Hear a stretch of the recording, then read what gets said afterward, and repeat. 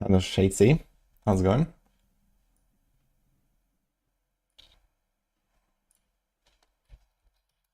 Hello, Silver.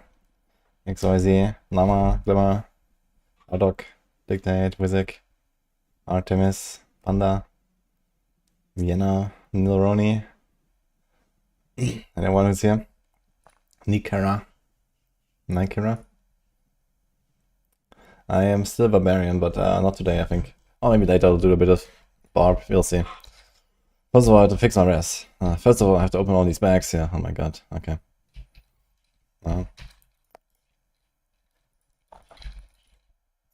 Starting with some nice nice recipes, actually. Any world bosses coming? No. Okay. Hello, Sketchy. Nice symphony. Screenshot. What? About the Barb? Just saw it, I just logged in. Yeah, we got a Sky Hunter. It's a terrible one, though.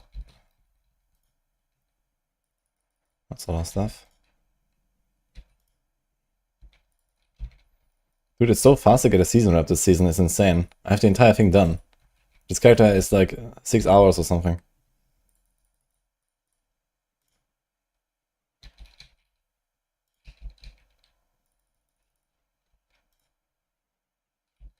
I wanna see what's in there.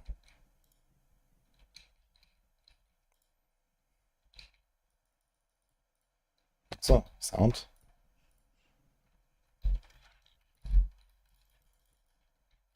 Wait, let me just see this. Where's the sound? What the fuck? No tripping? There's no game sound. Let's turn it off.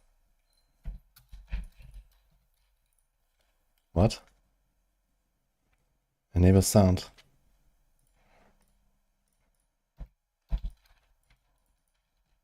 What's going on?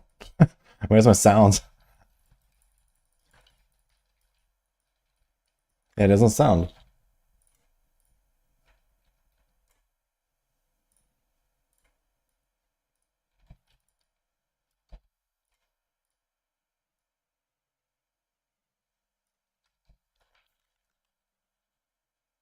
They nerfed us. Okay, out of order chat. Let's try again.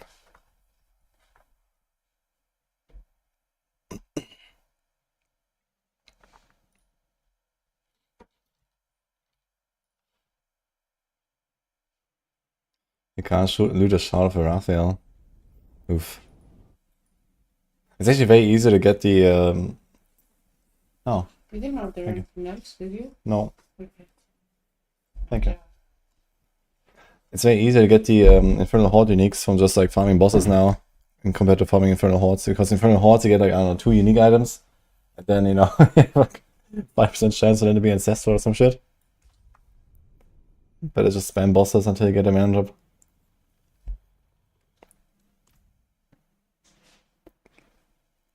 Death Trap get nerf and Poison Build get buff. In your dreams, maybe. Ah, look, sound works.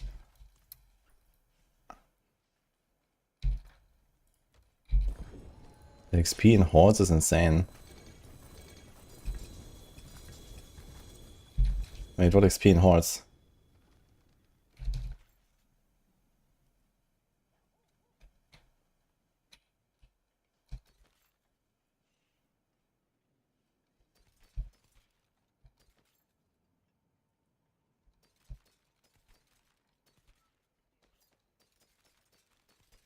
You mean a season rep? Yeah, season rep is pretty good if you do like the Edda and all that stuff.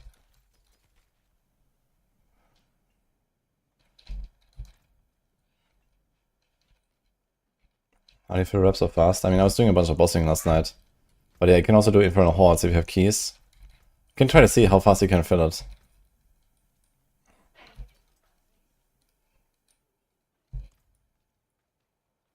It's actually a lot of ancestral items and stuff.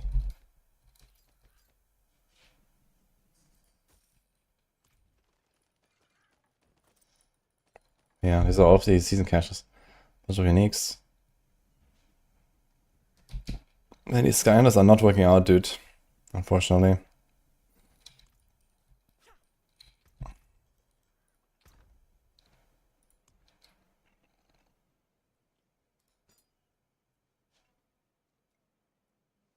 It's a nice ring.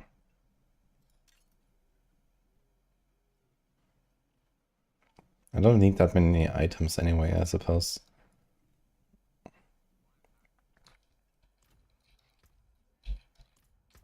I should also save this bow.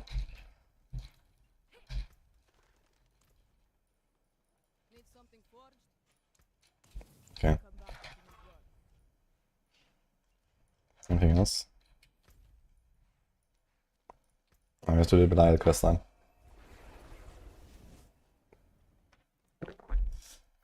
Need the Lord of Gregor, you want the Evan Pierce Amulet? 1 dot out of 50 kills with 1 GA. Oh my god.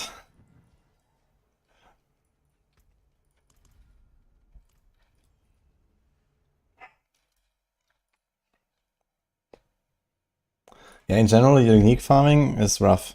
Like, I kind of like that it's more of a chase, but the whole, like, yeah, we're gonna do less bosses now, and you don't have to farm bosses that much anymore. Like, this backfired really hard, I think. Like, we actually farm more bosses now, because you infinitely sustain mats anyway, from just running Tribute of Titans. And you have lower drop rates, so we actually do more bosses, not less bosses. Like, they need to, like, lower the mats.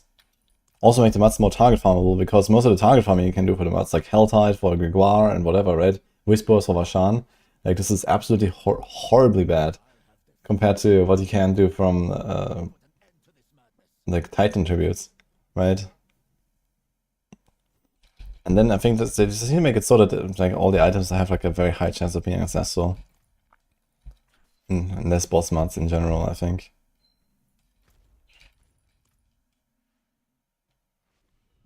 Twisted logic somewhere. Yeah, exactly. It's like, it's kind of weird. Okay, my rest is fine here. Where's my Jar Rune? I don't have a Jar Rune right now. Okay, I think objective today is to get Doombringer. That'll be cool.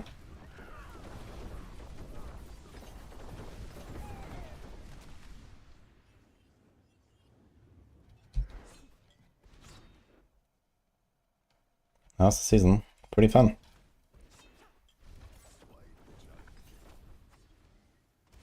Spellbound's not good for endgame anymore. Spellbound is okay, but it's the weakest class currently overall. So a lot of people are not really blasting it.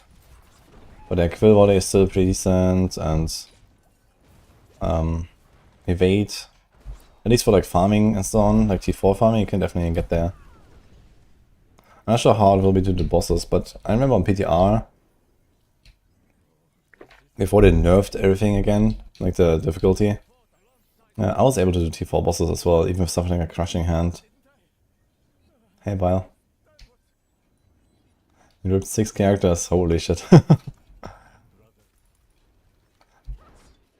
Yeah, hardcore is definitely has gotten a step up here. Very nice.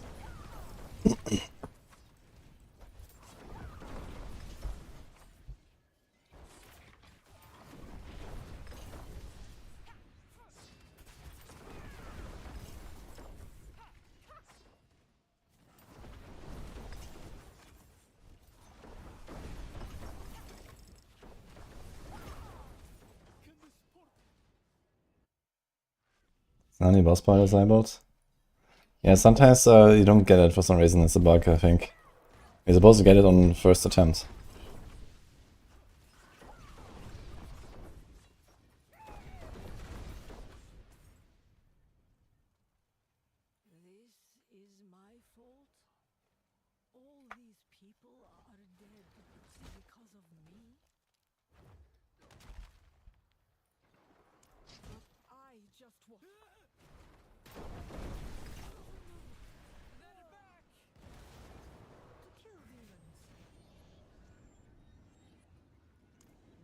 You want to do a lot of boss up here on T4, like Duria and Daria? Daria on T4 is not a good idea on hardcore. The others, I guess so, but I'm still gearing up right now, so if you want to do that later, maybe.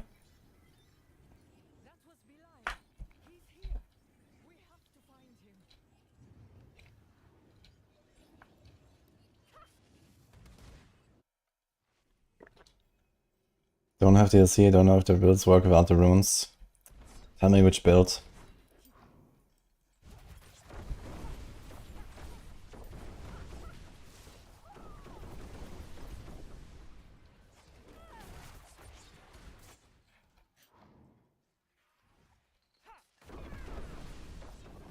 This one. I'd say this one is pretty playable without runes. Not the version that I do right now, because I actually use a rune to get overpowers. But there is the other version where you get overpower from the Banished Lord's Talisman. And you don't need any runes for anything really, like mandatorily at least. That's the one from the Maxwell guide with Banished Lords.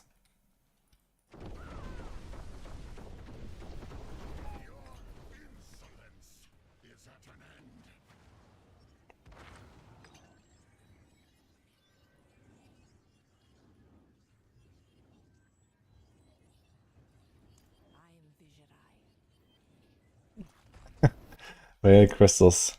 More boss rodas. Savage. Ancestor Unix.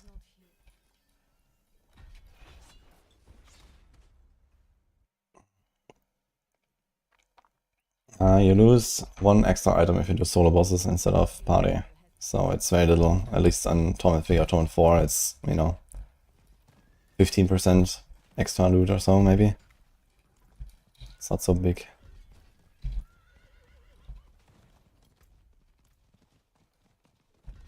Like, I do all the bosses solo, basically. I don't like the horse. I think this blue horse is kind of cool, actually.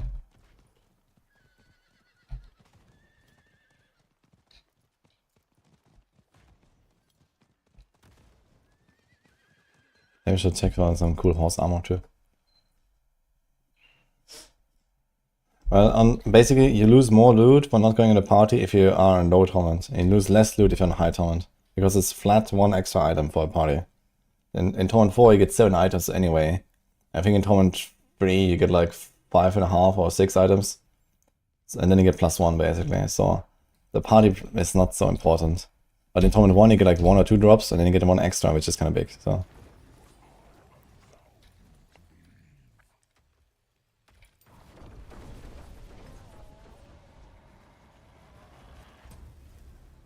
That's nice is pretty chill these days. It's based on Shadow Clone. You have to like use Shadow Clone and stuff.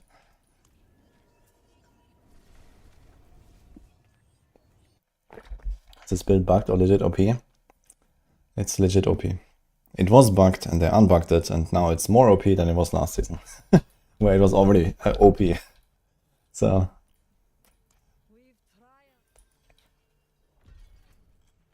Okay, we've done this.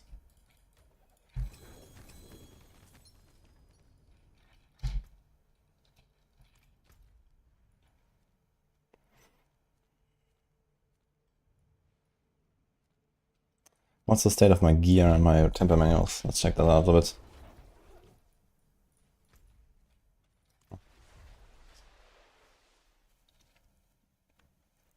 Gonna buy a Battle Pass armor skin. No, I did not. But I did get some Battle Pass keys from Blizzard. I will give away some in the next days. I already did some a few days ago. But yeah, I'm not very interested in like Battle Pass stuff most of the time, so. Although the skin for this season actually does look kinda cool. I think they've done a pretty cool top there with the Belial skin. But yeah, I don't have it, so. Okay, we have ultimate efficiency. Actually, do we have anything not yet? Okay, we have no subterfuge expertise. It's kind of a big one. Otherwise, we got everything here. We got everything here. And here. Here. Okay, literally the only thing is missing is subterfuge expertise. Nice.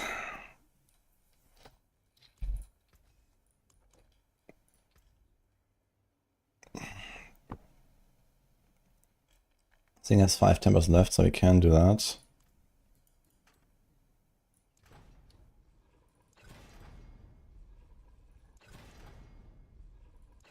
Are you gonna break it? No.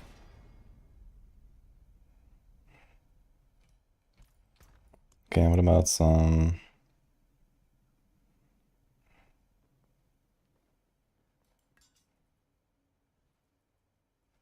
These are random strength swords.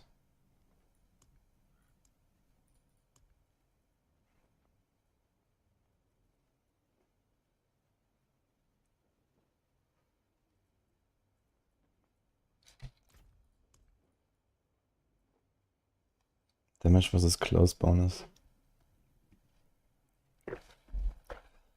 So we want to do daggers actually, if you want to do close quarters, and I think I will do close quarters later.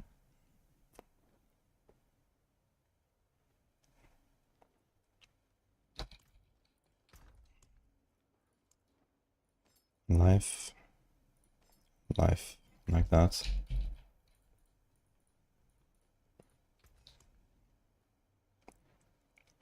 Okay, how likely is it I'm gonna hit 100% death trap with only 2 items?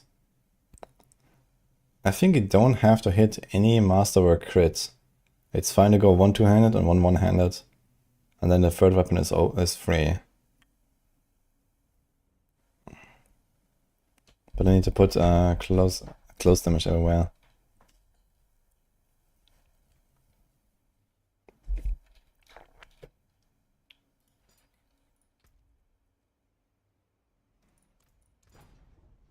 And we also need like a perfect tempo, basically. That's not bad.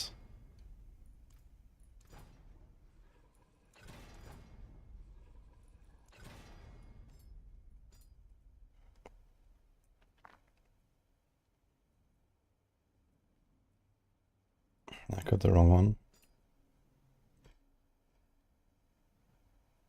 So this is chance to death trap to deal double damage. Question is, do we care that much about economical advantage? It's 4 points to get 15 attack speed, and I don't really care about lucky hit, I think. There's not really much lucky hit going on here these days. So I think we just don't do that.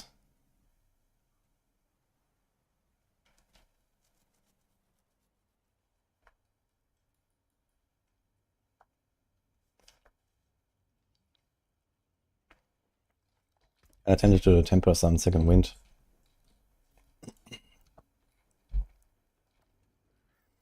It's pretty good actually. It's a lot of defense. Having a second wind temper still exists, right? Yeah, it's very strong. 3 ranks of second wind is kinda nuts. Best way to farm Oath Rep. Infernal hordes actually, with Elder Lords. Otherwise just lair bosses.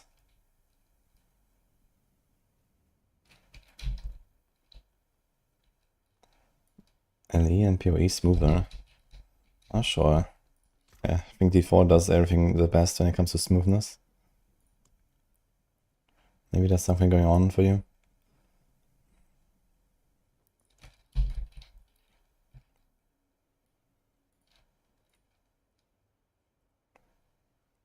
So here's life, dex.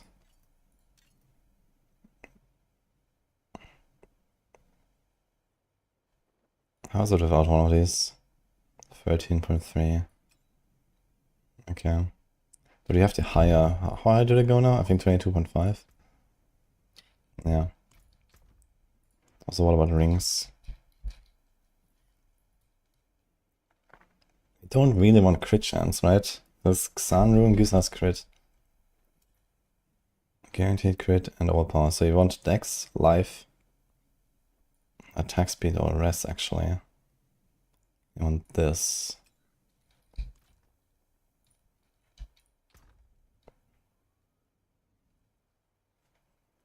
I think we actually want a rest more than anything.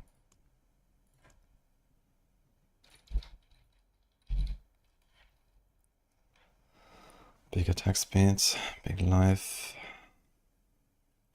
big int, big attack speeds.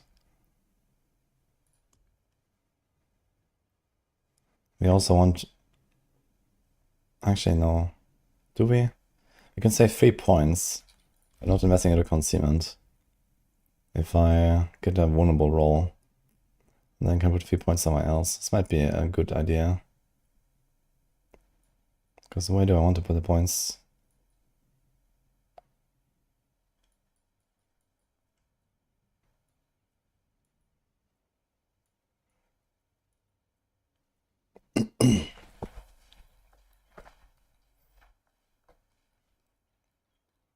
Not that many options actually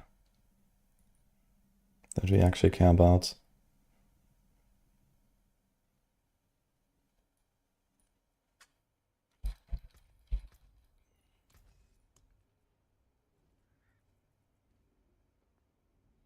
So let's just take this ring for now.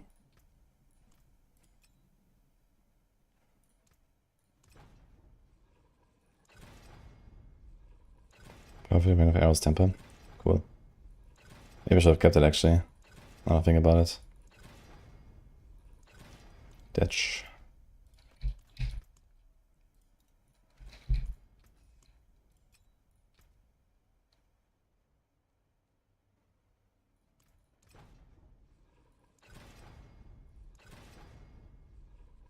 Okay.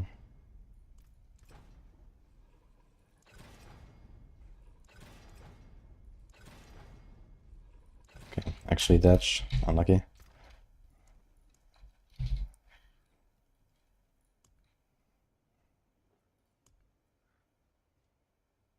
Yeah, I can take this and roll off the crit, but that sounds like a terrible idea. I actually just don't have rings. Kinda nuts.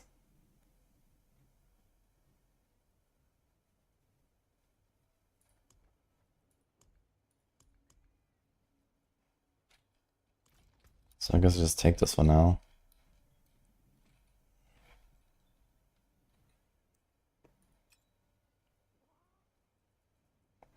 What is rolled on this thing? Life as lucky hit. Ugh.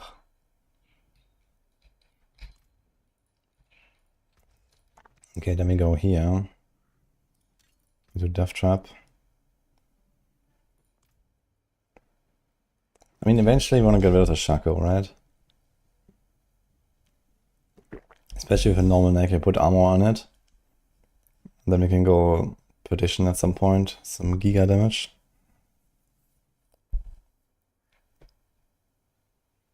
It's actually tough to beat Shaco, man. The 4 ranks, 20 DR. This kind of solves all the resource problems.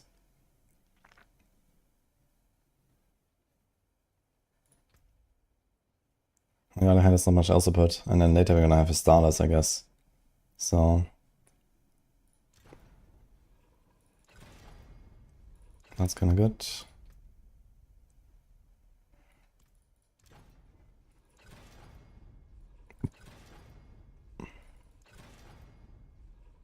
To the second wind.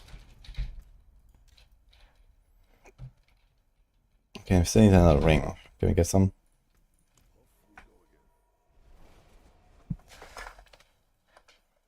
Did a Mythic Tribute Rotor on T4 and he got 3 Mythics.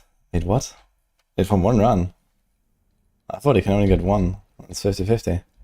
What the fuck? What do you need?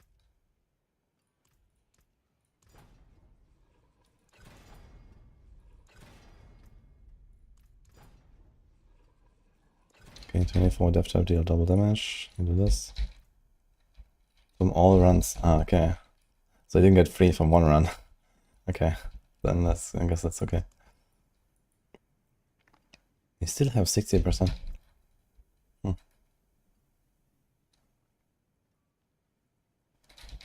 let's Gamba, a ring.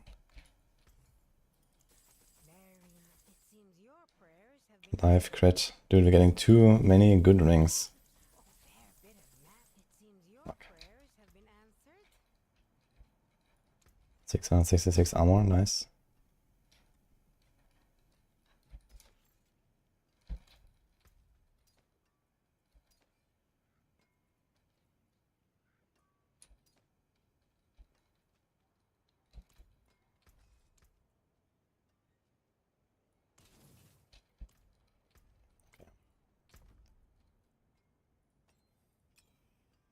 I don't really want to waste a ring like this. G alive and a crit chance roll. So I think you're gonna wait for one. I need a rest roll like this as well. I need like life, dex, rest like this.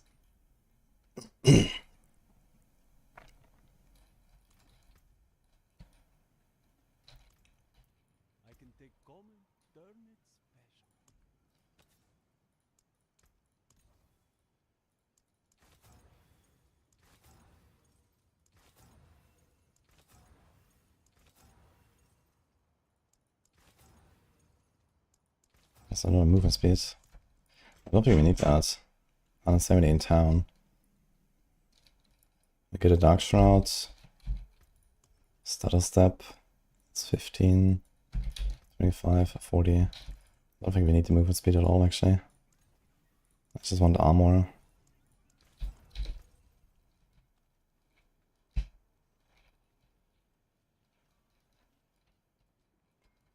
Maybe we won't need the armor later on.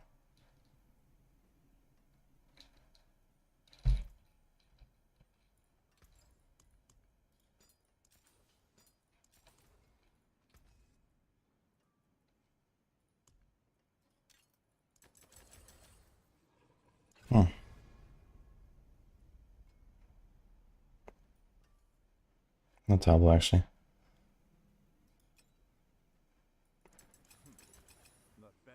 Okay, Death Cooldown is fine. What if I take this off? 12.8. Okay, we still need a lot of...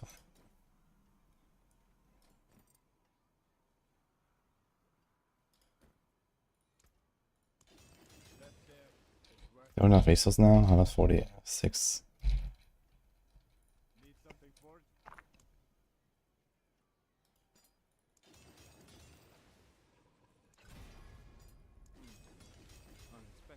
Oh my god.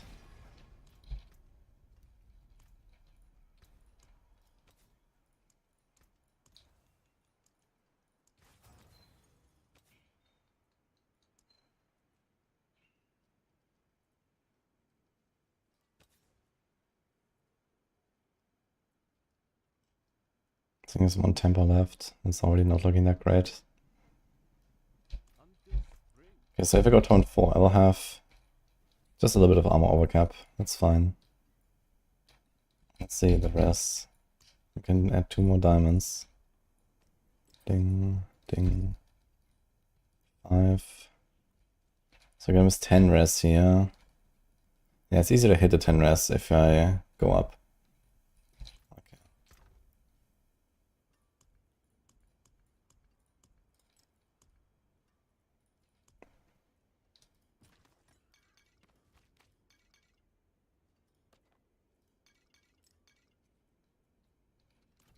Okay, let's see this.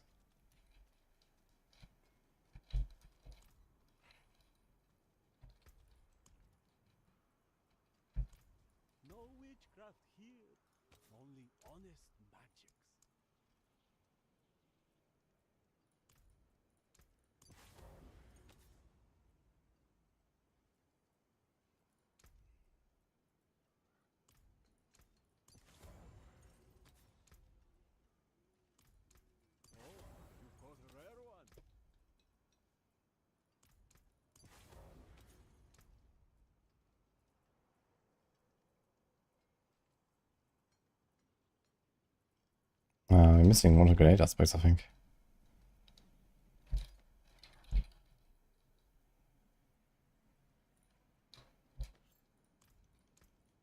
Okay.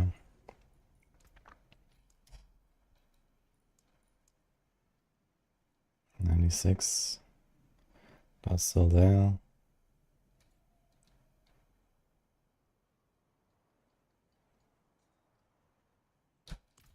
So I'm missing 4 energy right now. Can't do close quarters just yet. But you don't really want to, it's fine.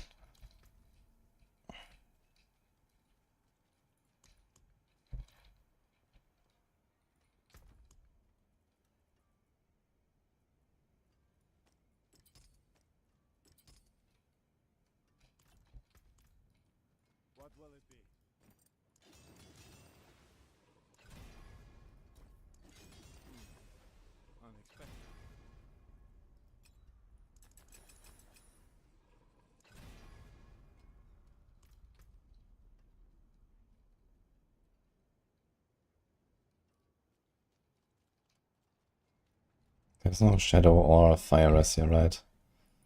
Okay, another thing I have to do is I need to change this board, so it's 3 boards you have to unspec.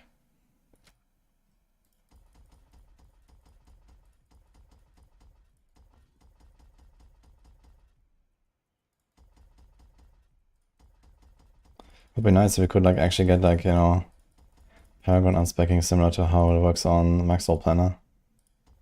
Wait, it doesn't cost anything. What? What?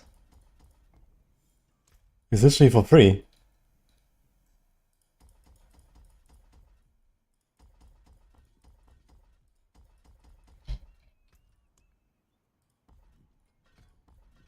Holy shit.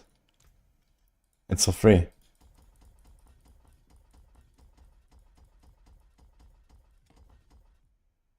It's been like that since Armory. That's insane. This was never like mentioned anywhere, no?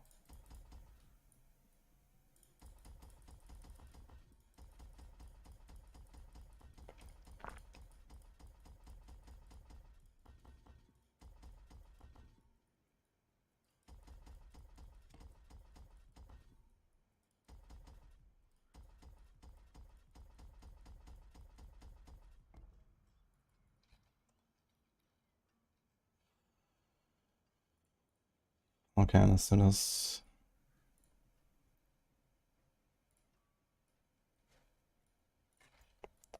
Nice.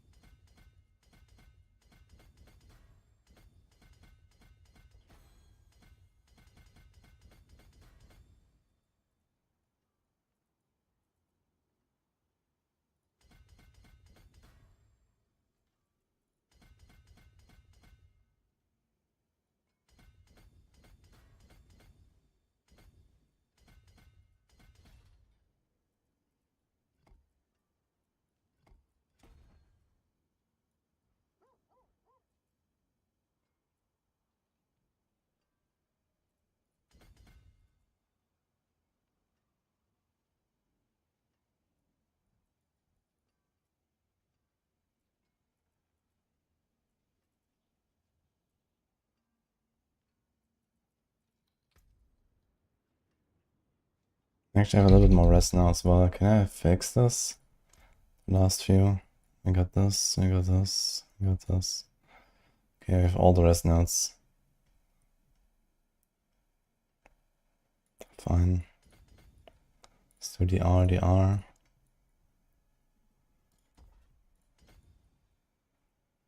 Can go this later. Trap some 0.1, 0.5 faster. Our time is 0.45. So I kind of want to get this here.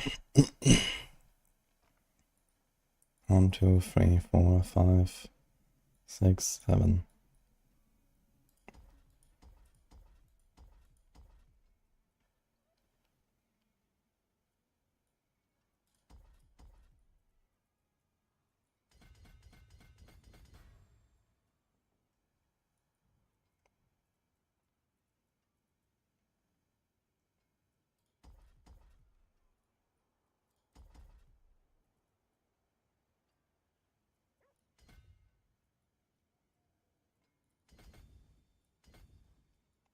Oh, it's also the int here, I can take this.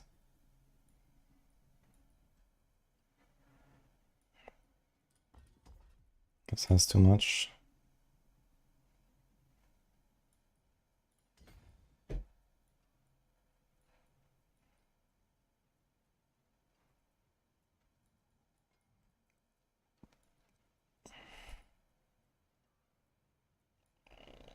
This is a close and close. You can actually get this for a close quarter combat later.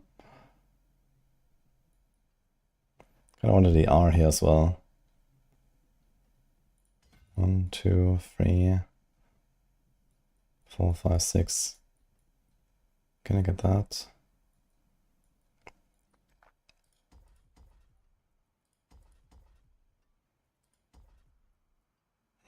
Taking a lot from the stun grenade damage there.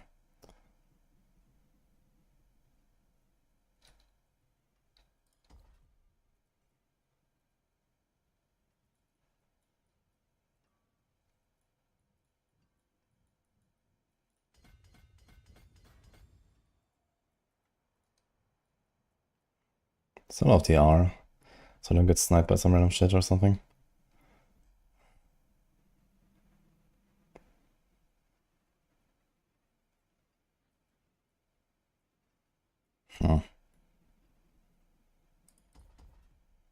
It's actually not great. So let's not take it.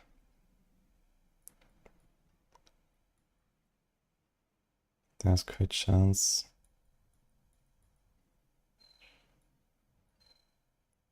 Okay, we kind of got what you want. There's this here with dodge, the impairment reduction.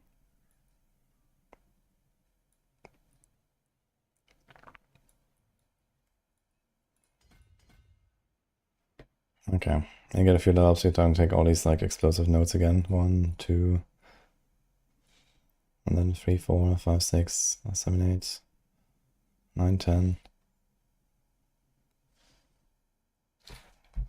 Okay, how's a cooldown? 10.2, 11.5.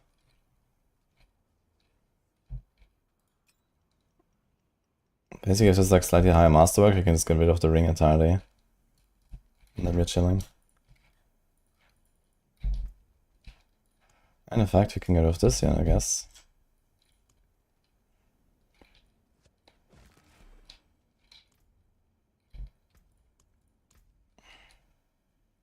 And now I'd really like to get rid of that here. But let's do this for now.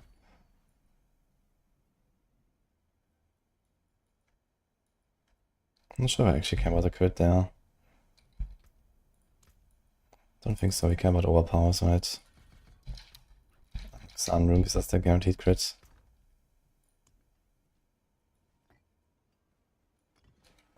Neo Jar, Sun.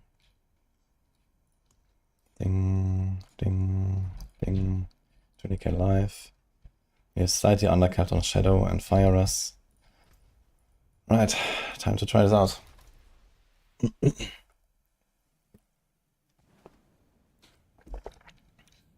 Yo, is Necro Bone Spear still able to rule them all in Season 8?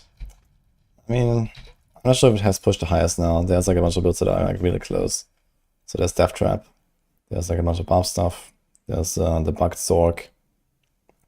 There's a bunch of Necro stuff. So 60. The thing is that Bone Spear is like, you know, it is not as easy to set up as like Death Trap, for example. Death Trap, you just walk in and you are in Torment 4, even without uniques, basically. Bone Spear, you need some stuff. And also, you know, it's like harder to play, I guess, because of the positioning and timing. Death Trap, you just blast. Bone Spear probably also doesn't go as fast, to be honest. I don't think you can do like 90-second runs on Bone Spear. I'd be kind of surprised.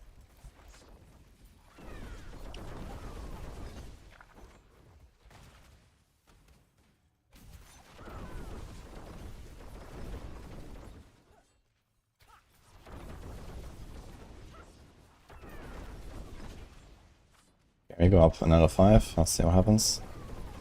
Because the stuff explodes. Oh.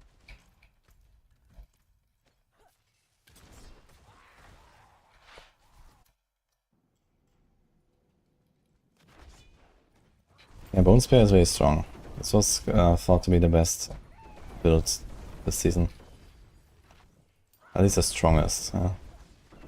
But I mean, like, you know, compared to like the rogue mobility and this kind of clear here, like I don't think that Bone Spear could go this fast, for example.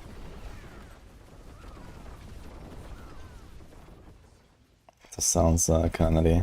You basically have to, like, you know, fly with Rune and one-shot everything. If you can do that, then yeah, Bone Spear is pretty decent.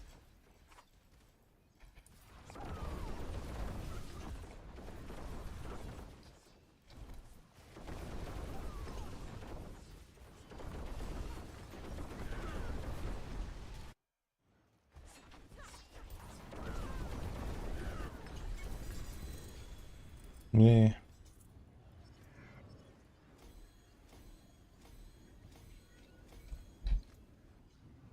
Oh, look at that.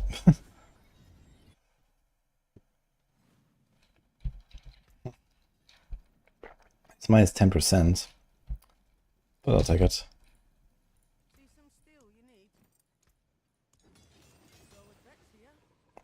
So much aftermath, man. Let's leave it there for now. It's fine.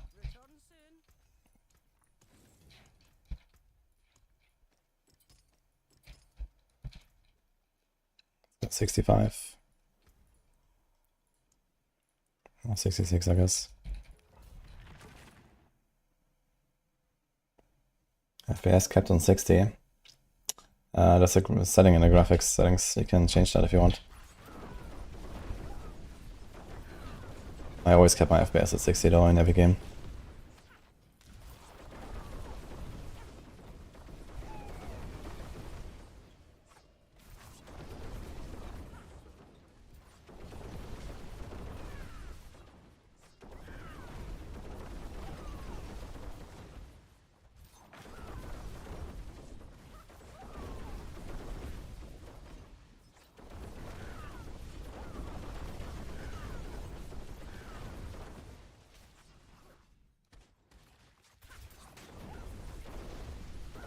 Pretty sure I have the damage to like destroy T4 bosses right now already.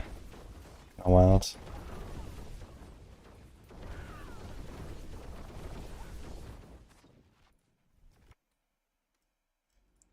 Shall we do Bone Spear next? Why not?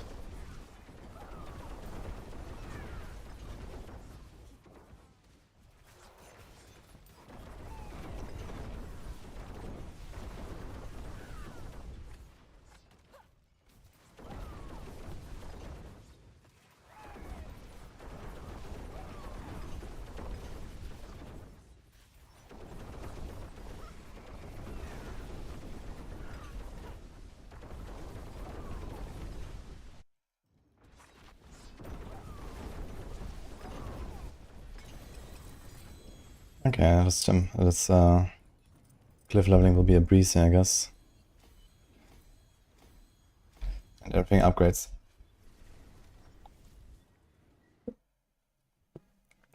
I was mid after coming off cooldown that fast. I just made a video about this, so you can check my YouTube explaining exactly that in detail. But here they are. Preparation, every 75 resource you spend gives you -5 on your ultimate. So you try to spend 150 energy at once. You can do this by using Beastfall Boots, plus maximum 150 energy, plus Scoundrel's Letters, plus Aftermath ranks, especially from Ice in the Dark.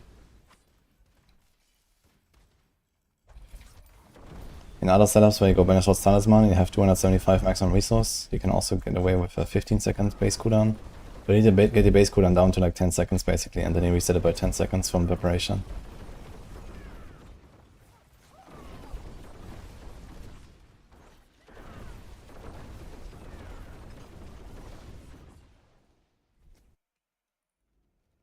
Cute horsey. Yeah, the horse is nice. I'm not sure where it came from actually.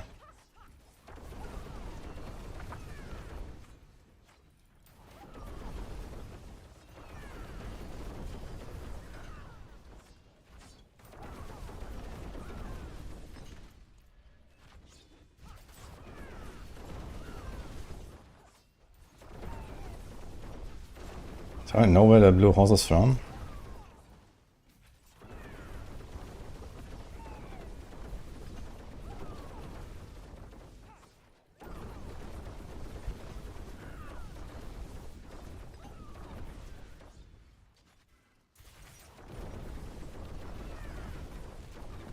I don't think if my build is overpowered death trap.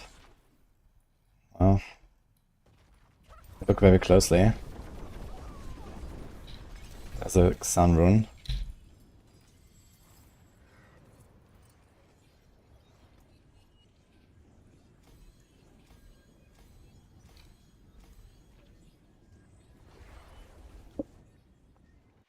I'm gonna get 45 as a rouge from right here. But yeah, we should actually do that as well as. But right now I don't think I can. But I hear you can get 45 from shield charge. So basically you have to make sure that you keep running non-stop without making long breaks, because else your 45 slowly drains. Also have to make sure you're always barriered, because when you take life damage your 45 will be gone. So yeah, that's how.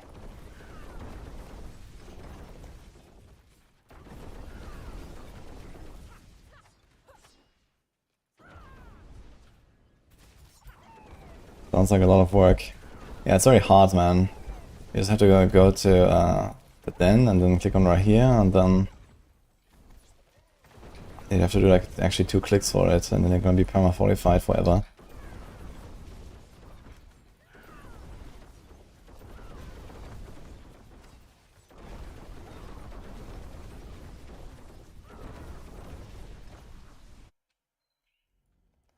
Finish on stars when I can do 20 seconds. I mean, for that you need 300 energy though.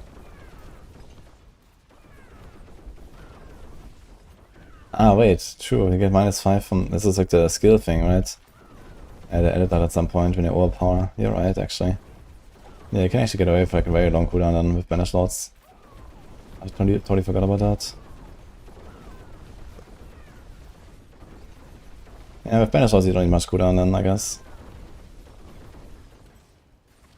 The thing is, you're like forced into momentum, and then sometimes you have this weird, like, you know, you start the run and then you have to, like, you know, do like some weird shadow stepping around and dashing to get your momentum stacks.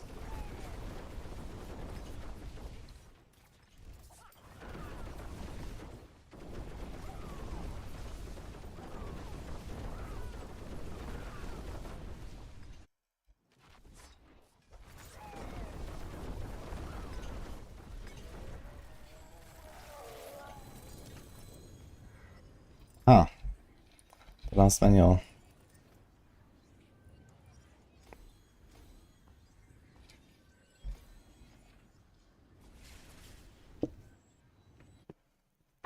May the 4th be with you.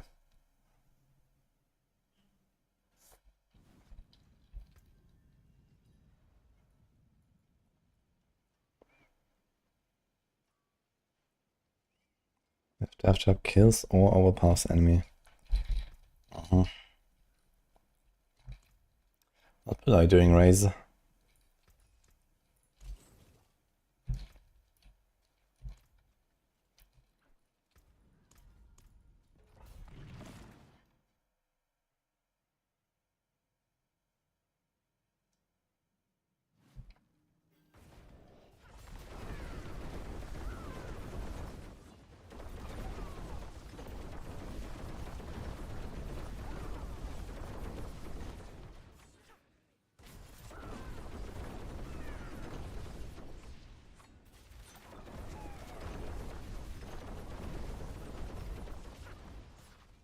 Pretty nice barrier now, 20k with the second wind on the neck.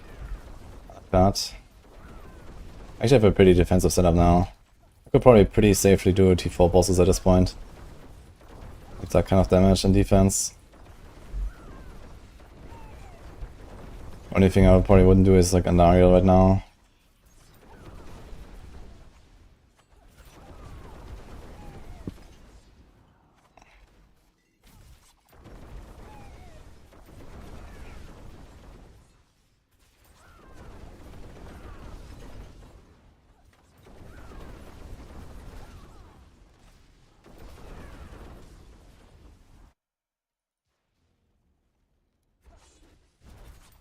I go from gem fragment scattering the ground to this. Well, I vastly prefer this, to be honest. To be fair.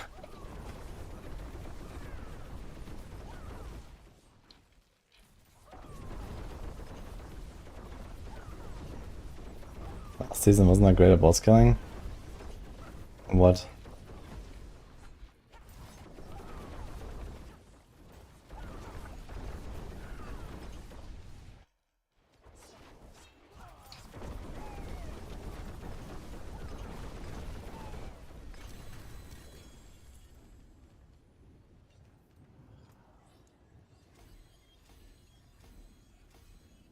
Way to get barrier on Dance of Knives. Yeah, with Q Rune, I guess.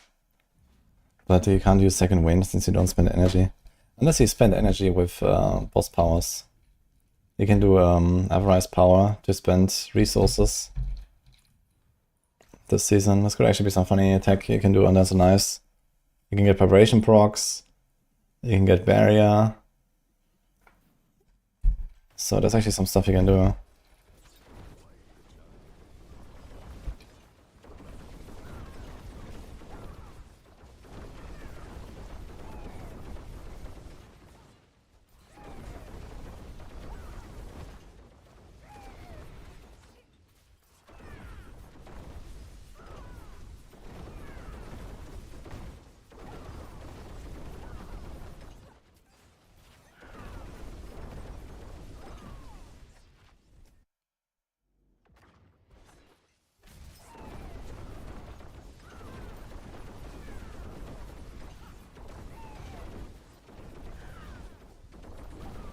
Yeah, Monica. Lightning Spear is crazy good. More news at 11.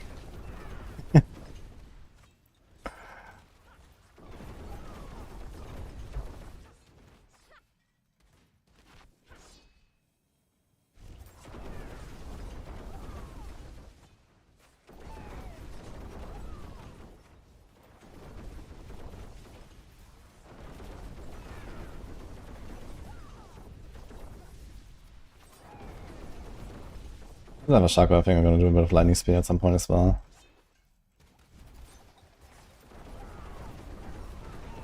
But they also want to do Meteor.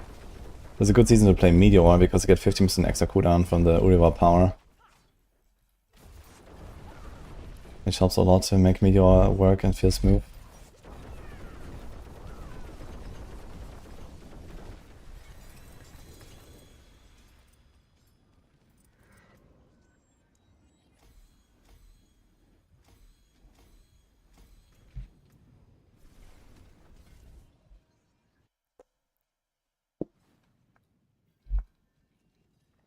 Lightning Spear feels damn strong in Pit 90. Yeah, Lightning Spear is blasting. I've seen a Meteor at World Boss, holy.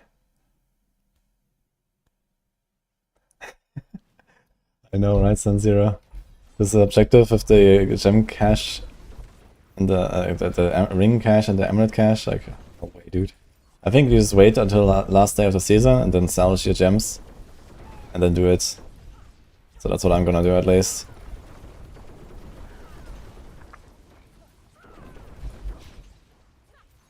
It's like the hardest objective.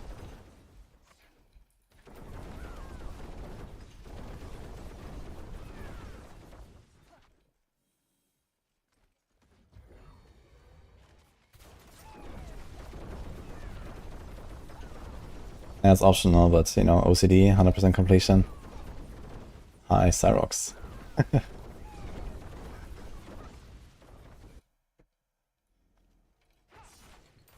Making Meteors to pretend you're Tarasha Wizard.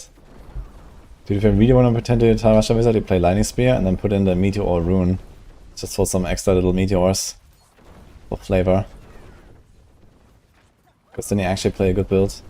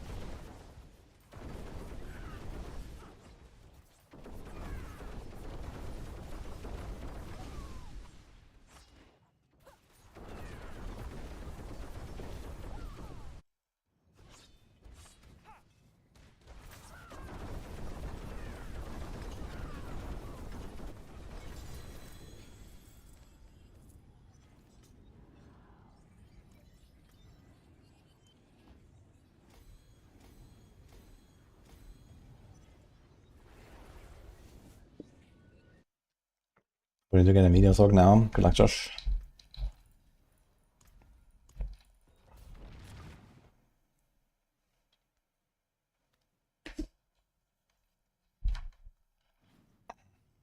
What rune is that?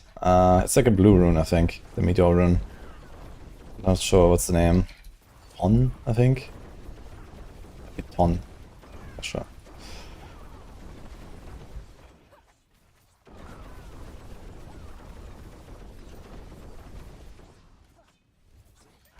Ahu rune for 100 mil. Dude, I don't even have an Ahu rune, and I want it actually before I make a spirit one. Hope I get one. Because I want to use that in some of my setups, I think.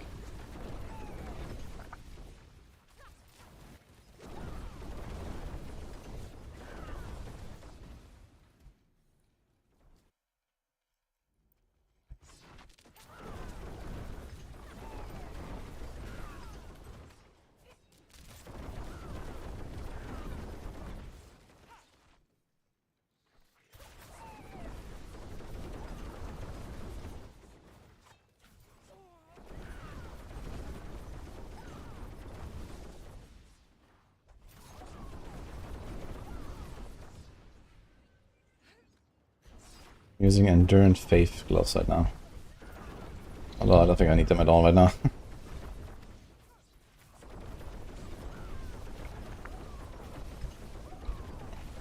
Just haven't bothered changing them yet.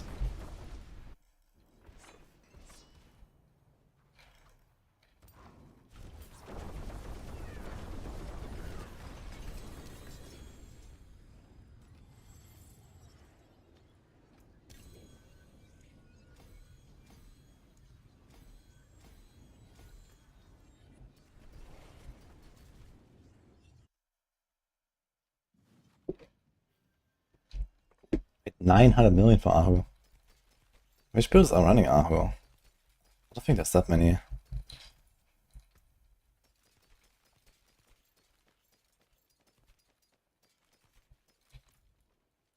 finest cut equitable transaction.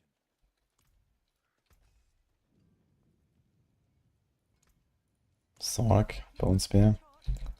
Okay.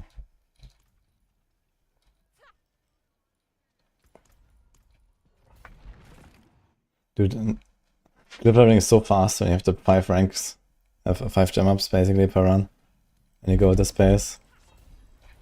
It's actually insane.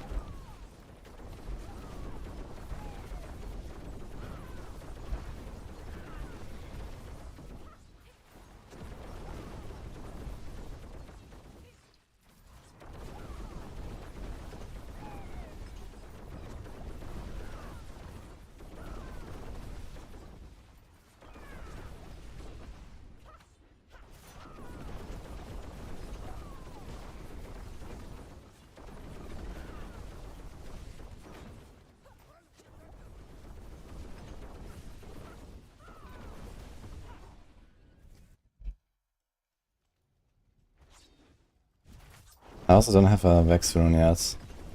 No Ahu, no Vex. There's a bunch of runes I'm still missing actually. I don't need Vex right now that much.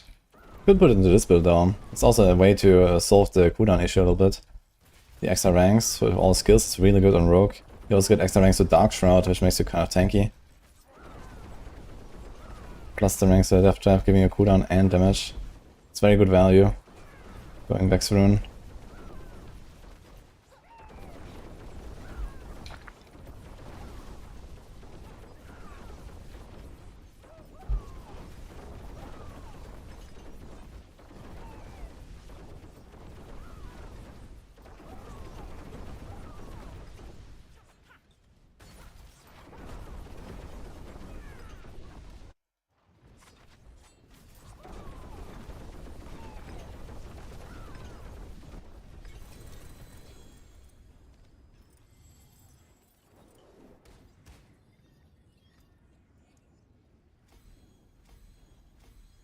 I have one fine Vex rune. Actually, I want to see what glyphs do we have in the Rain of Arrows guide.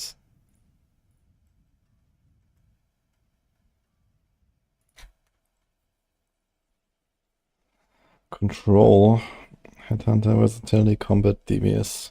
Do I have to go control?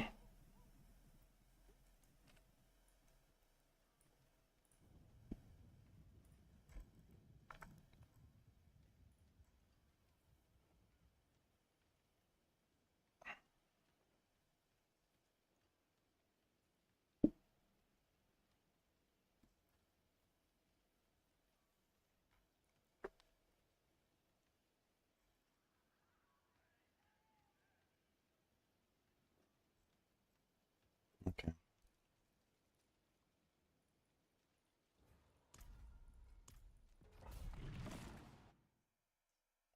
Which build is gonna have closer DT performance-wise? On Rogue, there's nothing else. On other classes, oh, there's Bone Spear, but it's probably not as fast. There's Lightning Spear, but thanks to the bug. It's Blood Wave, but also not as fast. There are Barbs. They're doing some weird mighty throw stuff. They're pretty fast though.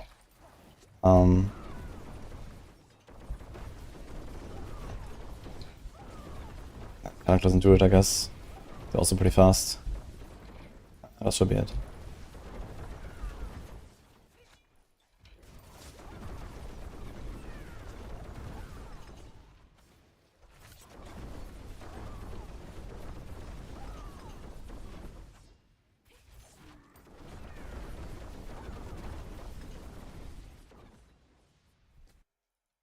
Is the Thumb Rune useful? Thumb is okay in some setups, but it's pretty outclassed these days, I'd say. Because you need a lot of attack speed for Thumb to be, you know, better than other options. Or you just have no other options available, but, you know, everyone can run Igni, for example. And, for example, Igni gives you 83.33 offering per second. And in order to beat that with Thumb, you need more than 3 attacks per second. Spamming your call skill only. So, Thumb is very easy to beat. There are some setups though where Thumb can be good, like Twisting Blades, for example. If you have attack speed cap with Twisting Blades, you have 6 attacks per second. That's 150 offering per second with Thumb, which is actually, you know, top tier basically, and there's almost no other rune that can do something like that. So some setups can really profit from it. I also have a Thumb rune in, I think, Stinger build, even though the attack speed is not that crazy high there. Sometimes it's also good to just kind of consistently proc something like every attack. Like a small rune.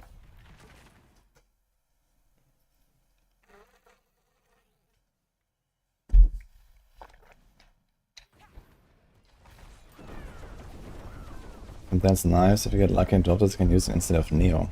Thumb? Wait, on Dance are nice. That seems sus. Sounds like a copy pasta.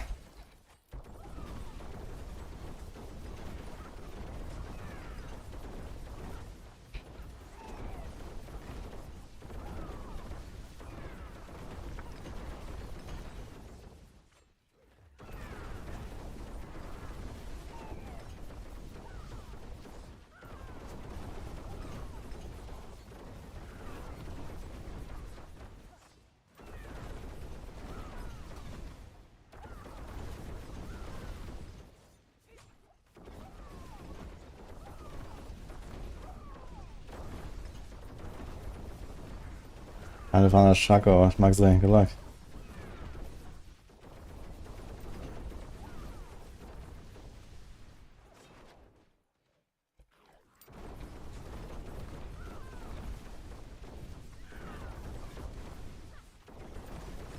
Wicked, another game that we've forgotten.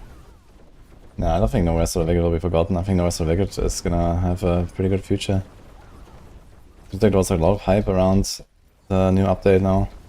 Plus the original launch and so on. Like, you know, if they cook this like for another 1 or 2 years, I think No Rest of the Wicked is gonna be really cool. I would definitely play a game like No Rest, even seasonally. I think it could be very fun. Do like speedruns in that game and stuff. I really like the game.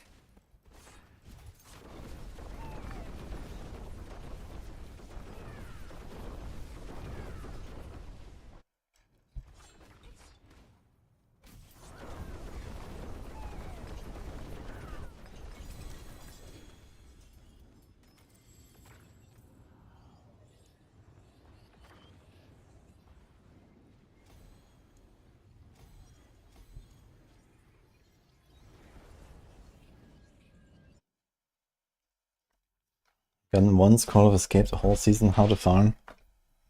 Well, I suppose the best way of farming it is like run Sarad's Lair or Blind Burrows all day long. But I wouldn't recommend that. Because I think the only thing that matters is the number of kills, basically. Plus there's a little boost in pit. I've actually gotten 2 in the pit already. They added like some extra boost for a pit at some point.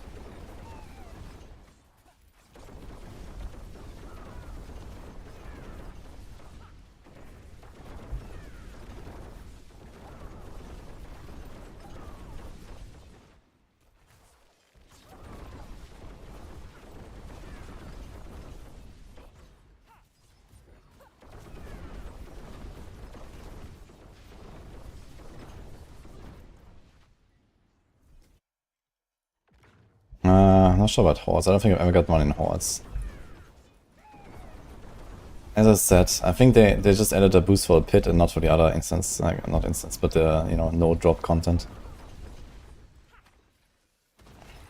I don't think I've ever seen a scroll in hordes.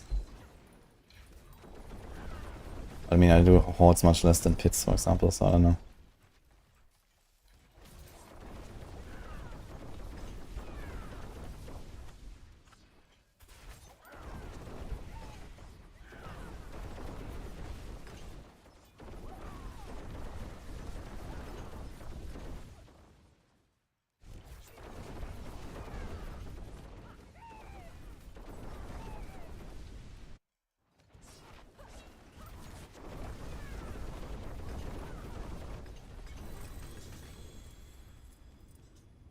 UGA sort. Ooh.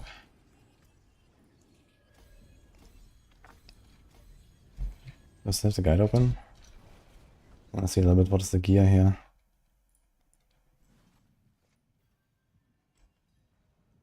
Cowl. Should be relatively easy actually to get the Wind of Arrows cooldown here. Then he has restore, one in aftermath. Okay, so worst case you can put extra points in aftermath. Get one cooldown roll and something here. Crit, double. Okay, we actually hit a 100% double here, and then not even a GA on the marksman cast twice. But we could probably have to go for that. Nebulous Bruce. Epoch. Aerostones, Swayment, Conceded, Vengeful.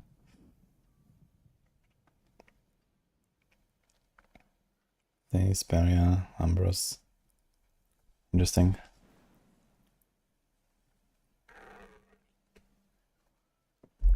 Wood Wounds, Seer, Vex, Pock, Ohm. And that seems optional as fuck actually. So maybe I'm gonna put the Dark Shards there and go Shroud. If you can fix the res and the armor, that will be tough. He has armor here. He has res here and armor. And res here and res here. Oh my god.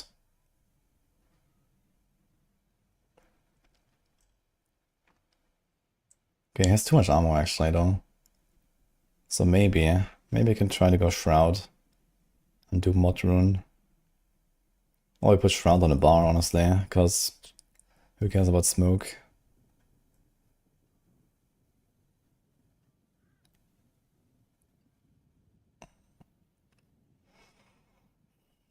Okay. It is a cold imbue build? Yes. Why don't we go Sun Xun? Actually.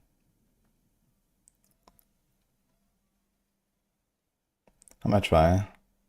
Instead of the CFX. 4000 maximum life. Maybe that's why. But he has 2k dex.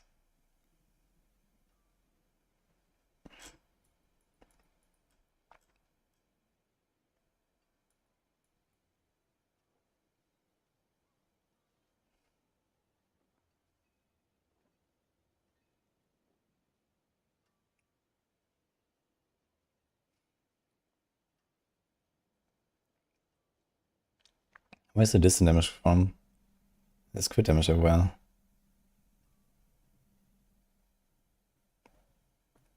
Flash Reaper. Little Fiend of Hate.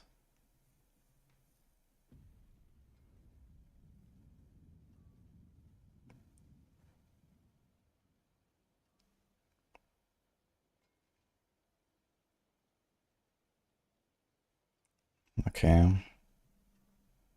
And he has the rest here.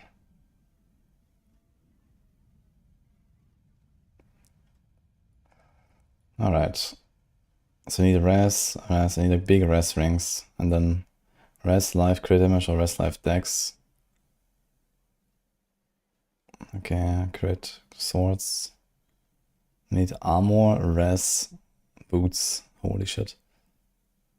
T-bolts. Where's our unstoppable from? I guess just from concealment. Does he have another unstoppable?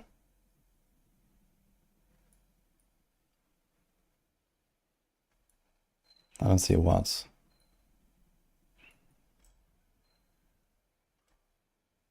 Oh, that's 31 max energy.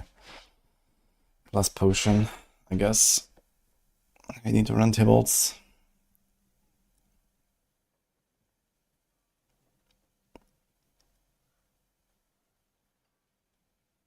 There's no beastfall boots.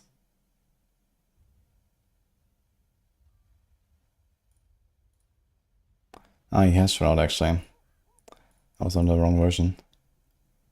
Let's go for Starless. Over Arrow Storms. Is that even an upgrade?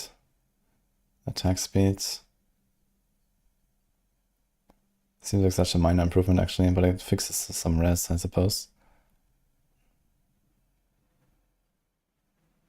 Keeps the Epoch on.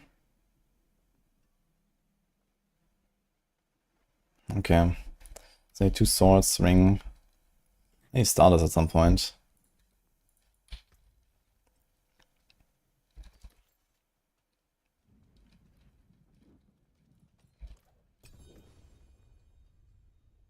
Dex alive. Yeah, we can actually use that ring for now.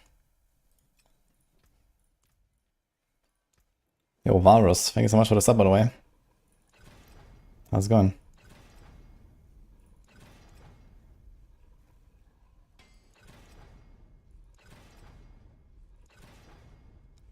It's actually bricked.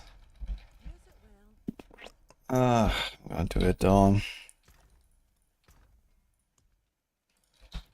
We can farm some more hordes. That's a decent build to farm hordes.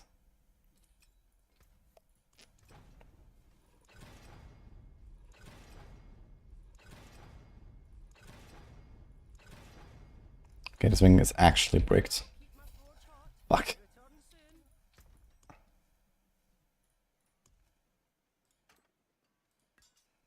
So here's a good weapon. It even has crit damage on it.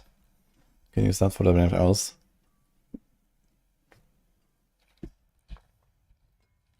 Need a good Sky Hunter at some point. I think T-bolts we got. Here's with the damage, here's with the resource. Damage reduction. That is kind of nice, but it's only 11 maximum resource, which is probably too low. This one is only 13% damage. Fuck. 12. We need to hit 25 resource, right? Because we have some from the potion.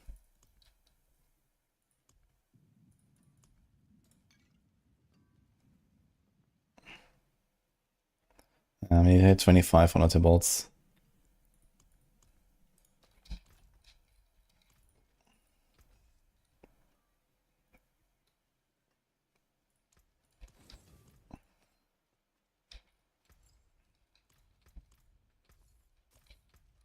Gamble ring. Solar rings. 5. Damn. Army Tome 3.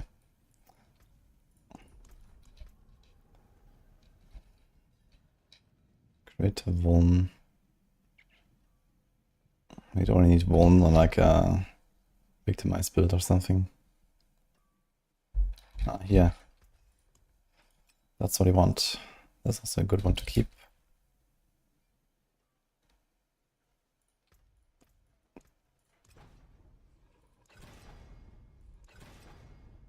Death trap.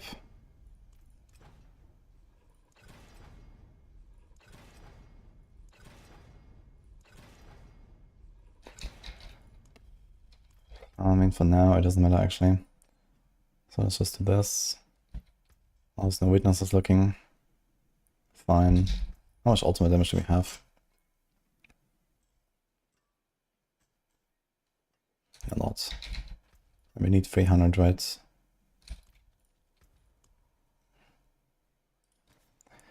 Now the fun part begins. You have to roll all res.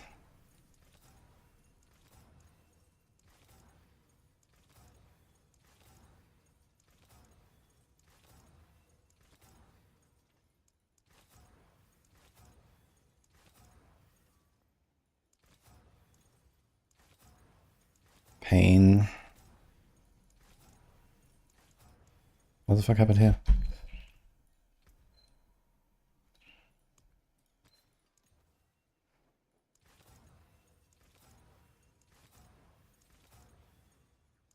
Can I get away with an individual res roll? There's no individual resistances anywhere, right? Poison. My poison is very high.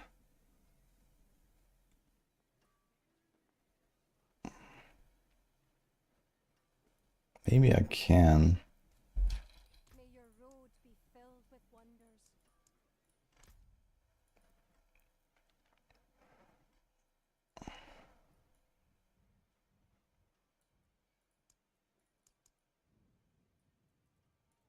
That's all.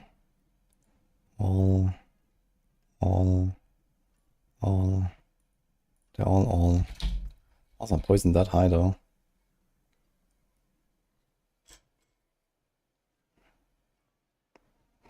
So I'll take these out. Let me take like fire or cold or shadow. Maybe I'll try it before I like roll all my gold away. Fuck.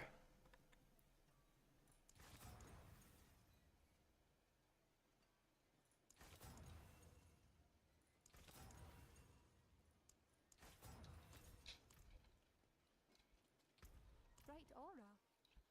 Brighter soul.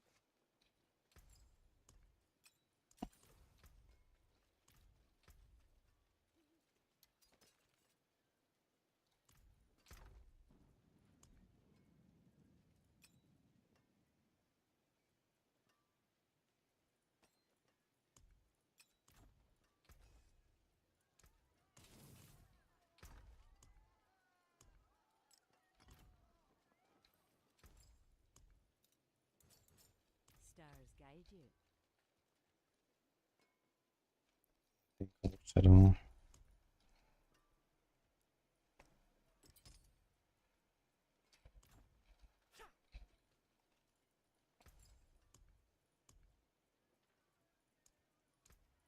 Can craft a big one if I even.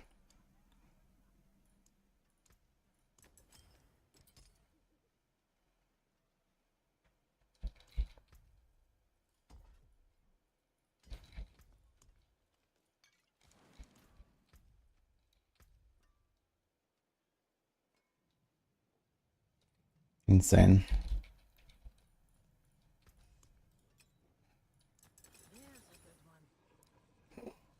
I knew it, man. I fucking knew it.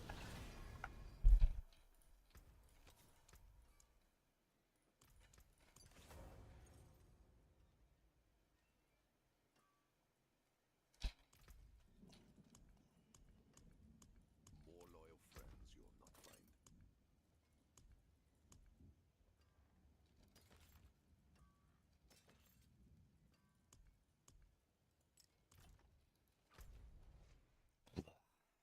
31 minutes. Let's do it. Let's try an Elder run. Let's see how much rep we get. We are at 60k rep.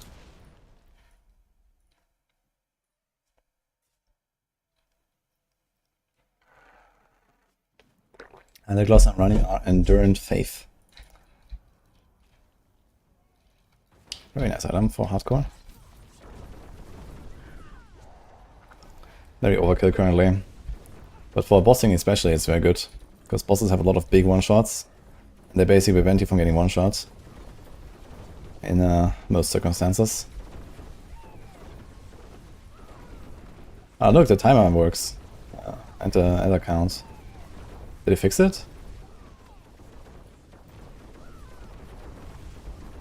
Morning Mikosa.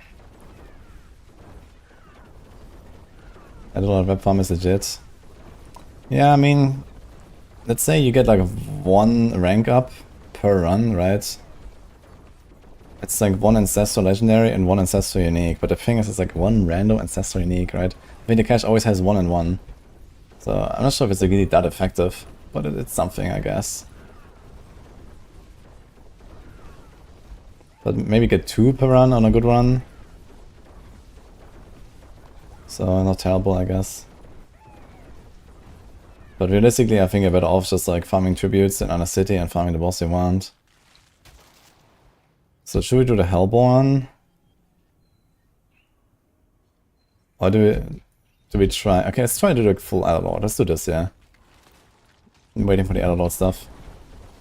First round, I don't pick Hellborn. That's gonna be something I regret, I think. Let's see.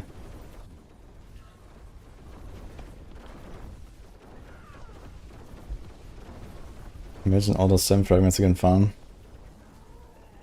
Yeah, I mean, gem fragments are important. I think you're better off farming gem fragments, to be honest. And go for like actual, like, you know, other strats like the Hellborn. Elderlord can be decent though. You can get pretty good combo. But it's not as good as the Hellborn or the elite stuff. How much is Pit 50 in Season 8 equal to in Season 7?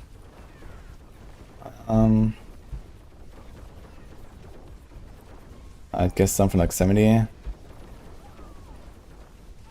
Or 65.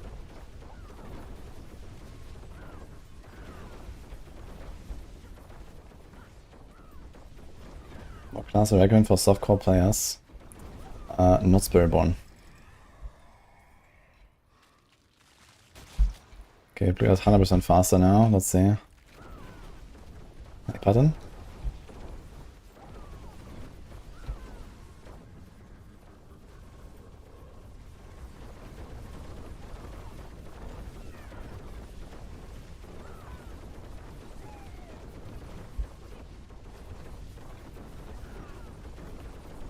I'm not done playing Barb now. I will go back to the Barb as well. We're just blasting a little bit here.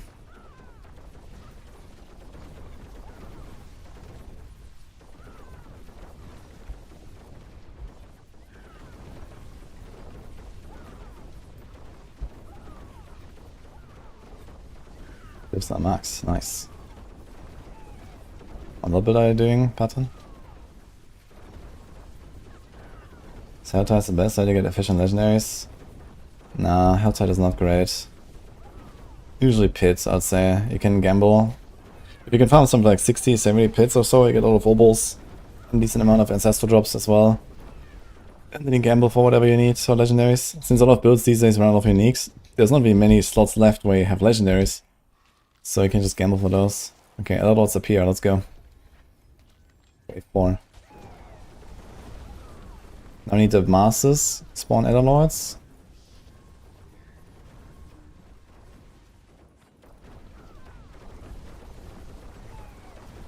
Yeah, it's gonna give it's 3.6k rep, I think, for one guy, right?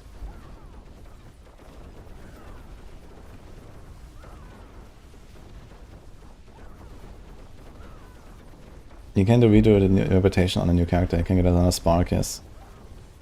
Took me like 6 hours from creating this character to fill it. I got a spark and look good. It's just some hours basically. It's kind of nuts.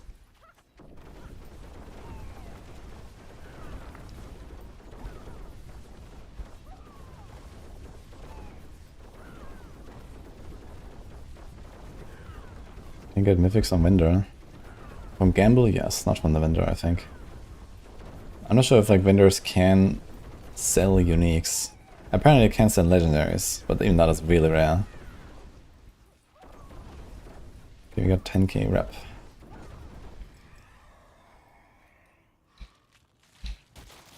Okay, wave spawn. I have a wave start, get a mass. Good.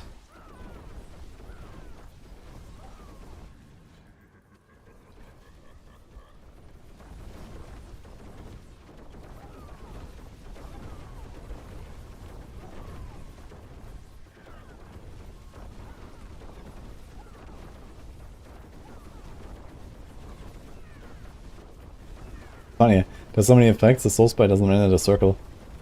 What the hell?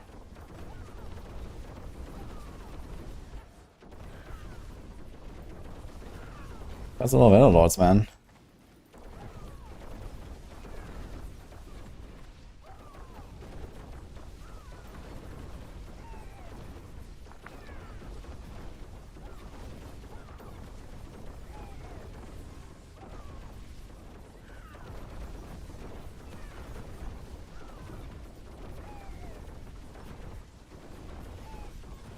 I thought these death traps are not even rendering. Kind of funny, like the Ether also is not rendering, I don't see the Ether. Okay, we got 2... Okay, I'm doing it. No Hellborn, guys. We got 2 bursting masses. Oh god. Okay, I need the Elder Lord spawn. That's actually really good, because the thing is, every time you complete one of the objectives, you get like, you know, a third of a bar or so progress. So basically, if you start the wave with 2 masters and both of them spawn an Elder Lord, you already trigger like the next 2 events, and you can kind of like chain react a lot. So I need to get that now, and then we get a ton of shit.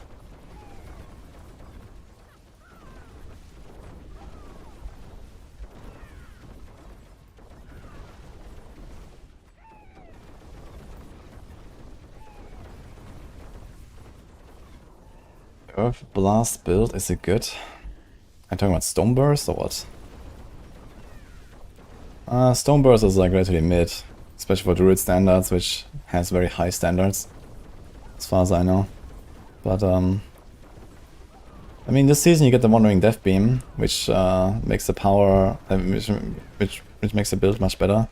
Wandering Death power is like the strongest basically, and it only works the channeled builds. So anything that can channel. Shit. Let's do 150% faster again. Yeah, if there's a season to play Stoneburst, it's now, I guess, because of Wandering Death Beam. And they also buffed it, and they can now all power, and a bunch of other little things. So I'm thinking about making a druid and trying out Stoneburst. Too bad, man, look at all these masses not spawning bosses, unfortunately.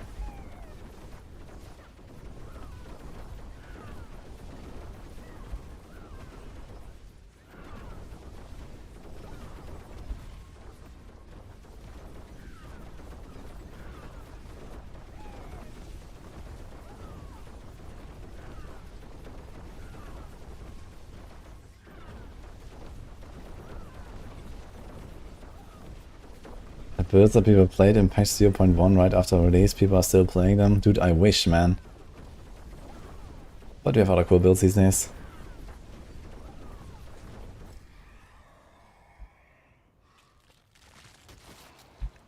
Oh, I guess that's the butcher time. It is not Dayak. It's just difficult to set up, but it's easy to play.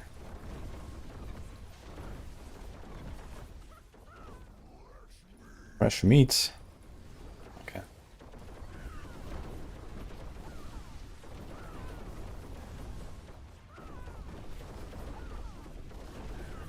Death Trap has level 5, rank 5 ability to pull stuff from outside of its radius. I don't know why they took Death Trap out of all abilities in the game and decided, oh yeah, this build that already pulls in like the entire screen, let's make it pull in 2 screens. Like, who had that idea, man? I don't know, dude.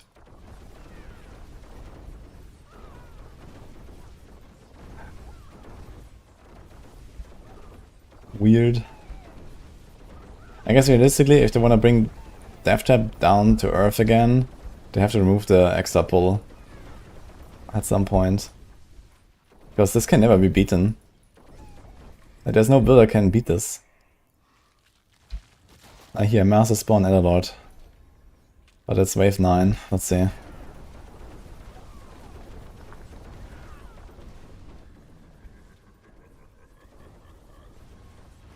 Now it's popping off.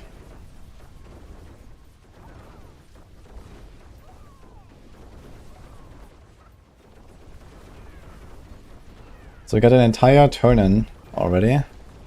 This run.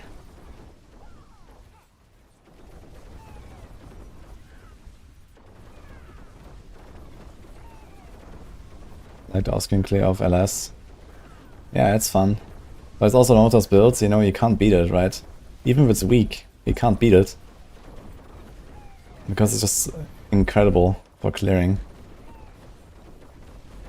So even if they nerf the damage, you know, like how will we ever do, how will we ever play like, I don't know, Incinerate or Double Swing or, you know, Twisting Blades or something to like, you know, compete with that in like a farming scenario, right?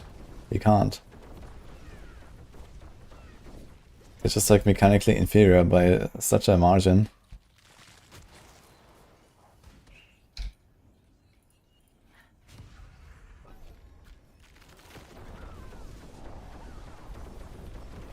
Yeah, I wasn't talking about like all builds in the game with like, you know, this can't be beaten. I'm talking about like, you know, Rogue, for example, right? Like, okay, there's Dancer Knives that can also farm extremely fast.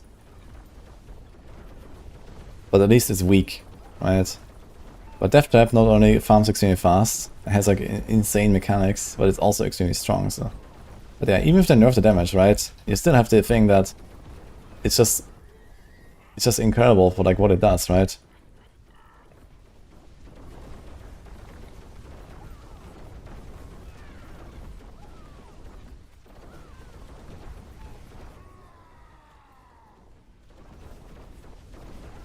And super tanky. Yeah, I mean, if they ever finally get rid of the overpower meta, then tankiness will generally go down across the board for many builds. I hope that they're gonna do something about overpower in like expansion 2. I think overpower is like way too common, you know, even on classes that have no business doing overpower stuff. Okay, we got 600 Edda for a mildly scuffed Elderlord run. And we got 1.5 turn-ins. Can do another one.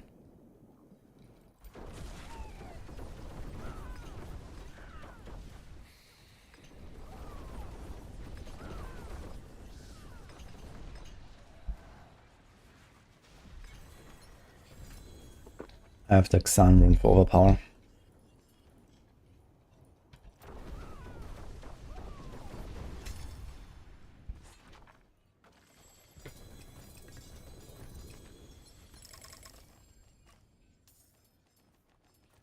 There's no beams. Like half the stuff is not rendering anymore. It's kind of funny. Condemnation. There's like no chance I'm gonna use that for anything, right? Is there actually any combo point build? Any at all right now? I don't think so. I think there's actually no combo point build, right? I'm curious. I doubt it though.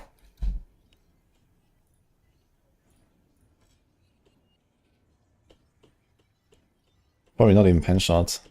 Maybe pen shot. Trap. Trap. Trap. Rapid fire. I forgot. Okay. Now the question is, does rapid fire run it? Yes. Wow. So we have 1. 0 inner side, 1 combo point.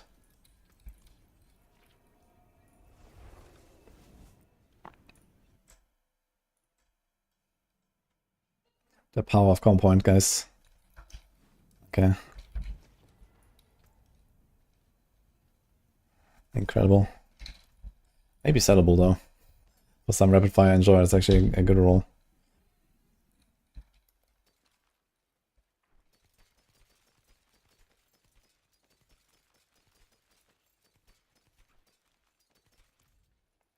Guess I do some tributes actually. Is this an upgrade? No.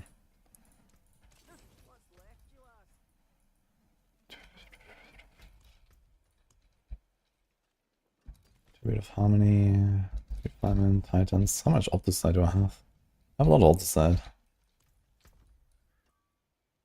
Oh my god. Okay. Let's do it. Dude, combo point, poison trap. Log in, man. What does that do again? I guess I think it's the same as pen shot.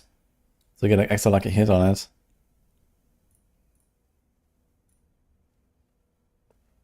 Beneficent combo points, no cooldown. Okay, it doesn't actually say. Yeah, I think the combo point effect is the same as pen shot, which is like plus 10% lucky hit per combo point and 30% damage per combo point.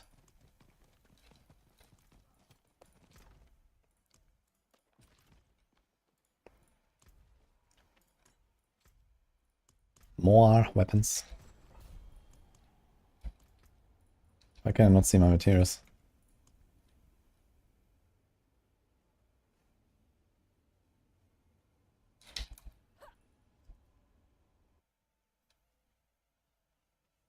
Blasting for 100 in 1 minute with Death Trap. 100 in 1 minute? I want to see that. What? What happened there?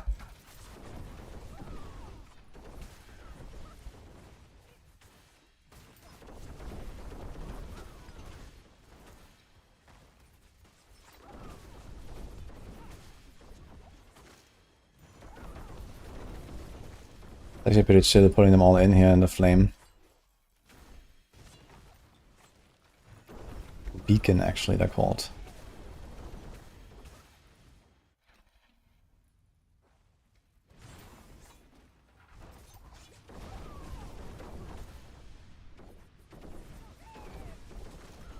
Oh, Rashan, this is just a bug with the ether counter and the wave counter.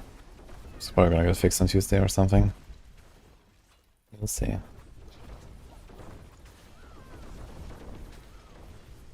Dude, it's been an awful while since I got my last Mythic tribute. How about that? Also, do I have 2 sparks now? We have 2 sparks, guys. Is it Gamba time? I want a Doombringer, actually. We have golds. I think it's time for Doombringer.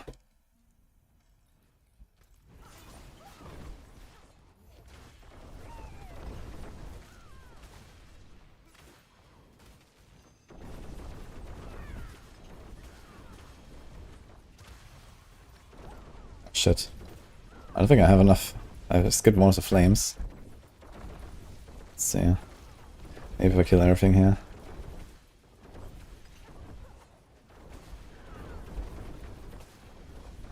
Okay, we'll be fine, I think.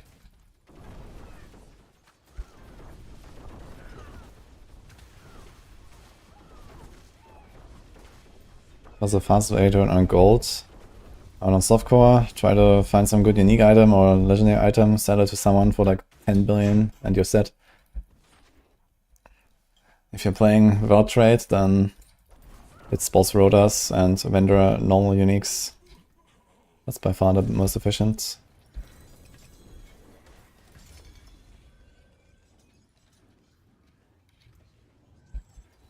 Even vendor legendaries right now.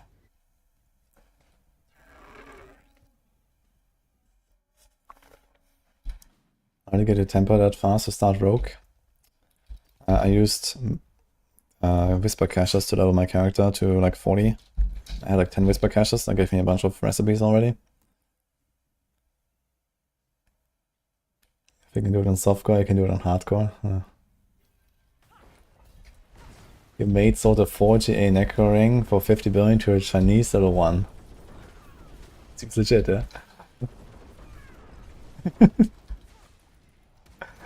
Dude, it's like half the gold cap. It's actually insane, man. And the way this works is that the really good items, they're just sold for money. You can't even buy them for gold. Like the 3GA stuff and so on.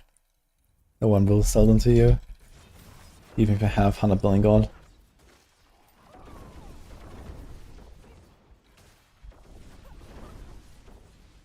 Good. Good economy. But hey, we really don't need SSF in this game. Right?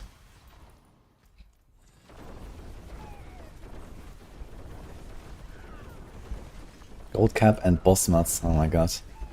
True, I think this was like a thing, right? Where, you know, in addition to the item, you just give them like, you know, a few stacks of like whatever, do around mats or some shit.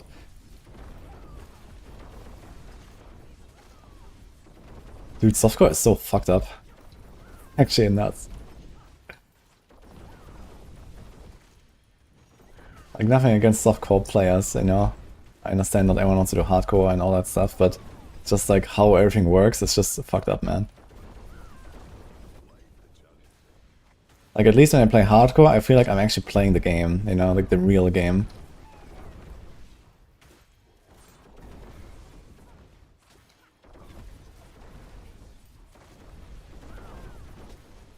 The way God intended, you know? The way Bobby intended.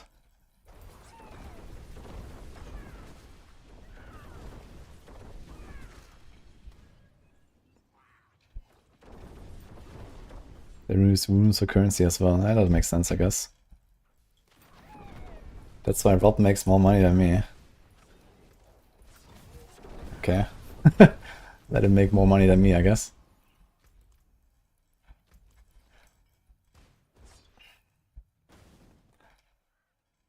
Because I have principles. Yes, I do have principles. Actually. And they don't just have to do with the game. They also have to do with how I conduct my streaming. And I absolutely accept that Rob may or may not make more money than me.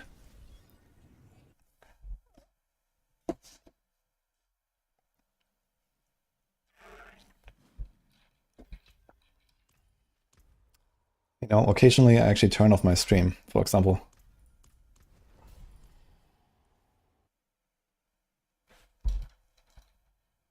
The way Joe Shelley intended. Dude, where's Joe Shelley? Man, where are the Joes? They're just gone, man. Apparently they're still there and working on the game, but they're just like not in the spotlight anymore, so I have no idea what kind of their role they have.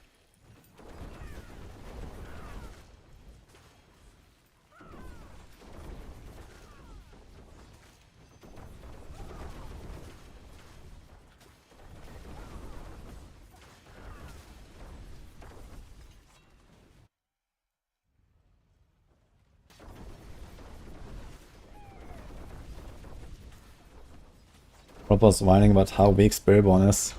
No one saw that coming, I guess.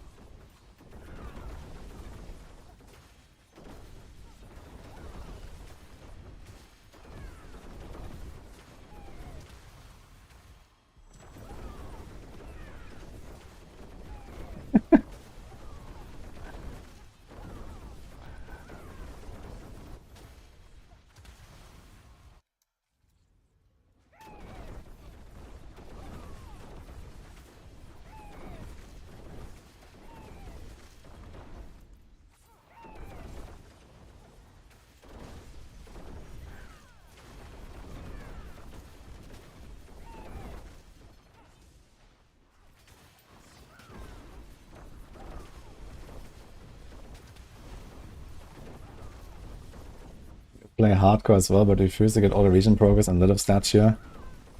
Dude, just get over it. Spend one afternoon, you have your shit. And then you can play hardcore forever, man. It doesn't take long. They actually really lowered the time it takes to do the renown. The statues is literally like 1 hour of running around. And the renown is like maybe an hour per zone. And you're done.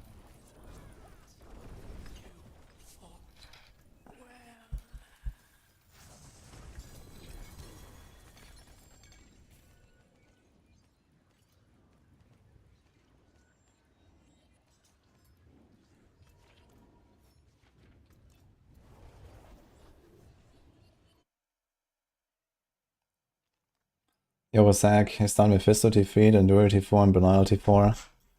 Not yet. I actually don't even have many mods right now, so I'm just doing Titans. Zach, so maybe another time.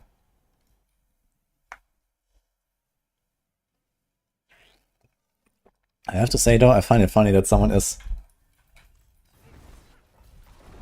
It makes it sound like a downside.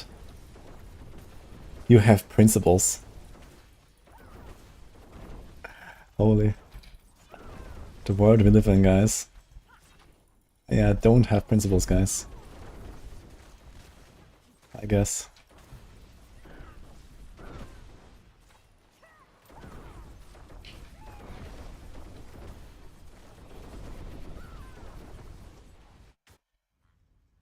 Your school has principles. Many, apparently.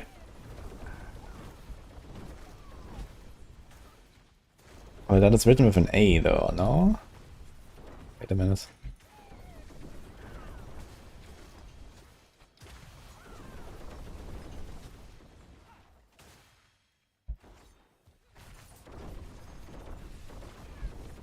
Spelled, I mean.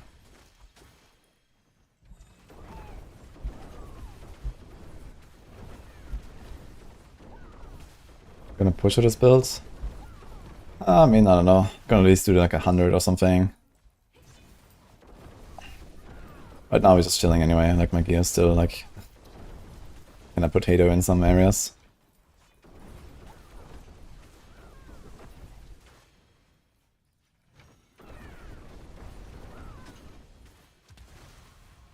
People need to do RNT in D4. Yeah, that's because D4 is such a try-hard and difficult game. That's the only way to succeed.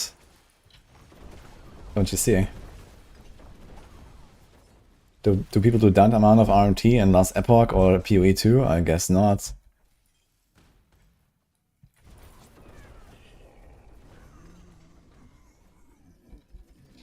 About me and Rob are buddies.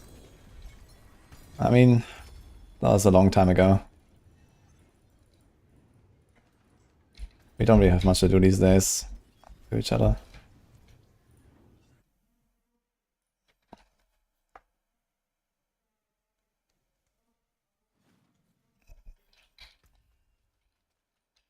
It's a dagger. But it also has my aspect. Shit. I think I'll sell shit. Nothing really impressive. Here's another dagger anyway. Okay.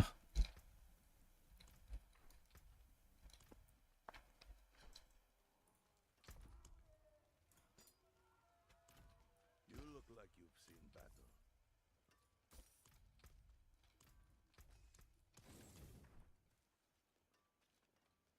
Actually, we got two aspects.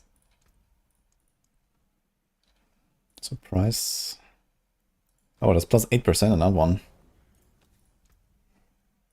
And plus 4% on that one. Nice.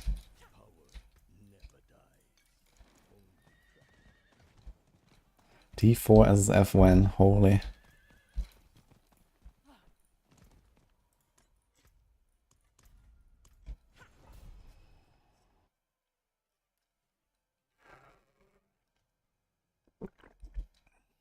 Thanks, Luigi, by the way. And Bacchus. I'm not sure if I said thank you for that. I may have missed it. Appreciate the subs.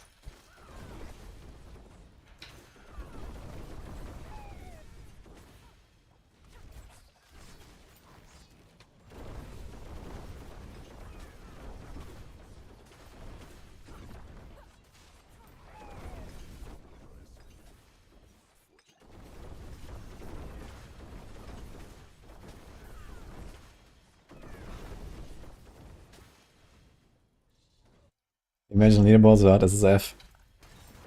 I mean, let's say I've been in touch with the devs about some topics like that. And I think they understand the problems, let's say. So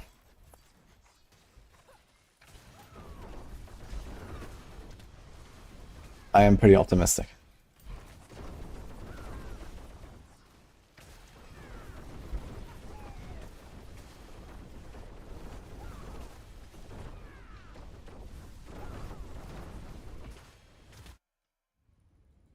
Almost broke NDA, XCD. I mean, I can say some stuff, but yeah, I can't say much.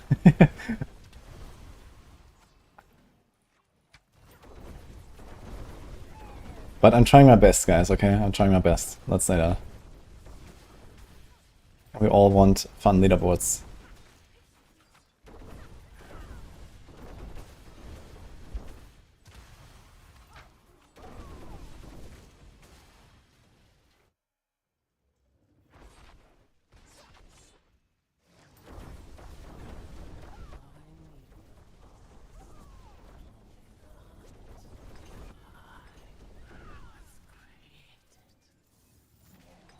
All the devs at the people above them. Nah, I mean,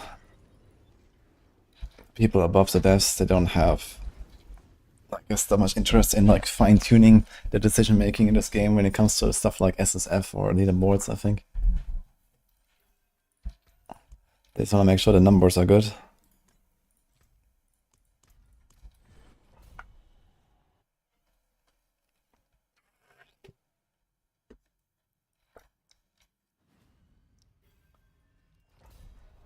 Wait, what did you whisper?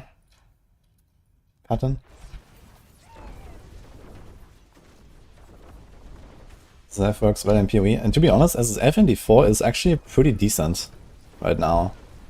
Now if they add a bit more like target farming and a bit more like agency, especially for like late game gearing, like the thing is that, you know, especially when it comes to like 2GA items and whatever, like there's like no agency, right? It's just like a slot machine.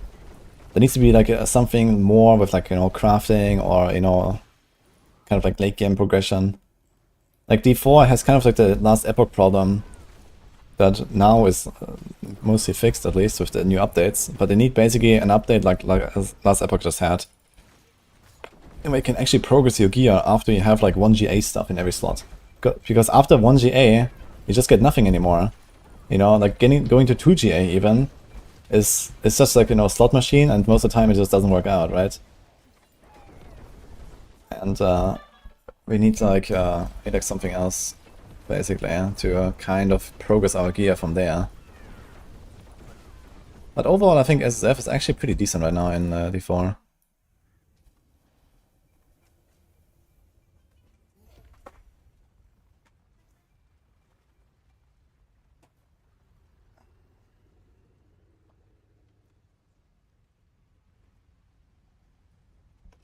Roderick Cube, oh boy. That's not exactly what I meant, but I guess I could do some funny stuff with that. Now what we need is like stuff like the far side turtle. And stuff like, you know, legendary potential, and stuff like, you know, like imprint on the beaver tree and so on. Basically all the stuff that the LE just added is like extremely good. And like just in general, like COF basically. You know, we need that kind of thing. To really open up some late game progression. Because it's just like slot machine, right? You kill the boss 1,000 times and eventually you get like a 2GA item, wow. Or something like that, right? And that's it. And there's like no way to actually progress a character. Otherwise. Like, you need to get away from like the raw slot machine and actually give us targeting.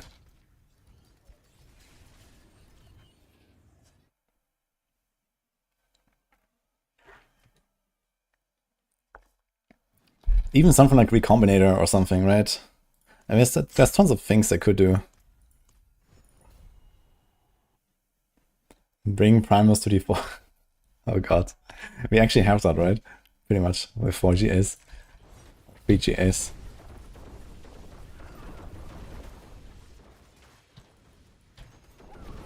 Dude, how many primal Tybalts have I found already? I think 3 or 4. 4GA perfect Tybalt will.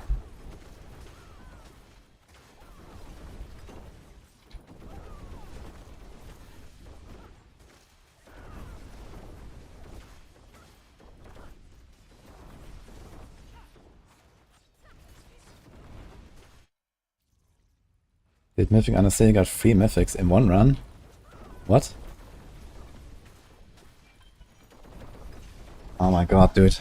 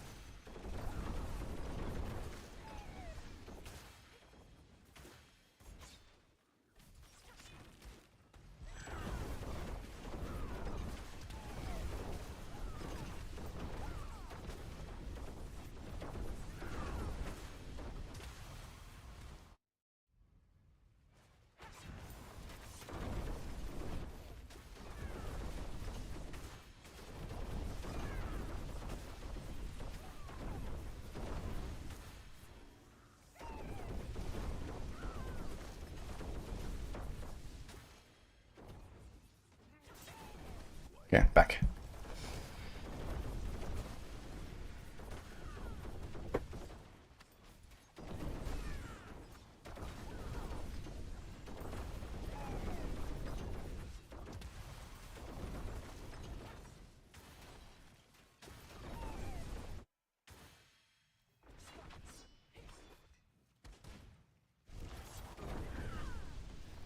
I have devoured many. I was created.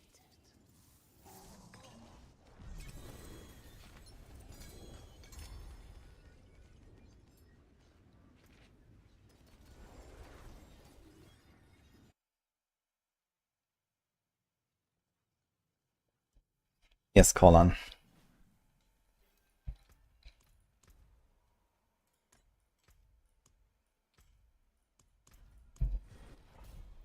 Thanks, Marshan, for the Prime, by the way. Make a new tier of T4, Deaths of Hell does a balance around extremely optimized gear. Well, this would make sense if the builds are balanced as well, right? And the balance is way better than usual this season, but still pretty off, right? If you look at how hard it was, for example, to get my double swing T4 ready compared to my Rogue. Like my Rogue was T4 ready after literally 3 hours after creating the character. For my Barb, that was like more like 30 hours.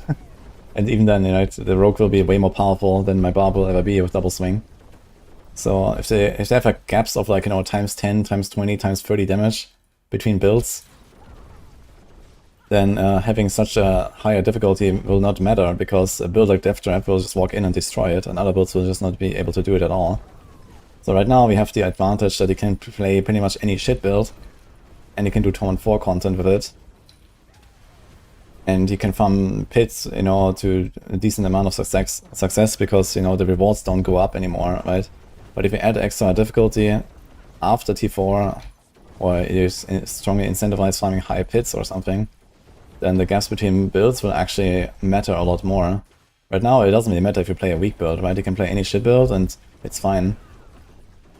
But the more they increase the rewards post what we have, while that would be fun for the good builds, it's just like, it's gonna like delete like, you know, 80% of the builds from the game basically with the current balance. You know, we have like 70 build guides or something like that on Maxroll right now. And you could probably archive 50 of them if they, you know, let's say make the game 5 times harder on like the next difficulty level or something like that.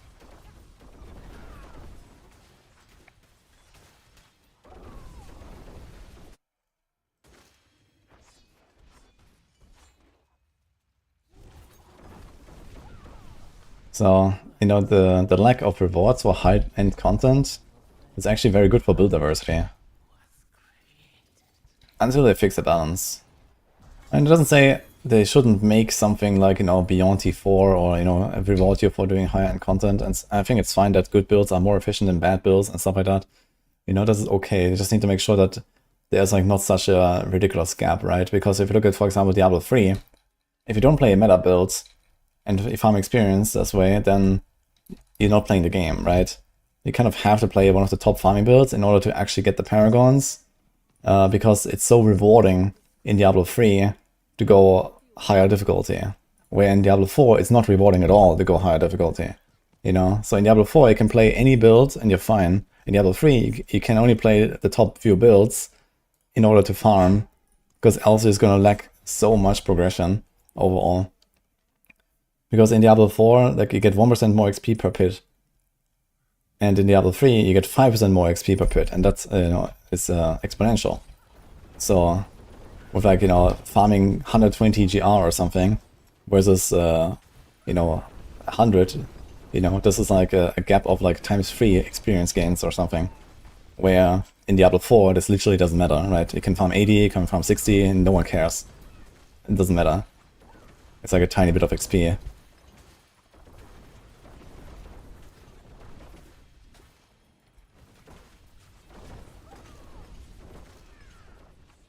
So, there's a good and bad things about it. Realistically, they need to improve balance, and then add more like late game stuff that is like high-end challenges and so on, right? They're already going in the right direction, I think, with like this T4 rebalance, and the bosses being very hard. And, you know, part of the season journey requires you to kill the T4 bosses and stuff like that, so we're kind of getting there slowly. And it would be nice if there was like maybe a little bit of a better experience curve in Pit, for example. Because the Pit, I think, is too focused on speed running, or like, you know, just speed in general, and too little focused on actual like combat, right? Like the best way to farm the Pit is to make an Evade Spiritborn or a Lightning Spear Sorc, and just complete these runs in like 50 seconds every single time. And I think that's not as fun as it could be. Like in Diablo 3, for example, the optimal experience farm like pace is roughly 3 minutes per run.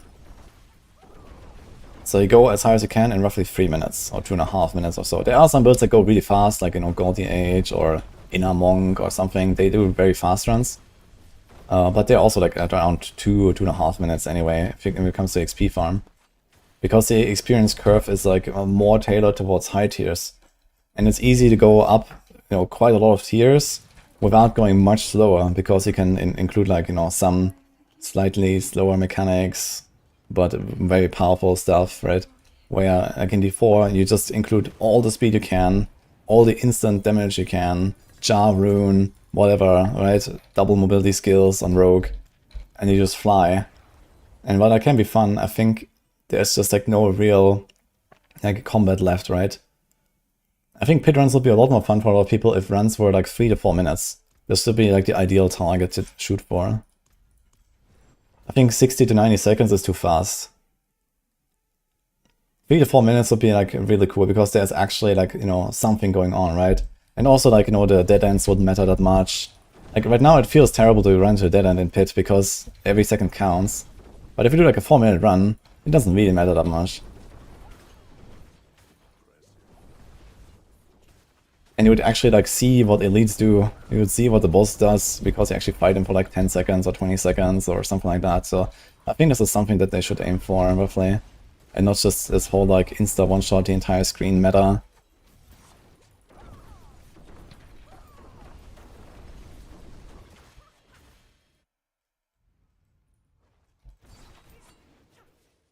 But yeah, the only way to do this is actually to like, you know, scale up the rewards and higher pit tiers basically, to the point where 3 to 4 minute runs become the meta. And in D3 that worked out really well.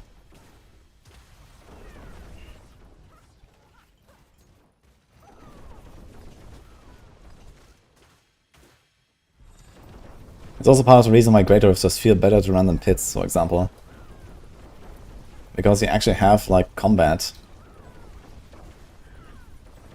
Like you fight the lead packs for, you know, 5 seconds, 10 seconds sometimes, or whatever, at that pace.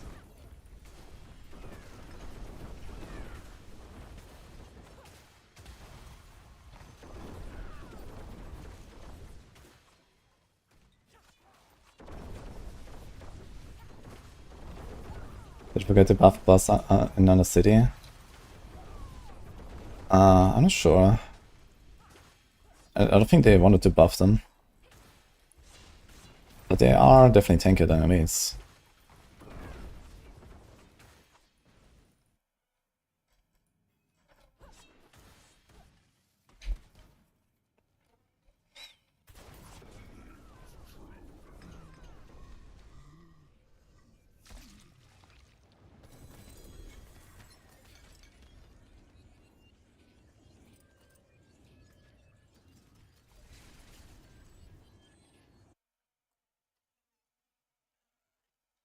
We noticed 2 different world bosses at the same time. Yeah, when the world boss spawns in a Hunter, there's a second world boss in a different place. Here and here. There's like also a Helltide. If there's a Helltide in a Hunter, there will be another Helltide in the old world. They made it so that non-expansion players don't lose out on anything. In Diablo PoE, there are no games for real boss fights, like Elden Ring. Yeah, no one wants an Elden Ring fight in Diablo 4. You know, but of course you still want to, you know, play the game a little bit, right? You want to, you know, fight a boss and actually feel like something matters that they do. It doesn't have to be an Elden Ring fight, you know.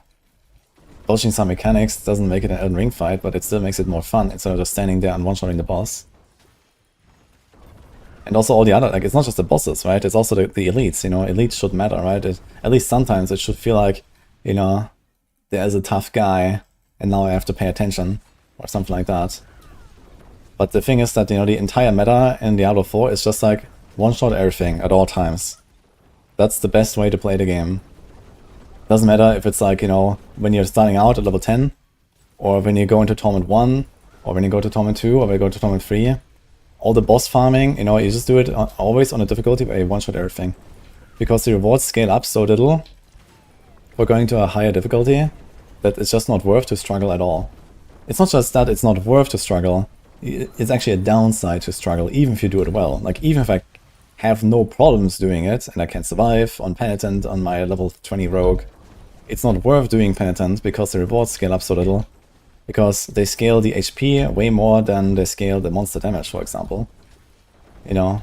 Like, it's good to scale the monster damage and like maybe other mechanics, like make monsters faster, more elite affixes, or whatever. But since they also scale the monster HP that much, I cannot actually go faster and get an advantage out of going to a higher difficulty. So I'm just like making things harder on myself, and I'm progressing more slowly for no reason. And that's the problem, right? Because of the monster HP scaling. It's just too much for the reward you get. And the same thing with Pit as well. Like, the Pit scales monster HP extremely fast, but it does not scale the reward almost at all. And so there's no point in going to the Pit level where I will not one-shot everything.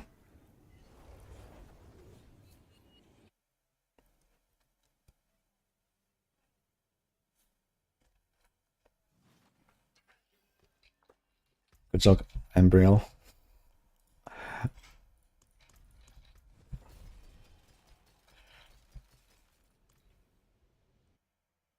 Which equipment is indispensable for this build? Well, you can't play this build without any uniques at all.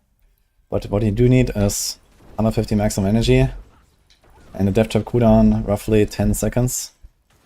Thanks to tempers and cooldown rolls.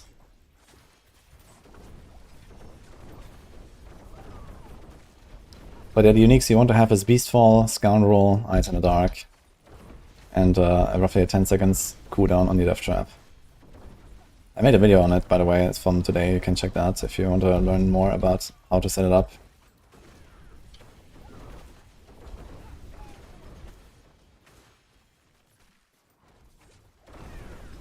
Furious Might is actually a really good item now, again, because T4 bosses are very dangerous. You equip a Tyrus instead of a Shroud and you're chilling. Just farm bosses, never die.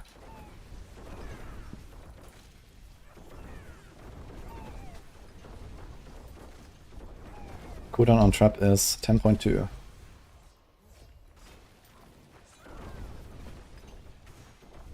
With rank 11.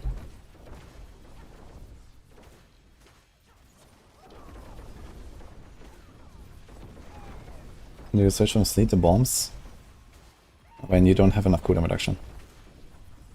I have enough now, I have Sleet.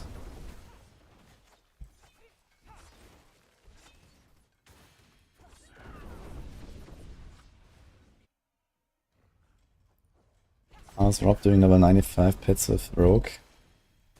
That's normal. This build is pretty busted.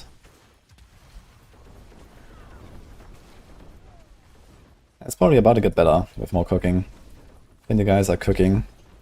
And I think Banish Lords might not remain the meta. It's probably gonna go back to close quarters like last season. Last season was a close quarters build, and I think it's gonna be a close quarters build again. It's just so much damage to give up for running momentum. Close quarters can give you like another easy ×2 or so.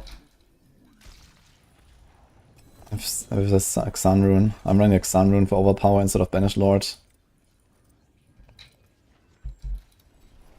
I mean, to be fair, do I want to run a Banished Lord anyway, now that I think about it? At least without having like a ridiculously good amulet. Maybe it's actually the play to go with a Banished Lord anyway, even if I don't care about the Banished Lord proc. And at the very least, I still get a Banished Lord proc every second hit. That could be interesting. Huh. It has core skill ranks, it has life, it has attack speed. It has a 60% bonus. Might be worth.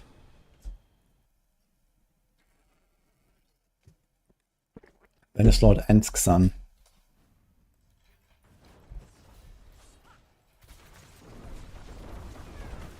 And I mean, it has the core skill ranks, which is fairly comparable to like most passives you can put on your neck. But yeah, I mean, the ideal neck is like double passive and a percent dex, I guess. But yeah, Banished Lords is not bad, especially for non-traders, I guess. I would have to do some math on this.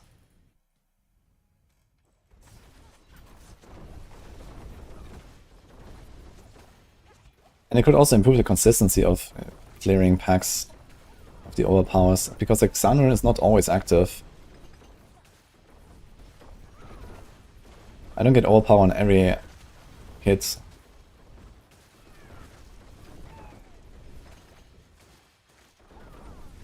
Now the bigger problem is when I do close quarters combat, I will sometimes consume my overpower with my barrage. Although I only have to press barrage once every 8 seconds, so it's not such a big deal, I guess.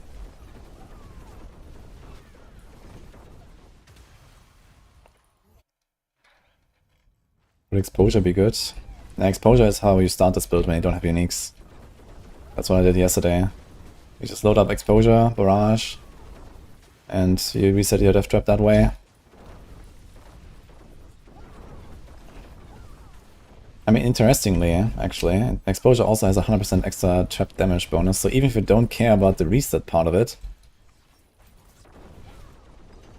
you can still use it for the damage. Now I think about it. Which is more than momentum.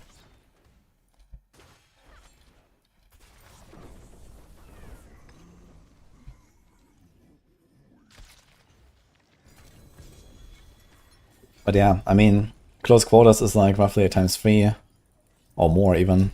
2 × 3.5 is doable, I think. And exposure is a ×2. Momentum is a ×1.3.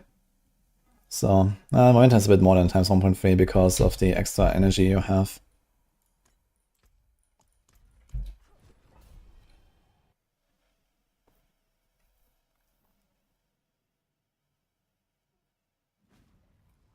How should I improve the pit to make it somewhat like the D3 Garderifts? Basically with a lot of stuff I just said, you know, make a meta where we farm 3 to 4 minute runs instead of 1 minute runs. That would be a good start. So you just have to scale the rewards accordingly, basically, to slow it down and allow us to go higher tiers. That would immediately make the pit a lot more fun. At least the 3rd floor, so that we don't have all this shitty backtracking all the time. And we also have a bit of options to actually skip packs if we don't want to fight, especially in pushes. Maybe remove champion mobs. I think champion mobs are okay in other content, but they're not okay in the pit, especially in the high tiers. They're just causing issues. Like, they cause lag issues. Like, on a build like this here, you make a pull, and then there's a champion in there, you don't kill anything, the game just lags out. I think they should also reduce the maximum timer in the pit to maybe 8 or 10 minutes maximum. This would make pushing immediately a lot more fun, because it forces us into lower tiers, into shorter boss fights. And just in general shorter fights.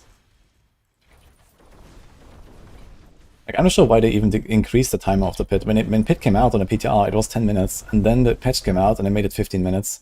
And that was a huge mistake, I think. 10 minutes is already probably too much, but definitely better than what we have now. Because the thing is that, you know, slow pace in the pit doesn't really work in this game like it works in Diablo 3. In Diablo 3, like a 50-minute run is really cool and fun. But here, it's just the opposite, because everything is just like a damage sponge, and there's like almost no strategy involved in those builds to actually really do anything with the monsters. So they have to like maybe redesign elites and allow us to like, you know, pull stuff together and leash, you know, remove the leash mechanic and stuff like that, so that we can actually kite monsters through the floor and like stack up more elites. And the good thing about Diablo 3 is fights get more intense over time, right? You walk into a festering woods, You pull the first elite, you pull the second elite, you pull the third elite. At some point you have 6 elite packs behind you. Everything is going ham. And, you know, the fight gets more and more and more intense.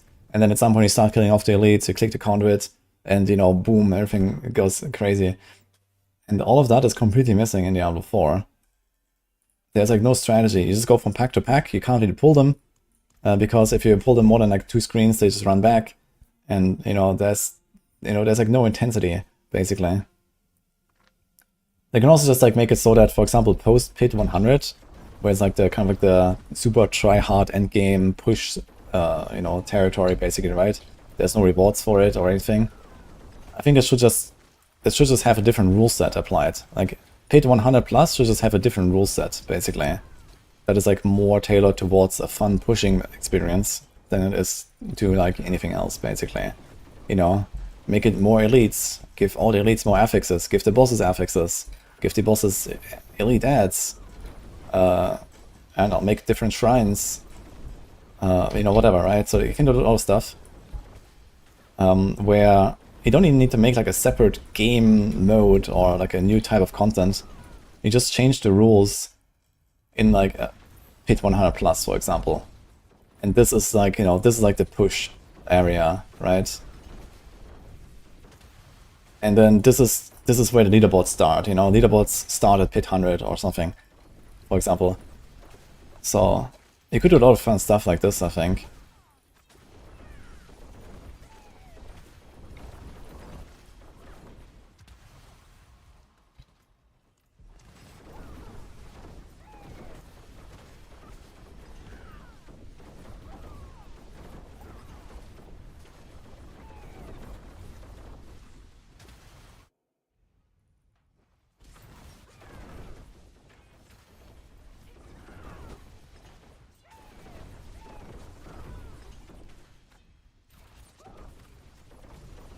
Because the thing is that, you know, the farming in the pit and pushing in the pit is fundamentally different. But you apply exactly the same rules to everything, with the difference that stuff gets very tanky and pushing, right? And I think this is just not a fun experience. You know, pit is pretty decent for farming, especially if they would slow it down a little bit more.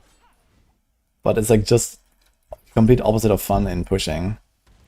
So that's the problem.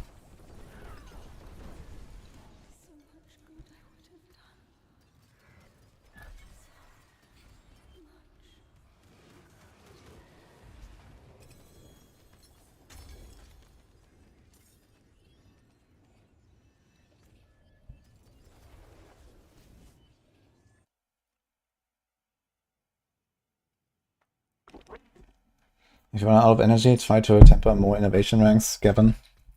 Or get like more like a hit, a Fist of Fate, resource cost reduction, resource pot. Also make sure you have the explosive worth aspect.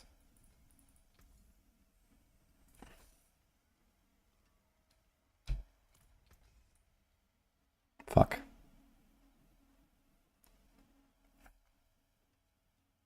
Don't think I can get away with the cold rest, especially cold rest. Okay.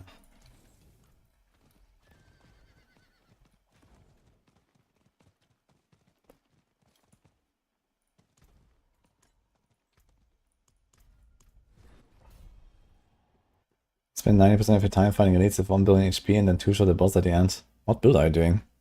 And the bosses are significantly more tanky than the elites in the pit. But yes, I guess some builds actually have like, you know, incredible boss damage compared to their AoE clear. But there's not plenty of those, I think.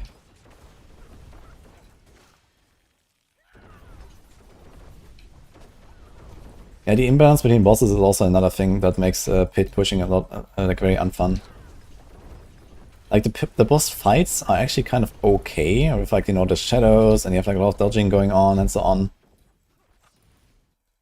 But, it's just not fun to fight it for, like, 7 minutes, right? We have, like, this problem that it's just no one has enough boss damage to keep it a short and fun fight. That's also why I said they need to reduce the timer.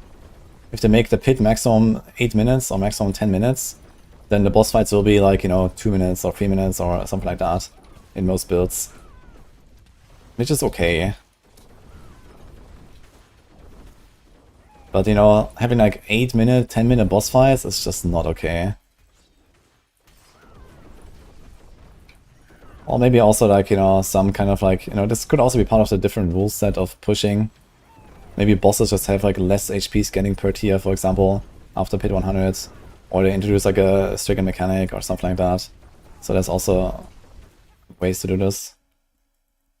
Yeah, bring back stricken is unironically not the worst idea. Even though it's like a very... It sounds like a very weird and lazy idea.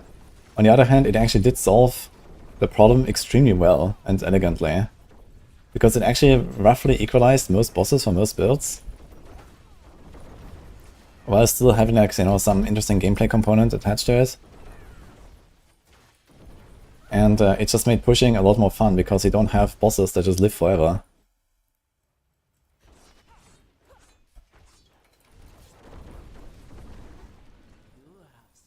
Bosses scale way harder.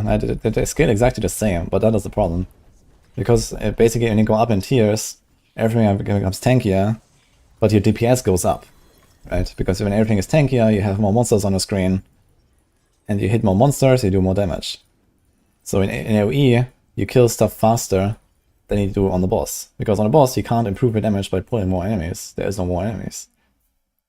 They don't scale harder, they just scale the same, and that's the problem. But they need to have reduced scaling, basically.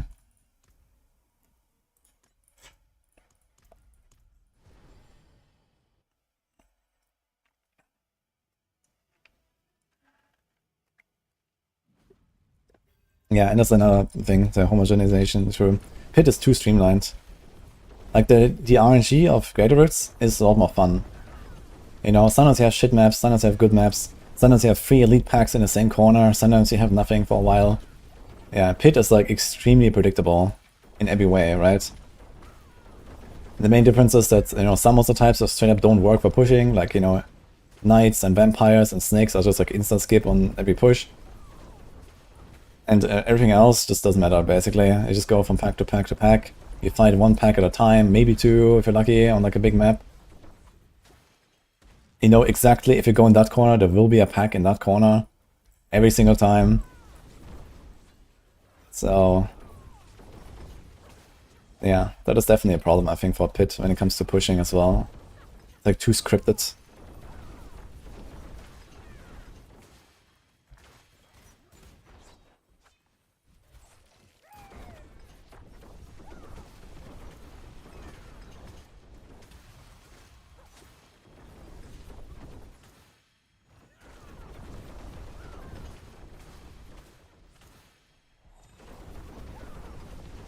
Then like a new patch, not that I know.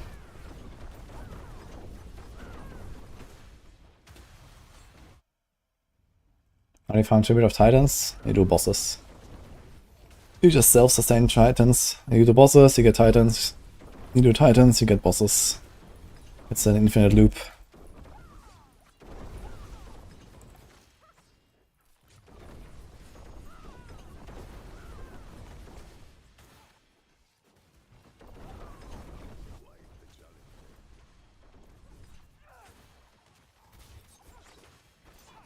Kind of weird that I came out of this corner, right? When did the portal spawn exactly? Like I started from that corner, no? Or did I start from another corner?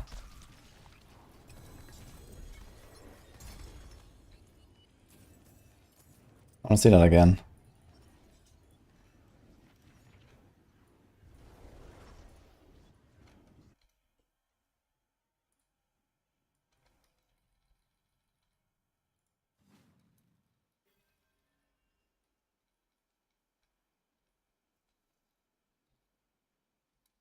No, we started on this here, and the portal was on the top. Okay. It was almost the same side. That's other mats.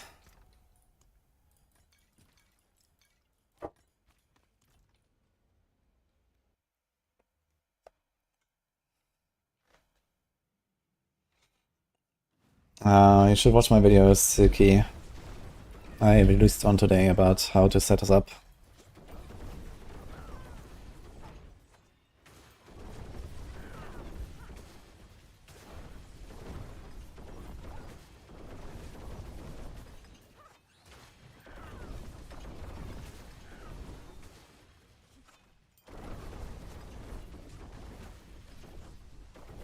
We change from minions to bone spear.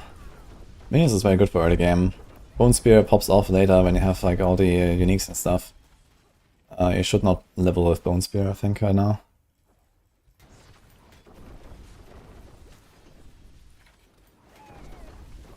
Time to gamma for Doombringer. Oh, I forgot. Yeah, guys. It's Doombringer time. Let's do it.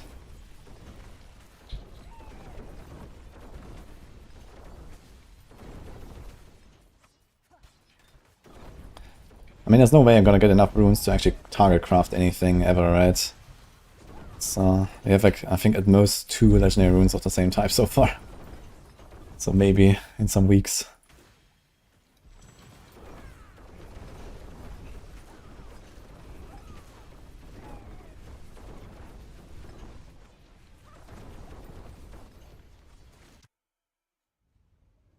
How many whisper caches to get attuned to 60? I think 23. Few 4 caches.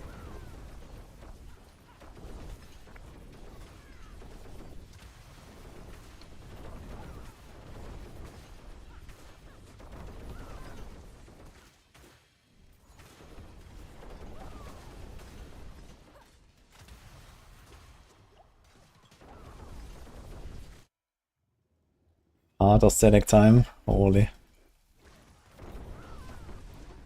What's the fastest build? Lightning Spear.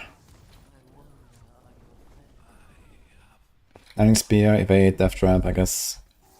Although 1 minute runs on Death Trap are kinda tough. Even this build, man, is hard to beat like Lightning Spear.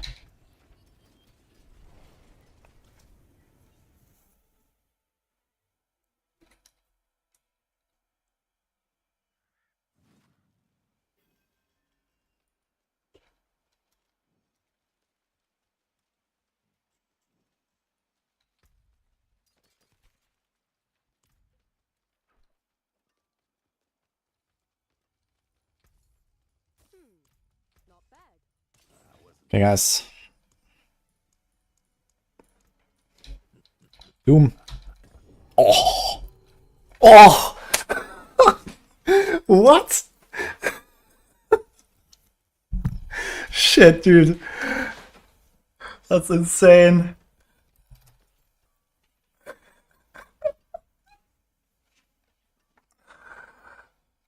Okay.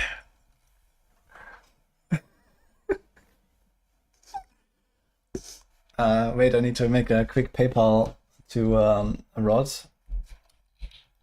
Yo, buddy, thanks.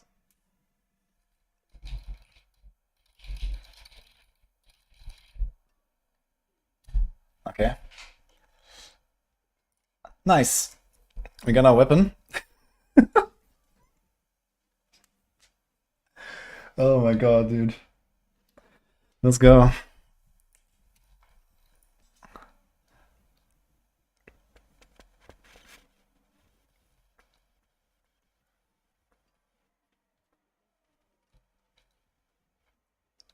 Dude, they're both like the same shit actually right now. That's kind of funny.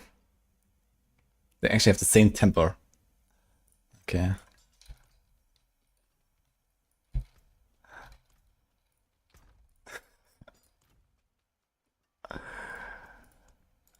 Let's see what he can do. I'm gonna go for at least a yellow, I guess. We have gold right now. It's 100 million for a yellow. Let's do it.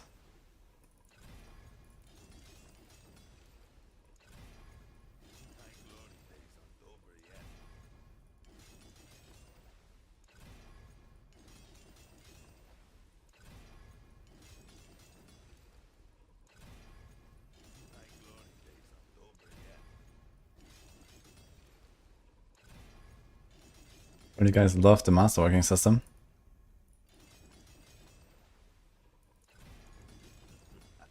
Oh, I'm doing it.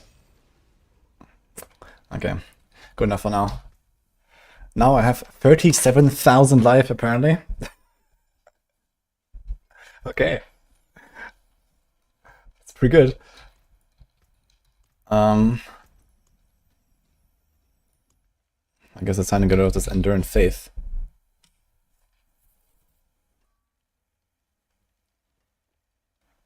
2 to core skills.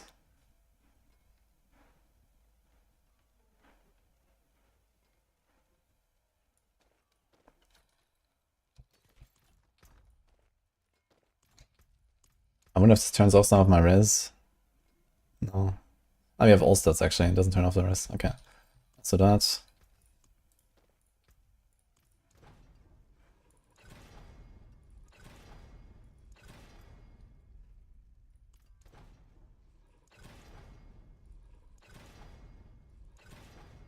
Oh my god.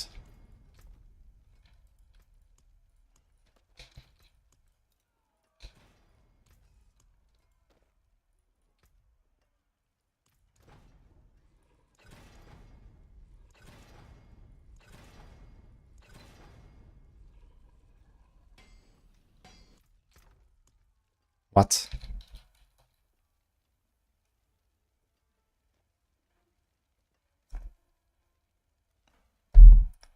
Guess you take that thing.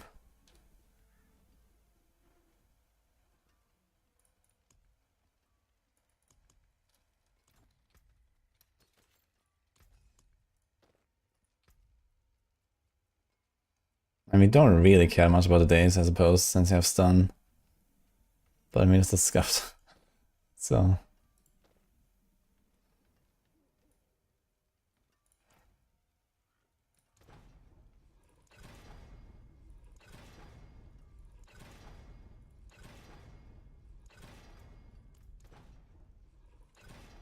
take care now. You look like you've seen battle.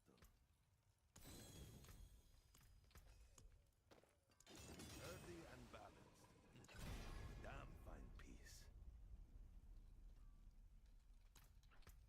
Okay. Wait, where's my other weapon? Did I put it in a stash?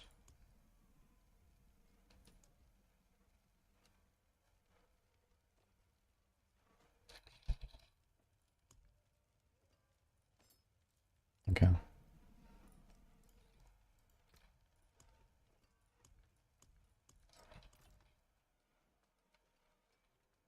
Still waiting on the Banish Lords.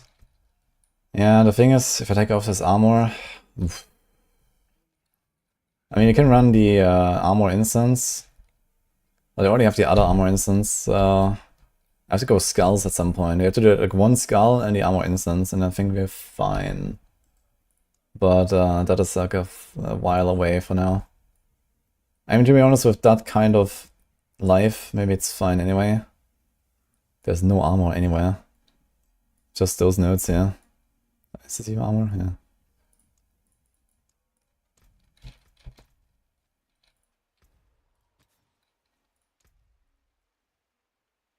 Opportunists.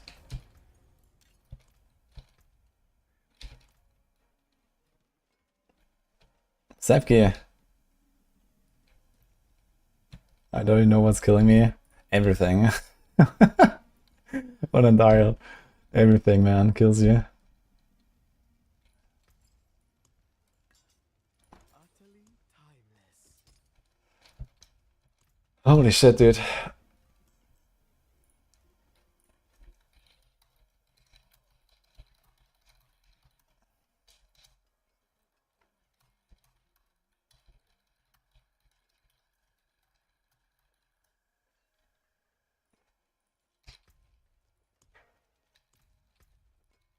That's a lot of life. Okay, my resistance was 3 over cap, 36 over cap, 20, 70. Okay, okay. It looks fine.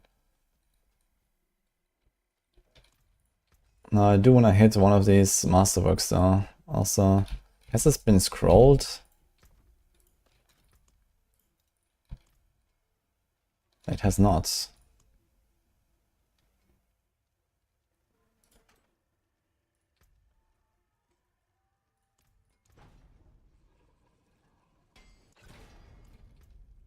Now, do we risk it? It has an okay death trap roll.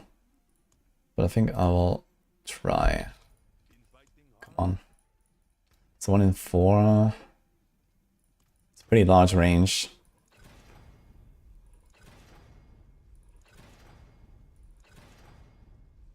It's a bit higher. 1 tempo left, 52, 27. So it's a 60, 80. I'm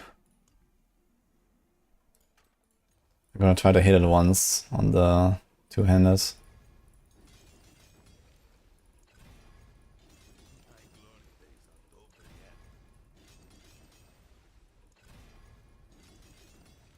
Come on.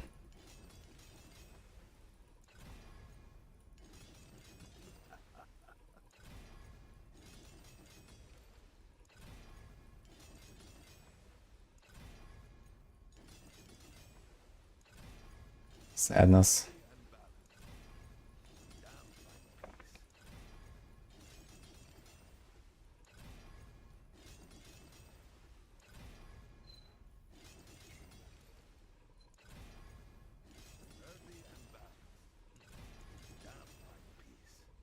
Okay, 71 and 72, 71.9, 78, it's 98. Let's redo this. Do the fucking live, fucking crit. Okay, here. Oh my god, no, of course. Let's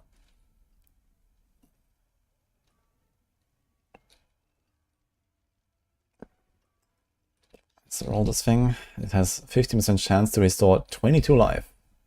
Very cool.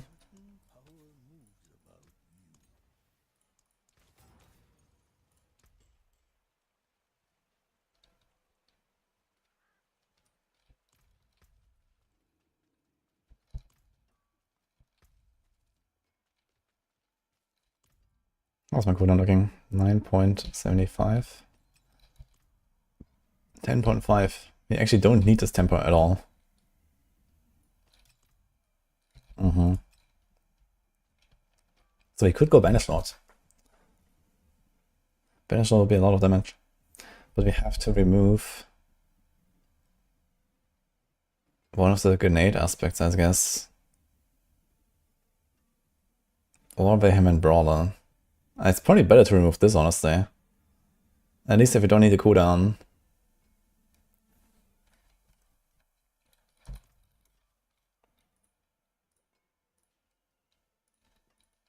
Oh, we had a redeem. 4. World boss in 3 minutes. Alright. We also have a Whisper here. Let's go.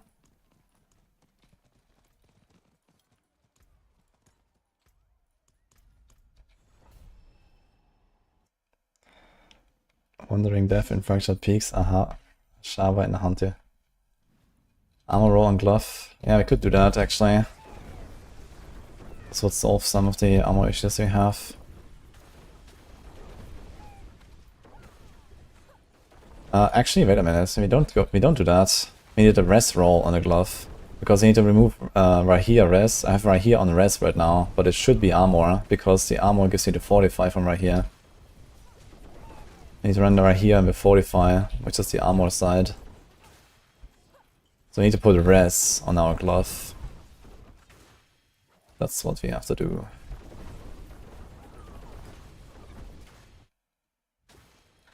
And then percent armor is only on neck. But if you go Banish Lords, then we don't have percent armor anymore.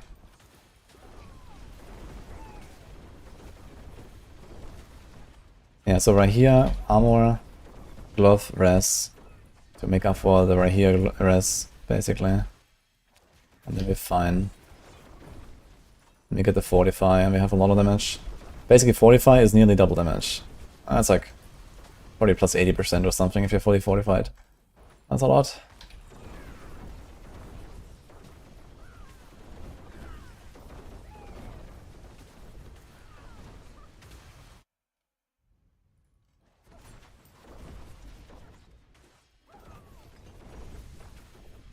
This reminds me of D3, I've been missing that. This build has been in the game for several seasons now.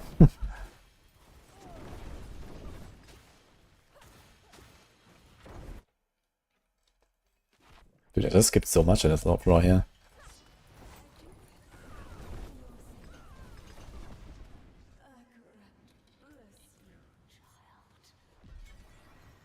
Should we switch to Death Trap build? Yes.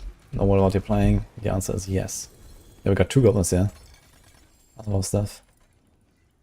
Oh, we got World Boss. Quick. And we have Whisper turn in.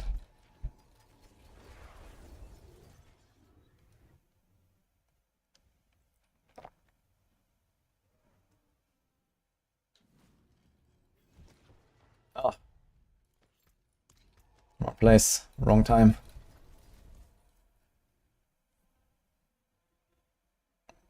Farm bosses, Grady and Cody.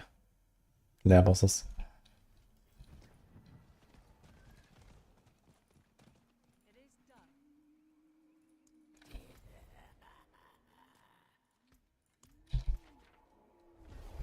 Ah, here's another. Dude. I'm gonna re-temper it and see, I guess. We just spent so much time to get the masterwork on our weapon.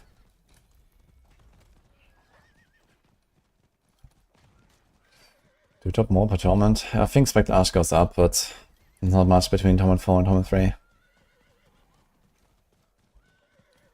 No, incursions are not worth. Once you have your boss powers, you never do incursions again.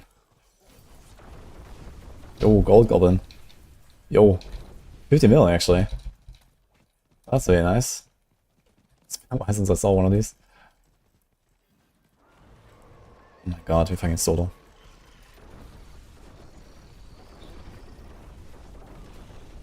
Beautiful. Also, where's my vulnerable? No vulnerable. Very cool.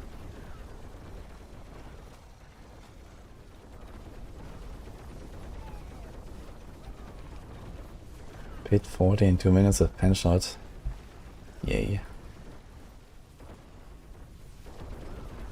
Dude, I would love to play some pen shot again at some point.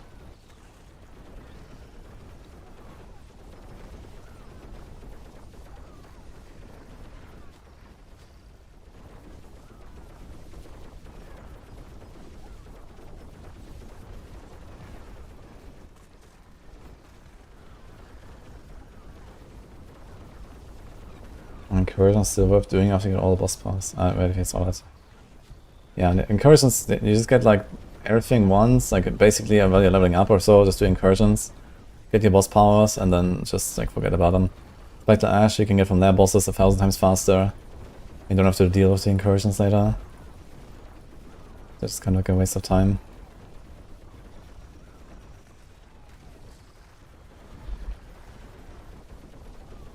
Would be cool if they let us use our remaining Spectral Ash. Yeah, usually they allow you to do something with that, like craft some equipment cache or something, but seems like that's not really the case now. Dude, I'm not sure why I'm doing a 10-minute solo Wandering Death right now. Anyone on World Boss? I have crossplay on right now.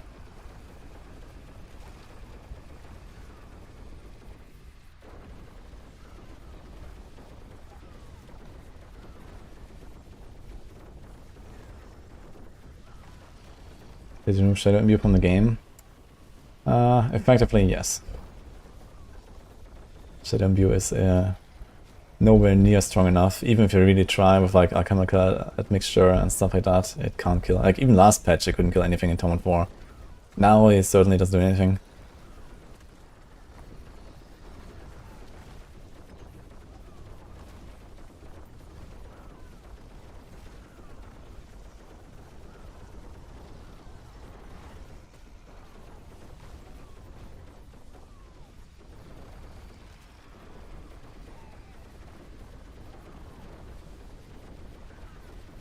My only hope is the stagger. Stagger gives like 10% or something on this boss.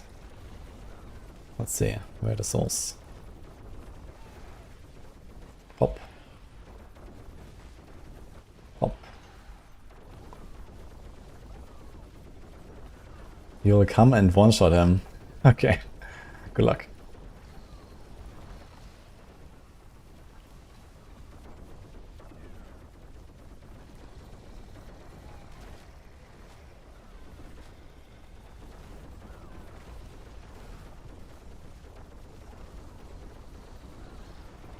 Anyway, you can assist me in determining if there's new ice and dark pens are better.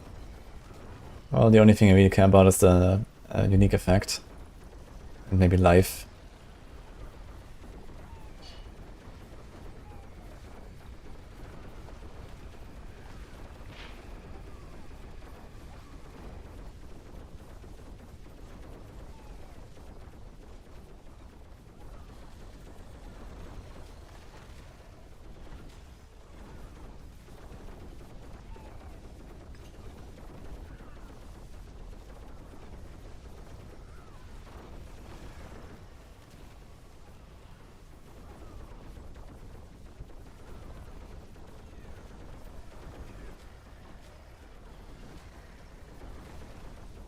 Yeah, join.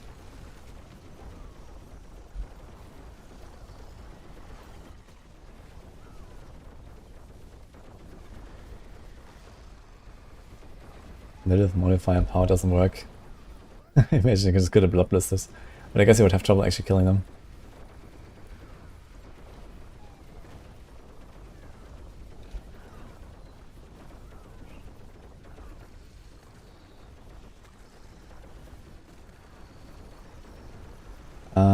In the past, Duriel and Dario had like double the drop rates on Mythics than the other bosses, which may or may not still be true. But we don't have any data on the new patch. Yeah, Belial says it has higher Mythic drop rate, but I have barely found Belial, so I'm not really sure. I do have like 50 Belials already or so, I guess you can try it soon. Let's see how it does. With this build I'll probably just like blast him down anyway, right? Or just like one-tap him. Or, I don't know, almost insta-kill at least. Especially now with the Doomy. Gonna be pretty chill. Oh, here comes the next stagger.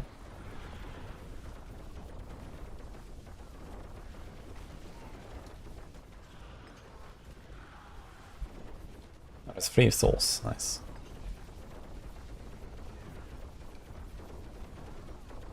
If you kill Belial so many times into 3, only 1 Mythic.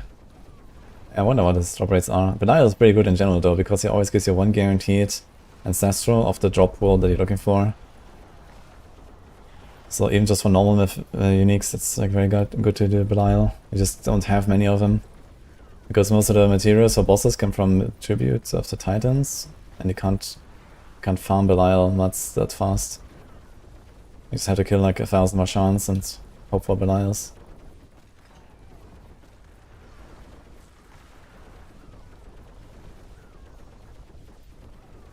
Yeah, just salvage your ancestral chronic. 150 needs users. That's like a 20% DPS loss or something.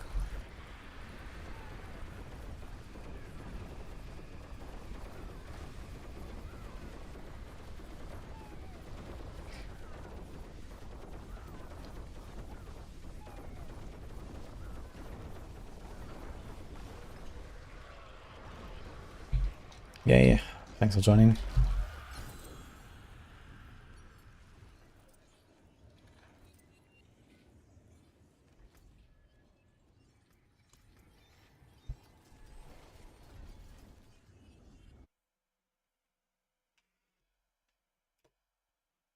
I think the graphic chance is greatly reduced. I don't think so.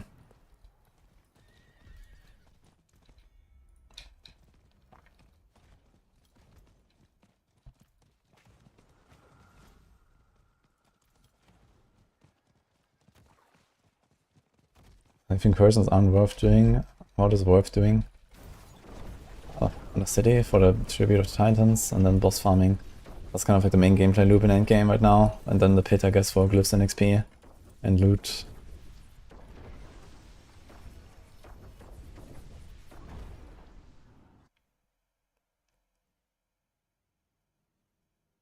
Doing Belial in the group is annoying. Yeah, they have to fix that.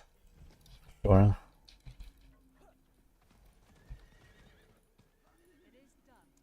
Dungeon keys. I'll do that. Give me those sigils. Okay, stash some more of these caches for, I guess, a necro or something. Also, let's see what we can do with our crossbow.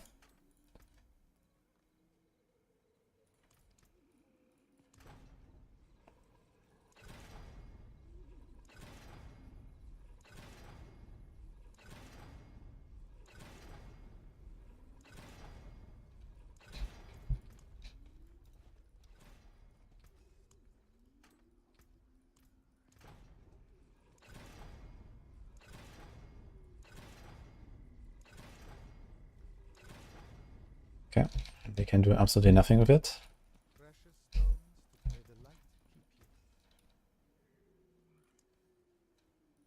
It's kind of interesting to see Noxious Eyes on a crossbow.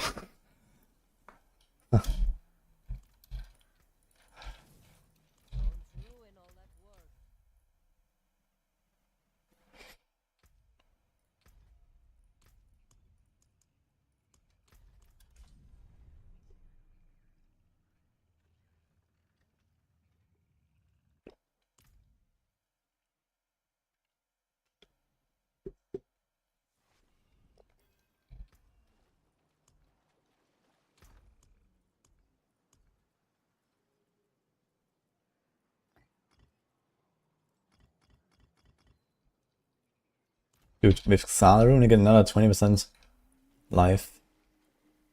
Gonna be at like 45k or something. Well, look at that armor, beautiful. 1004. He's just missing 5 res here. Actually? Huh. I could save some instances and stuff for now while I'm running this. So I can like stack up herbs. That's gonna be nice. We don't actually need any of this. So let's do this, yeah.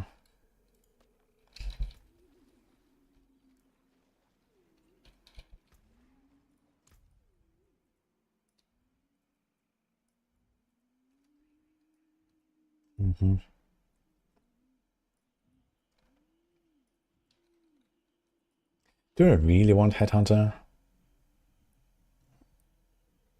Or is Devious? It's 10% and it has crowd control. Okay. We actually need turf. We have to probably put turf here later when I go close quarters. So I have to level this at some point.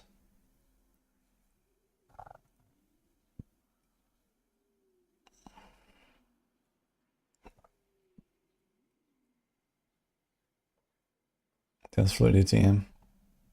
This is 10% to your needs and damage.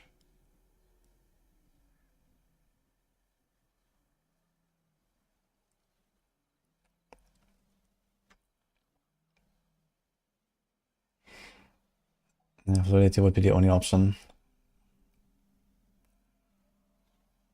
10% and then this. And I guess I can boost magic nodes, but we don't want to boost these magic nodes. So we have to put another glyph here. Like Kenny. We can boost elites and this. I mean, it doesn't really matter to boost any of this. Okay, I guess we keep Headhunter.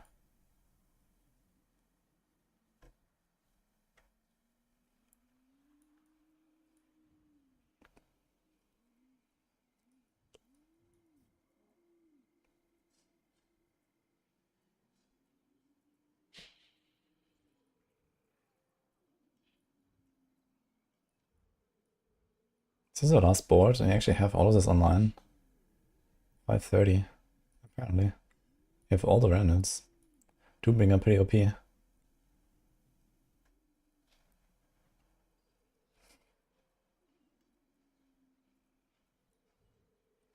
Yeah, I actually don't get anything anymore. Like, I still have 50 Paragons to gain, but where do I put them?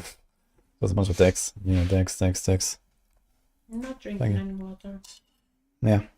Give me your mug. Oh, cool. Did you drink them all? Guys are gonna have a short break. Yep.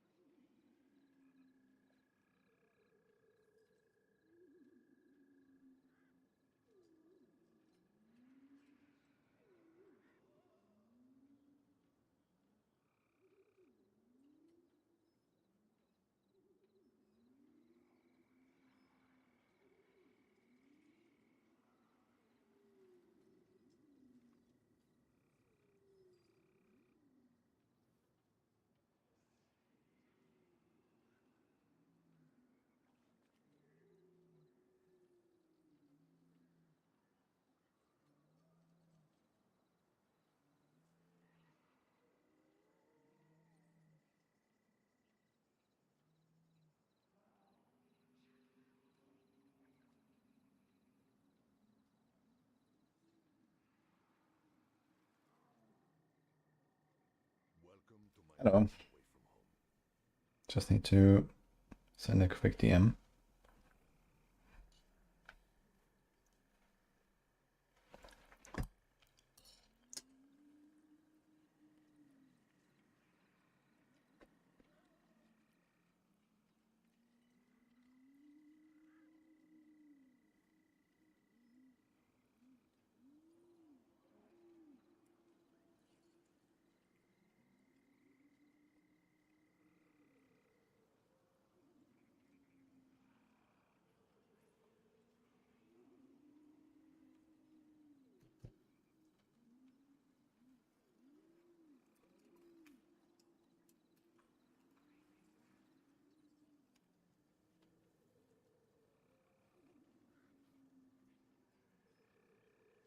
Good luck, Donkey. Hopefully better this time.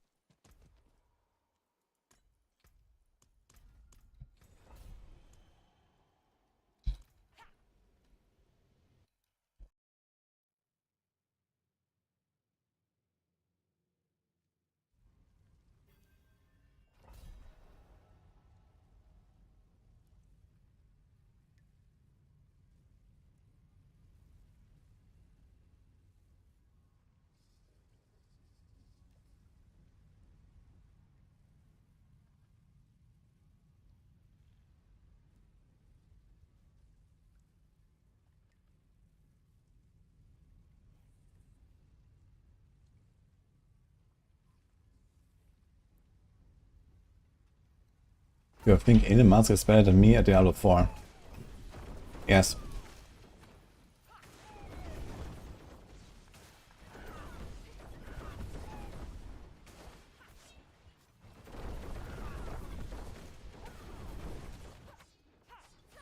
It's Sorc. This is pretty fun. I'm having a blast.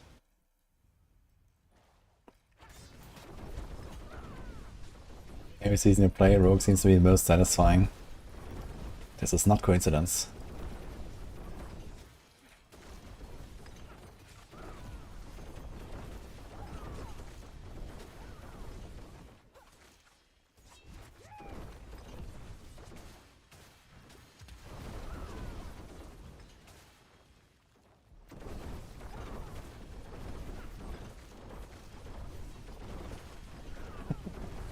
Good luck, Nanorike.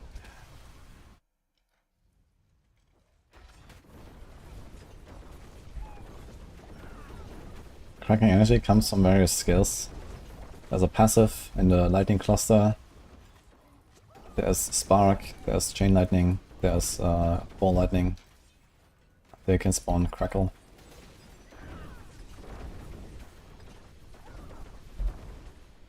There's something to it, you know. Either you block it or you don't. With one of those effects. And then you pick it up. Then you have crackle. And then you have unstable currents that prevents the crackle from timing out. Then you have the passive next to unstable currents that gives you a damage buff for crackle. And the Paragon board.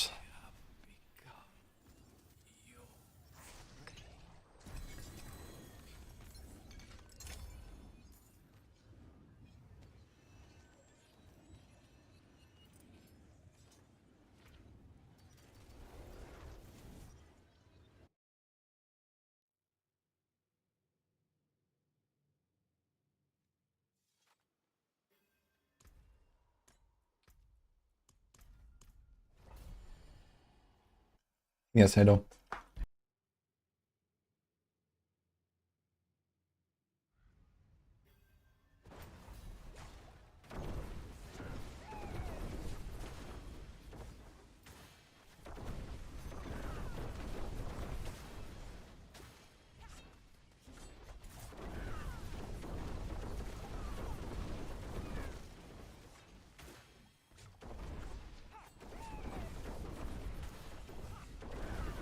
Crackle is only from very specific sources. Teleport as well has it.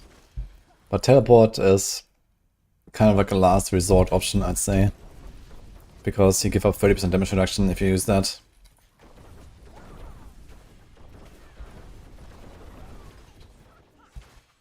You don't really want to do the teleport if you can avoid it. You also need to teleport on top of a target in order to do it. You have to like hit something with the teleport, I think.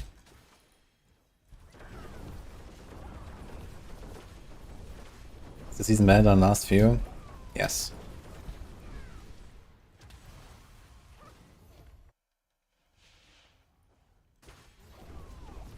Get nerfed legendary rune drop rates to the ground.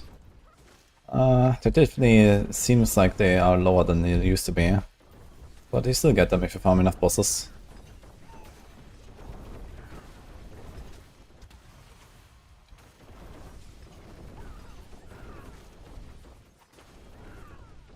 Dude, what? Did I escape a flame?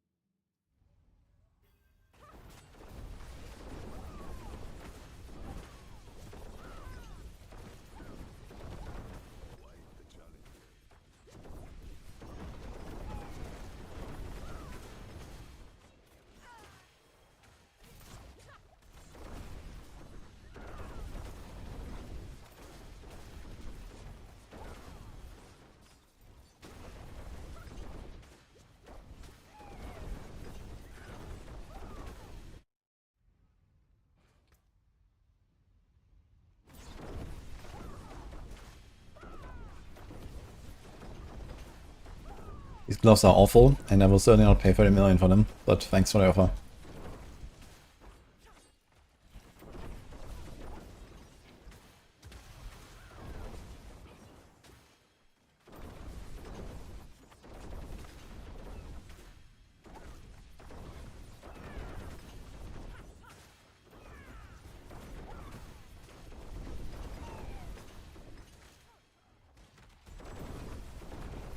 How about 3? Even 3, this is a bad offer. Because I'd actually have to stop farming for a minute to get 20,000 gold from the vendor.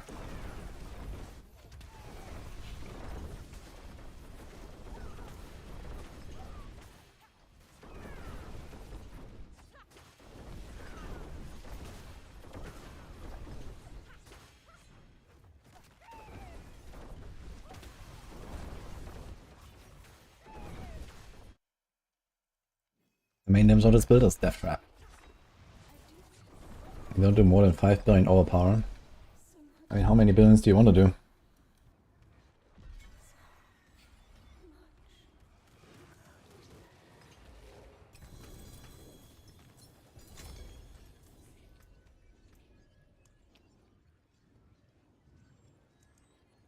Actually, let's see how many billions I do.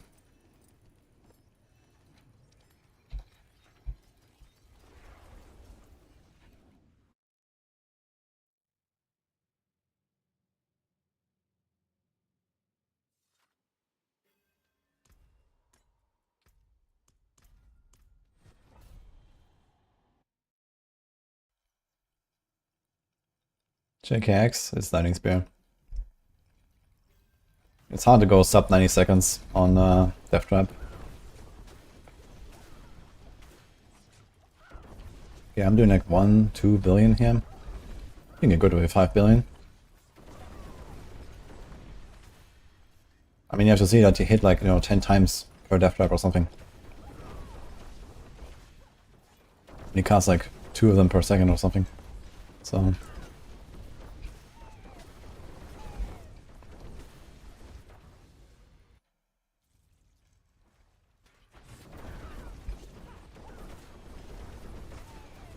yeah, you're good with 5 billion.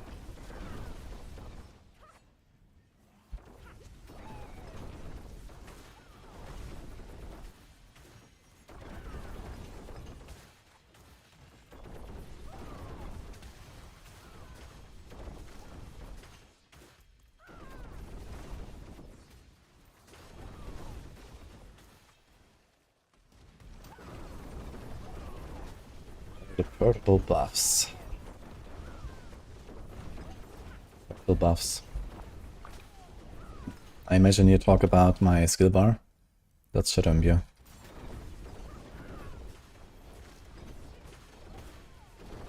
And it could happen to you as well if you wanted. By pressing Shadow Imbue.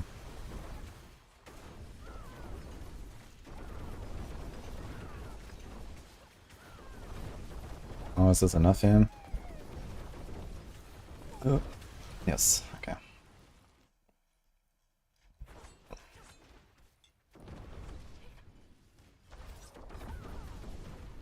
Purple buffs is runes.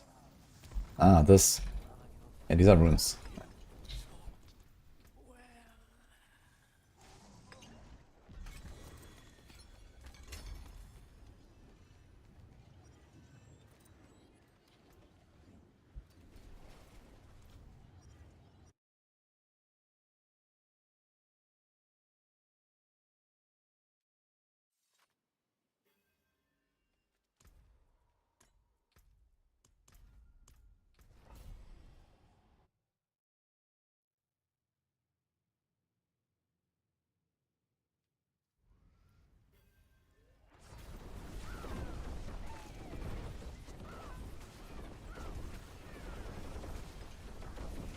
Alternate changes to Lilith. I mean, nothing really changed. You just need to progressively lower her HP instead of lowering her to 1 and then dodge around. So, fight is basically the same. It was fun to take her down actually on a Barb. Like a proper, like nice 10-minute little fight. That was cool actually the other day. Been a while.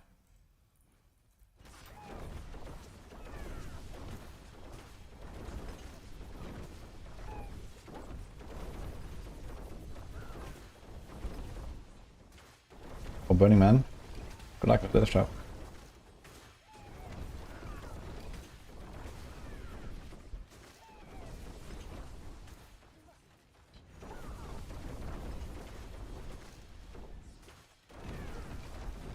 Does Curse on today's scale with the Torment difficulty? Yeah, the monsters are the same as like anywhere else in Torment 4 here. Rewards also scale up slowly. You can definitely farm Titan tributes in lower Torment though. Like Torment 2, Torment 3, you get nearly the same as Torment 4. Optuside tributes though, you should definitely do those on Torment 4 only. Mythic is fine on low Torment. I think Ancestor Legendary is fine on low Torment. Runes probably as well, but runes just suck anyway. And, oh, that's it, right.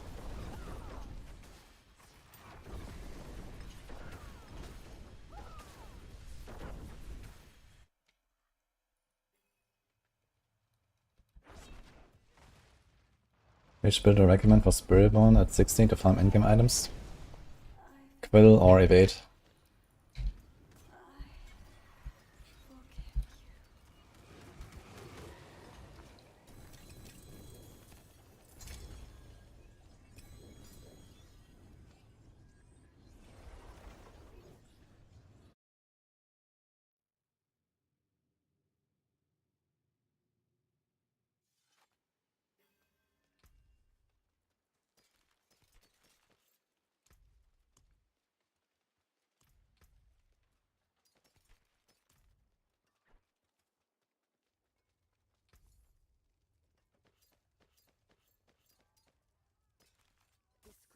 beautiful. Keep an eye out for hollows.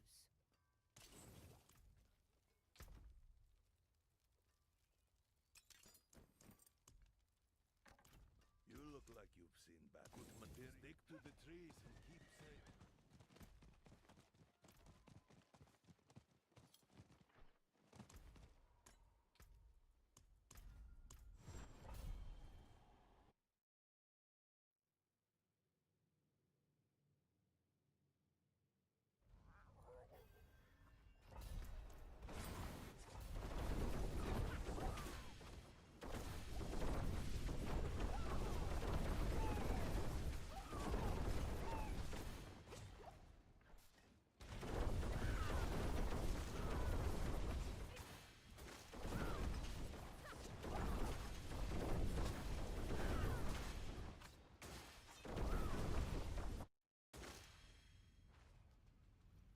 The biggest difference between Quill and Evade are everything. I mean, these are completely different setups.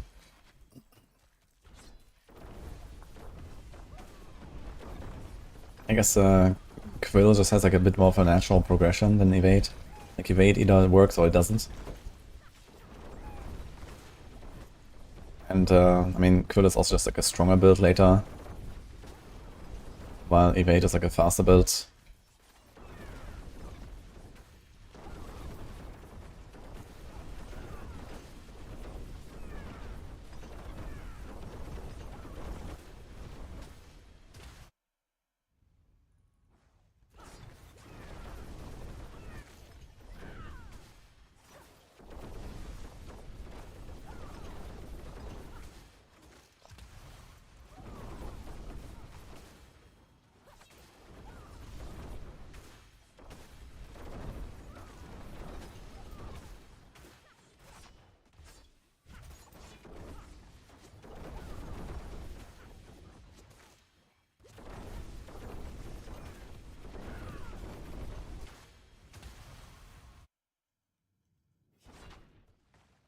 Quill is a very good choice. I might do some Quill myself, although I'm kind of tempted to play some Stinger. I love Stinger.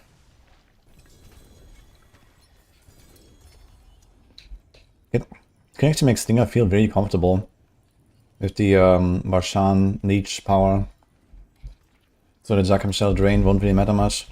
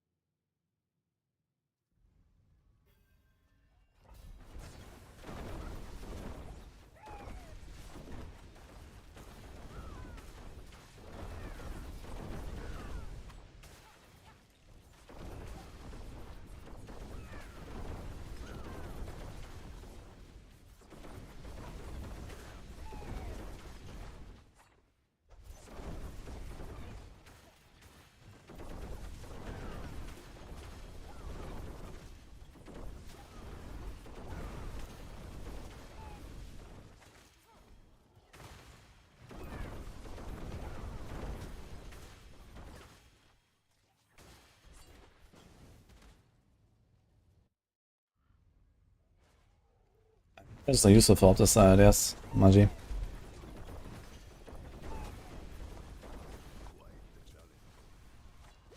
They're basically the main source of Opticide. Unless you don't masterwork very much, then you can get away with like the refinement tributes only, pretty much. But if you masterwork a lot, you definitely want to farm 9 dungeons.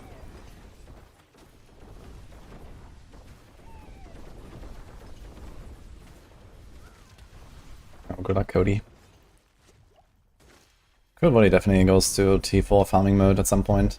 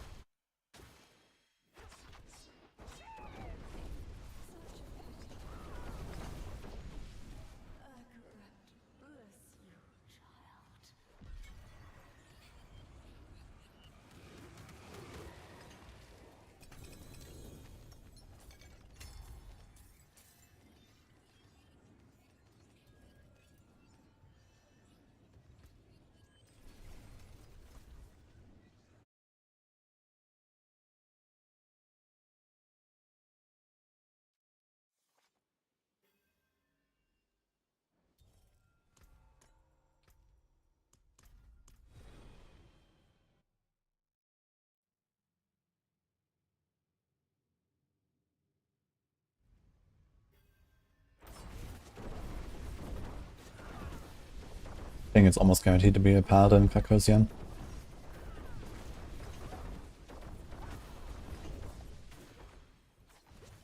I 100% expect a Paladin in the second expansion.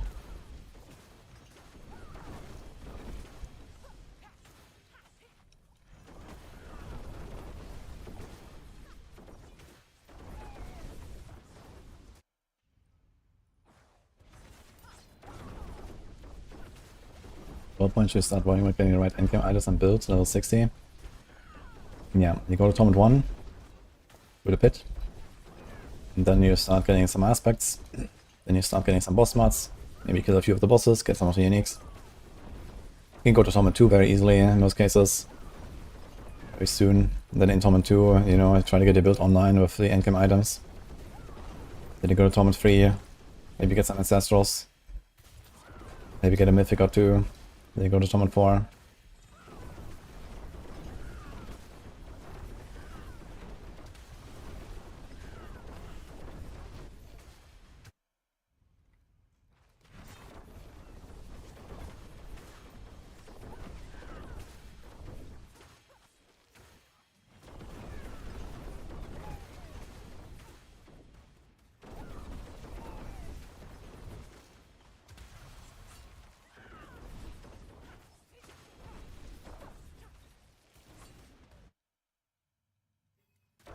And also Jiro. You can try exclamation mark build.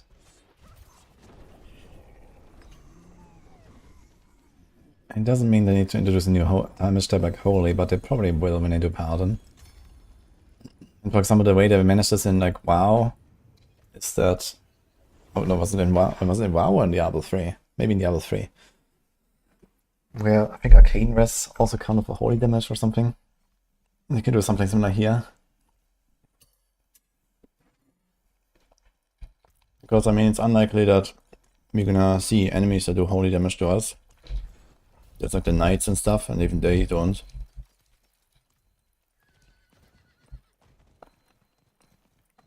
Or they introduce like hybrid damage types. Right? For example, last Epoch, anything that's holy is just like fire plus lightning.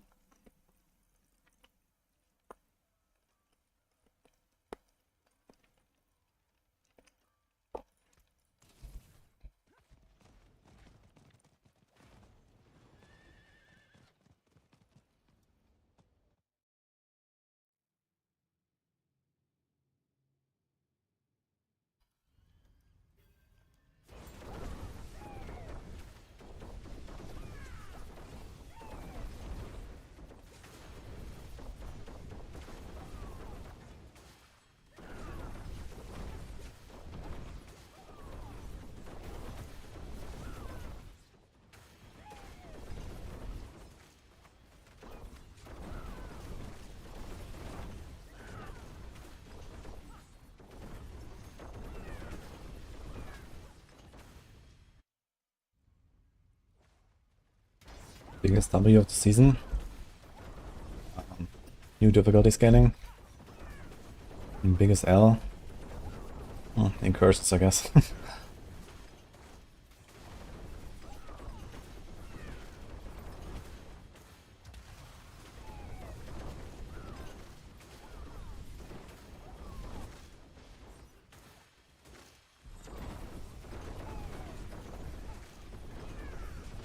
Some things are sure next class will be broken OP again, like Spiritborn on release. Doubtful. They changed their philosophy to fix bugs early in the season now, instead of waiting the entire season. So they might let a few minor things slide, but I don't think they're gonna have like a Spiritborn 2.0 again. You know, Spiritborn is still reeling from Season 6. And I guess season player retention is still suffering from Season 6 as well. Because they just realized that it was a bad move to not fix the bugs instantly.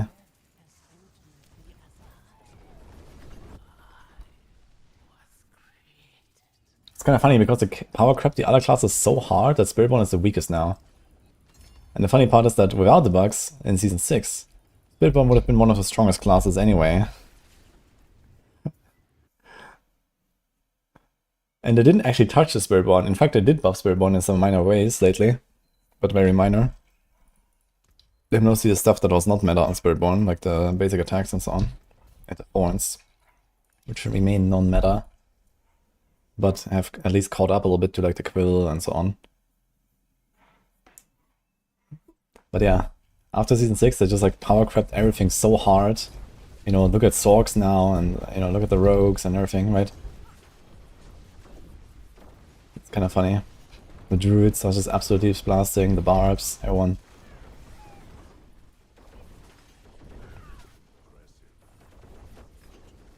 And now people think Spiritborn is weak. Even though it's just like the other classes being ridiculous.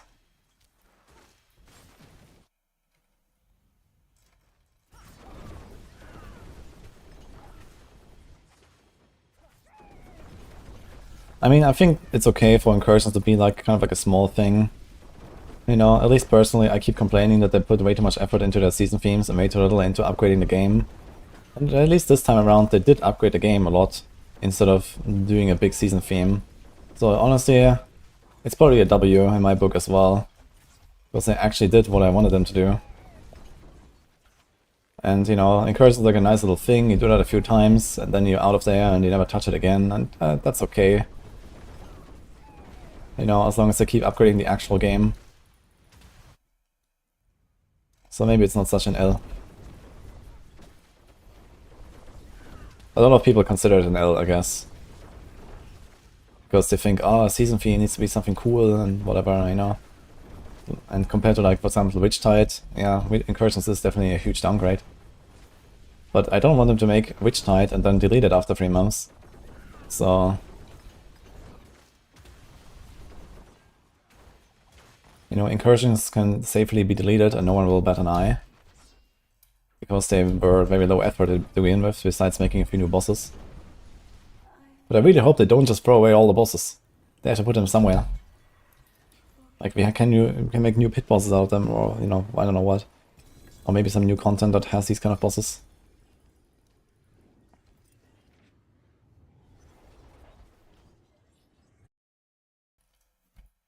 Will the boss power be around next season? No.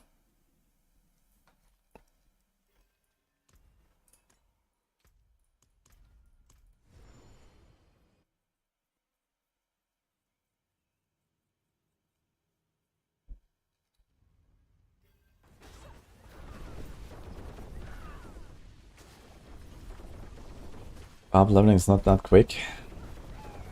Try to do some Undercity runs, get a tech rune. Moni and tech, that's how you roll on a Barb. You will destroy everything in Penitence.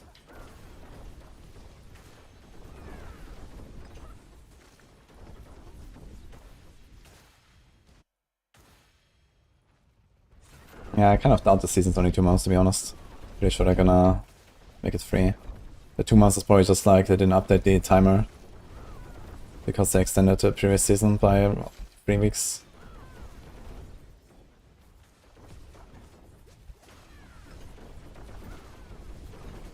I think overall the season is very good. Definitely better than last two.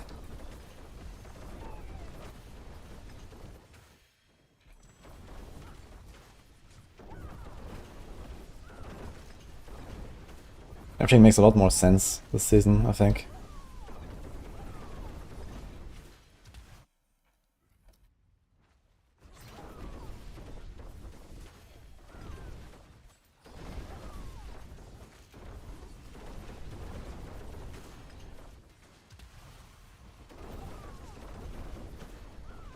How's the game compared to PoE 2 right now?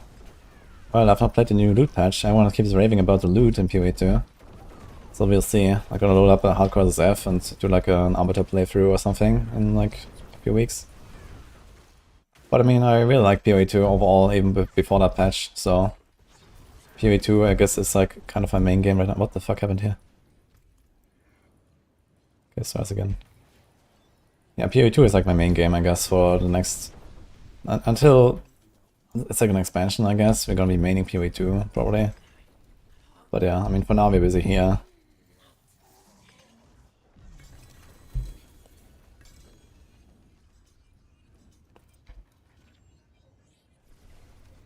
Definitely playing Season 8 more than Season 7.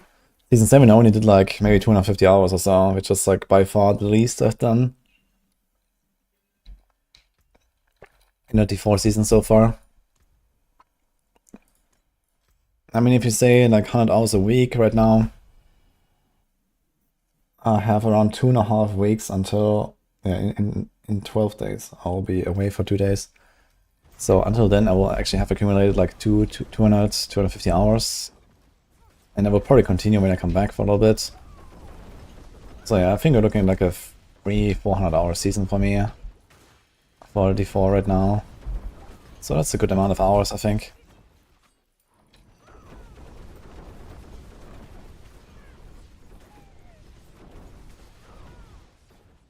And then you're gonna do PoE again. Or no rest, I guess.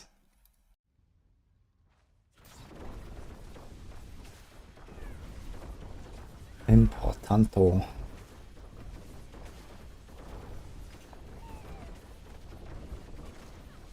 What's that? Do a multi-schools. Yeah, in WoW they have a lot of these like multi-elements thing. But I'm not gonna read that article now. It's just reduced by both resistances, I guess. Like 50-50 or something, I guess, or something like that, right?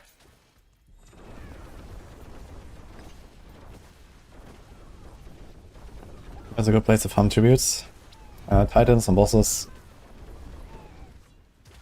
And, well, that's the only one you can really target farm and that I care about, so... I should try Clair Obscure. We're way too late for that, and it doesn't look like a game I really want to play. I have so many other games I want more. I'm gonna play more PoE, more Last Epoch, and if anything, Elden Ring for variety or something. Or more Sirocco. I actually had a blast last night. Exclamation mark Sirocco, guys. If you like LOL or Dota, or if you love the old Warcraft 3 battleships, that's a really fun game actually. I played yesterday for sponsorship. I'm gonna do more of it in like a few days.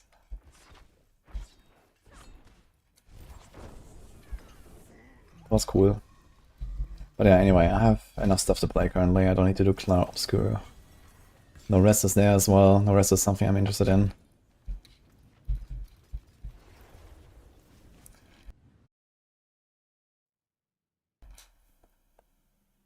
I guess like all of the Baldur's Gate crowd went to Clair Obscure, right?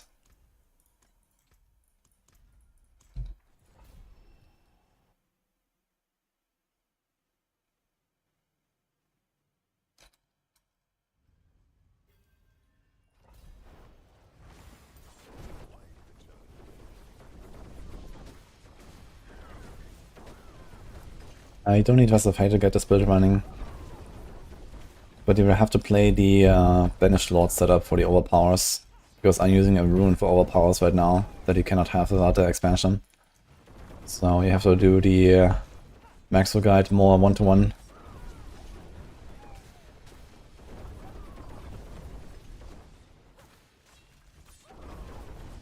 Also, you might struggle a bit of resistances.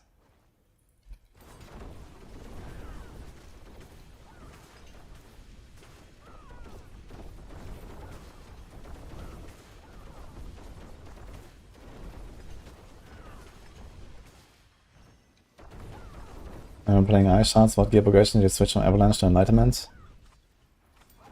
As soon as I have Azeroth. Azeroth is not buffed by Avalanche. And in fact, I did not play Ice Shards with Avalanche. I played Blizzard, I found an Azeroth, and then I played Ice Shards with Enlightenment. Avalanche is only for Ice Shards itself, and you do like pure Ice Shards basically. But this is not the way. The way is Azeroth.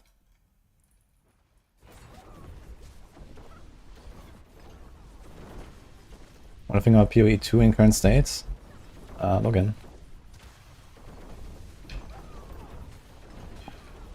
I'm a PoE 2 enjoyer. A lot of people do not enjoy it apparently, but I do. So they make crafting and SSF better. That's gonna be very fun for me. I like SSF.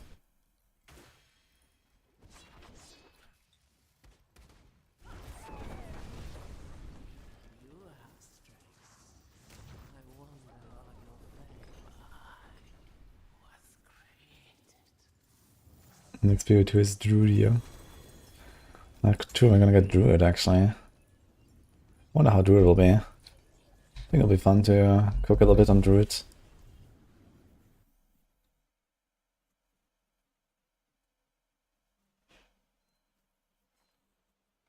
Yo, El Nino. 69. Thank you for saying us.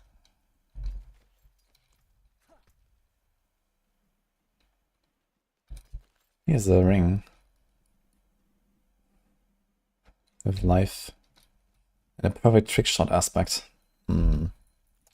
But no plans for a pen shot right now. Dude, I'm gonna wait for a real pen shot season. I hope they make one at some point, man. I wanna play pen shot again. Like good old Shadow pen shot, man. Kaboom. That's what I want. Can we get that?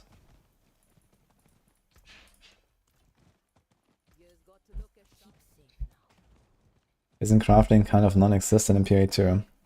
Yes. Especially in SSF. At least in trade you have some options, you know, you can buy Exiles, you can buy Chaos, you can buy Omens if you're rich, you can buy not recombinators, you can buy the, you know, expedition stuff for recombinating, fracturing orbs. So you can actually do a bit of stuff in Trade League, I guess. But I haven't played any trade in PoE 2, and I don't really want to. But maybe I will at some point.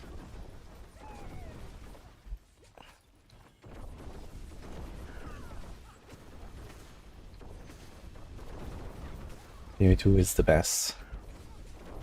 Yeah.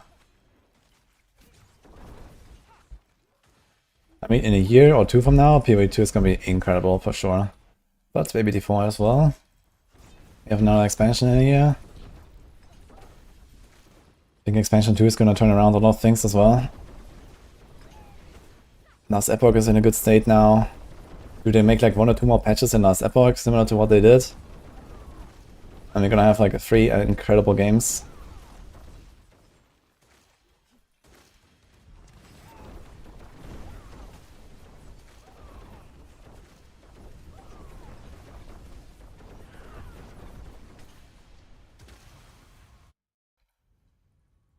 And ESF is so fun, yes. LE does many things right. And few wrong, I'd say. They just have like really good ideas and implementation of a lot of stuff.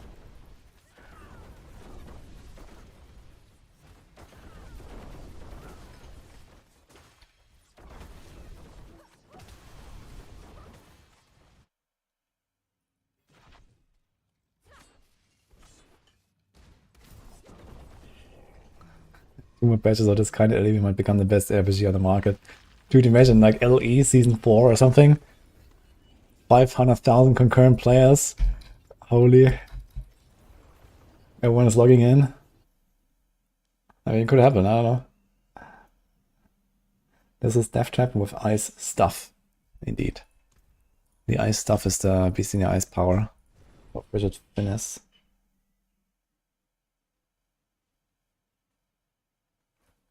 The only problem that remains is time.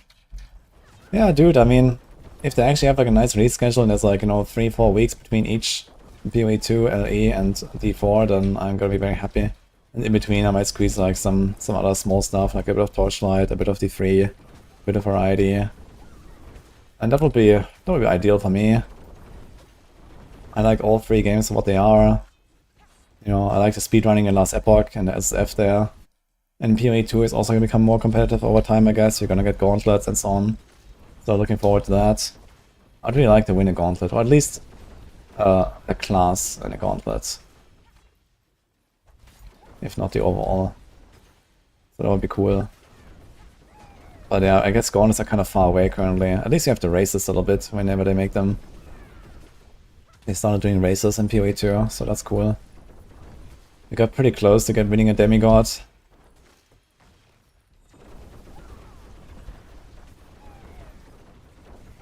I think I got 2 times number 3.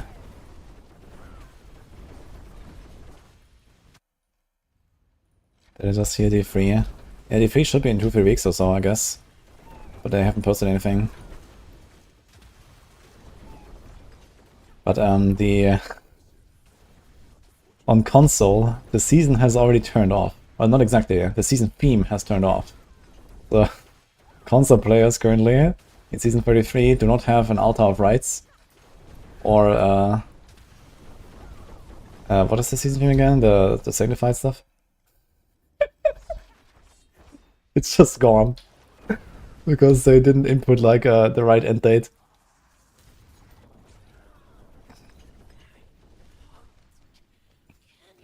Classic, dude. Yeah, I told the devs I'm not sure they're gonna turn it on again.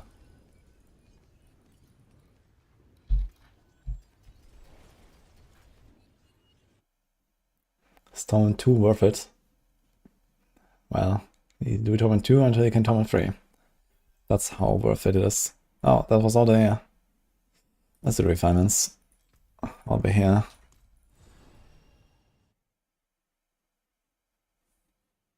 Would be cool if we added multiple of the weaker themes on one season. I mean, there's not much left. What is there? Rock? Lodi? Double goblins? Wow. The Triune rings, but they're already part of the altar. And that's it. Then there's the Snowball and the Pandemonium, and the Snowball or the Pandemonium are expected to be one of the next. Anyway. I don't think they're gonna do like Rock season or some shit again. That's like lame as fuck these days.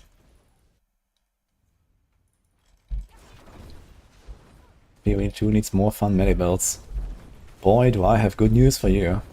Have you heard of Shadow, Templar, a Duelist, and Marauder?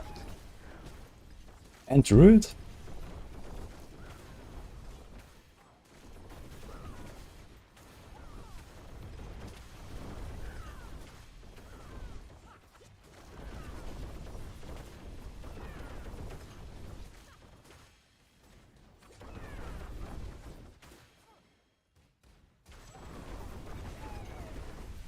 Please no Snowball. I don't know, I would do a Snowball season again. But yeah, the fishing... Oof. Pandemonium would be fun though. Pandemonium would be really cool. I would play that. The Killstreak season. That was some fun shit.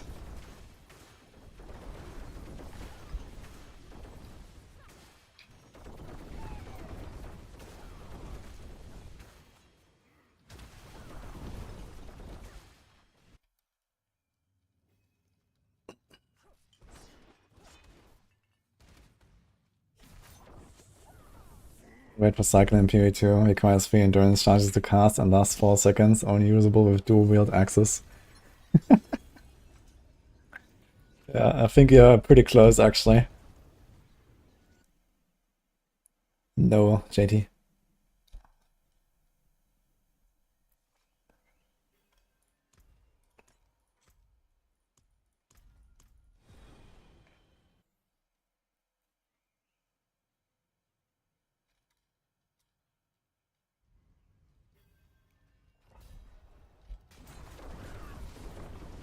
I did see the D4 roadmap. I did see the D4 roadmap, and if you think that's a maintenance, I'm not sure what you're smoking.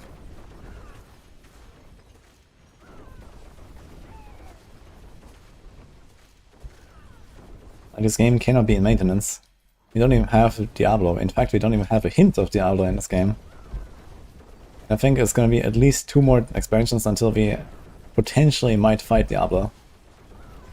We are minimum half a decade away from maintenance mode in this game, I think. So, all is good.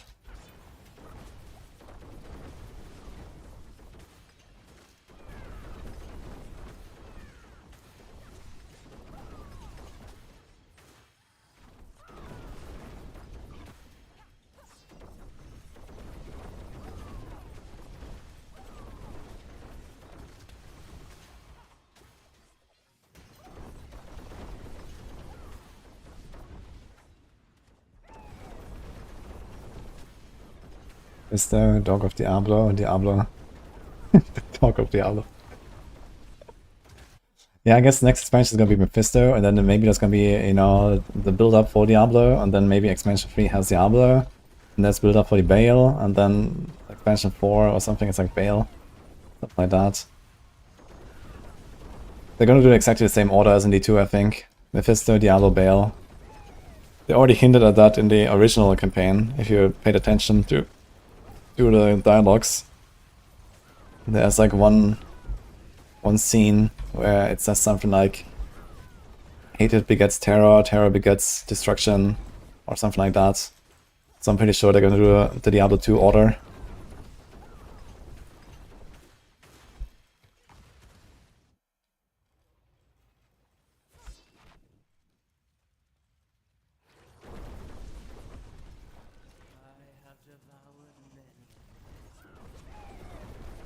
Seasons have become very formulaic and repetitive. That is true. They're not really cooking with their seasons. And who knows, maybe once they have like second expansion out and the game is like an overall good spot, maybe they're gonna try to be a bit more open and experimental. With a female Diablo again. Oh my god.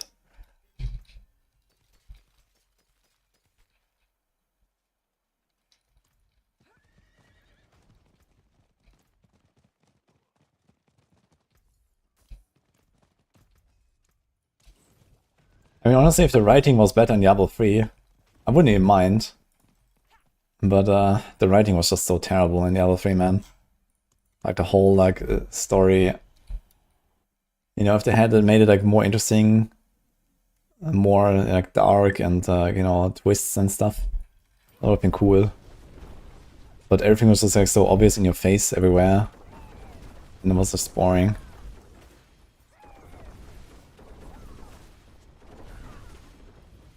Arrogant, Nephilim.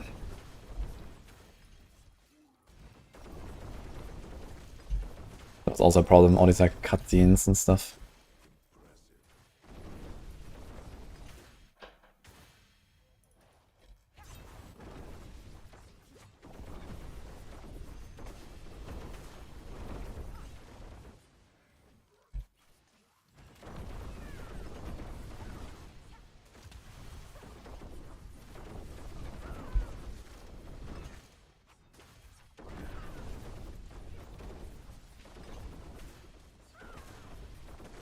To be honest, I'm kind of excited to see the story in the second expansion in D4.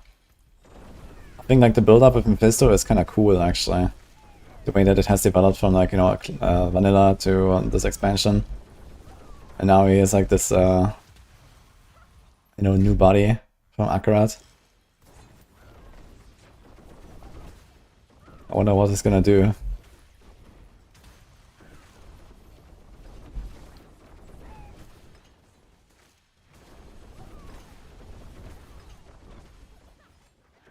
I think in general the writing of Mephisto is kind of good in D4 right now.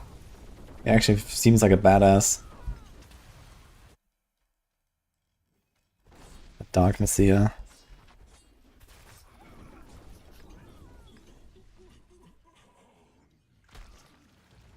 They scrapped the Nephilim concept already? Yeah, in D4 lore, I think Nephilims are actually extinct now. Or basically nearly extinct or something. Like, definitely is another thing.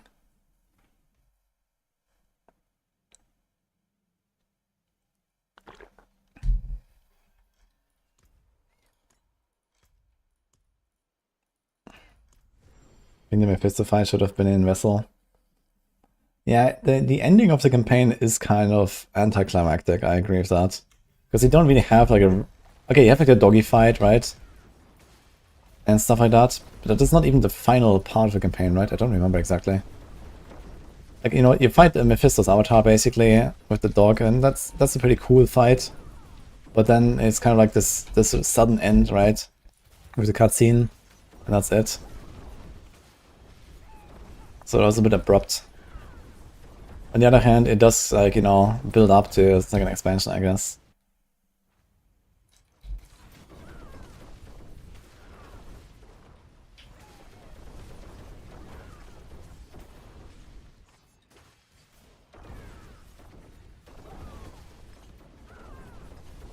Yeah, and I need to get rid of fucking Nerel, man. How is Nerel still alive, man? Just get rid of her already? Like, she's like the worst character in the entire Diablo 4 lore, man. I just don't want to see her again, man. Everything else is pretty well done, I think. But Nerel always gets on my nerves.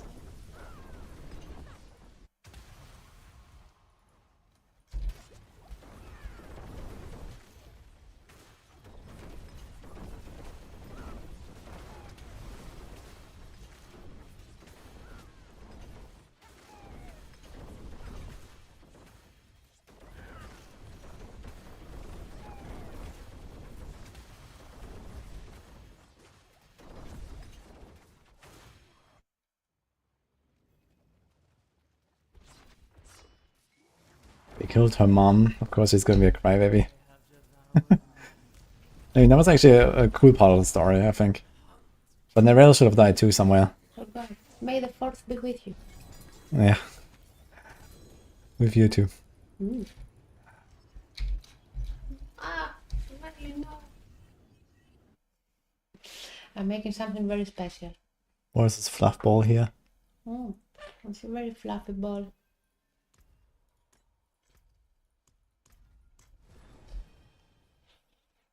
May the fourth be with you guys. Should show him. Show him. Little Yoda. Show him. Yeah.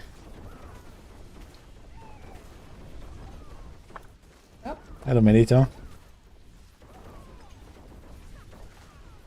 your eyes, Marley. You wanna learn Death That Broke? Yeah. Look, you just press buttons. Like this. And you fly. Did you say last Epoch? Said Death Trap broke. Oh. Merlin the Chewbacca. Yeah, they're long lost brothers.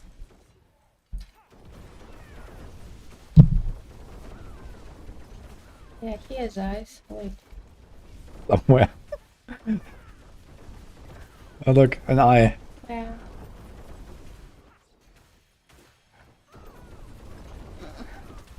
Here, little Wookie.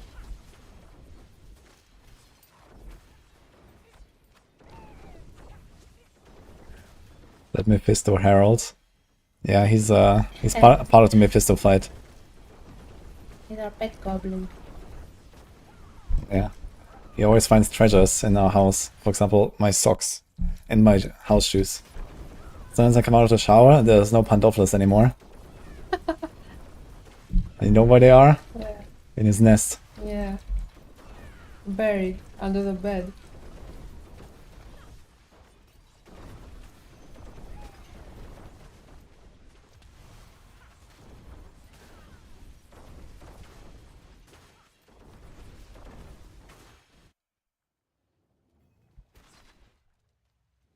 Why have it if you don't get any bonus? You should walk out of town. Picky. Oh, what nice little monster is this? It's a Undercity boss. You're doing Undercity on your own? Yes. Oh, wait. What's the thing that we do with others? The Undercity or the... Boss Rota? Hmm? Boss Rota? Yeah, I don't do those anymore either. What nice horse was that? Blue Horse. Oh, how did you get that? I have no idea. From somewhere. Guys, how do I get the blue horse?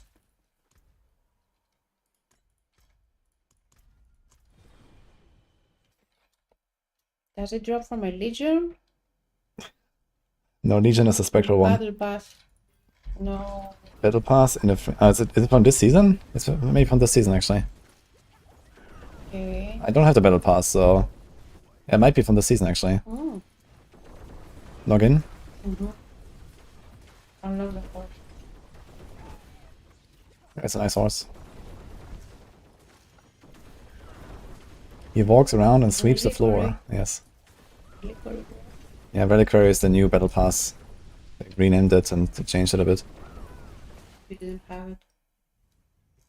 I didn't buy it. I mean, I got some keys from Blizzard, but I didn't use one. I just gave them away. I have a few more, actually. Give me one. Nope. Give me. Nope. The peoples need them. My peoples need me.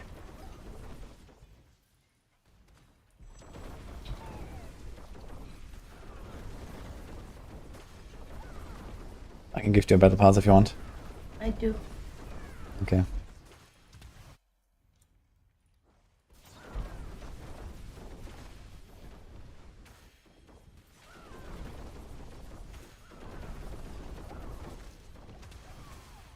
What is my favorite class in D2?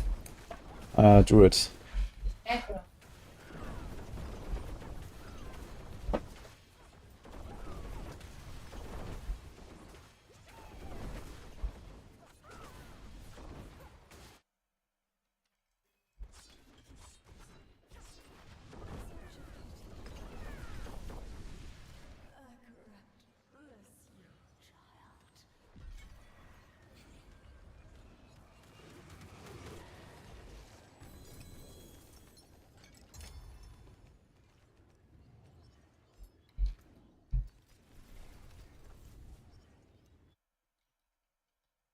You know, support builds in D4.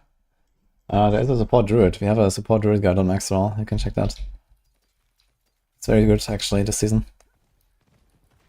We're gonna see some pretty high clears of groups with support druid in them, I think. You look like you've seen battle. My god, we're getting so many Mephisto mats again. Holy. It's never gonna end, these Mephistos.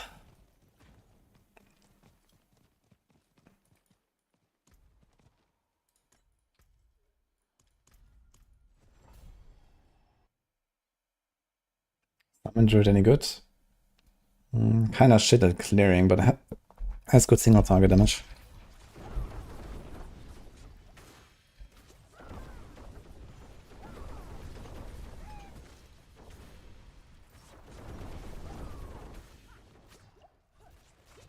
Yeah.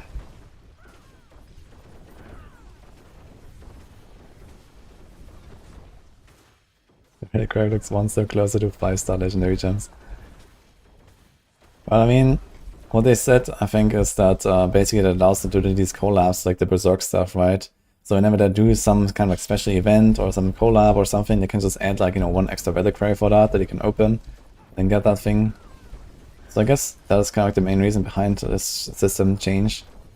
Because you can now, like, you know, pick the stuff you want. And honestly, I kind of like that. I think like the free stuff you got this time from the Reliquary was really nice. The horse and all the weapon transmogs, they all look really good.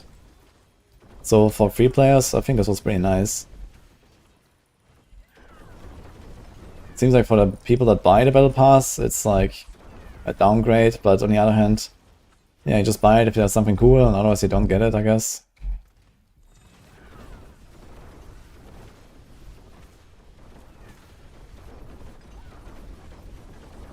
Like, I don't want to get spammed with like 500 transmogs every season or something. I'd rather like look if there's something I want and get it.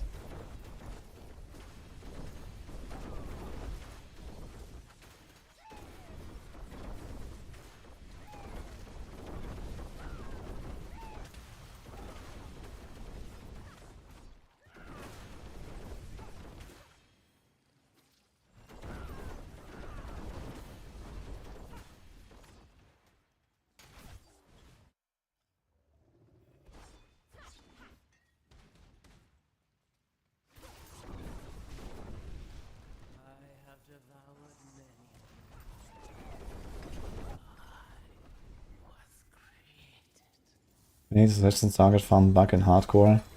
You can't target farm any rune. Just farm bosses and hope for the best.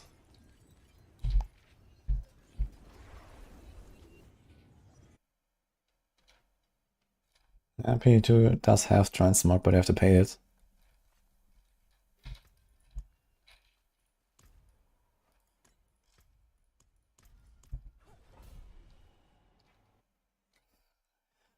Who do you want, Centaffic? Give me a name. What about Twisting Blades Death Trap? That sounds original. Yeah, very. Now, everything that's not a ultimate build with Death Trap or Rain of Arrows is actually a Shadow Clone build these days. Every single rook build is Shadow Clone. So you don't do the Death Trap, Twisting Blade stuff anymore. I mean, I guess you can, but, you know. Nice to pull stuff. But you lose a lot of damage from not running the Shadow Clone stuff. On the other hand, the Shadow Clone does not properly work for TB, so I guess you could try to do the Poison TB with Death Trap. And you might actually have relatively decent damage output with good clear because you pull stuff in.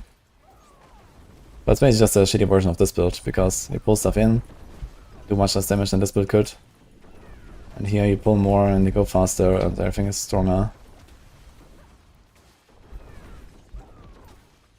If you want to play a Twisting Blades build, then it's just Shadow Clone now, but you have to do like physical TB basically. Go attack speed cap, 6 attacks per second. Go ham.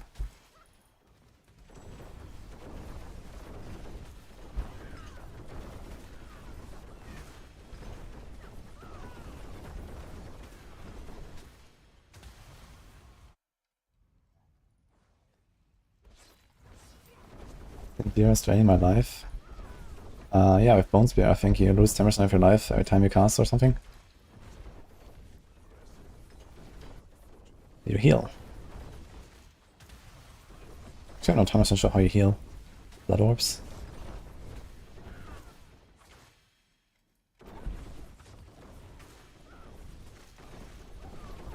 You can do about charm power for heals.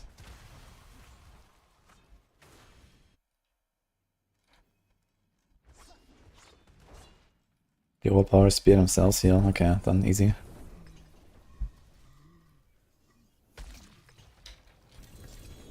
That's nice.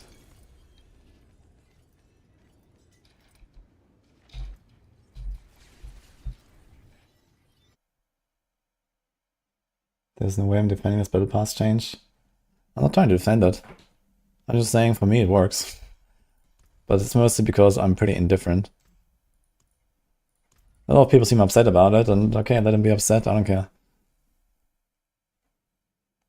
But I think a lot of people are also being a bit like overreactive when it comes to like, you know, someone said this is one step closer to legendary gems in Diablo Immortal, or like 5-star gems in Diablo Immortal or something, which I think is like way too hyperbolic.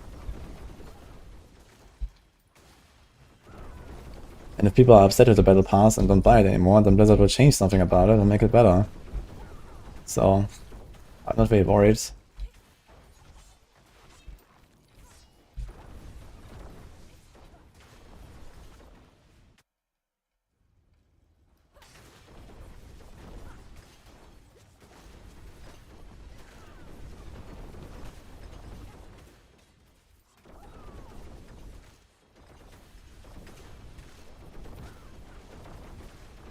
Maybe they're gonna add more like you know, free plat. I think a lot of people are upset because it's like less free platinum, right? In the battle pass. So maybe it's gonna add more free platinum when if you buy the battle pass or something. And you know, that would probably make a lot of people already happy.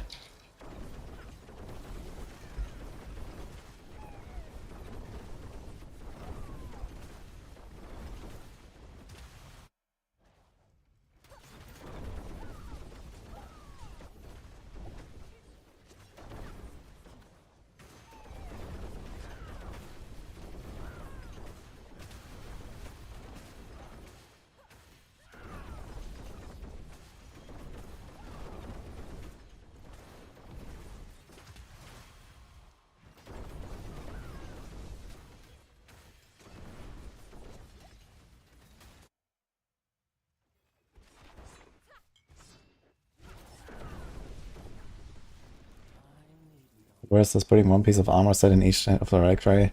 Yeah, that is actually kind of shit, I agree. Like, I have 2 of the pieces now as free to play. And I can't get the other 2 because I don't have platinum. I can't unlock the reliquary, so now I have like the gloves and the boots. I can't get the helm in the chest or something. So now I'm kind of so stuck with like half the set. Which, I mean, okay, I guess that's how it is, right? They want to offer something to the people that buy. So, I get it. But it's kind of weird that they give me 2 of the pieces, and now I can't do anything with them. Right? Because they just clutter my fucking transmog menu now. Because I will never use them on their own. Like, can I like turn off? Like, it would be nice if I can like, you know, unfavorite transmogs or something, you know, the transmogs I never want to see. Like, I want to do something like that, because I have like 50 different gloves and 50 different helms, and every time I want to make my transmog, I have to like sort through all of them, but I don't want to see like all of them. I want to like just make them invisible. So I want to take like my top 5 of each, and then I will decide, you know, which one I'll choose. That would be nice. You know, I just want to like put them somewhere in a menu and collapse. We have way too many transmogs.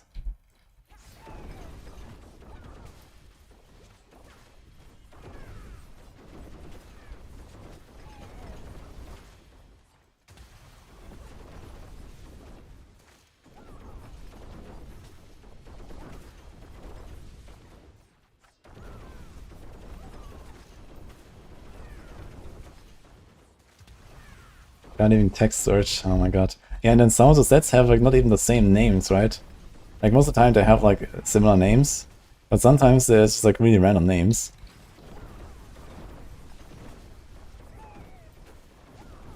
Should I add wings to premium battle pass? Yeah, they've done very little wings so far, right? And also, where's the skill effects? Where's our footstep effects? There's so much stuff they still need to add.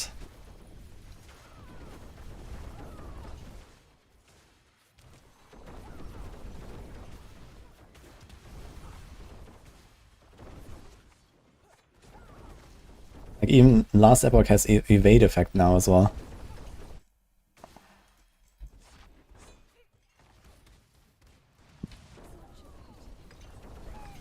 If you have a low convert, like 6% is physical, still better than LA? No. I mean, on weapons you put Fizz. Like basically in PoE 2 you always go like, you know, flat Fizz, percent Fizz, and then hybrid Fizz on prefixes. That's because in PoE 2 compared to, for example, PoE 1, all skills convert their elements already.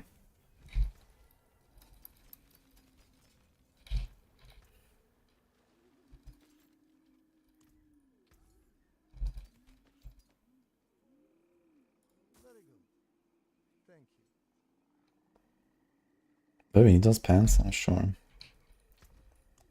Probably not though. That looks worn. I can fix it. Also, I am in the wrong place.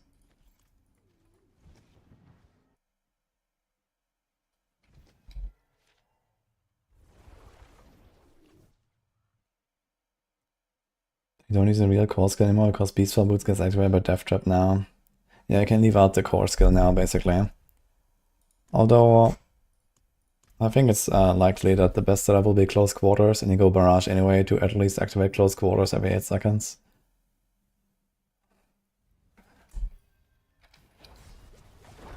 You could do that technically with Caltrops and the Myriad Sharpshooter aspect. But I don't think you have actually a slot to put Myriad Sharpshooter because you have unique boots, unique pants. That could be an option, and would that kind of naturally fit into the rotation. It might be worth to go Caltrops and Myriad Sharpshooter on like some glove or something. But you need 6 aspects, right? You could leave out Vehement Brawler. But even Vehement Brawler is something like a 40% damage boost or so, or 35 at least. Plus the cooldown value. What do you have? 2, 3, 4, 5, 6. And we need 1, 2, 3, 4 grenades, Raymond Brawler, and the Project Fury. They have to leave out Vehement Brawler. Or one of the grenade aspects if you need a cooldown. Then you can do mild sharpshooter and caltrops and close quarters.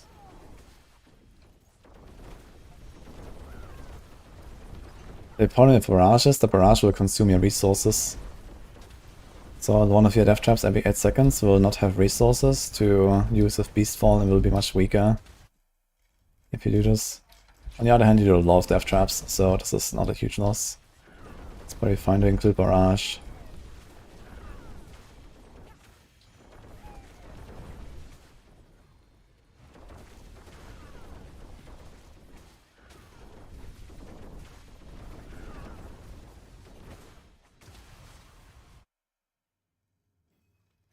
Dash build viable in T1. I've not tried a dash build. I mean, a dash focus builds. Yeah, I can probably do that in like the low torments, but don't think it's gonna go to torment 4 really.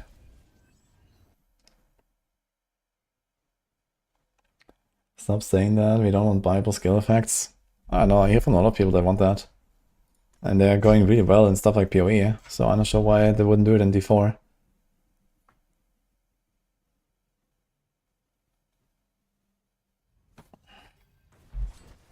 Should add a platinum reward for the final part of the season track. That would be cool, actually. I mean, you already get like these tokens that you can use to buy stuff from the Reliquaries, but you can't open the Reliquaries, so I just have like 99 tokens now that I can't do anything with. Like a good chunk of platinum just for like finishing season journey or 100%ing the season journey. I think that would keep people very interested. And I mean, why not?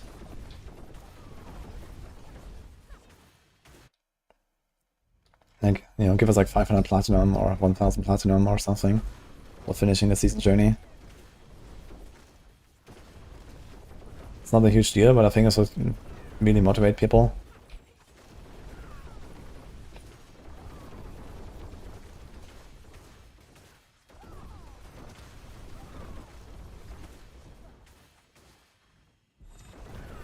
Already keep our resistances. Have a resistance roll. The resistance gems right here. A little bit from Paragon for poison.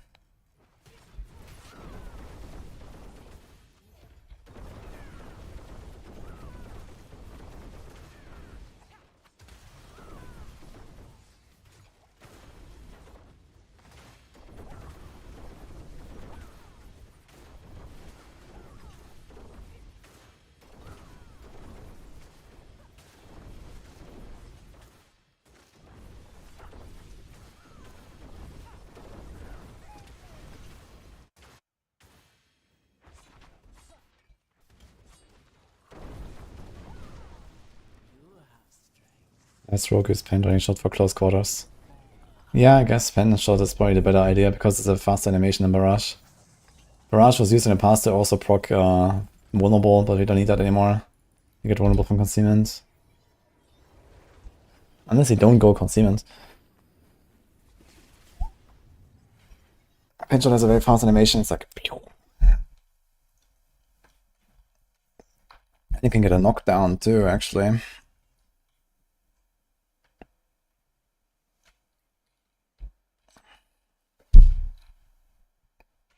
Did you nerf this to 40%? I think this used to be 50, if I'm not mistaken. You also get 10 crit, yeah, so if you want to do that. Oh, wait, is that it?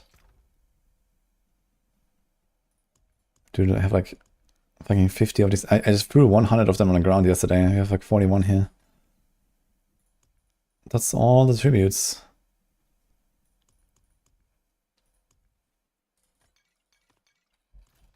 Incredible.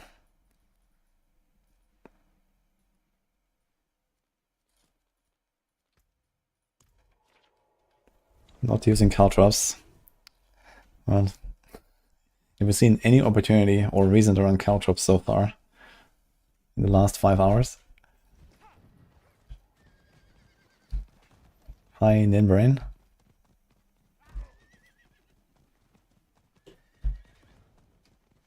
If you have a Vex rune, try a Vex rune, Rios.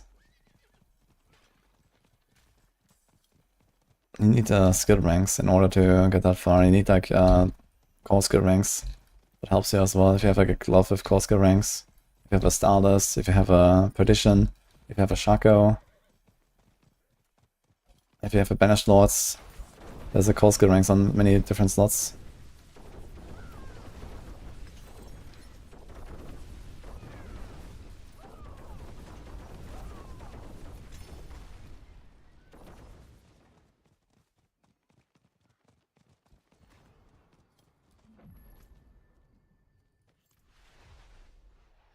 Why is Chaos in a build guide? Because it's big damage. But I don't need big damage, I need speed.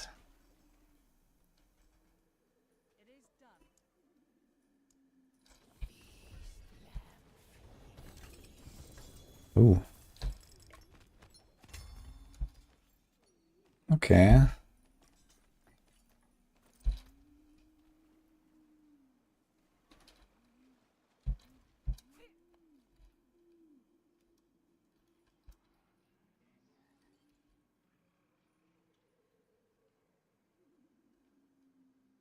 He has crit damage instead of attack speed. I think I gotta go for the attack speed. That is nice. Also, you have a lot of like random non-ancestrals.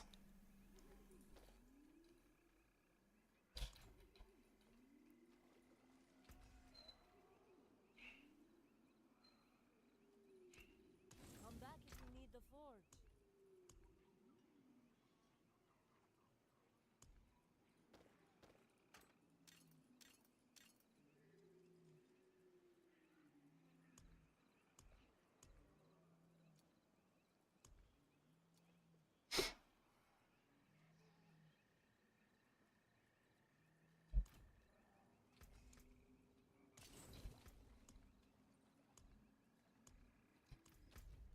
Okay, how's my boss mods looking? Pretty good. So let's see what happens.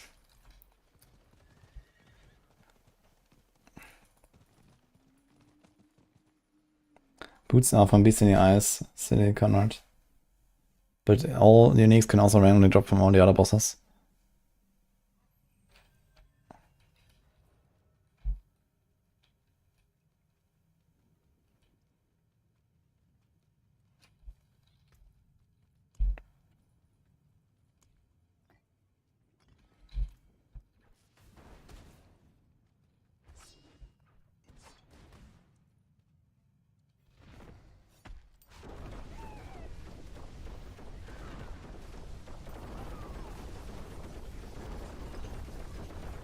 Okay. Easy peasy on T4.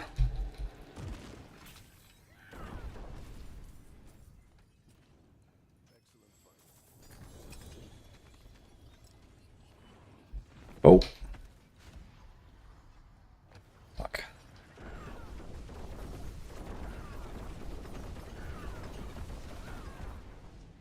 Ring? Okay.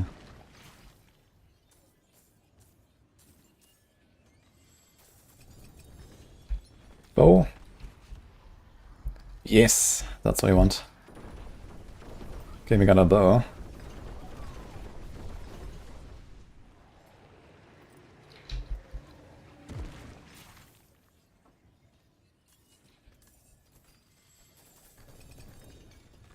See about the eyes in the dark. Why does the death shop not reset sometimes? Like, are you missing some energy? For example, if you're in momentum to get to over 150 or over 225 or over 275.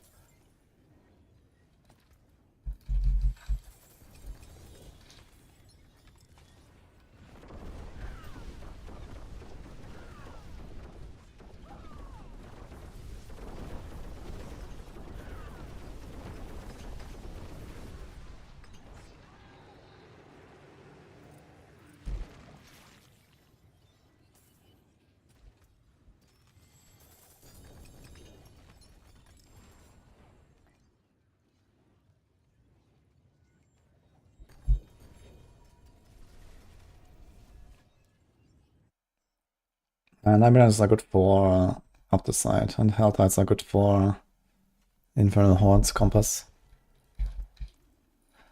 Right, Sky Hunter acquired.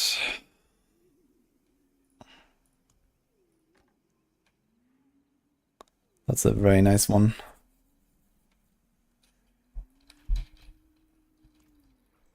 Have many very good. Thank you.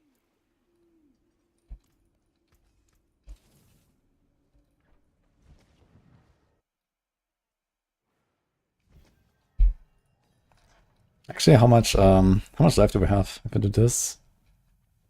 2 minutes rest.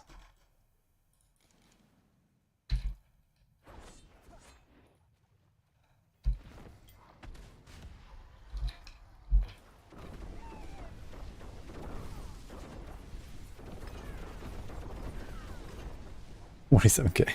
Exile Rune. Okay then.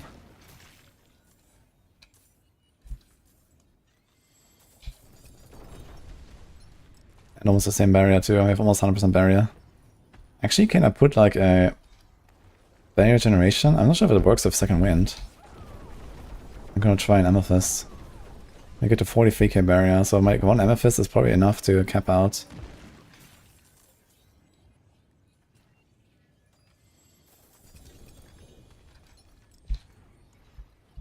Okay, that was it.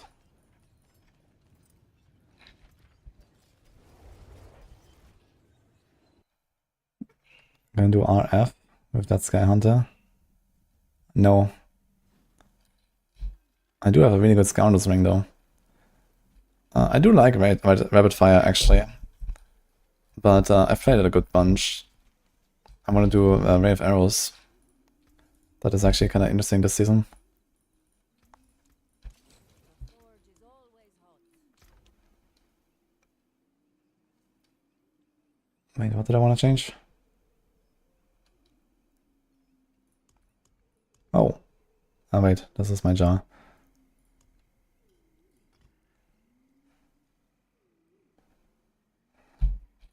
I forgot, what did I want to change? Let me go back. Sky that works with Roa, yeah? Yes, bones. It's pretty nice.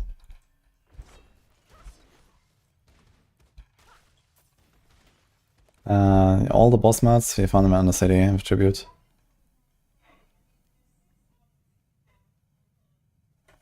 Like that's doing 85 in 3 minutes of Roa. That's pretty good.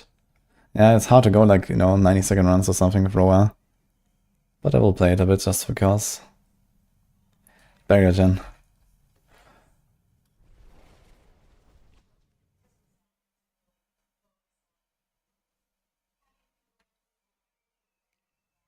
Non-GA Azura was GA1 to have 2.4 cold damage. Where's the break-even point? I mean, they have the same chance to proc, so whichever has more damage. Which is definitely the wand, I guess. Because non-GA Azurav has very low, it's like 800 or something. 6% barrier gen. I wonder if it even works.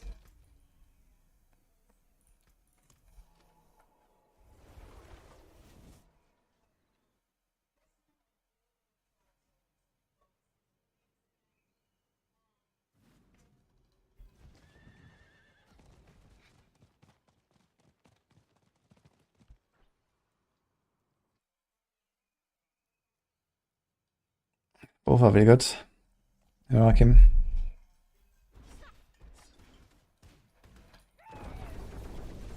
I think it does work, look.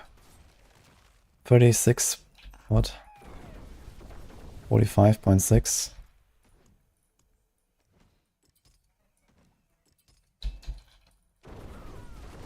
$34. It does work.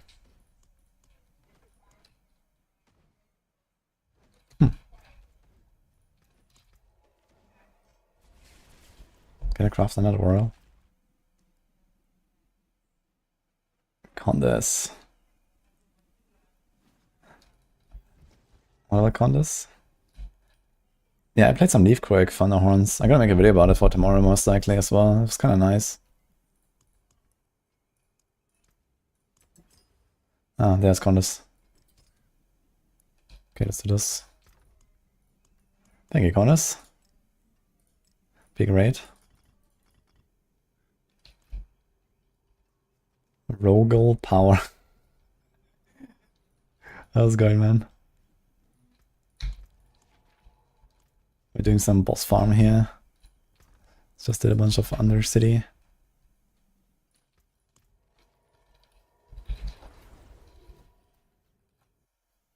I made myself a rogue. Need some more power to kill Lilith. Wait, you're not doing the Lilith on the Barb? Come on. Do it, man.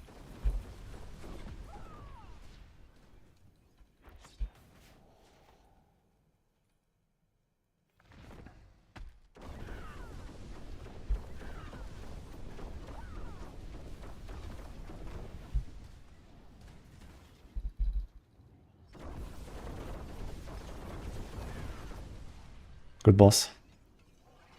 Too much grind, I'm lazy. Dude, didn't you play Barb like all season?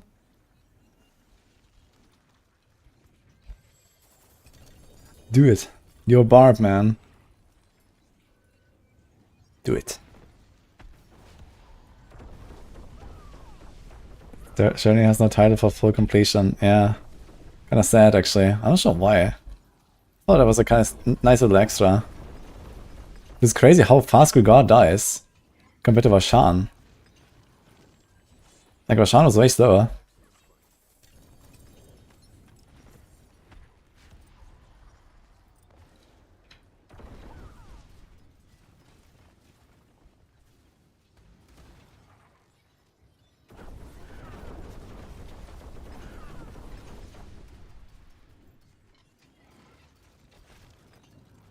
You get a word of Arcana at some point. Yeah, there's no title for full completion of the season. Maybe it's a bug. Hello, Alec.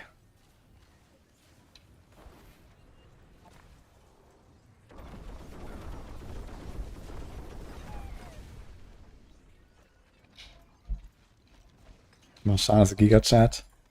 I mean, he's actually pretty dangerous, but I think they made a good redesign on the fight. Like, the dance patterns are definitely more fair now. This used to be kind of shitty because there was like this weird overlap where sometimes it was really hard to see if there was anything. And now you can actually see it properly.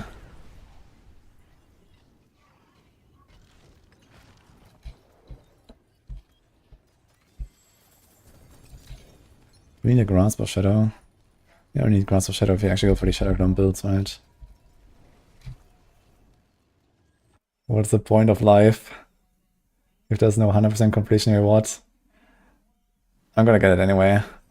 I will craft those 3 amulet caches no matter the cost. That was a very successful Grigor session. 0 ancestrals.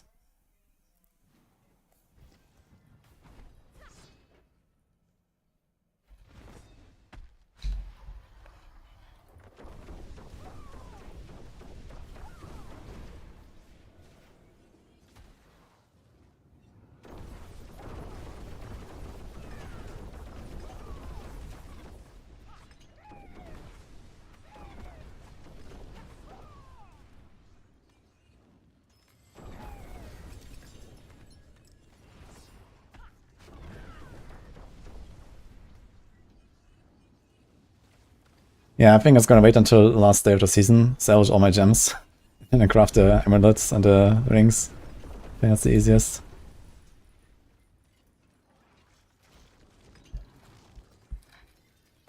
Dude, I need a Word of Arcana.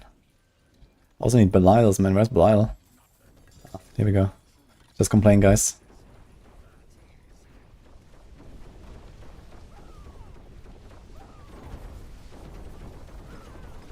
There's Belial. How tanky is like a real Belial? He's also gonna die fast, right, with this? I'm gonna try it for the Belial. We did it on Barb, and he didn't seem that tanky.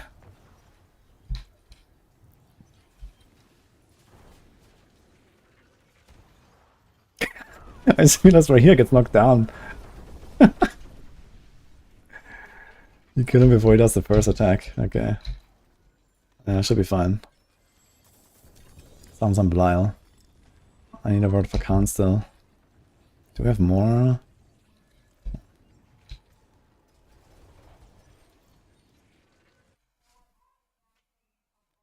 The Bone Spear Necro should get easily bursted. Okay. Yeah, it seems like Belial, since he doesn't have any phasers, it's actually pretty chill. It's kind of sad that I think they should have made like the Belial fight with the multiple phases on like D3 and stuff. I thought that was kind of cool. The Belial fight back in the day when it was like really hard in vanilla, in Infernal. I found it very fun.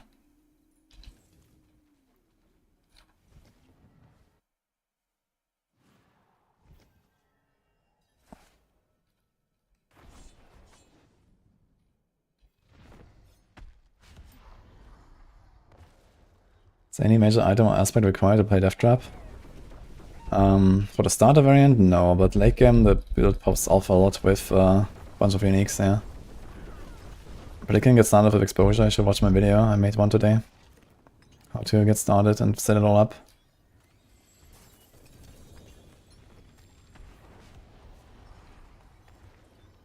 I have a lot of Belials, so let's do it, I guess.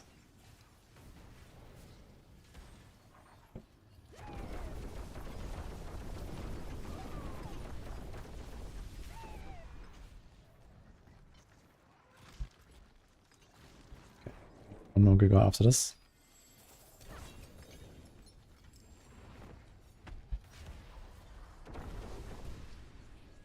We were 13 when Vanilla Inferno was a thing.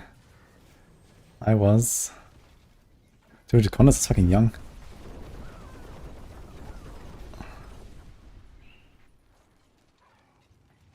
I was 19 actually.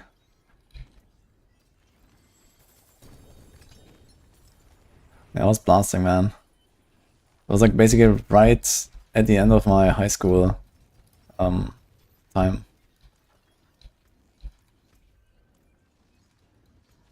When I was basically done with everything. That was nice. Ooh. Yeah, he's a Grass of Shadow, so I'm gonna save that, I guess.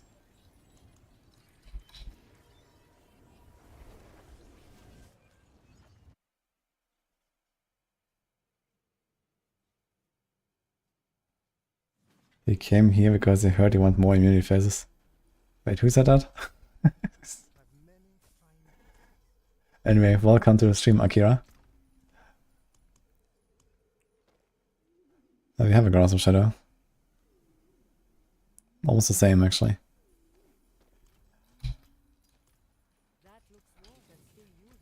Okay.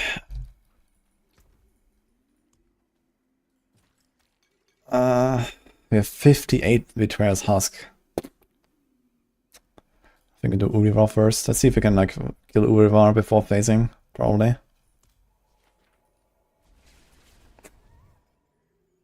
Wait, he actually unfollowed. Look, usually it says like following 4. Yeah, like this. Wait, what the fuck happened? Okay. What did I do? -1. Unlucky.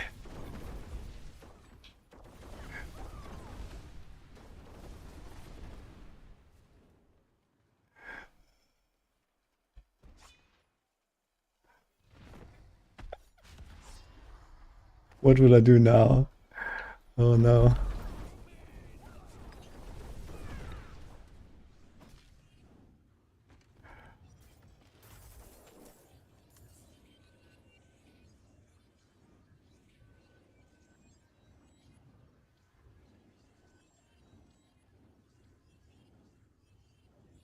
First message of that person was in 2022. Any specific reason? You're doing bounties. Okay. The last message before that was in December. Sounds like I was doing PoE. And the last message before that was exclamation mark evade. Okay. Well, -1, guys. It is what it is.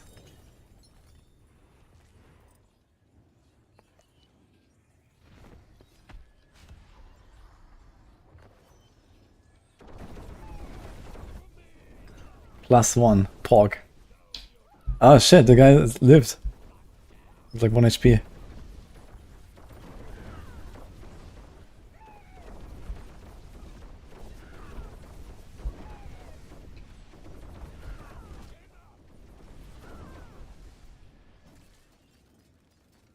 -2.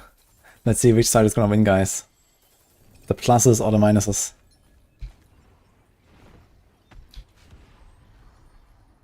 It's actually very funny. Like every time like a season goes badly in D4, like on YouTube, I actually get minus like subscribers every single day. It's very interesting. It's like constant, like, you know, -10, -20 subscribers every day. And then a good season comes around and it's like, boom, like plus 3,000 or something in a week. It's very interesting how that works. +10, holy, actually. Yo, thank you, Mika. Appreciate it very much.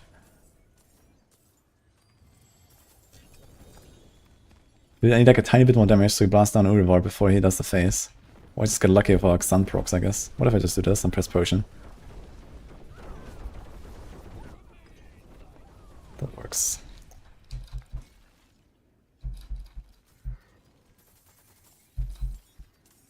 $140. Maybe 130 Ancestral. Nah. Can actually get so much more damage still, man. It's crazy. Pants? Give me that. Ugh.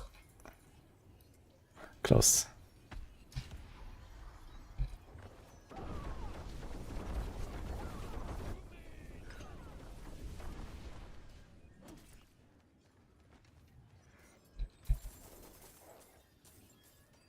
We were mad for the 4 league and then unsub. I mean, I guess it makes sense, you know, some people might just not be interested in D4, right? We have D4 now, we have PoE now, we have LE now. Some people just move on and then they unsub. I guess that makes sense, right? Because I do a lot of D4 content, they don't want to see D4. I mean, I do the PoE content, I do LE content. But I guess some people just don't play RPGs at all, or whatever, right? So, it is what it is. Or maybe I'm like too diversified for some people. And they only want to see PoE content, for example. So yeah, I kind of get it. But it's very interesting how, especially when there's like, you know, bad seasons and good seasons, there's like this up and down. Because, you know, I've basically, like, I have such a large YouTube channel that I've basically saturated, like, most of the audience, I guess, in terms of how much I can grow with D4 content. And this means I can basically only go down unless there's, like, new people coming to the game. And so, like, I actually very often have months where I just lose subscribers on YouTube. And then I have other months where I just gain, like, a few thousand or something. It's kind of interesting.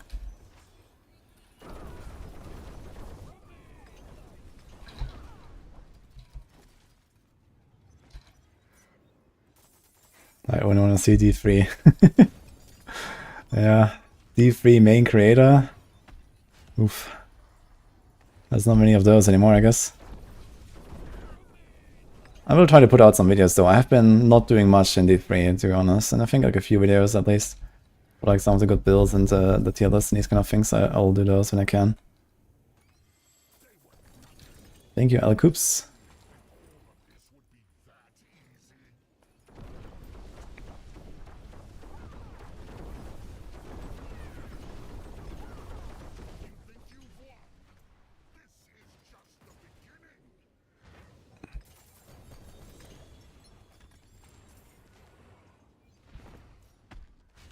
I actually did not want to summon. But okay.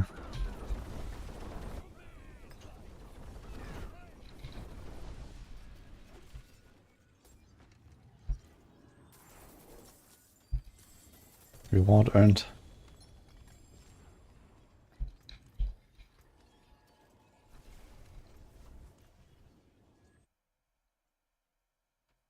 Seems like a lot of people bounce from game to game to manage the attention span per season drop.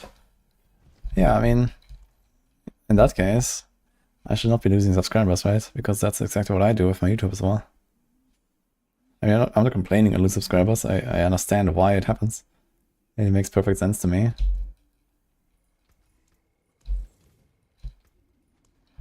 It's just kind of funny.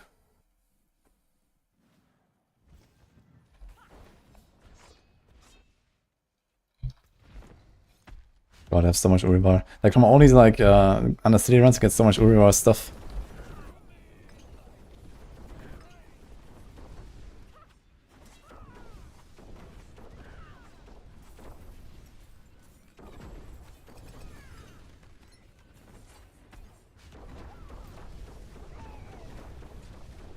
They need a good PoE1 league or they're kind of fucked. I don't think so. I think long-term PoE1 is not going to recover. It's gonna have like a stable, you know, couple 100,000 per league or so. But I think it will slowly go down as PoE2 matures. And I think the development will also slowly move away from PoE1. I think the whole plan of having both games is just gonna be skewed towards PoE2 in a big way in the future. But we'll see. Like, we already see like how little they have been prioritizing PoE1. Or rather, just how stretched thin they are trying to do both games. And they have to prioritize, and they did PoE2 for good reason. PoE2 is the future, not PoE1, I think. Like, PoE1 is not going to onboard a lot of new players in the future, so it can only lose player base over time and not gain, I think. Because the older the game becomes, the less new people will try it out, I think. Yeah, PoE1 is a much better game until a year from now or something, or maybe 2 years from now, when PoE2 is just going to be like, you know, the non plus ultra, basically. And even with PoE1 being a better game, I don't want to play PoE1 over PoE2, really. So...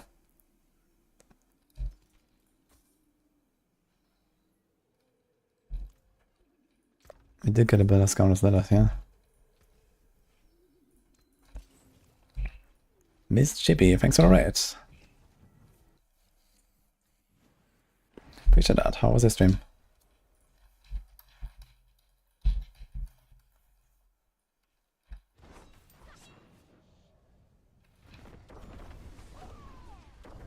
Two years I know, I don't know if you want to play these games. That's fair enough. But for the RPG crowd, they will be blasting.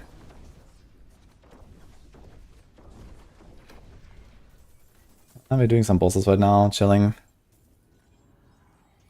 Made a rogue here yesterday.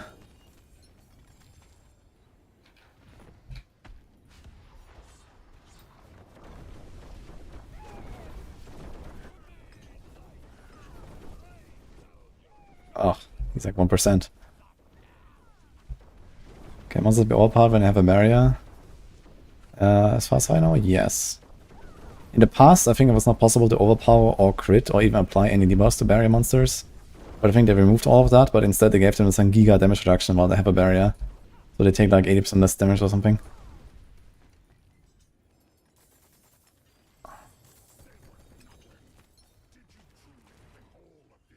Belial. It's not working with Stone Burst. Maybe overpower does not work then, I'm sure.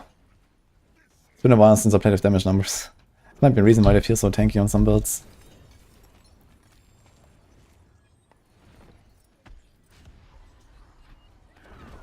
AMX.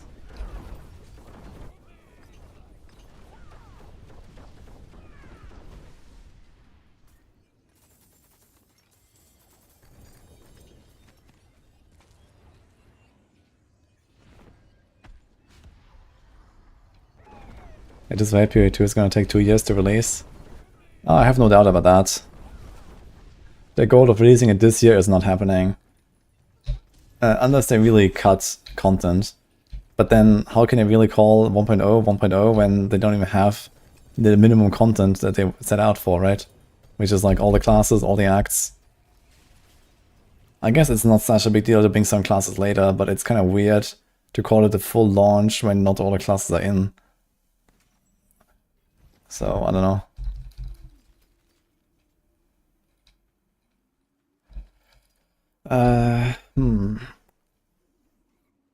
It's a much bigger multiplier, but we lose the maximum resource. I guess I can run off the resource pot for now. This would actually solve some problems.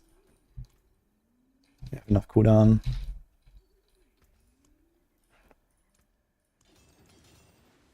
We hit the resource, so this is 21, this is 15.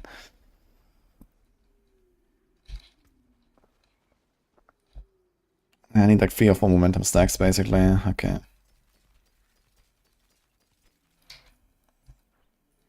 Precious stones to catch the light. Come and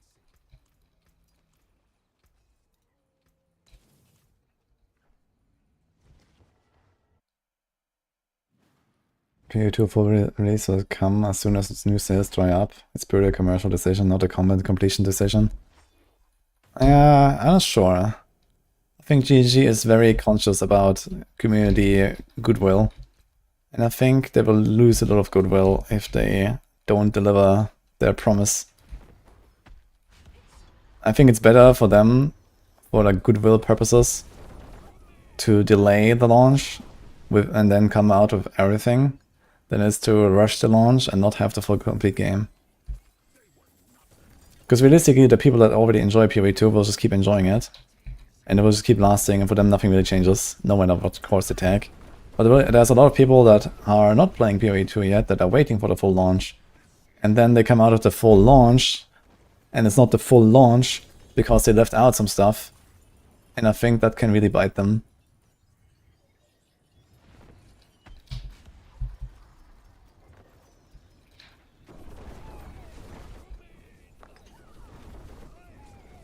So I don't think they can. I mean, they made all the money they need for, you know, the next years anyway from the PoE2 launch. You know, they're not in a rush to do anything, and they have Tencent in the back. Like, there's literally no reason for them to rush anything. They can cook as long as they want with all the money they made. So they should, I think. That's basically what I'm saying.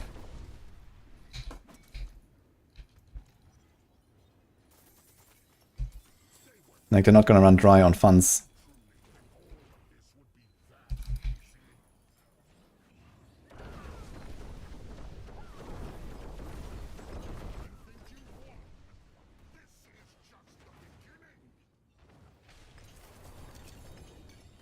One betrayer's husk.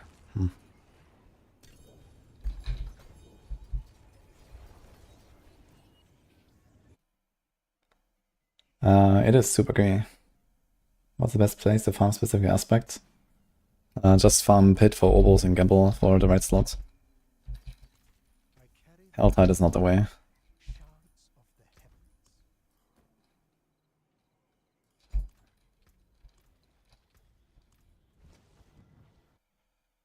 Expect new PoE1 season to be as big as Settlers?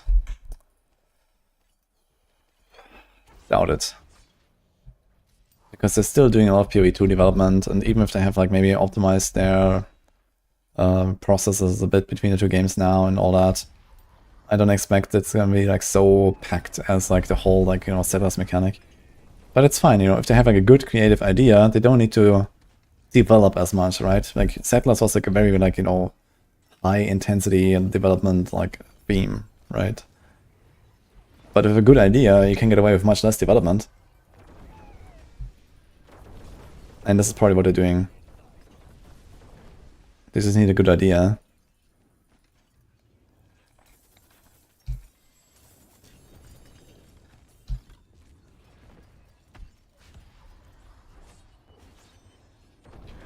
Settlers is already 8 months, man. They're gonna beat last Epoch's record. Watch out.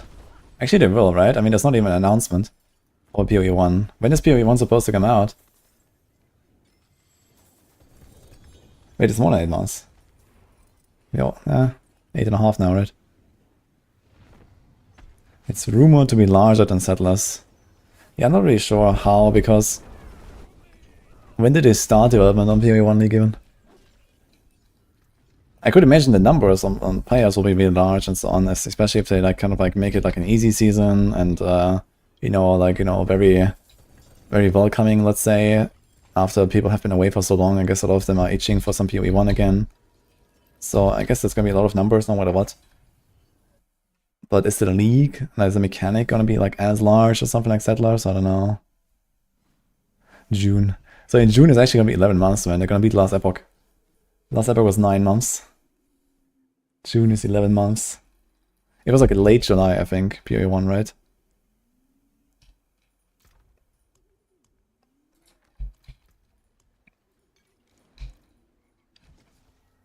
Back to PoE1 Sanctum. It's be one more popular than 2? No.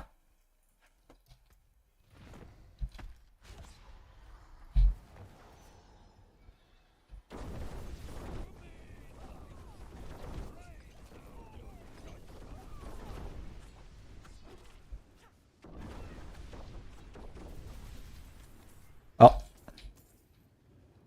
Okay, we are out of mats. Beast time. Do I even have beast mats?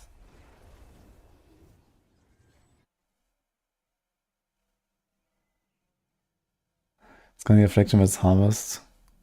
Give people tons of loot, or easy crafting for best gear. Yeah, I could imagine something like that. They're gonna make like a feels good league, for sure. Especially with PvE2 being the contrast of having like a kind of like, you know, difficult, slow, you know, scarce loot kind of game. I think PvE1 is just gonna go in like the Diablo 3 direction, basically. You know, very much, where it's just like insane power creep, insane loot, insane speed and progression. It's already going that direction anyway, but not as much as D3. But I think you're gonna see the Diablo 3ification of PoE1, basically, with the next patches. It's just gonna be like the turbo game, sumo game, basically, that competes with Diablo 3, and PoE2 is like the one that competes with Diablo 4, basically. Let's do the pit thing real quick. You can use Fist of Fate, but it's not really that useful anymore. You don't need lucky hits, you don't need the vulnerable.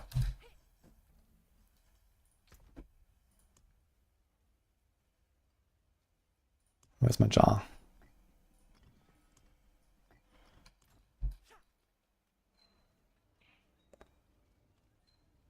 I'm running Endurant Faith right now.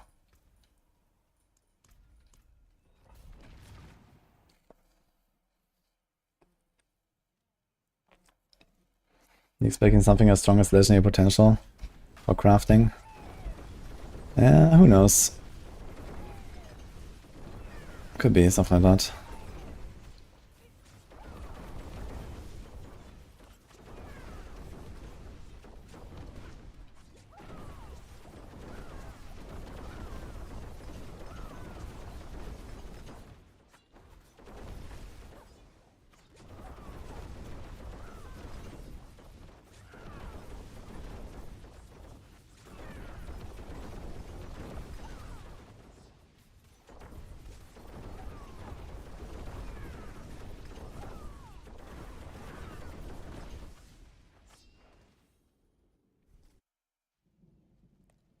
Perdition is very good if you have enough cooldown reduction. In fact, I think it's probably the Biz Helm. Once you are tanky enough and you don't need Shaco anymore and you have the armor figured out.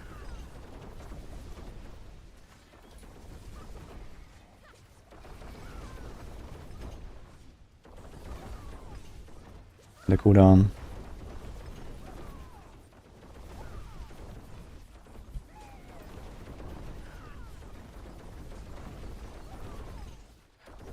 Because Shaco only gives you 4 ranks. And a bit of life that gives you a bit of overpower damage. And that's the extent of the offensive benefits.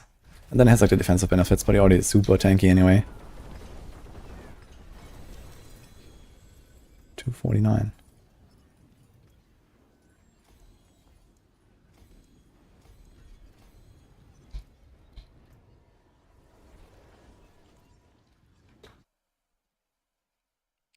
You can transition to the starter version of this build, JDM, without any uniques.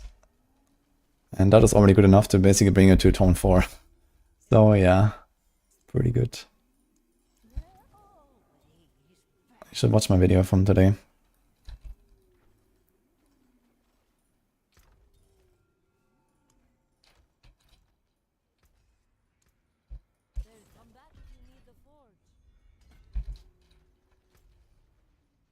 How many turns do I have? Why don't you use Banner Shots for OP?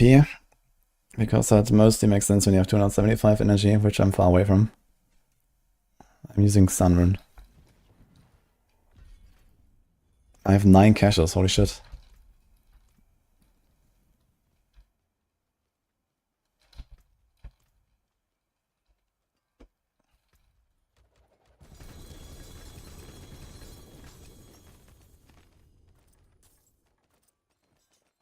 Triple crossbow, oh shit.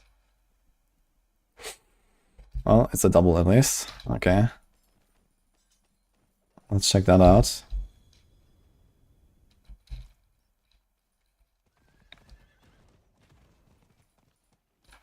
You see? What was the highest mythic chance? Belial. But I don't know how high. Oh. Damn it. 0.55.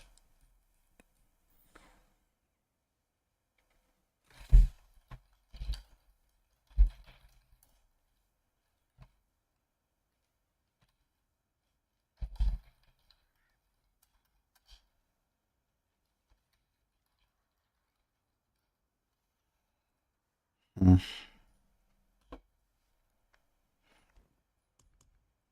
Close, man.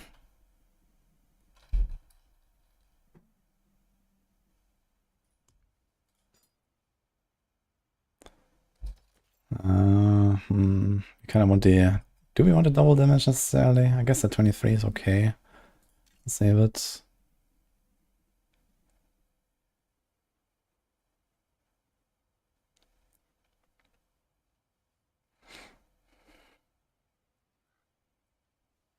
Here's another one. 6 to Agile.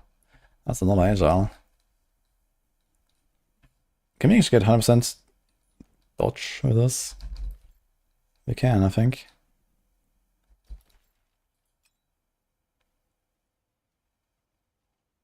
That's kind of neat. Wrong GA. But kind of neat.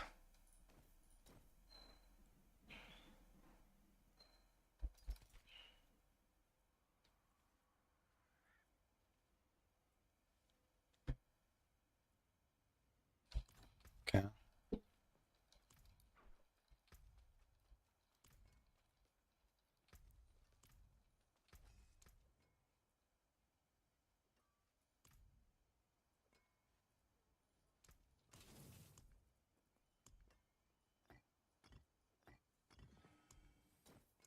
Rare should have something so fine.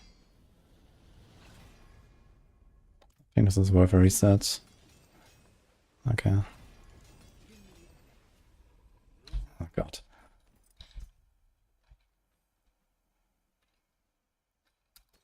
Well, we got 2 upgrades for our build from just these fucking caches. That's kind of wild, actually. Okay, there's no jeweler here.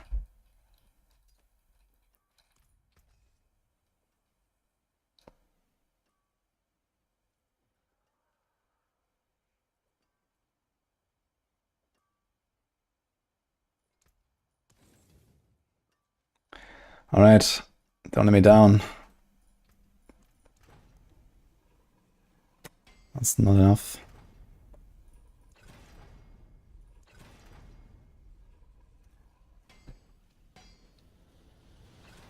Let's see.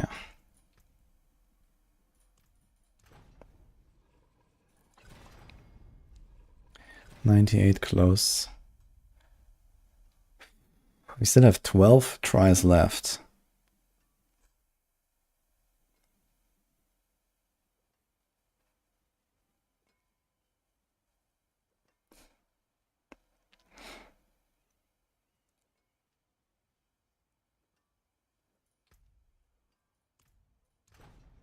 YOLO. 46 again.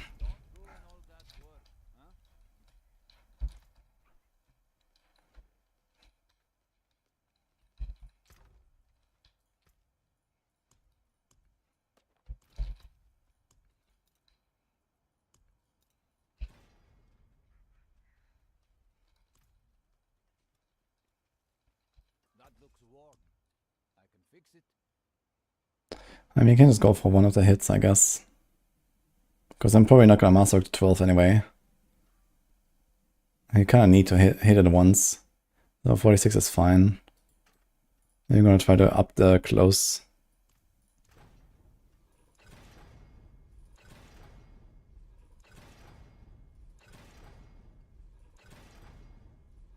Gonna break it now. We did break it.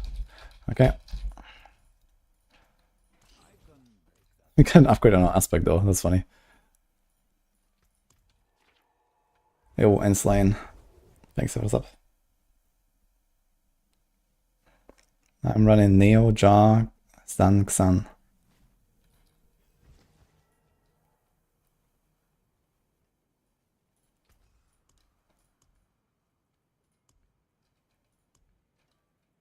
Anything breaks, the forge is hot.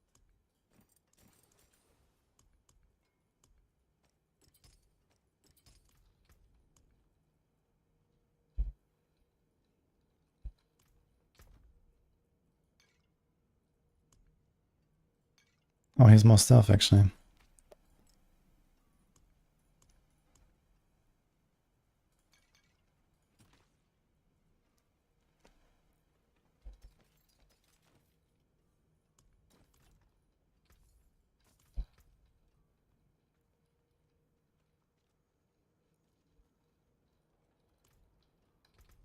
How much dodge do we have? 12. 6 ranks to Agile, 3 ranks here. It's 9 ranks. That's this 36.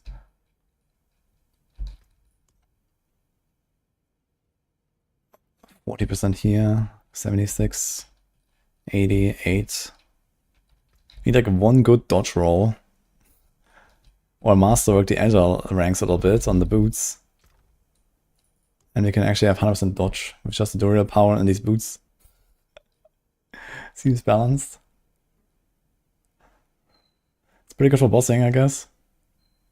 Just dodge.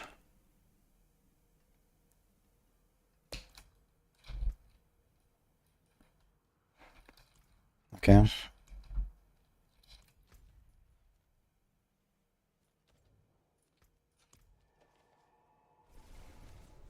Be good if anything in the game actually did damage.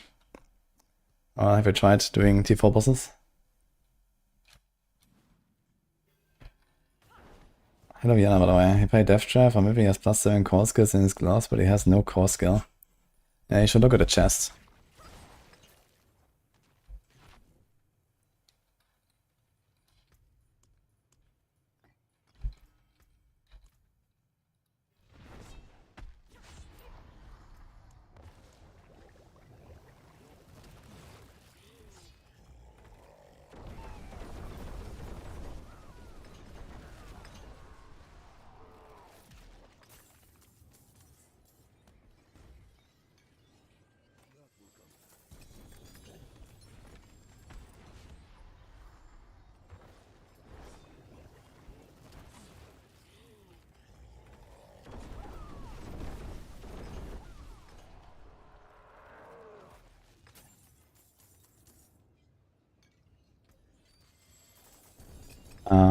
Hotkeys are not that frequent. Maybe you're just not getting them. If you've done a quest once, you have it. Unless... Wait, how's it when you do the campaign? Did you do Vessel of Halo campaign for leveling?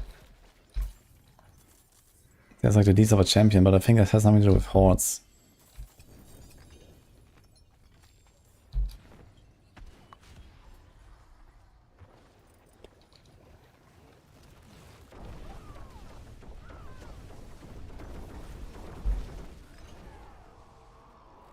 Best leveling build for Rouge is Dance on Knife.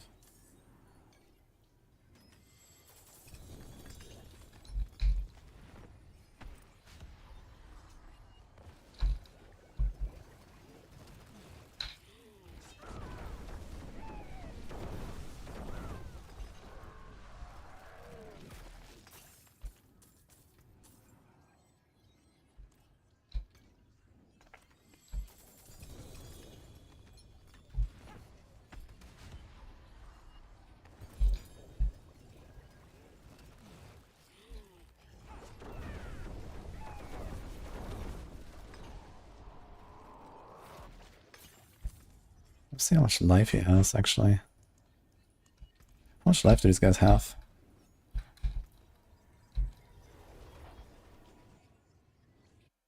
Sven's Eyes is so nice that everything leaks above other classes. It's not leaks, but it's definitely the best learning build in the game. Level 23, get momentum, go penitent, never look back. It's pretty good.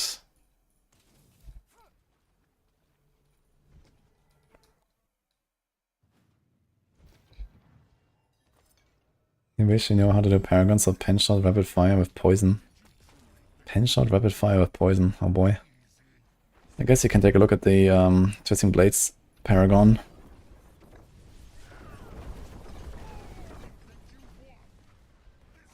That's a poison build, I think.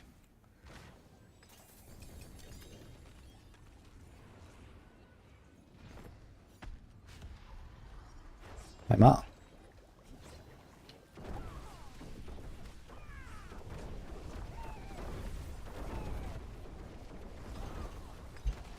He's like maybe 100 billion life or something. Or a bit less. I need to see this on like someone who's doing some big bonks. It's hard to see on a build like this. We hit like 20 times per second. Need like some Hoda Barb to take down these bosses to see how much life they have. 14% Crown of Lucian. Now if only it worked.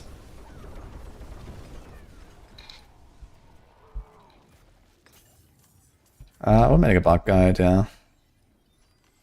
Not sure how many people are interested in double swing, but I'll probably talk about the leap quake stuff I was doing.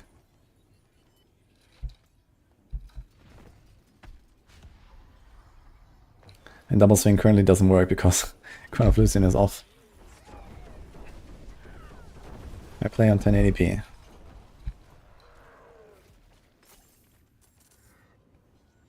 Thank you, Ma. I think Penshot needs a rework. No, I don't think Penshot needs a rework.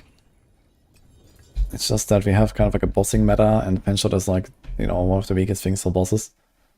And that's kind of okay, but it could maybe get something to like maybe ramp up the damage against bosses or something like that. That would be nice, you know, like if you hit the target multiple times, it takes more damage. There could be like something like that, maybe unique or some item.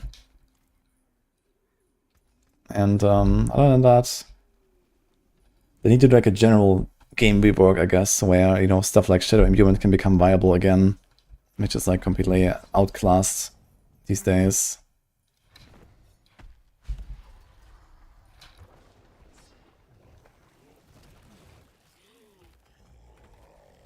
Also, something like Penshot should not be a Shadow Clone build, I think.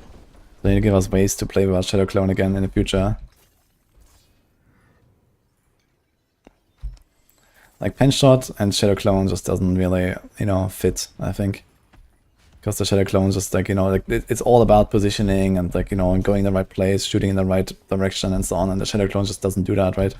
So this should not be a Shadow Clone build. This kind of like takes away what is the essence of Penshot, I think.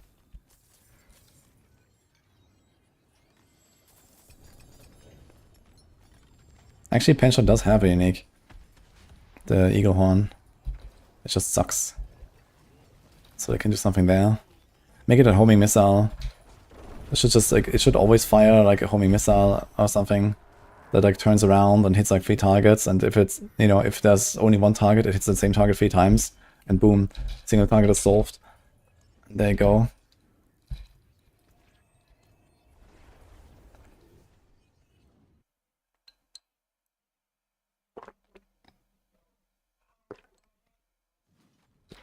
Another game rework. I mean, they already mentioned that they will do it, yes. Skill tree and aspects is getting a rework, so I expect you're gonna see, you know, damage aspects and probably damage uniques severely diminished in the future, and the skill tree massively expanded. And this is really what the game needs, I guess, long term anyway, so I think it's gonna be quite exciting. You have some more Vashan. Some more beasts. Wait, have I done any beasts? I have 33 here. Ah, here, okay. I am from Germany, and you, Jim? Hi, Martin. How was season 8? Pretty good. If you left in Season 3, then you missed a lot of stuff. Good luck.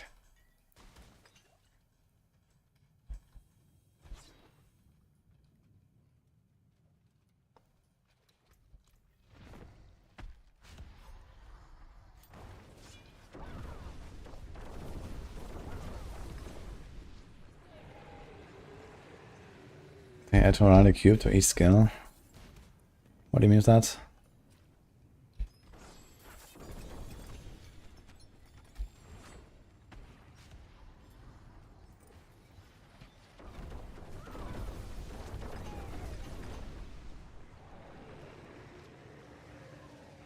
What was the worst D4 season? Well, depends on what we're looking at. Some people look at the season themes, some people look at the overall. I don't know. I'd say overall the worst season was probably season 1. Because it was like just barber or bust. Everything was OP. The million tunnels were just boring.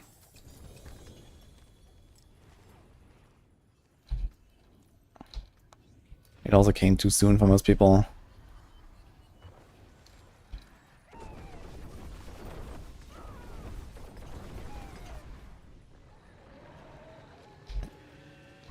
I think Season 3 was actually relatively fun. But it was probably also because of the builds. I played a lot of double swing and pinshot in Season 3. And those were just extremely fun builds in those times.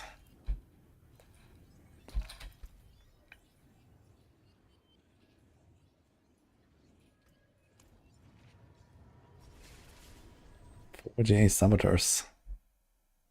Oh, that sounds like 30 val crystals on the blacksmith.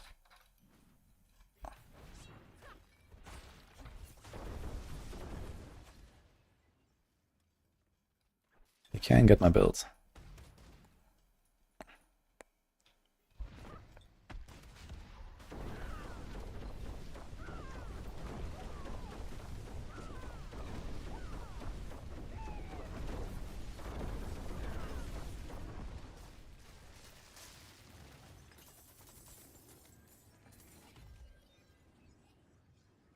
Runes are being sold for 1 billion each. Dude, imagine.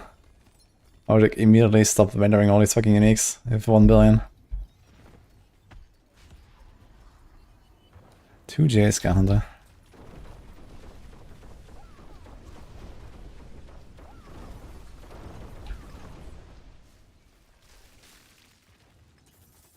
You get a 4-second CD on turf turf sometimes. Might be because you're playing momentum and you don't have enough energy to start. There's a helm. Which one is it, guys? It's a lucky hit prediction. I have a crit already. I wouldn't mind the core skills, but lucky hit might be useful for some things. Can Necro be OP? Well, so far they have always been OP, pretty much.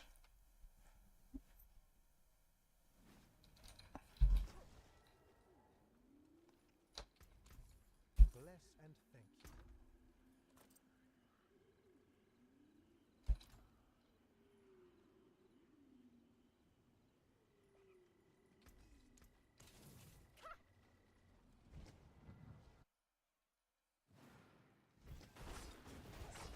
What build are you doing, Andre?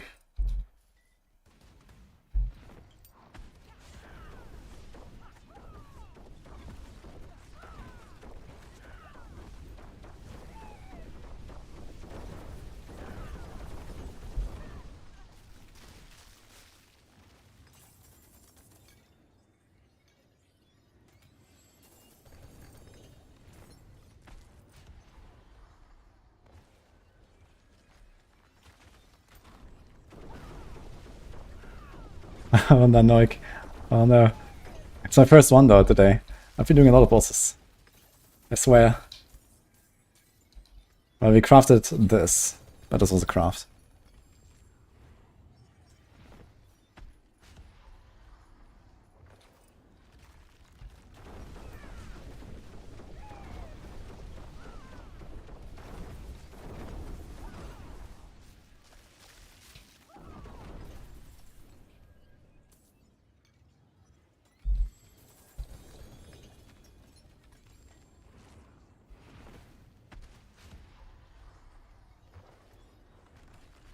Ooh, 265. Damn, this will be a really good one. 265 is a bit lower.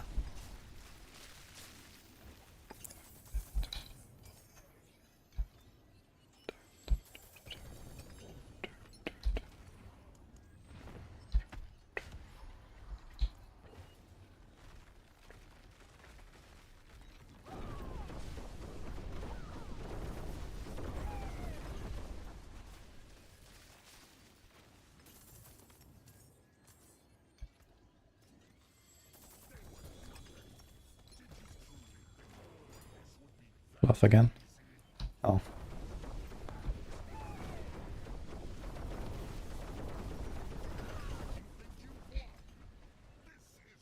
Glove. Eagle horn, man. Wow. The perfect pen shot cast twice. 4 pen shot is actually a very good roll.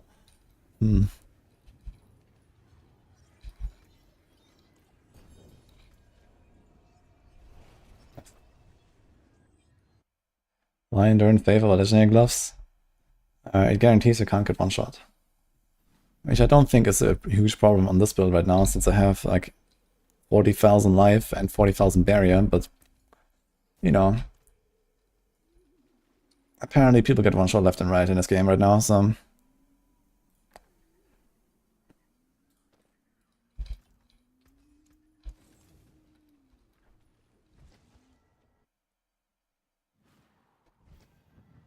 we have 10k life.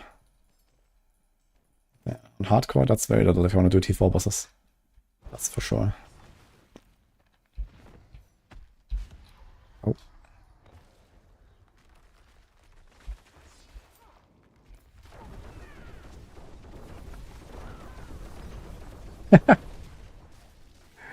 Oh shit, man. Is that actually how it goes on softcore? Thanks, Valorous. Appreciate that.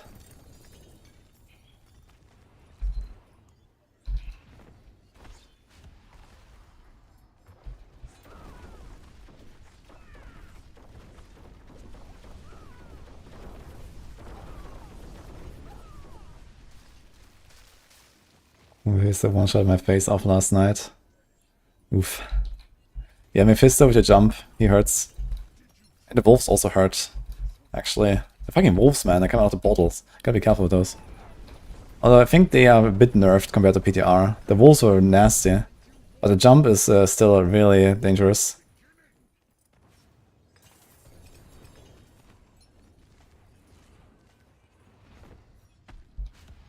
Shit.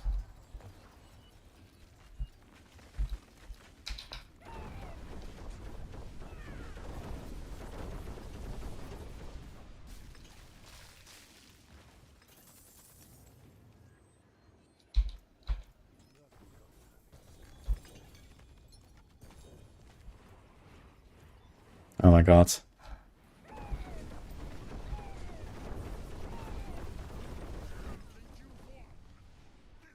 Yo, calm. Thanks for this up.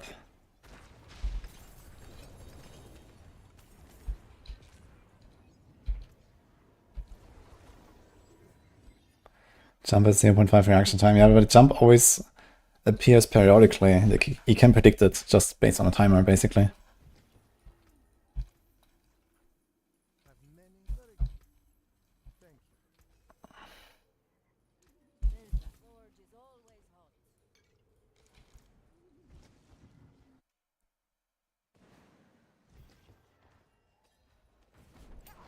Yeah, underestimate how complex D4 can be. It's actually pretty complex, to be honest. There's a lot of components that go into making a good build. The thing is that, you know, the game is easy enough that, you know, most of the time don't really care.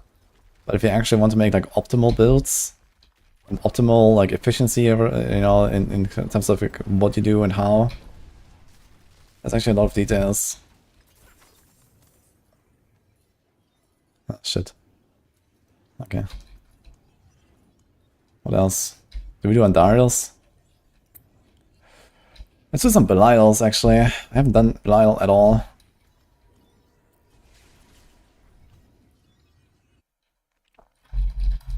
Sunny Muggle. Hello. Back to the right. Welcome, guys. Hope you had a wonderful stream. No legendary rune. Okay, so how many Belial mods do we have? A lot. Let's do it. Which boss do we want to open? We do have an okay Scoundrel's Letter. We do have an okay Eyes in the Dark. Okay, we open Beast because I can get the boots and I can get Fist of Fate, which is kinda cool. And then we'll see after that.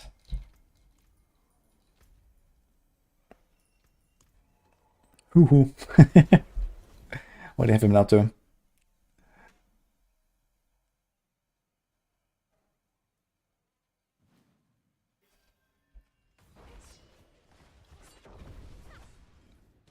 V4 is also full of if you know interactions and tooltips. Yeah, exactly. There's like a lot of like, Blizzard math, lots of like random bugs, lots of wrong tooltips. Like there's so much shit in D4 that makes build crafting actually very complex. If like tooltips were accurate and there were no bugs, then I guess it would be better, but yeah. I'm running momentum right now. You can see the stacks here. Because otherwise I don't get to 150 energy. It also gives me defense. Eventually I'll probably switch to close quarters, but I'm not there yet. I have 90% damage increase on it. I would have to go barrage. I mean, right now it would already be more damage, but I have to run energy pot to get to 150 energy, unless I get a better beastfall boots. I need better beastfall.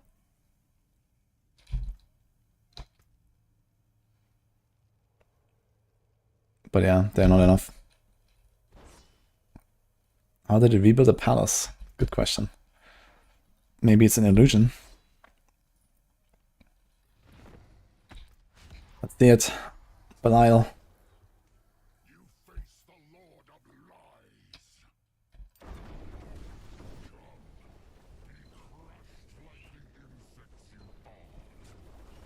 Can we just tank it? Oh. Or here helps us tank it. Okay, we just tank the auto attacks, I guess. So, that is T4 Belial, ladies and gentlemen. Okay then. Does it save? Or does it like always default to Andariel? 12,000 rep? Oh my god. That's gonna be a lot of rep. He gets 12,000. Tank the wave. Can I tank the wave? Wait, is the wave dot or is the wave a hit? That's an important distinction. What happens if I shadow step him, by the way? Nothing, it seems.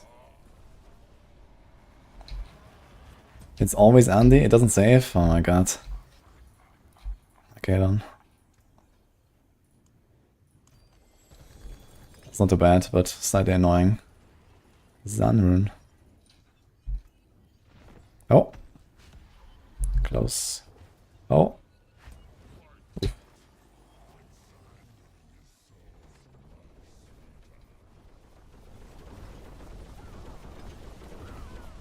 He smacks though. He hits me for like 20k. With the Dark Shroud and everything.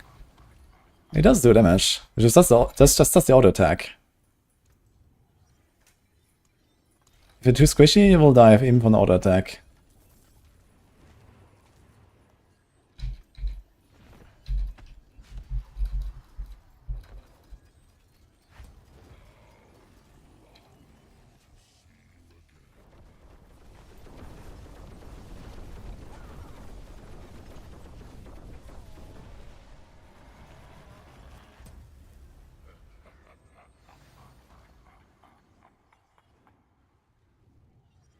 Go for a chance, scroll down, chest disappears, try again. Oh no. Yeah, it sounds awful in group, man. Holy shit. Dude, I kill him 6 times and I have a rep turn in. That's actually crazy. On the other hand, I mean, these are all the bars I've saved up the entire season almost, and I have 30. But okay. How much does one stack of Belial mods go for on softcore, guys? Just out of curiosity. I guess on softcore you can probably like if you like sell good items from it, because you always get a GA, right? If you sell some good items from him, you can probably sustain farming Belial non-stop, and you're gonna be giga rich.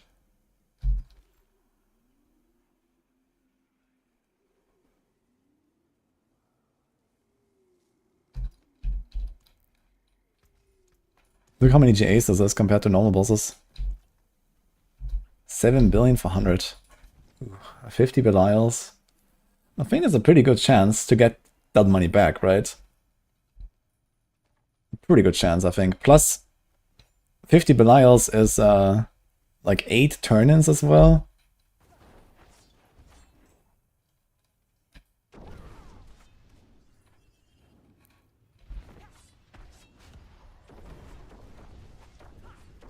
Easily.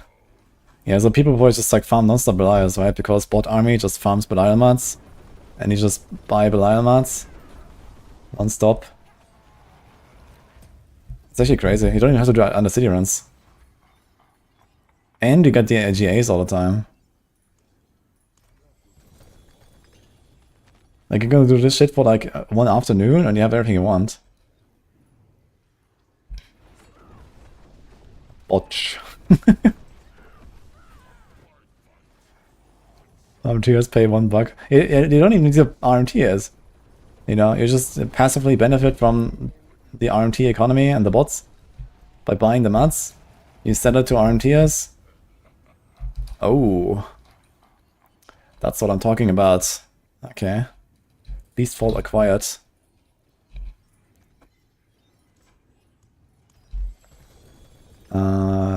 What else do we want?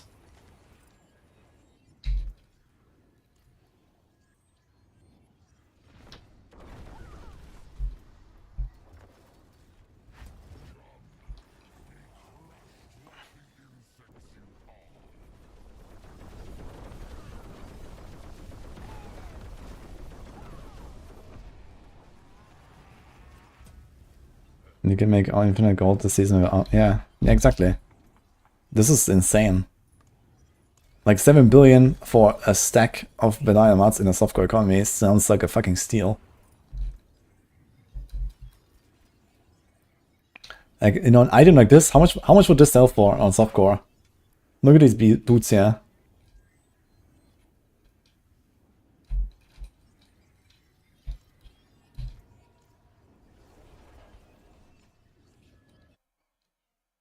Can you farm Rouge uniques of Barb?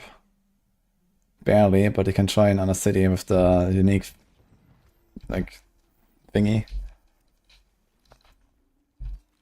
Bargain. 8 bill. That's insane.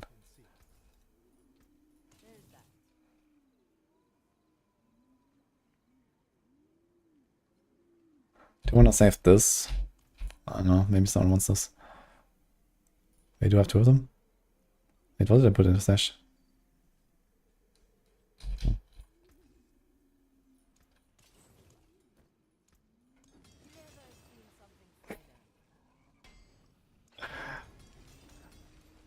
Ah, Exile. Fuck. 43. 169.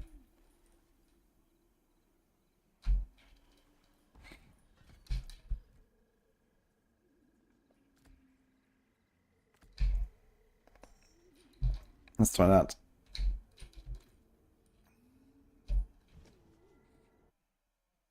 The barbarian did not die.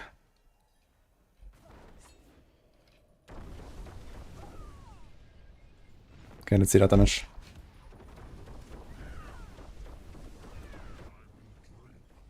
Actually, can we even hit him with dash?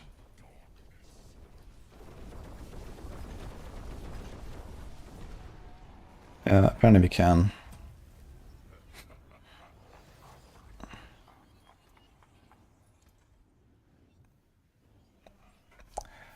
I need to check, do I still need Word of Arcane? Do I need anything else? I think we still need a better Scoundrel. We need a better Cowl. But the thing is, we're gonna farm a lot of Andariel and Duriel and so on, so I don't think I actually really want to open this right now. So what do we want to open? can do Varshan for this. Can get 150.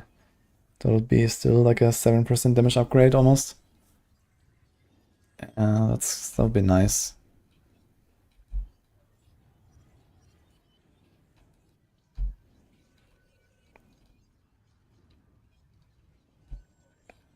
Maybe open a few of the Durials and see. Fuck. Close.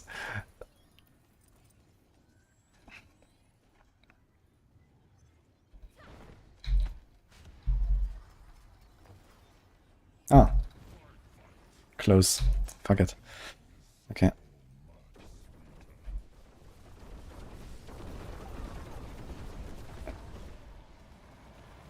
We're now stopping the roar. Come on, I played this character for like 10 hours.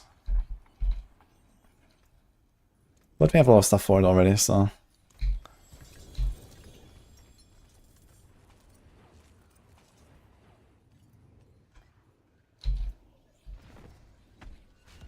Movement speed. Yeah.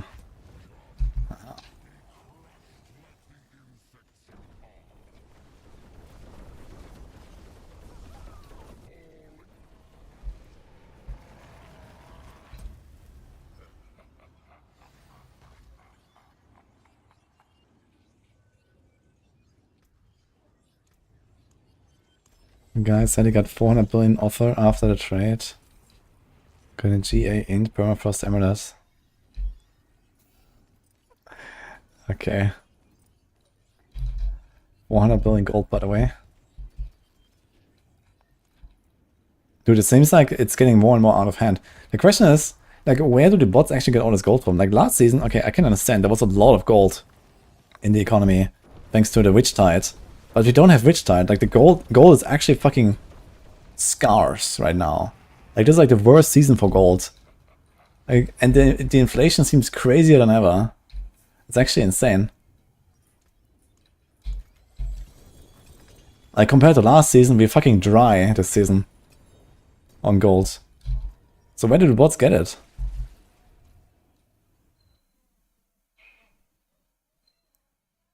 I already got so much gold anyway.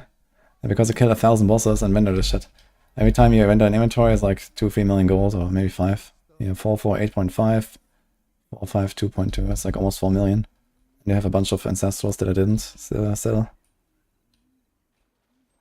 So every round is like 4, 5 million. That's kinda okay here.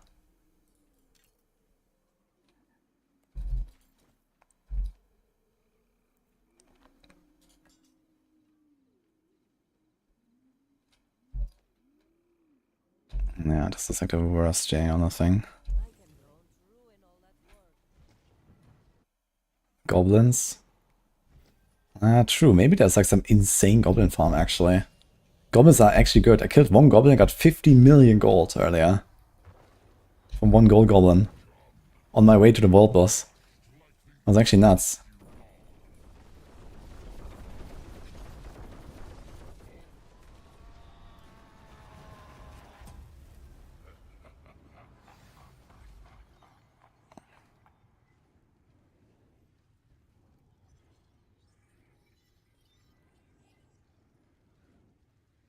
The death trap build that focuses on less stress on the left hand.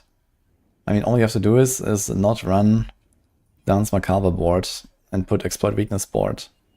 And then you don't care about spamming Concealment. Which is not a huge downgrade, since you probably don't do Concealment perfectly every time anyway. 2 GA Glove. Fuck. Fuck. Actually, this might be usable for some builds. I think on Barb. This might be enough vulnerable.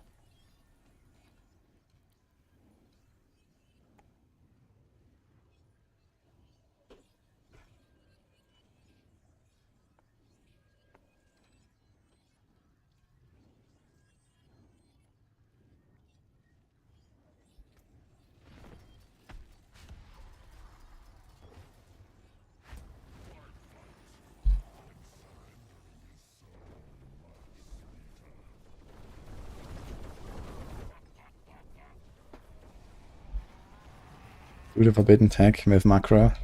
Won't get US, dude. Would not recommend. Trust me.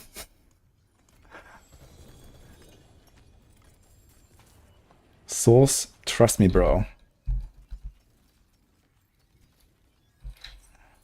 Do not use macros.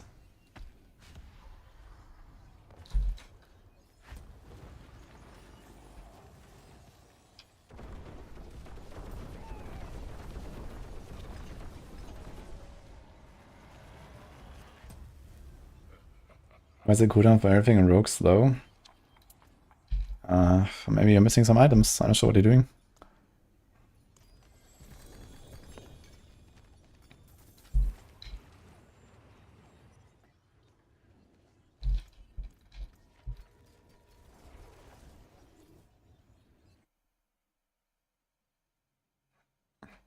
What's wrong with macros? Okay, I mean, these days they're not banning for it. But, you know, back in the early AD3 times, they did ban for macros. You never know when they're gonna turn around again. So I would generally just, like, never use any macro in any game, basically. Because that's likely what got my original account flagged. Because I had a Paragon macro, where I was theorycrafting a build that needed a Paragon swap. It was a Shimizu multi-shot build. Where basically you put in Paragons in Vitality during the run to get to low life, because you would extend your maximum life. So you wouldn't need to get hit by something, because everything would just one-shot you back in the day. So you put in Paragons in your Vitality. And then you were low life for the Shimizu effect.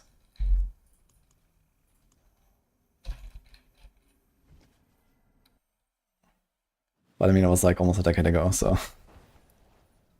Seems like these days they're a bit more relaxed with macros. But either way, I wouldn't ever touch any again. Just for that reason alone. No matter how innocent it is. Even if I just want to salvage a gear or something, I wouldn't do that.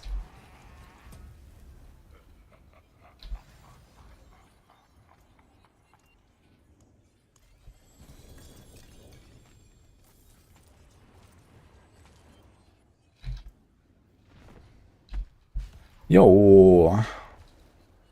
Yo, okay. We got the scoundrel. Wait, do we need to hit an enemy? We have to hit an enemy with this, right? Damaging a close enemy with maximum control, okay. So I have to dash in and then pen shot him.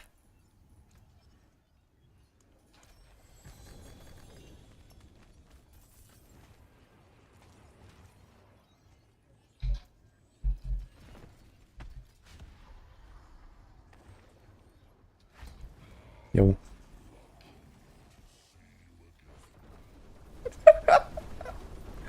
Yo.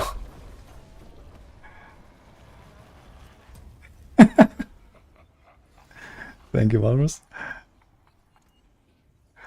Press the button. 2L... Oh. I was about to say 2LP. Basically. Unfortunately, it's awful. Eagleron, oh my god. Okay. Do you want more? I think I'm gonna stop with the Belial here. I should save some for my other characters. Kinda have everything you want here, I think. Dude, this is actually insane how fast you farm your stuff on Belial.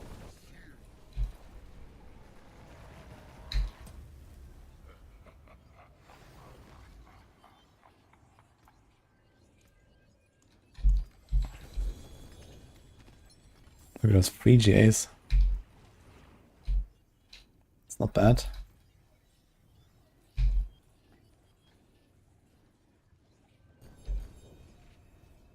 What's my cooldown? Enough for 10 seconds.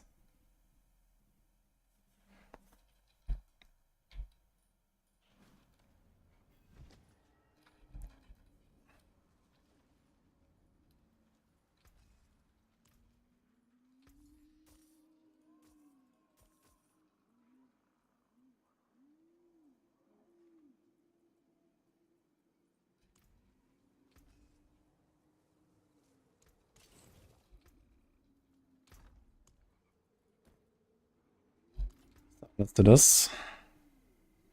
Make sure masterworking to 8. That was a mistake. Let's try to hit the trap. Not that kind of trap. And not the movement. Actually, do we want the movement? How much moves do we have? 157. 170. Now we're fine. We don't need the movement. We do the R. Ah, well.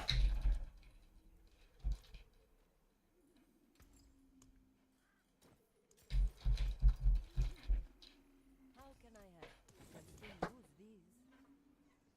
use these. Hello. What's that? I made a quiche. I overbaked a bit, but A quiche. Okay. quite tasty. Thank you. Have a fork there? Yeah, I think so. Thank you. What was that? Exile. Where'd it go? You have so many of them.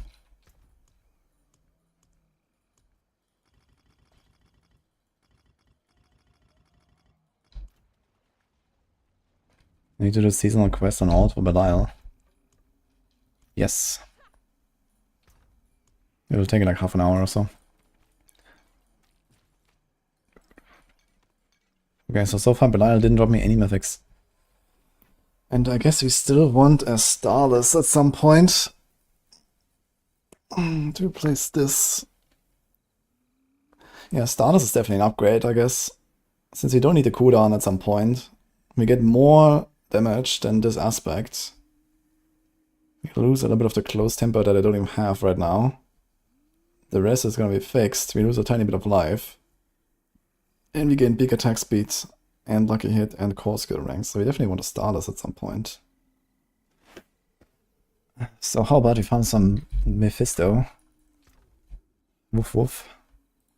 See how that goes.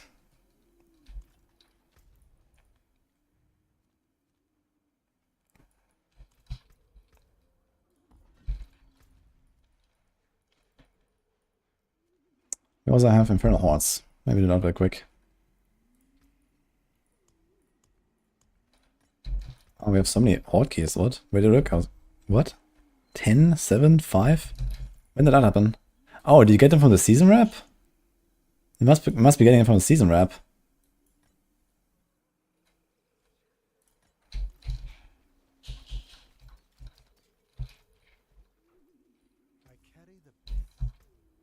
Okay. That's kind of wild.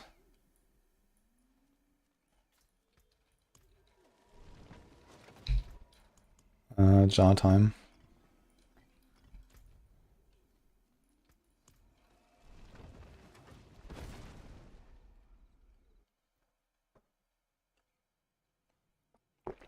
Recommend doing this boss a solo or in a group? Yeah, I basically do a solo all the time.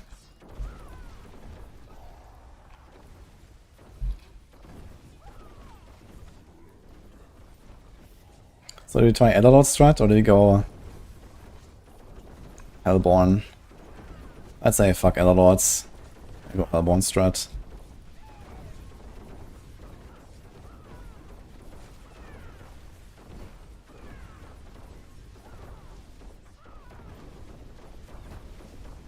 Maybe we're gonna pick up some Elderlords if they appear with the Masters spawn. Elderlords can get some extra at least.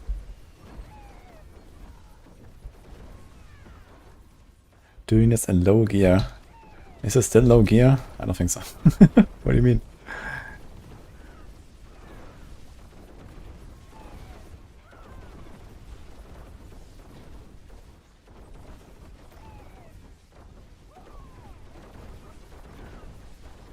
Oh, chat is flaming my gear, man. Feels bad. There we go.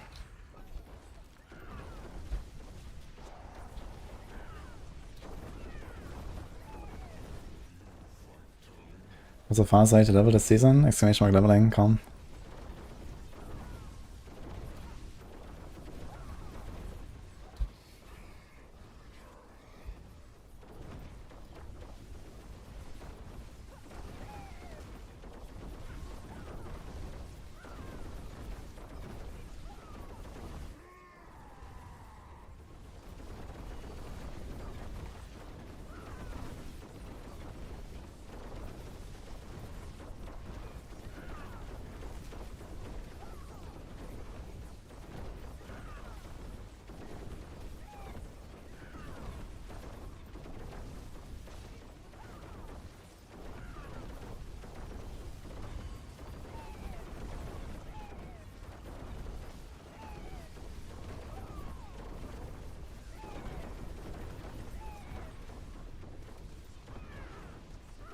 Favor tokens just stack up as you play up to 99, and then you're stuck there. So there's nothing special about it. I just hadn't like everything claimed and 99 on day 1, and it's just sitting there now.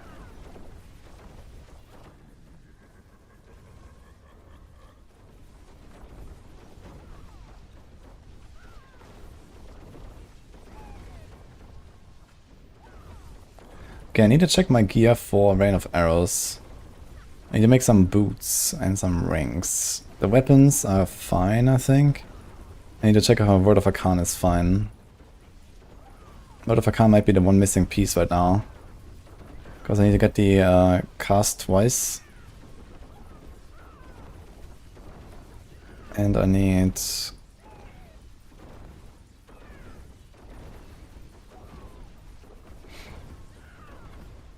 yeah, really good rings. I need to probably farm some pits actually. We also had the little territorial glyph. Wait, is it territorial? Do we have territorial on this class? There's one for close damage. Cutthroat. Turf is the one.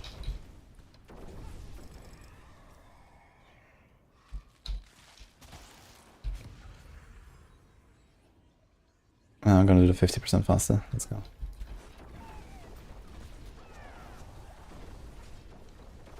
You can craft any mythic if you have the runes and the sparks, yes. It's at the jeweler.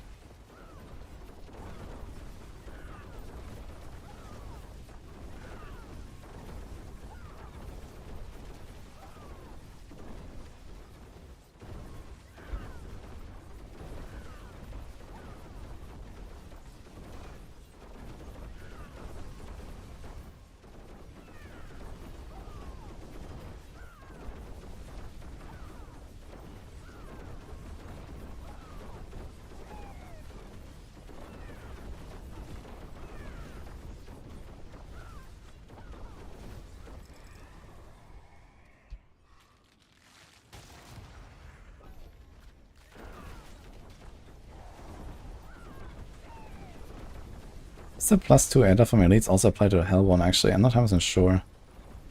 Don't think so though, right? Dude, the hellbone doesn't, the adder doesn't even show. It's just invisible for me right now.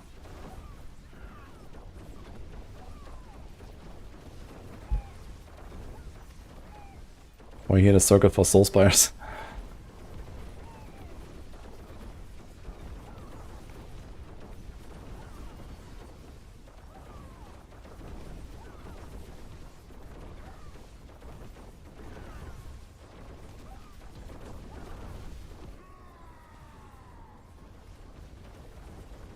Dude, you can actually just stand in the middle here and just like, you don't even need to move anywhere, right? I just do like a circle around me with death traps because I can range throw them now. Look at this, that's actually insane.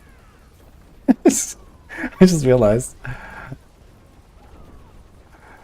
What the hell, man?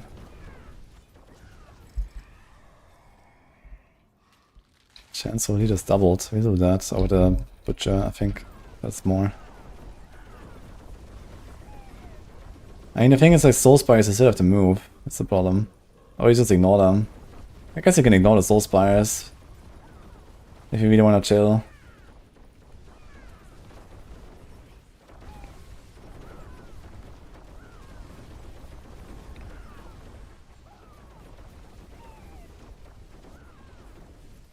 Didn't know it was time outable to name drop an RMT website in my chat. Okay, now you know.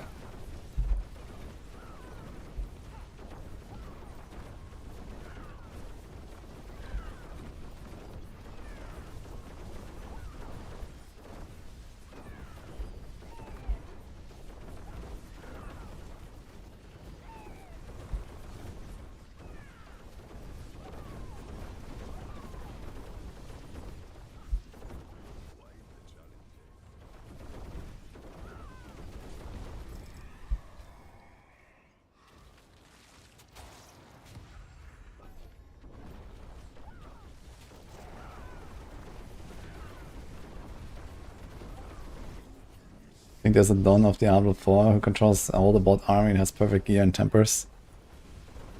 I mean, there's certainly like some companies or something behind that really have like, you know, the majority of it, I guess. I don't think that those people actually like play the game very much themselves, at least not to the degree where they would care about having perfect gear and tempers. But who knows, maybe they do.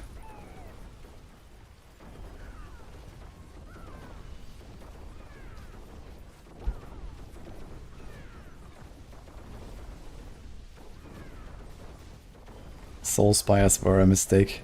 Cancel Soul Spires, guys.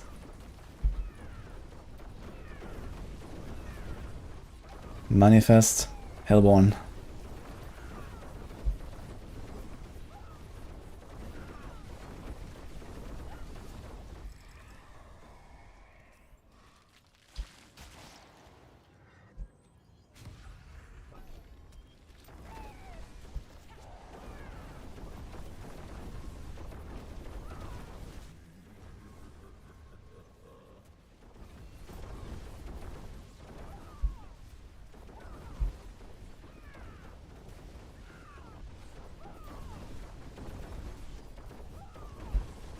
I kind of have to move a little bit, but not very much. And if it's a Rune, it's pretty chill. It's actually very chill horde farming. Those are monsters, yeah. But looking at what I'm doing, who's really the monster here?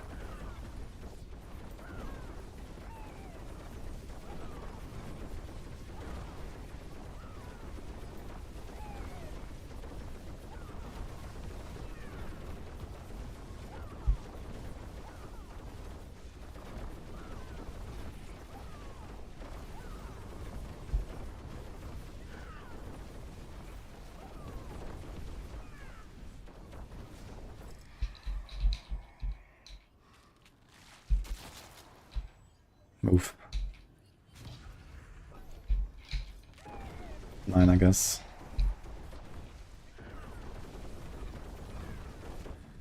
To have instance. Let's just do this. I guess we do get a decent amount of XP in here. Let's see how much it grows. How much do we need right now? 118 million. I haven't really checked how much XP I had at the start of the run. I should check that.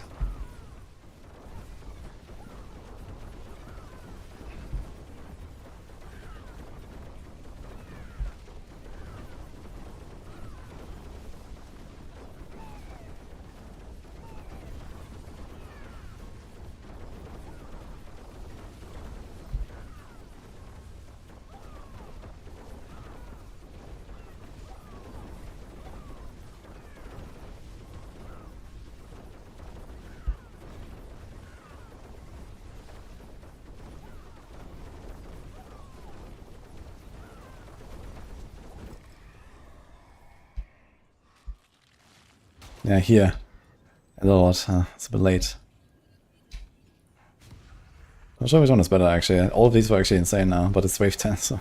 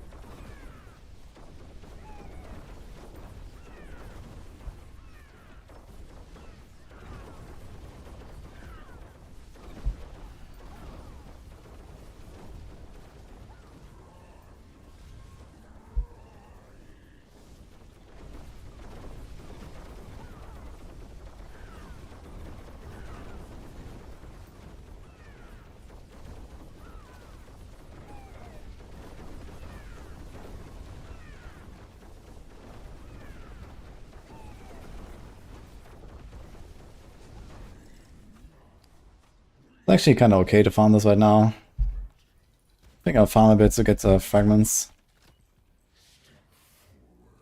I can finally craft some big gems.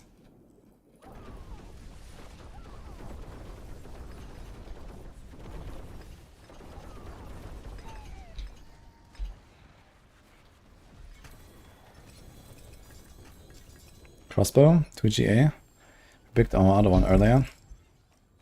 F. 2 refinement tributes on this actually.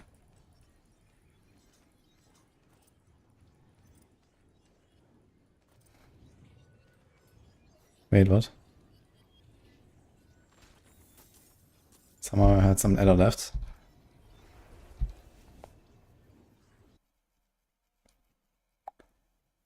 Ice Shards does damage with Azure Wrath, not with Ice Shards. And you don't buff Ice Shards. You don't buff Azure Wrath with Avalanche.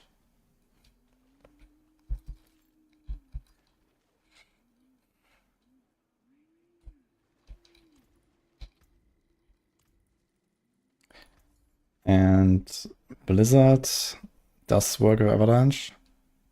But the thing is that Enlightenment is just like so powerful that basically everybody goes there eventually. There's also some tech that's new this season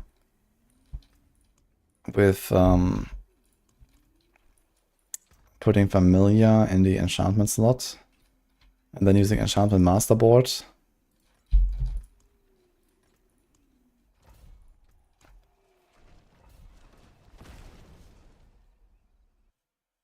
And this way you get like a triple benefit of the enchantment master, which all scales into enlightenment. Kinda cracked.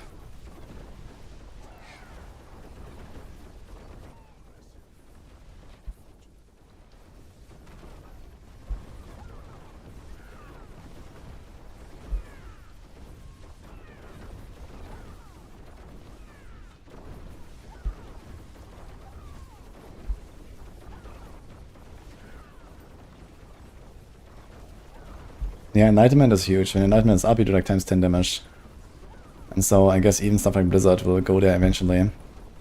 Because you just scale it to the moon, like the higher you are with the Paragons and the Glyphs and, you know, like the non-physical damage just goes insane at some point. I wanna get a drink real quick, guys. I'll have a BRB.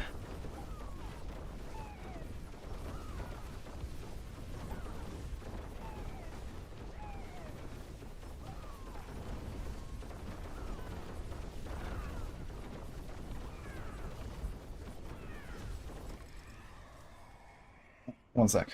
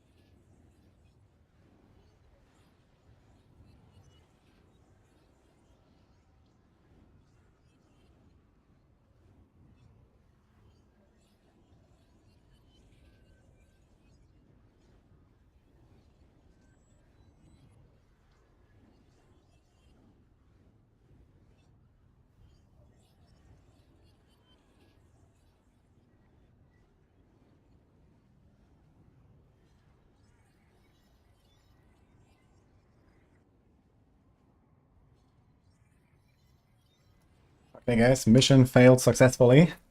Nini stole my drink on the way back. Unlucky.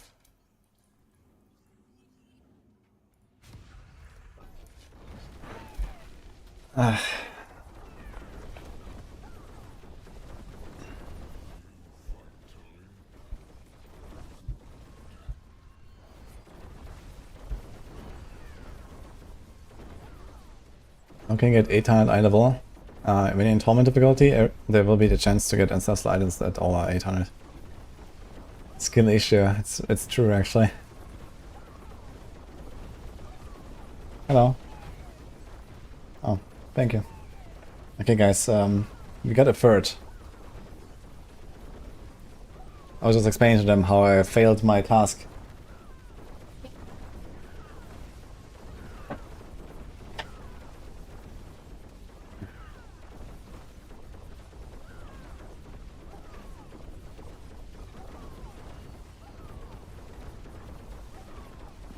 Bad RNG, yeah, it happens.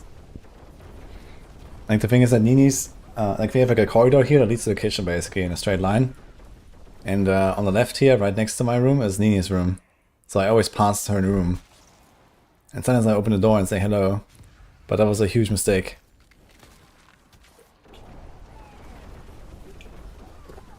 It is what it is, guys.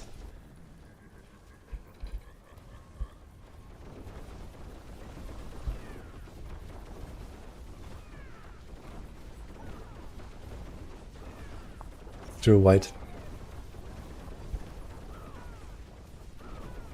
We got an RNG check. Yeah. Don't worry, we're gonna get it next time. I was gonna activate concealment. Temper a bunch of concealment duration on my gear.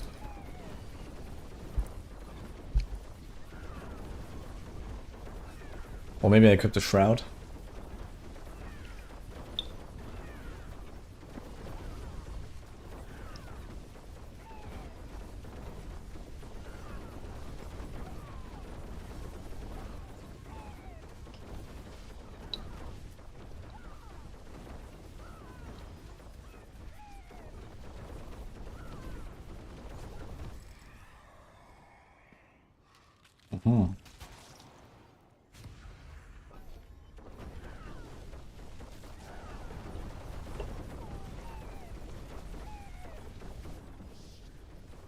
Oh no. I wonder what the drop rates on Mythics actually these days. Pretty sure they nerfed them across the board. Which is nice, you know, it's like almost a week in, I don't even have all the Mythics. I don't even have one copy of a status.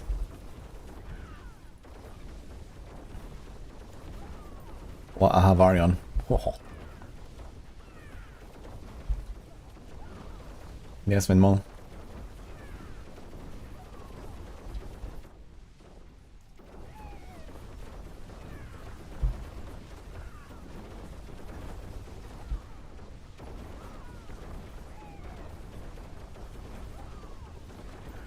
No echo. What is the next progression step to get where you are? Instant spam. You need Beastfall, Scoundrel, 150 max energy. You need Death Trap cooldown around 10.5 seconds. With Tempers and maybe cooldown on Helm.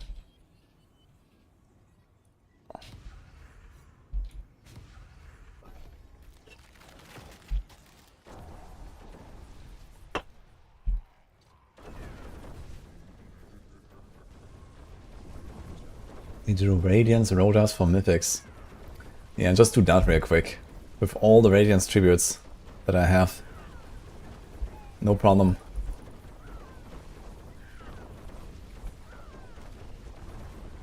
Thanks for the tip.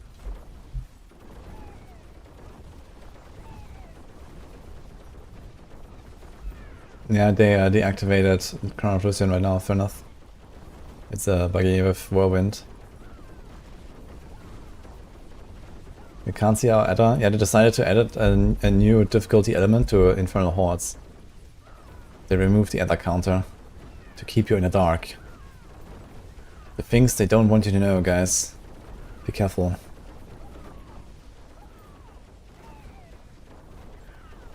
Your Paragon 200, you have 3 Doombringers, an Andy, and a Select. Are you serious? How do you have that many at Paragon 200? Let's do a Butcher, just because.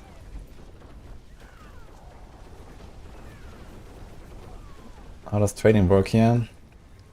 You use a trade site, you find an item or sell an item, you add the person to your friend list, you invite them.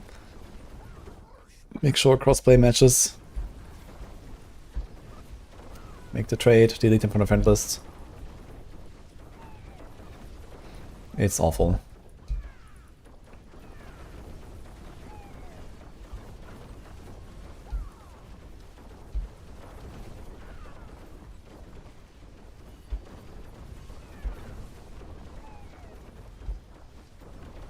What's my pay? 100 men versus Gorilla. People keep asking me about this, I don't know why.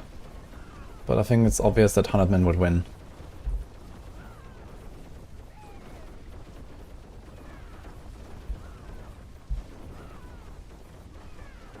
Like, first of all, you know, you can build traps and whatnot.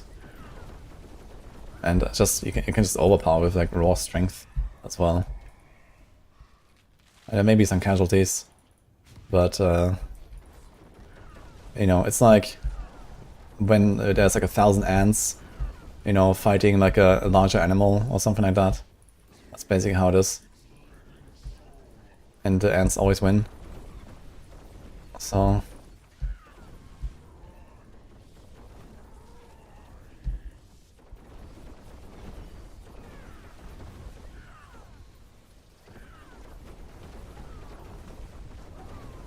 isn't 1v1? Okay, 1v1 might be a bit tough.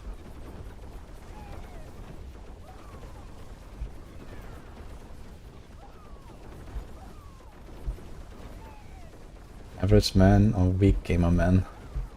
It doesn't actually matter that much. I guess it will increase the number of casualties if you have weak gamer men.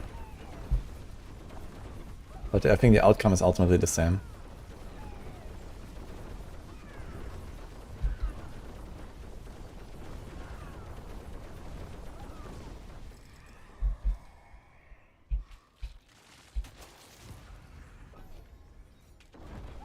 Good time to aim for in a city. I don't know, 2 minutes. I never really timed them that much.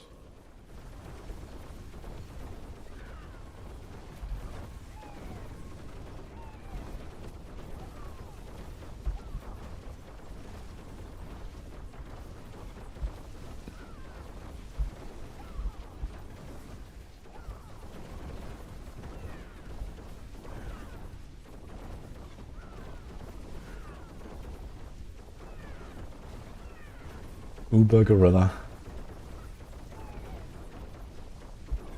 Yo, Echo, I just answered that. You want to get the death trap cooldown down to like around 10.5 seconds with ranks and death trap cooldown. And then go 150 max energy, Beastfall boots, Scoundrel's letters. And then you have the combo for infinite spam. Or you go for 225 maximum energy. For example with potion plus momentum. And then you only need 15 seconds on the cooldown, because you can triple proc preparation.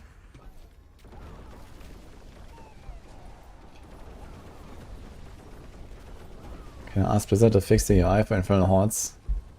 I can, but I won't. I really love not seeing what wave I'm on and how much ether I have, you know? It's amazing.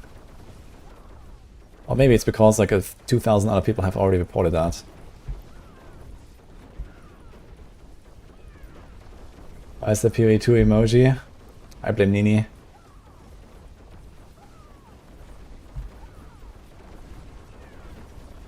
Hello Elena, how are you?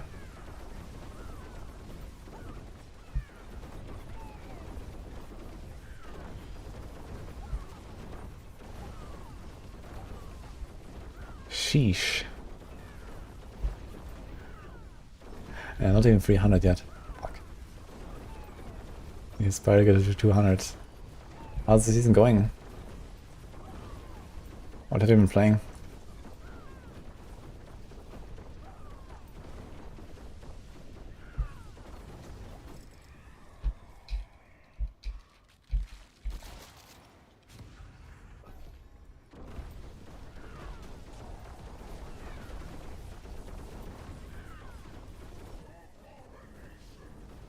Hello, Endo. Thank you.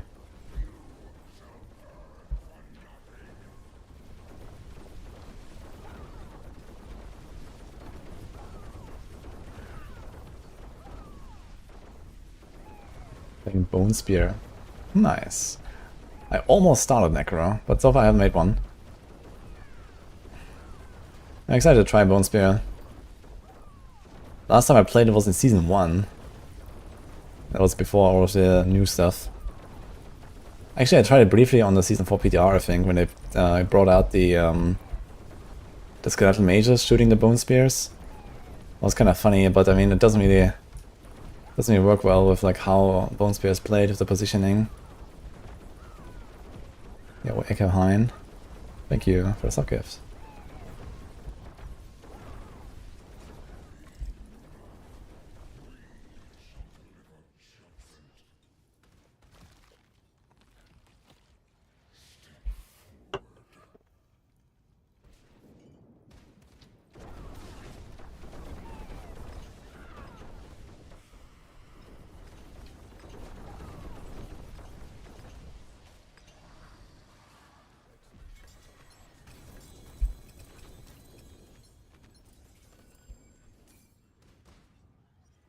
So is the game better or worse when there's no beams for legendaries?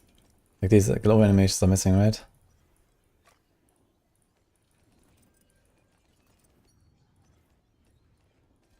I never realized you get so many refinement tributes here.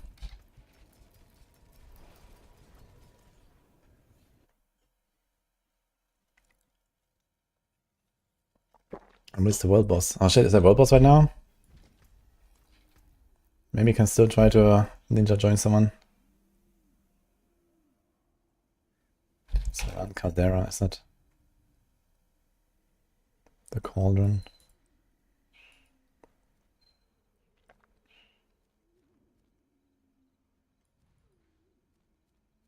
Where is it?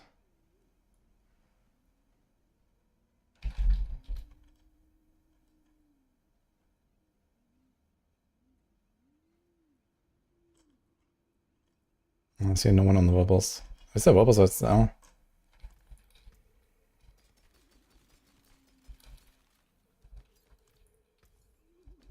Bless and thank you.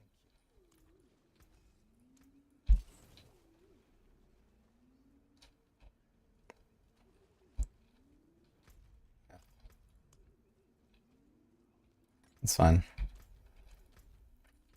I guess no easy Radiance tribute. Does Torment have influence on the rewards? For Optusite, a lot. For Titan, slightly. For Mythic, no. And for Ancestor Legendary, no, I think.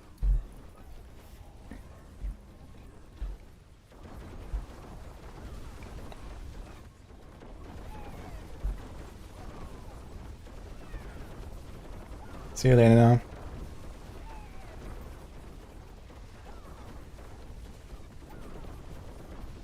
How do you miss if you can't spam trap most of the time against solo enemies like boss? If you're playing with the exposure or key passive, when you have only one target, you have less lucky hits. So maybe this is what is happening. Because otherwise, with the preparation cooldown reset, you should have consistent, always reset.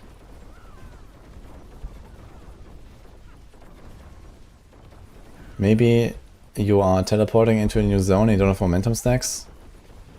If you're doing boss rotations, you have to stack momentum first.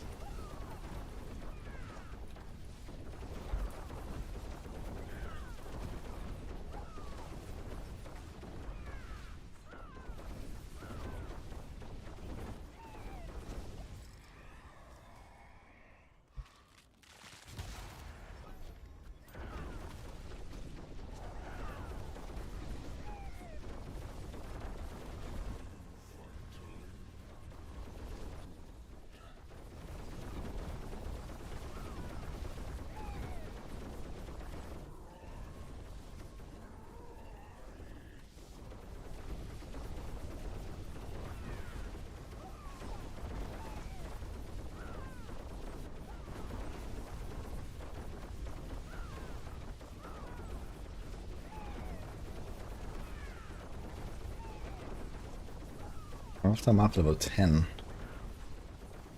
You can probably get away with less. I mean, right now, I am not running Banished Lords, I don't have 275 energy. Yeah, like 9 or 10 is probably what you want for Aftermath. Probably 9, actually. I'm not sure how is the order of operations for Beastfall Boots giving you energy, but you get 25 from Beastfall Boots. 25 per rank of Aftermath. So if you have 9 Aftermath and Beastfall Boots, that's 250. And then you usually have like around like 12 to 14% extra from... I actually have 21% extra right now from Strength. So you can actually get away with less ranks.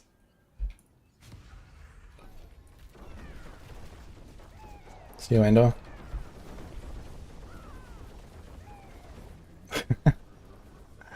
Thank you.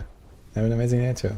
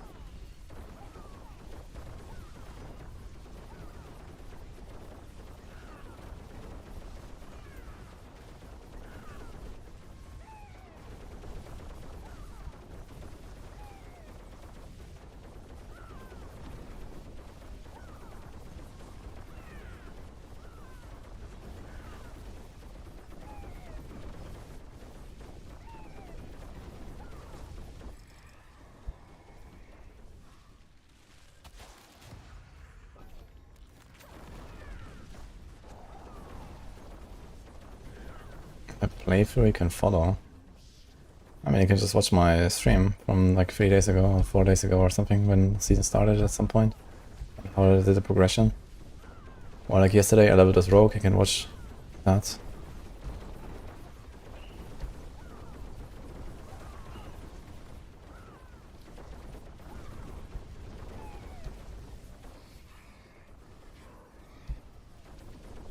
Apex, I recommend you watch the video that's pinned.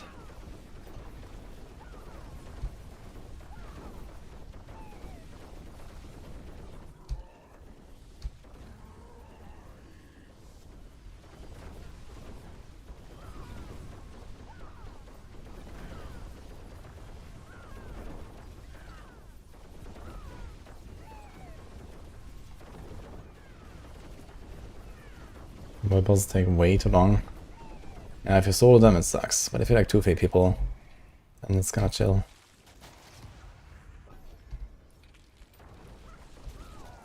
Since Frostburn a good idea of Incinerate and chest beam power? No. Incinerate is the damage, you're not gonna throw any procs there. Ice Shard seems to be the build if you want to do any kind of proc stuff. But Ice Shard just goes for Azure Wrath and Fist of Fate. Like Frostburn is basically a shitty version of Azure Wrath.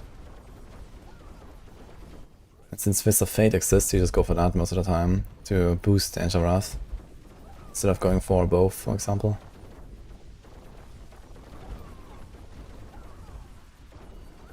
Although there is the added advantage of Enlightenment. And the extra fire and cold damage you have on Frostburn. And there are various ways to stack some lucky hit in other ways on Sorc. So maybe, but I think Fist of Fate wins. Is Exile actually good? Yeah, my latency is definitely better, a little bit. I also heard some other people try it out. You have a 3-day free trial, you can try it out and see. Some people said they had success with it.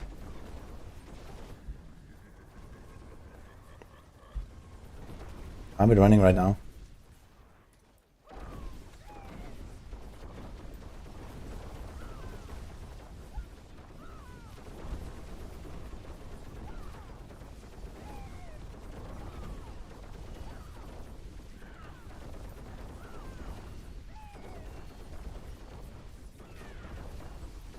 But for those that want to try it as well, you can sign up for 3 days for free and see how it is. It's a tool to optimize your connection to the server Can be used in 1200 different games.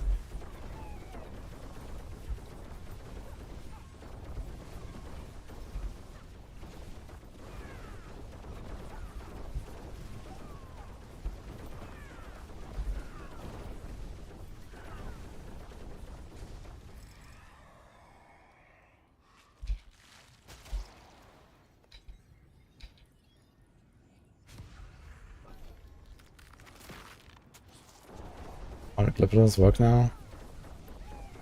You can level glyphs all the way up to 50 tiers below their level. So you can do a pit 49 and get a glyph to 100. With a 1% chance to it, yeah.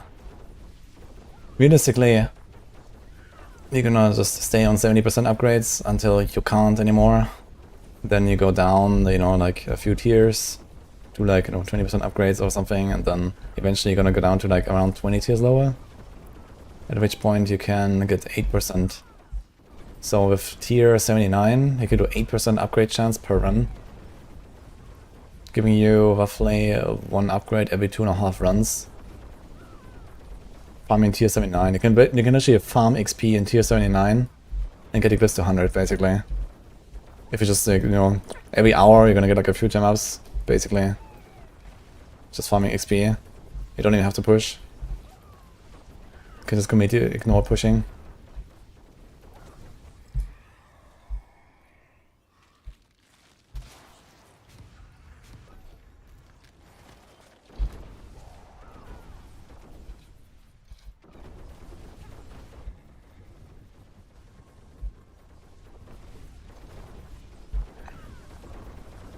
Very good, nano egg.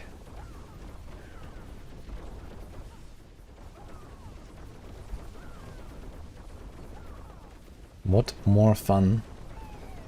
It's hard to say. Both builds are very fun.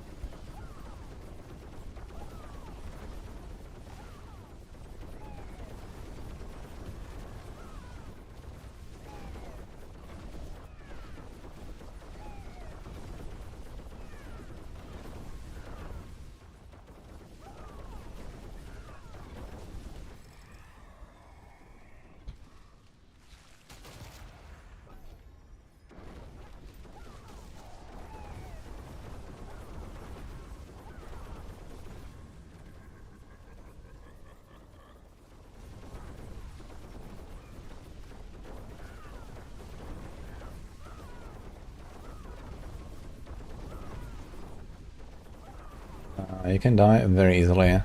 Hardcore has become actually exciting again, I think. Especially when it comes to bossing and high pits.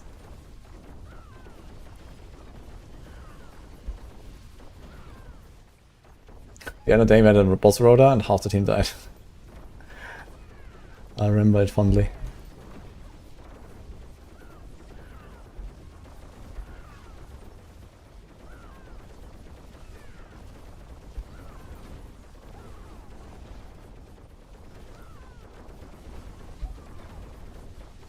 Is it nice when you play like an entire day and then you realize you had like 2 wrong imprints? And like, oh, now I'm 3 times stronger, that's pretty nice. Happens, you know. Easy upgrades, I would say.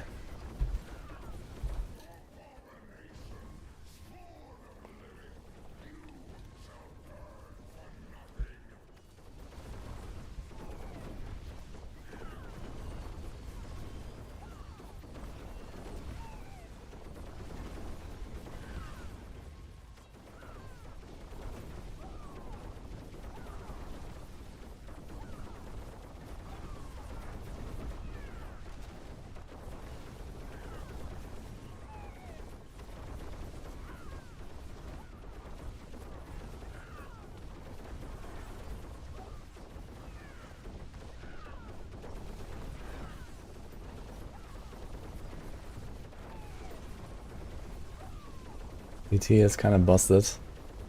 Yes. Oh wonder how they will nerf it in the future.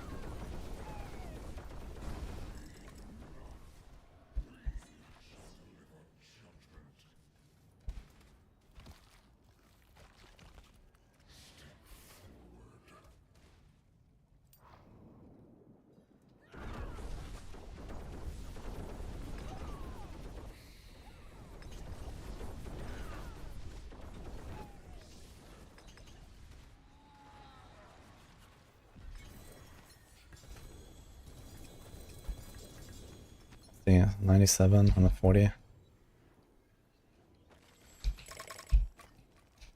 Ah, this was 4k, 2k.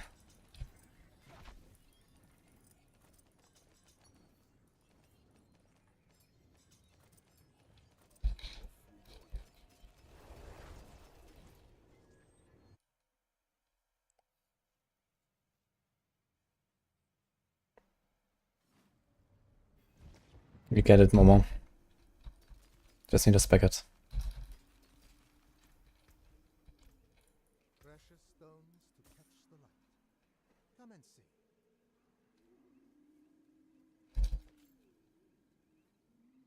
Actually, you don't need novel pants, right?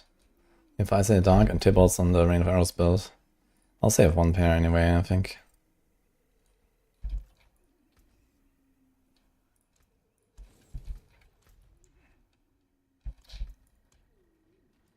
Oh well, let's go.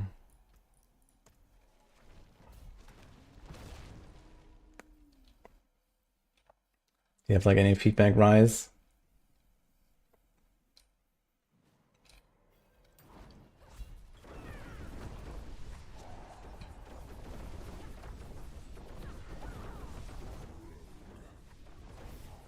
Mendako, you should watch my video that is pinned. It explains everything.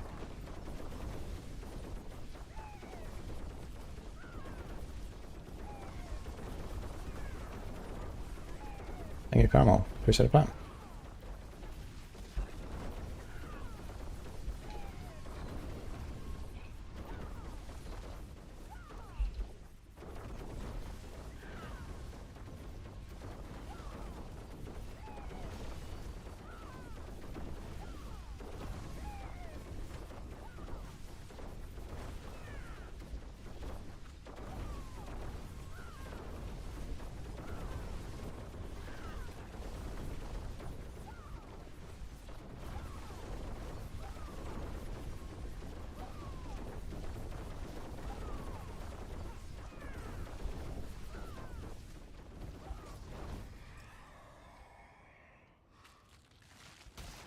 I wonder if this build is actually faster than Lightning Spear or Hordes.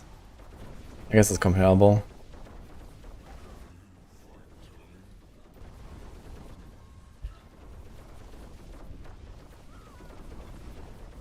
Like the instant cleanup after the wave, insta vacuum everything. But I guess the Lightning Spears probably go further and still than this here, right?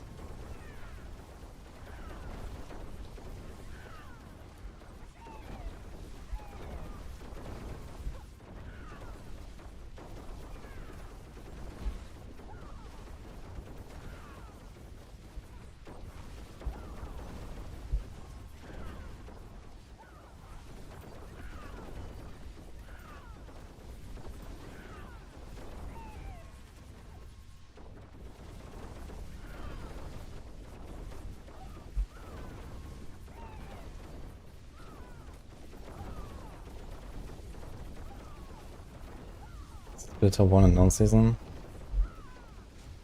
The season powers barely matter.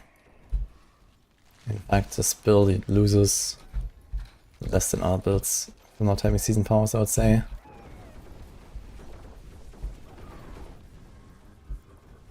I'm running with the Sun Rune. If you don't have... Okay, if you're playing on Eternal, but you probably have the expansion, right? So you have the runes, so it should be fine.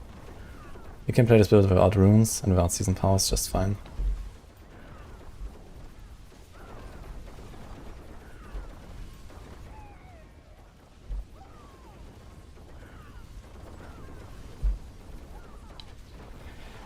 I leveled with Heartseeker, but I barely leveled anyway. I started at level 43 with caches, and then just did a little bit. But it's fun. I did Heartseeker and the I don't know what is this, electric power. I think.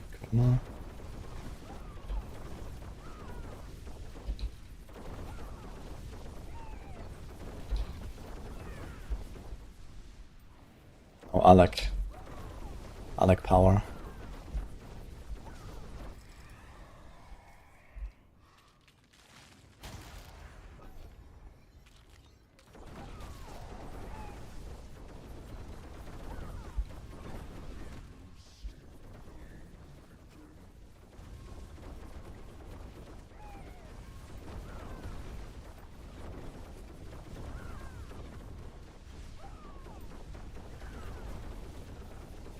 I have an updated guide for you. Remove card drops and put Shadow Step or whatever is missing.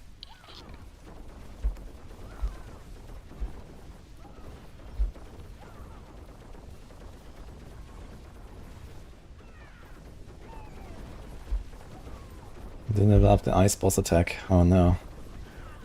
What will I do?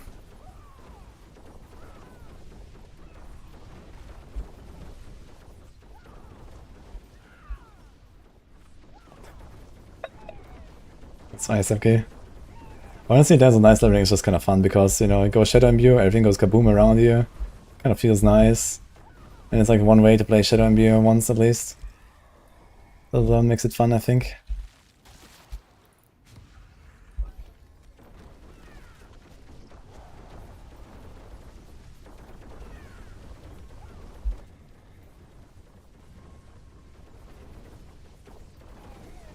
You need a boss killer on Spiritborn.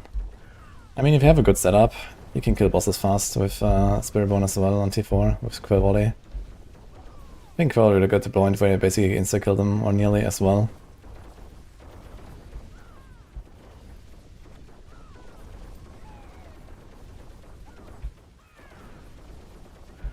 Otherwise just farm them on turn 3 if it's too slow.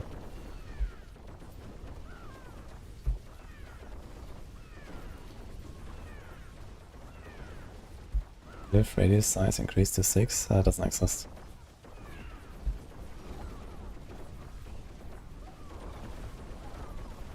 Kind of listening is disabled, yes, I can't use it right now. There was a bug.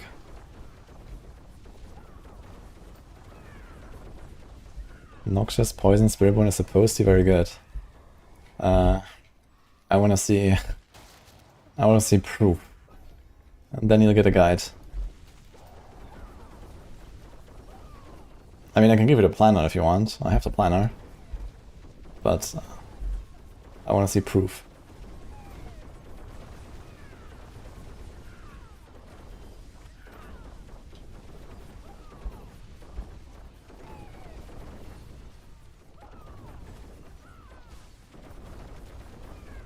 My guide says an 8 here. What? What is A? You don't have a single build for a Spiritborn in A. It's certainly not poison.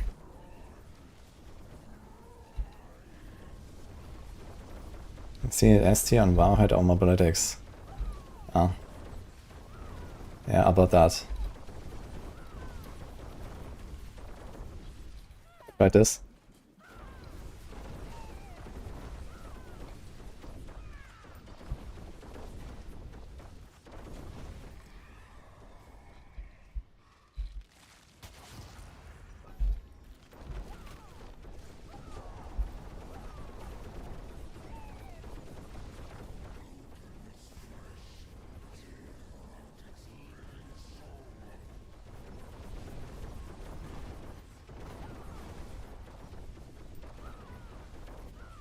I did not change my gloves.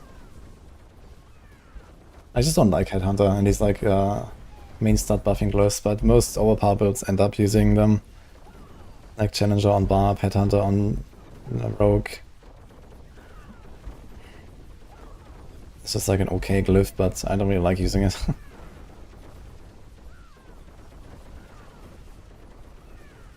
The guide says Touch of Death 8 here. Where does it say that?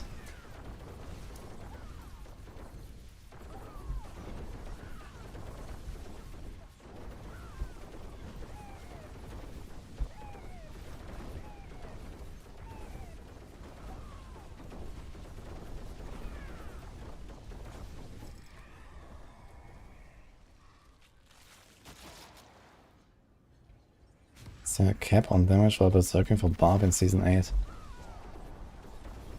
Are you talking about the Blood Rage legendary node on Paragon? Then yes.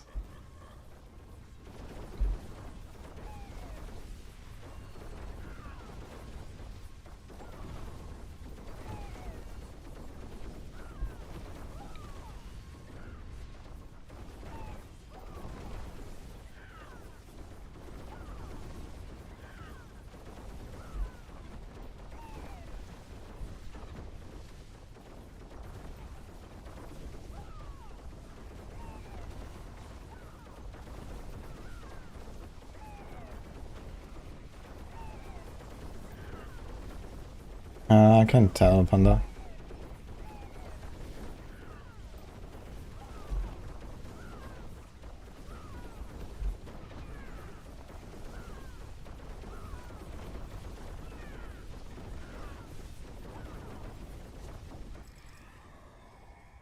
Maybe there's a swap. Did you check that?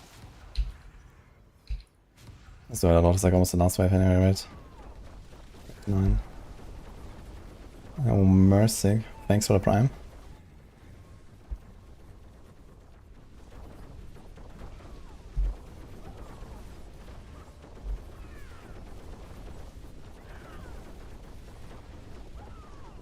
Six mythic tributes, 1 mythic. Damn.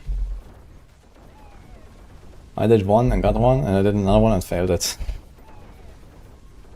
I ran out of time, man, because I didn't kill anything. I didn't realize that's a thing.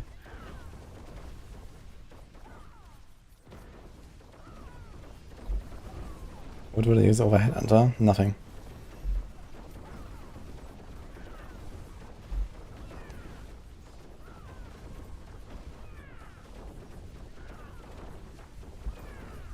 Death Trap is usually deployed where you stand, but Scoundrel Slider makes it throwable.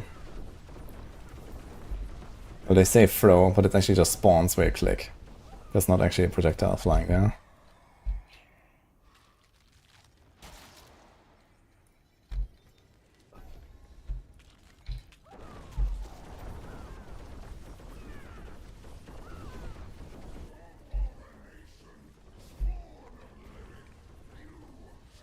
Okay guys, how many Infernal Hordes can I stomach before I uninstall? Wanna find out?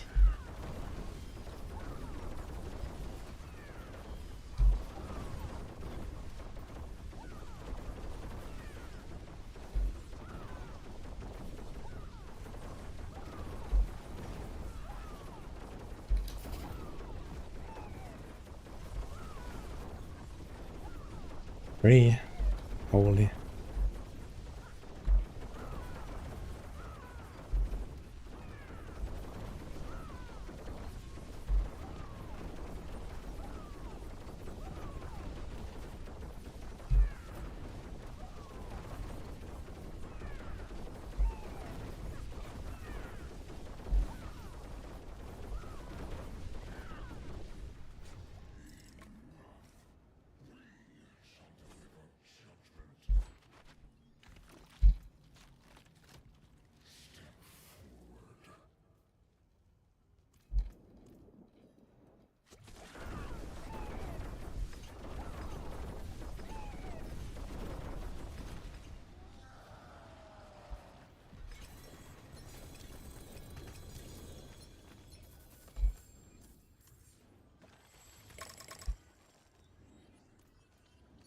It's like 2.5 to 3k or so for a run of all the gem fragments. You can actually craft a big one, look. Dude, emerald 30k. And you have to level more dex glyphs, man. Ugh. Pain, man.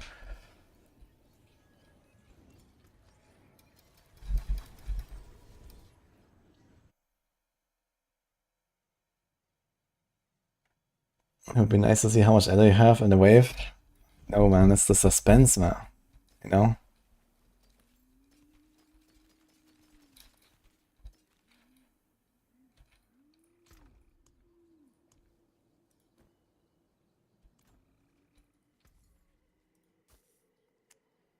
Oh. I can break that down.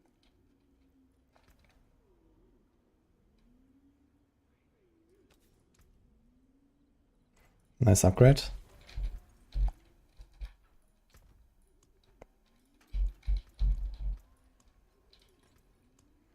I do have to say this ancestral legendary aspect system does feel really nice. Because even at this point I can still get kind of noticeable upgrades from just finding a better aspect. I like that.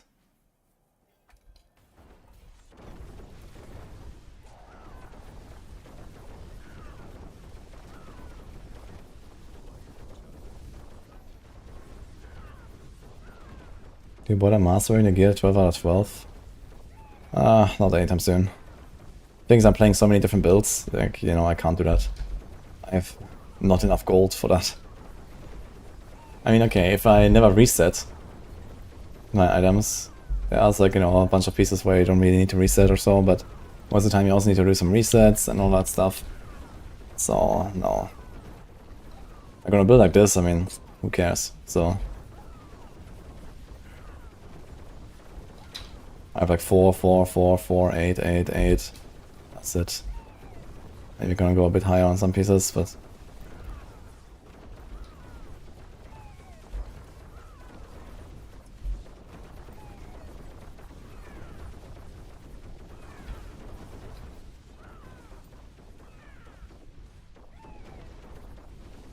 oh, geez. Jeez.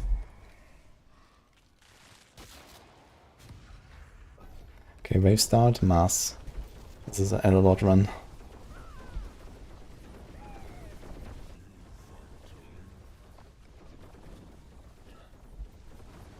Leveling start for alts is Whisper Caches. For me main.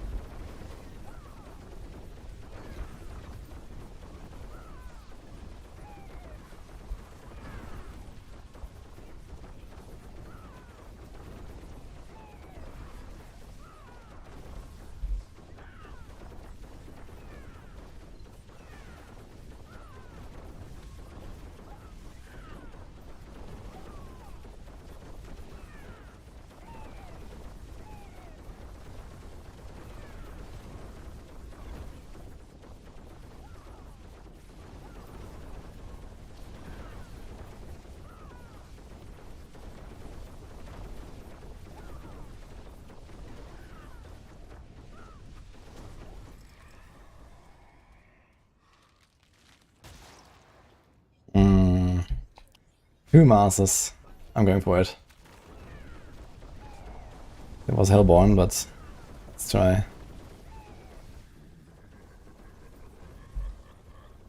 Now I need to add a lot. That's gonna be huge.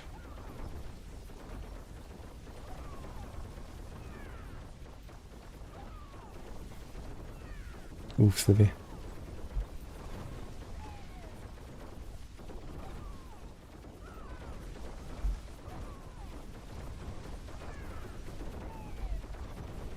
Legendary runes are from their bosses, GOTT.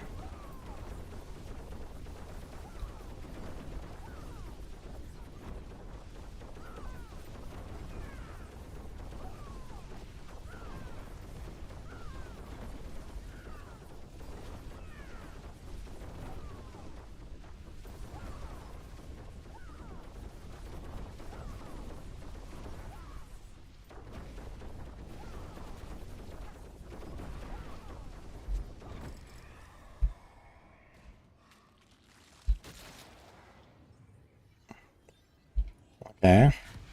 Actual analog run. Now I need to master this thing and GG.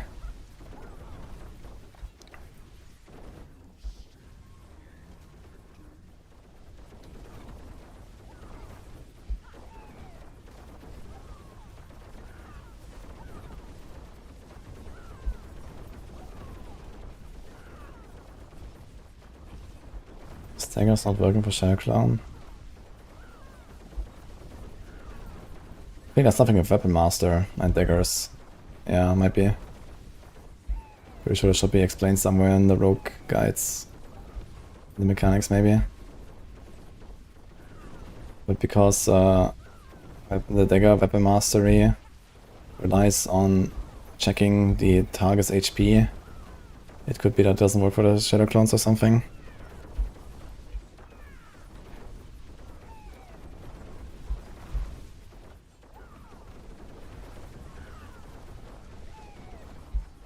good beginning build for this season. A lot of stuff on Necro. I mean, Rogue is just so powerful that you can kind of like chill. It's a pretty beginner friendly build. A lot of stuff on Barb is also pretty chill with Earthquakes.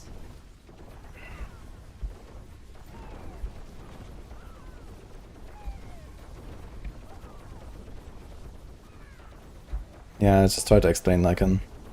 And I think this is what it is because of weapon mastery.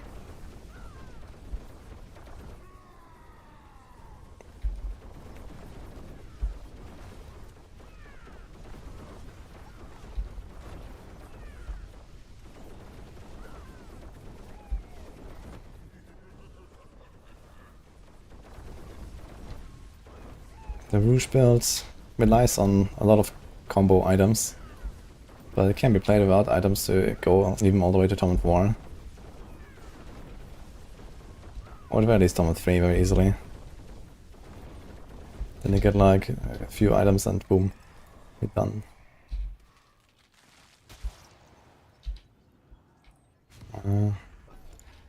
Getting unlucky here.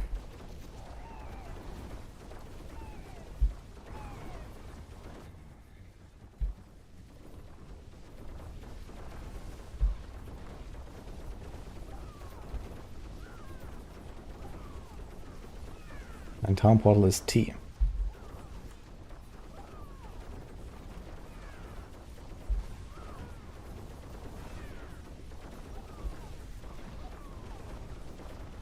The combo is Peaceful Boots, Scoundrel's Letters, Preparation, Aftermath ranks, some Ice in the Dark, and a passive tree. And 150 max energy. And enough cooldown reduction to get Death Trap to around 10 seconds.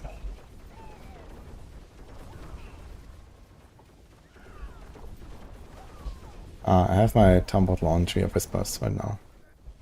That's usually my standard, but sometimes I have Carrigar, sometimes I have Cat Badu, just because I like Cat Badu.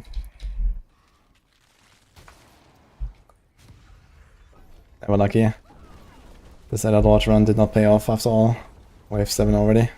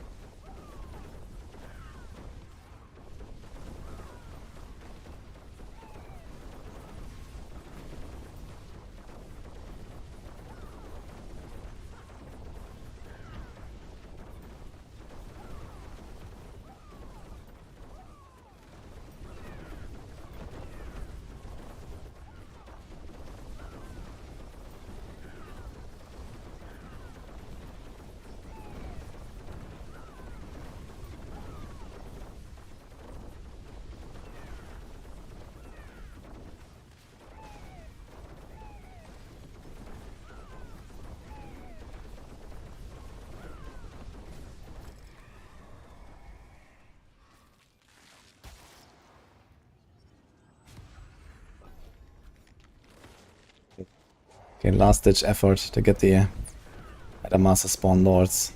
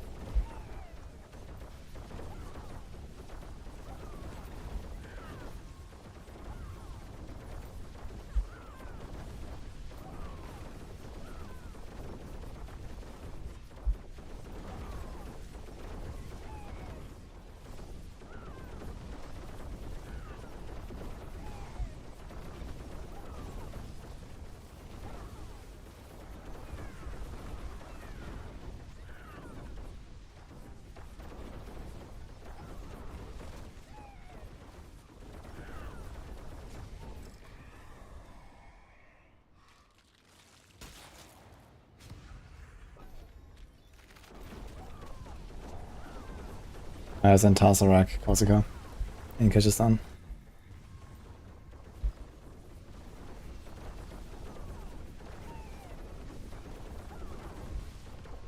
Yeah, the adder on the ground doesn't render when there's too many animations. I also don't see the silver spires sometimes, or the adder on the ground. There's like too many effects. On the death trap, for example.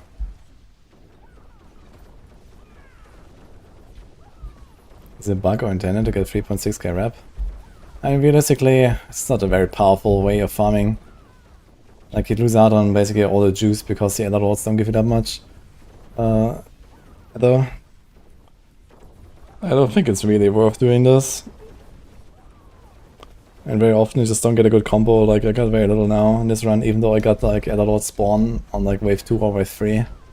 If you don't get the mass Elder Lords thing, then it's just like kind of weak. And even if you get the combo together, you get like, you know, 1 turn in, maybe 1.5 turn ins in a 10 horde run or so, but I can just well farm bosses. Here it is, the last. And I was also searching it later, oh my god. Let's see, you have 22k.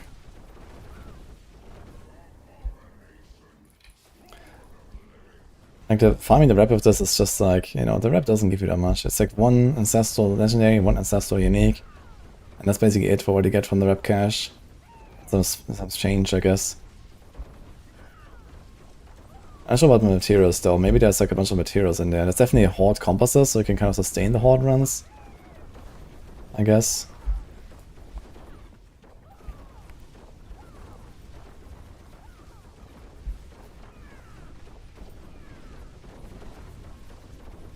Obviously the iron you need for the spam death trap depends on your death trap ranks, how much energy you have. So you want a lot. And it's easy to get a lot from the tempers.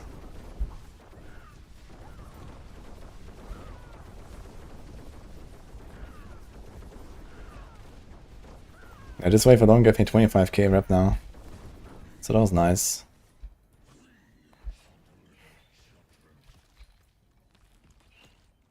Maybe I just picked the thing where the masters spawn Elder Lords, but is this like a second upgrade? Masters spawn Elder Lords? Is this like, you first get the Elder Mass +1 and then you get the Master spawn Elder Lords, or can you get the Master spawn Elder Lords right away? I'm not sure.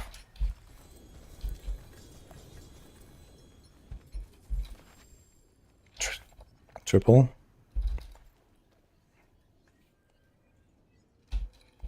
Maybe.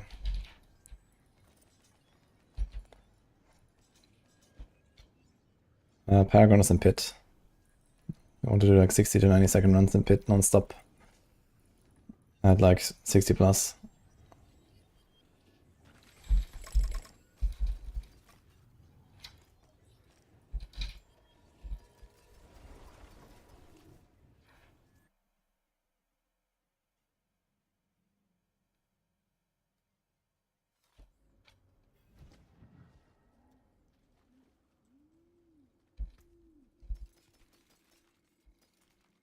I carry the fine deal. Perfect creeping death. I already had it actually. I can break that down.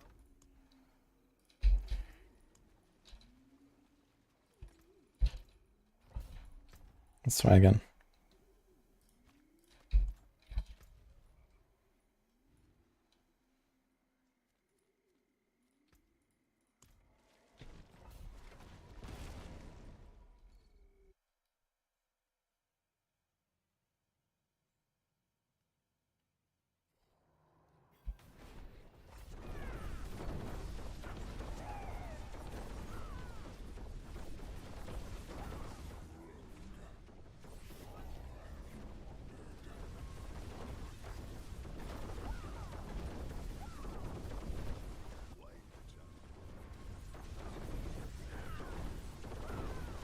I just realized maybe I'm better off using Yule Rune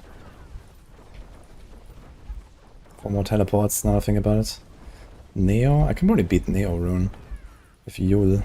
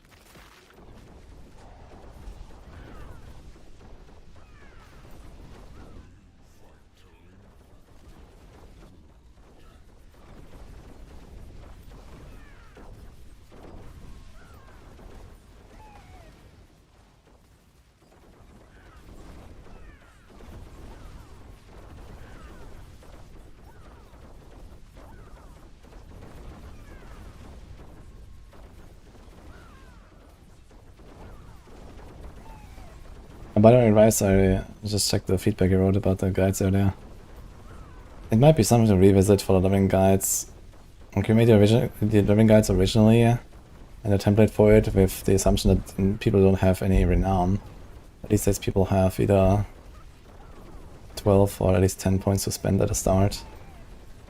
So maybe we can make step 1 actually spending 12 points instead of less than that.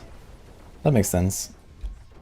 The other thing, I'm not sure if Darkside has been like lazy with his Paragon boards. We should have a 200 point board.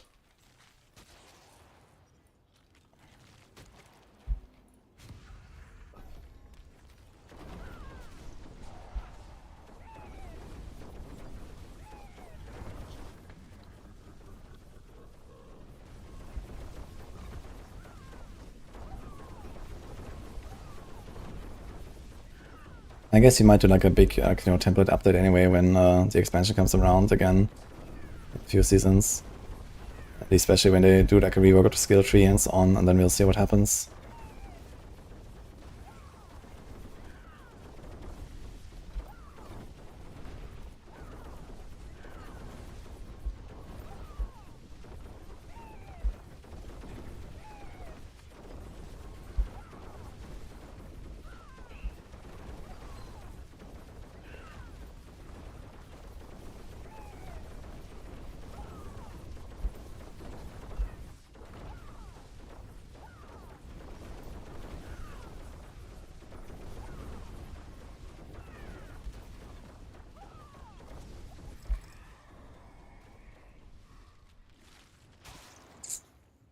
Fuck. Oh no. Okay, I'm gonna take the fucking end of us, let's see. I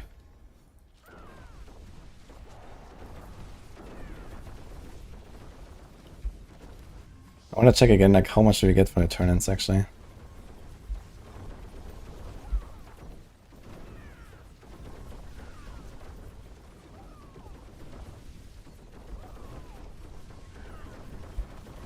How important is the Vessel of Hater DLC to play the endgame?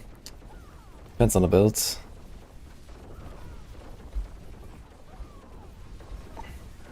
You can definitely play the game and get to endgame and do most stuff just fine, but you're gonna be weaker than others. You have to find some creative solutions with some stuff they get from runes in some cases. Or some builds like might not work really that well when you don't have runes. But other than that, you're not missing out on much.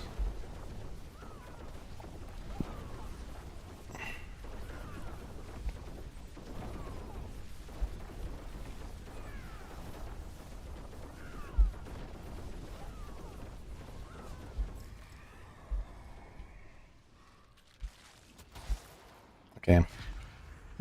A lot. Double Elrod strat, let's go.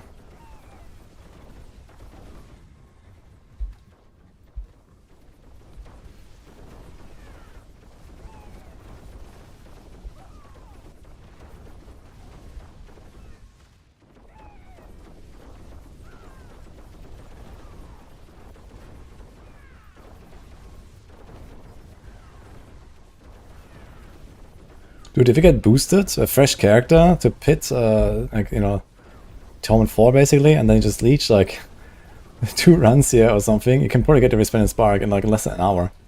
If you just leech. Like one guy carries 3 people. You can like print sparks if you want.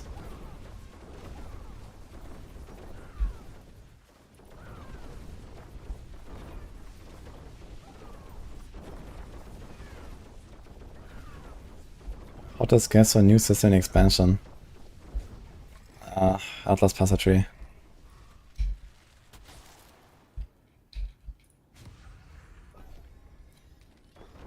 You get a spark at rank 18 on a season rep.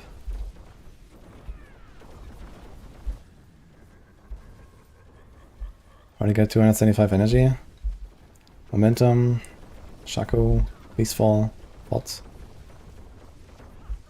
Galvanizing Slasher, Resource Aspect.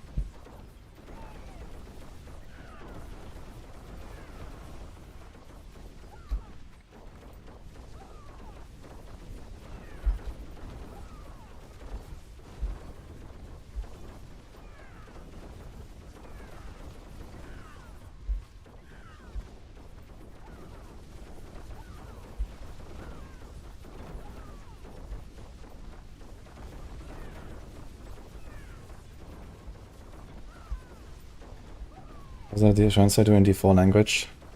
Well, there is nothing to transfer to in D4 language because, well, Weaver Tree from LE, if you have played that. Basically a way to customize your endgame content and your rewards. You know, a nightmare dungeon where you can choose what enemies you encounter, what maps you have, what bonus content is in those dungeons, what events you have, and what you get from those events. For example.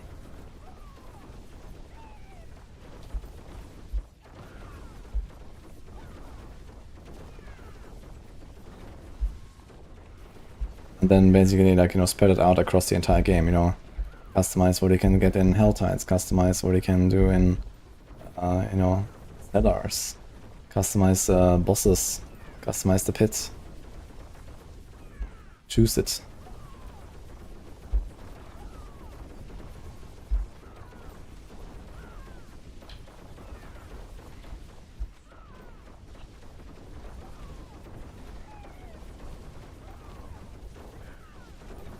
You have 3 sparks, so you don't have the runes. Lucky for you, there's a friendly blacksmith in town. And the little gumbo machine next to him.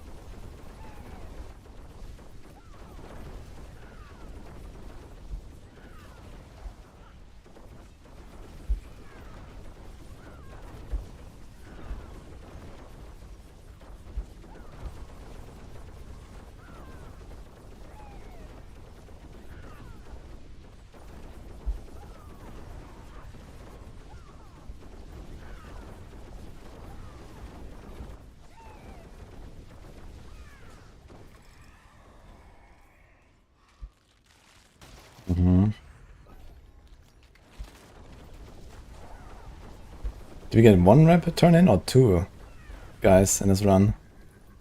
Not sure.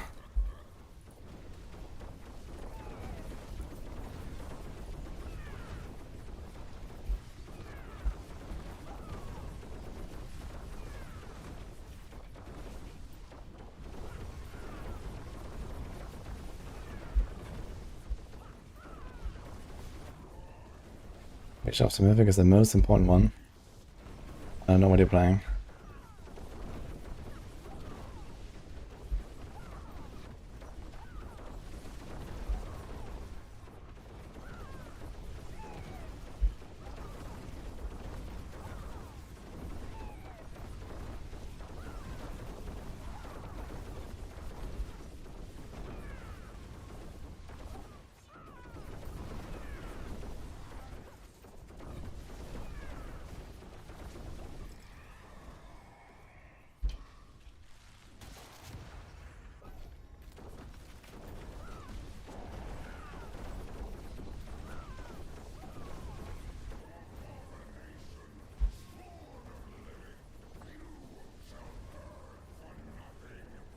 Well, GOWT, the idea is that you have different types of content that give you different rewards.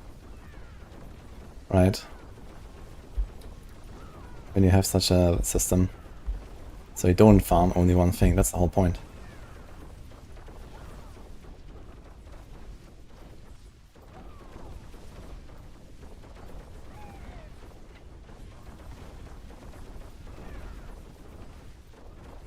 Probably pit barracks. If you do it fast enough.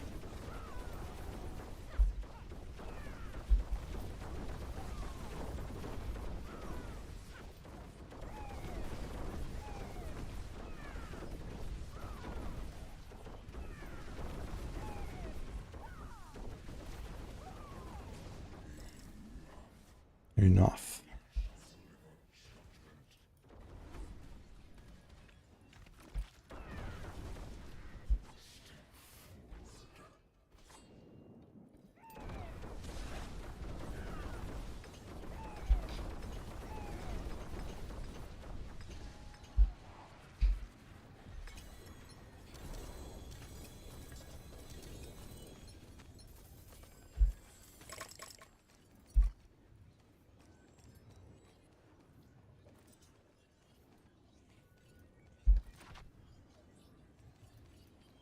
Scroll.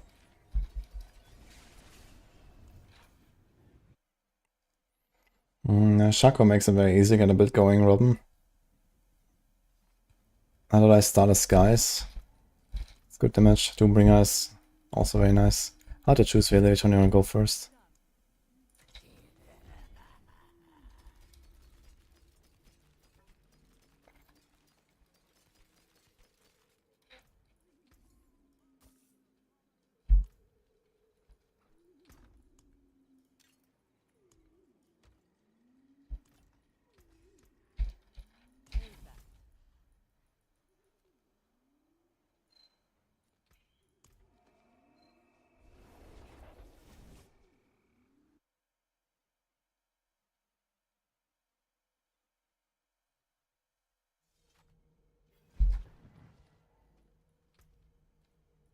Holy shit.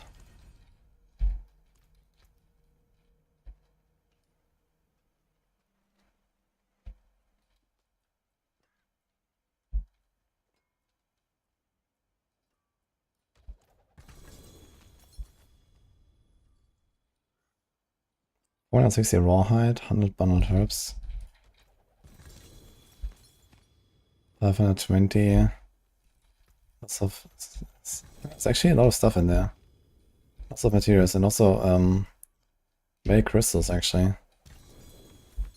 200. It's actually a pretty good source. Maybe the antidote start is kind of good. It's just for like general farming. But no gem fragments, right? Gem fragments is not really much. Yo. Alright.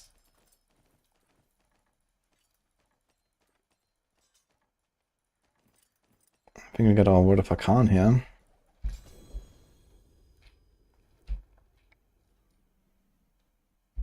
And we got a dagger.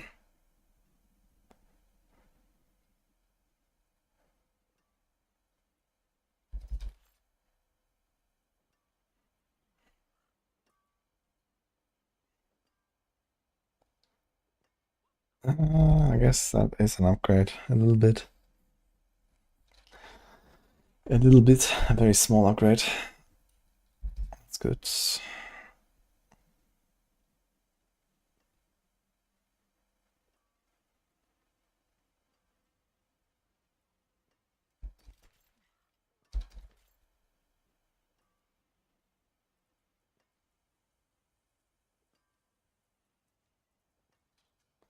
Oh, the Dark Shroud, huh?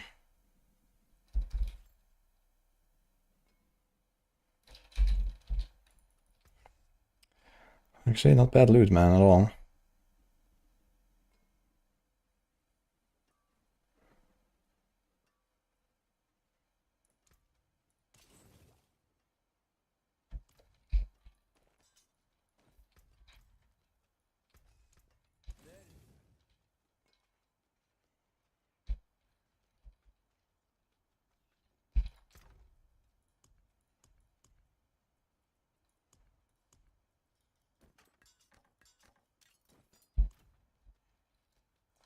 I wanna see how much I got here.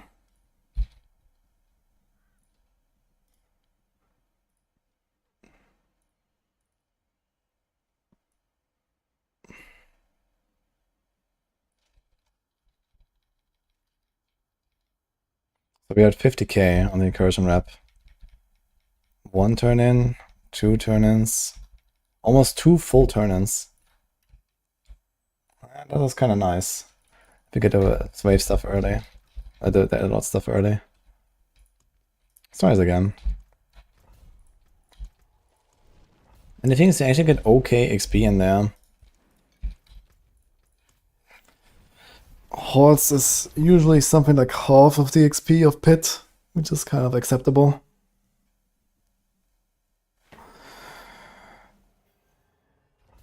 How do you clean the board without unlocking it? You have to unlock it, but it takes like 2 minutes. You have to do the first quest, basically.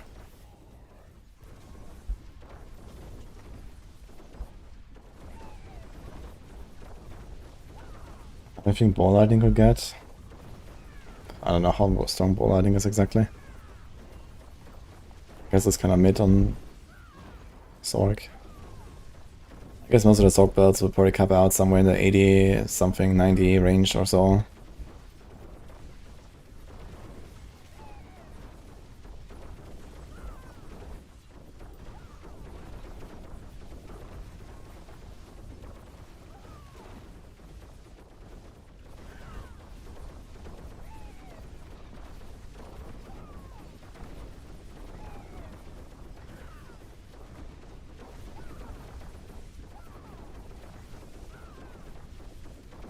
New season board unlocks very first quest level 1, it takes so long. I don't think it takes long at all. Isn't it just like a few minutes? You have to do like one dungeon or something and that's it.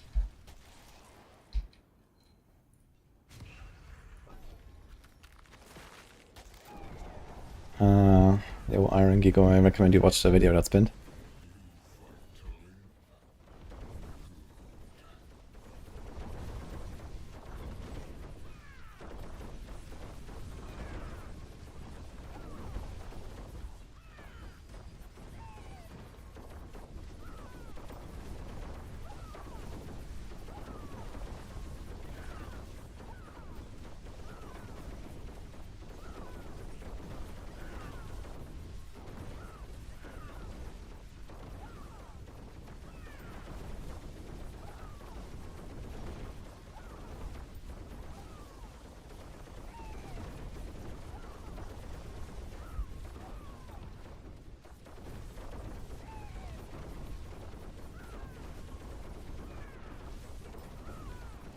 Hi, Torbo.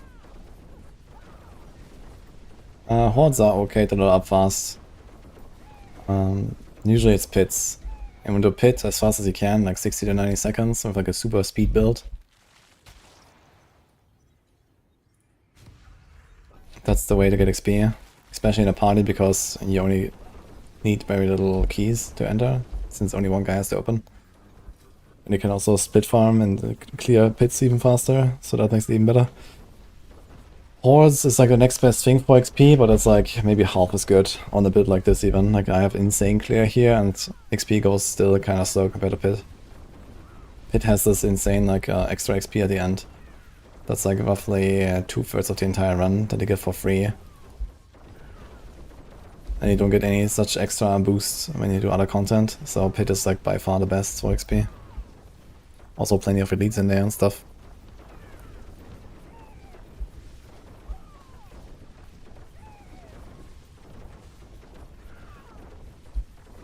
Yeah, so Pit is really good. Infernal Horde is half as good. And everything else is like literally no XP. So that's kind of how it works.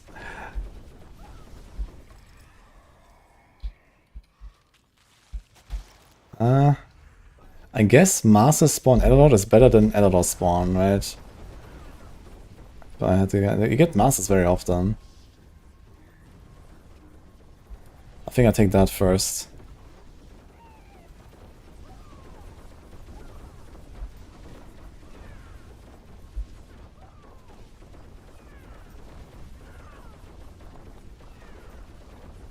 I mean, in general, I think they just need to, like, nerf the Pit XP and then nerf how much XP you need in total, so that you can actually get XP in other places.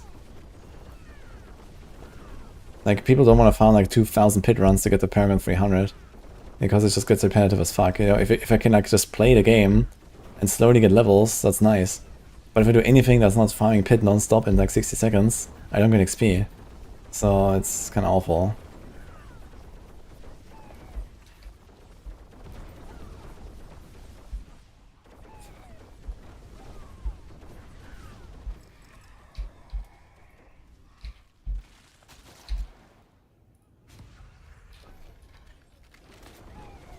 Hate running out of master push pit. Yeah. I actually have 1,400 stones, oh my god. But yeah, if I want to get to Paragon 300, I'm not sure how much I need. Probably I need like 6,000 stones or something, I guess. 2,000 pits. I'm not sure how much I think it's 25 billion XP, right? One pit run at like 80 or something is like 10 million. Let's say we need like 20 billion. Yeah, I need 2,000 runs. So 6,000 stones. Yeah. Then I can get to Paragon 300. In a party I could actually take these stones and just blast straight to 300 now.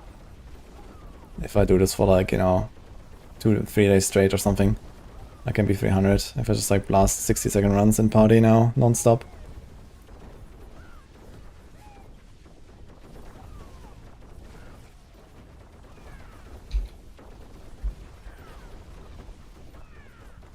You can gamble Mythics, yeah, but you can't choose which you gamble. They are completely random.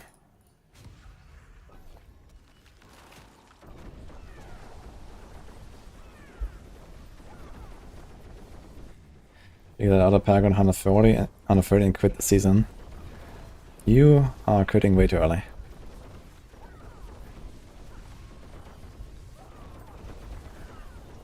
I mean, at 130 you barely have a build. So you don't worry about Paragons at that point, I think.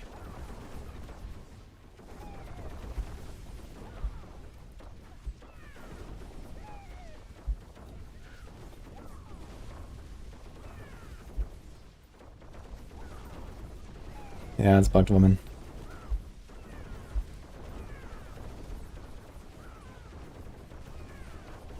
Yo. Yes, woo, actually. Gao Kami, thank you. Appreciate the 10 subs.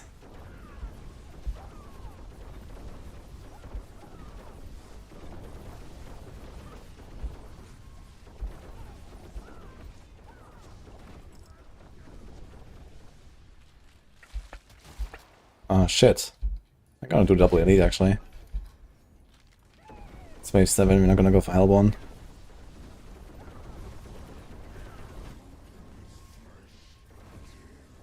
Look at those turn-ins here. Actually, did I get keys? I did not get Infernal Horde keys. I thought last time I got a lot of Infernal Horde keys, but not this time.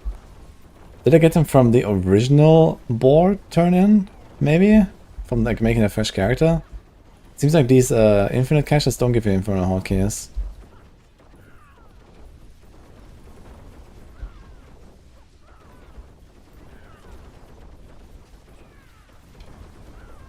Yeah, Andaria is by far the hardest boss in the game, Kaiser.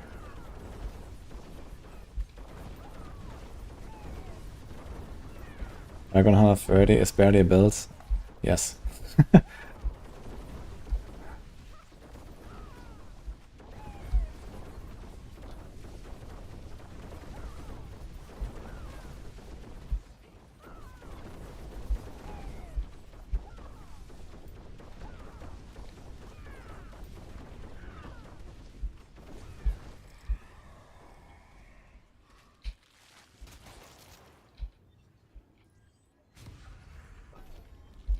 Can Andy one-shot me if you run T3 easy? Also yes. I mean, I don't know how much damage the Mega Beam does. I expect to survive it, if I get hit. But I'm not going to try. Unless the bug gets me again. I mean, I am very tanky. 50k HP, 50k barrier. You're gonna have Fortify as well. You're gonna have Dark Shroud for like 55 reduction. We have Doombringer for 17 reduction. Endurant Faith that actually prevents you from getting one-shot completely. Like, I don't think I will die to the beam unless it literally has like near infinite damage or something. But I'm pretty sure you can tank it, right? Can you tank the Mega Beam and like lower torments? Has anyone tried that? Someone must have tried that. On purpose or not. Maybe you can get a bit of an idea of how much damage it does. F, dude. You can. Yeah, if you can survive it and lower torments, then I will probably survive a torment 4 Mega Beam too. I don't think I can get one-tapped by anything in this game right now.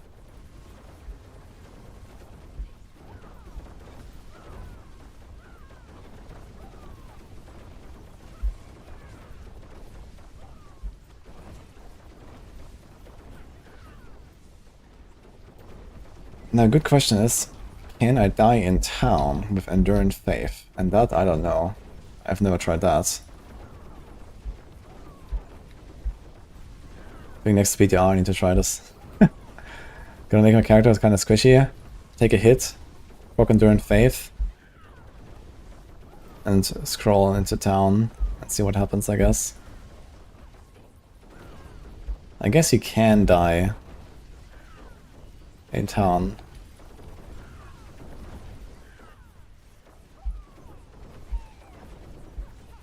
Like, the question is just, is it a better strat to spam potion and try to survive when my Endurance Faith procs on the one-shot? Or is it better to scroll? But I guess I need to try to survive it.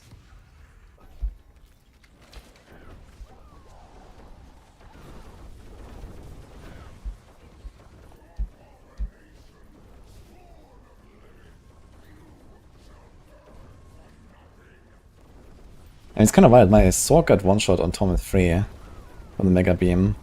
That was a Sorc, man, with full barrier, with align the elements, and all that other stuff going on. Sorc is kind of tanky. And I got one-tapped, but I didn't have that much HP. I think I had like maybe 15k HP or something. So I'm definitely like at least twice as tanky right now. Maybe more. I mean, align the elements is kind of similar to Dark Shroud, I guess. But Dark Shroud is more consistently up.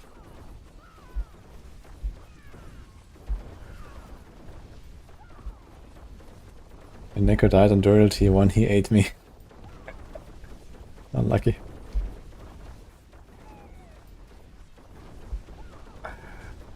Yeah, they eat. It does a lot of damage. It might do more damage than the Andara beam, actually. So we got like around 1 turn in here for this run. This was without Eldrod spawn, right? Or was it? I think it was just a wave. The master spawn Eldrods.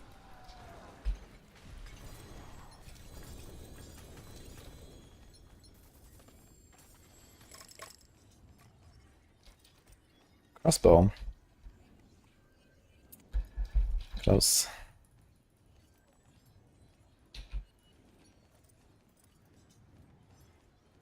Keep getting a lot of like 2 GA crossbows.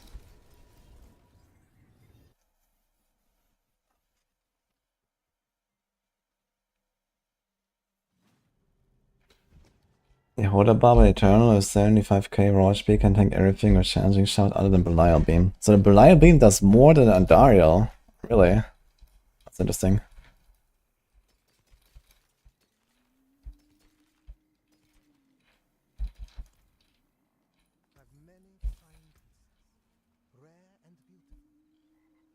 Fuck. Do I salvage it?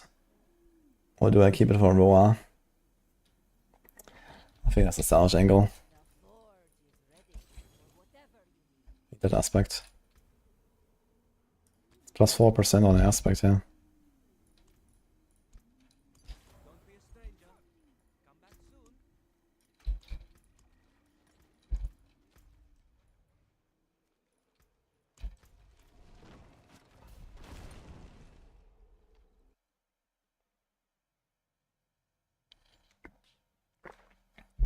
$30k HP, 30k barrier, 30 res. Okay. That's what they're expecting there.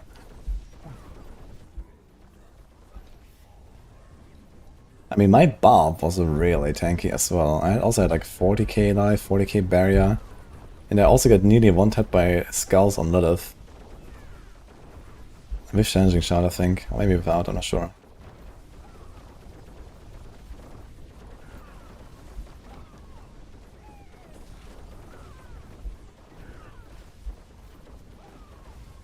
Spirit One in general is a bit down bad right now, but Quill Volley is still a decent build.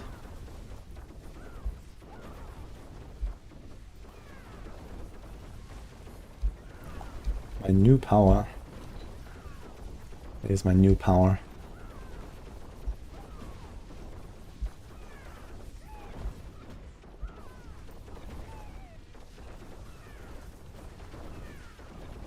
The rotating fire is fine. Right, you walked through the fire with those stats on Torment 4. Boy, man.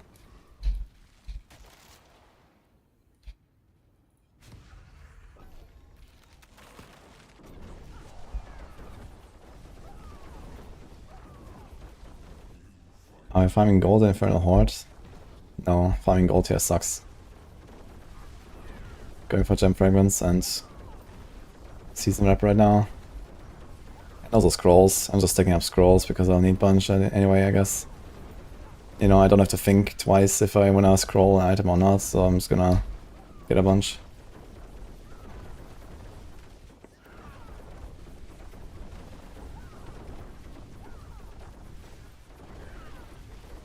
Best place for pit stones is Nightmare Dungeons.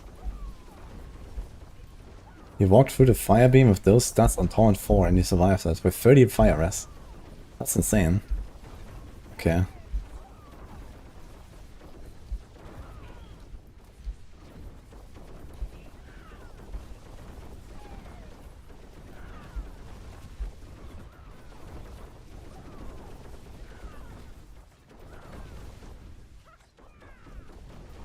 Cause me to have unlimited leap and double swing barb? Nothing. I was playing Leap Quake that has unlimited leap. Thanks to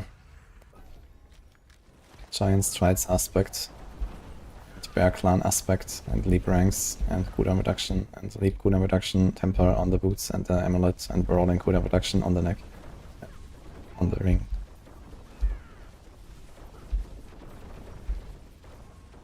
And Urival power.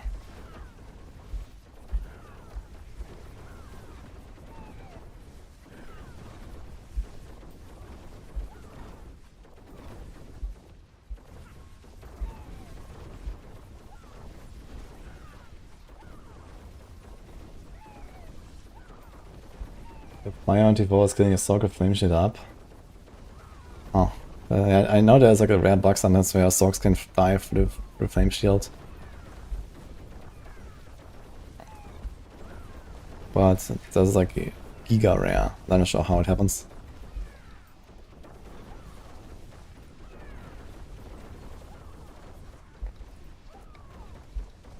So there's an only firehead or a beam. If you can, I guess if you're really tanky, you can walk through the rotating beam. But the mega beam is, yeah, you know, the one that spawns and then does the big burst. That one is really dangerous.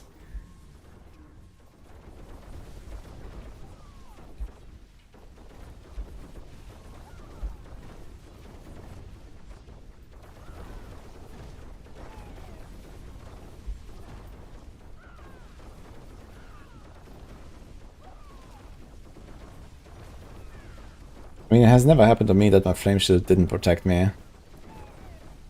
So this is definitely a rare bug.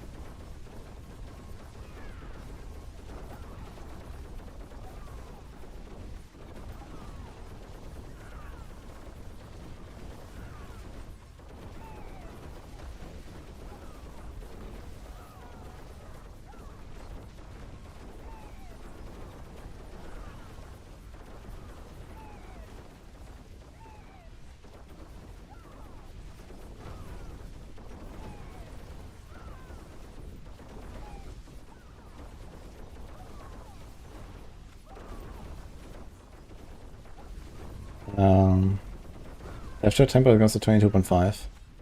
The rest is masterworking.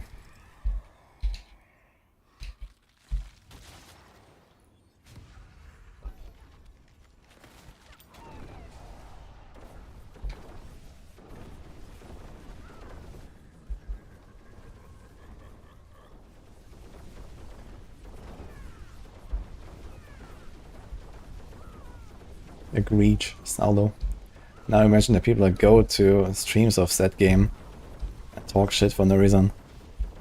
What about them?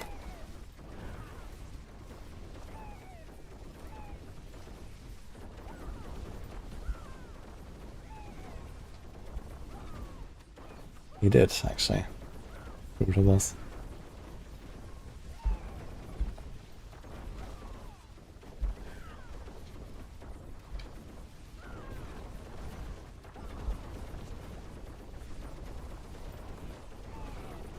Good button.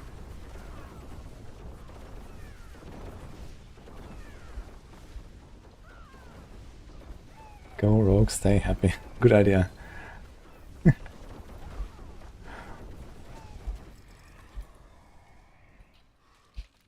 And it also now spawn.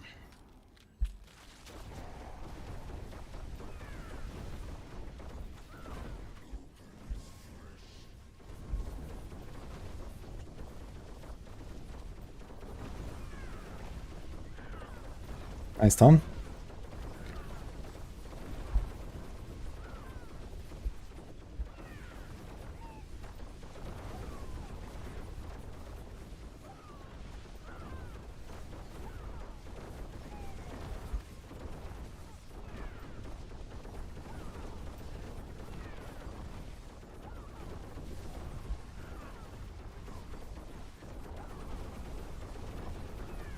I wanted to test changing my rune setup actually. I forgot so far.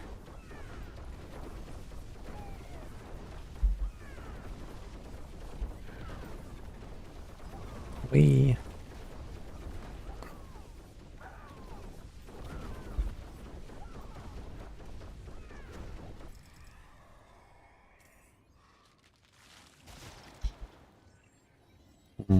Let's do this. One free other lord every wave.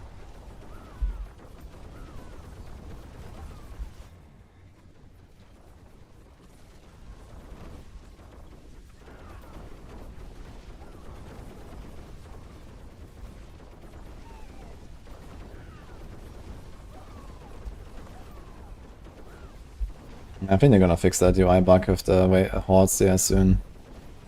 I mean, it's Sunday now, so there's no patch today. Probably on Tuesday they have like the regular patches. Pretty sure they're gonna do that. Soon TM.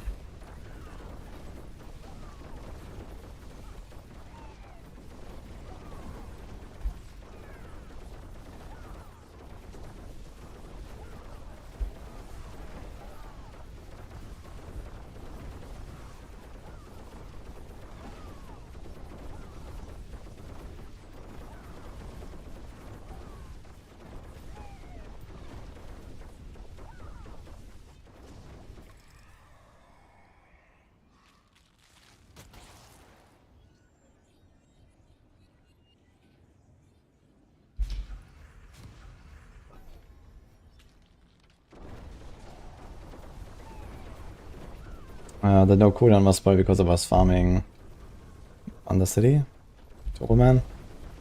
On the city you get like pretty much energy shrine.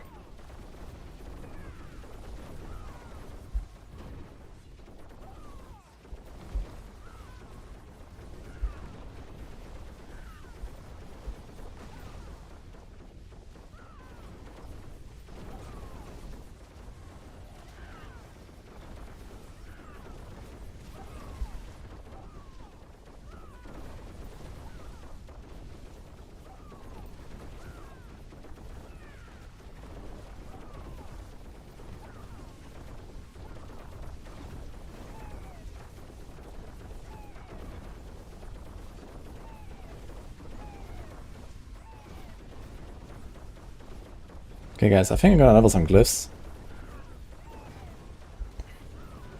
Then we should try some We have arrows at some point. At least we get it ready for tomorrow or something. Wave 10.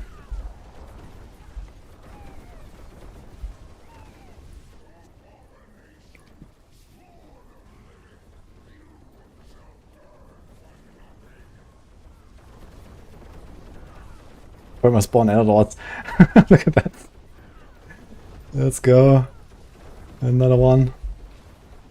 They give so much progress. Look at that, man. It's just sustain, dude. That's wild. I just thought there was something here, but there's nothing.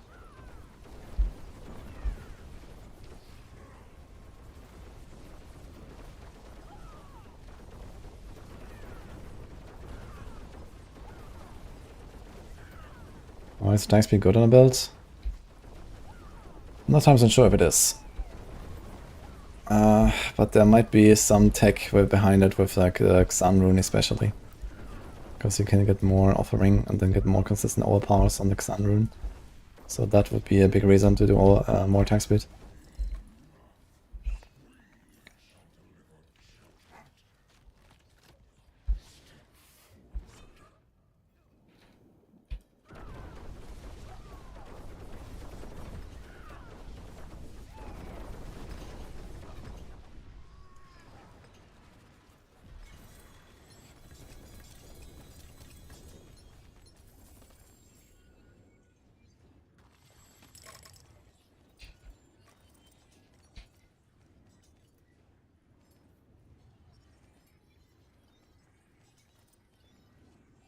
Yeah, I think that's enough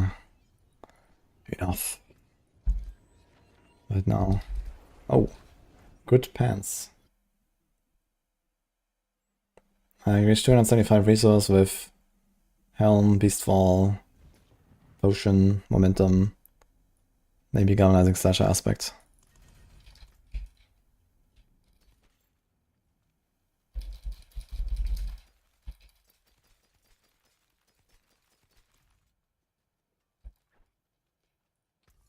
A fine addition to my inventory.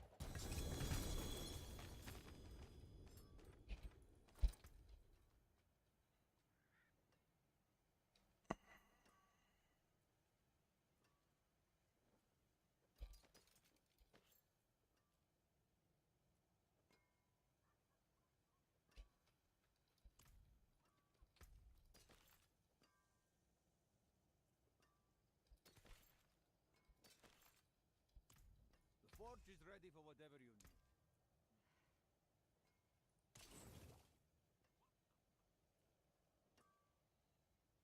But Eunice, okay, it's fine.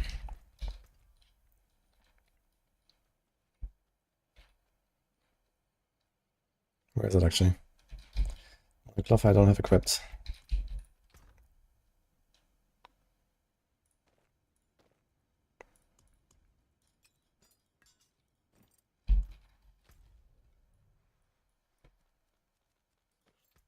Nobody walks anymore. Hi, Root.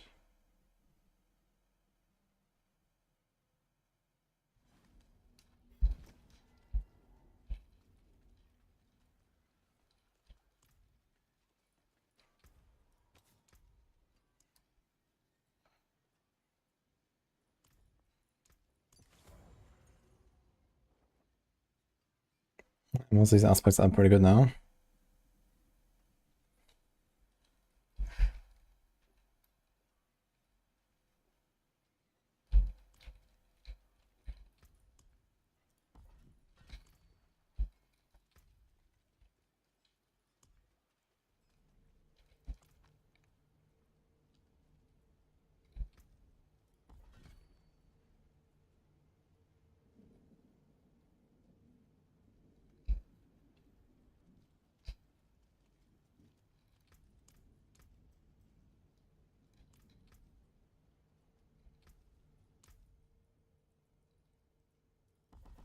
Actually don't need this.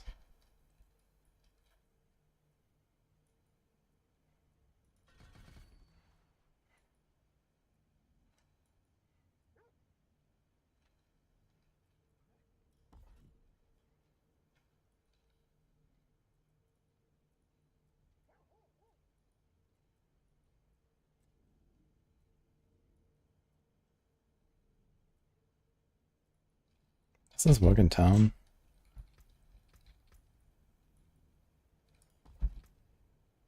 Yes. This is like a town passive.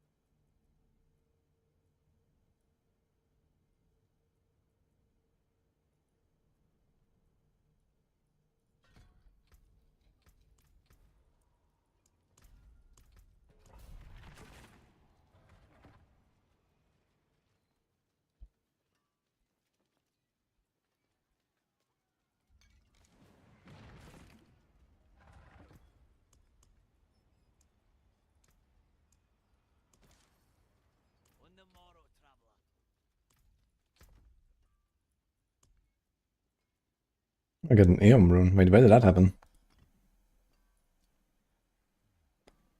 Did it like randomly drop from like the hordes? I got nothing else but this Aeon rune. Interesting.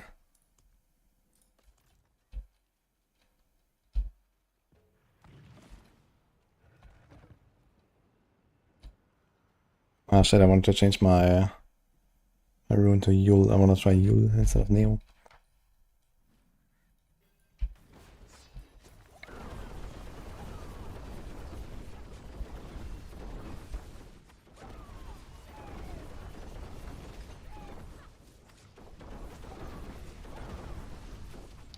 A lot more damage now. Should just go up like 10 tiers and see.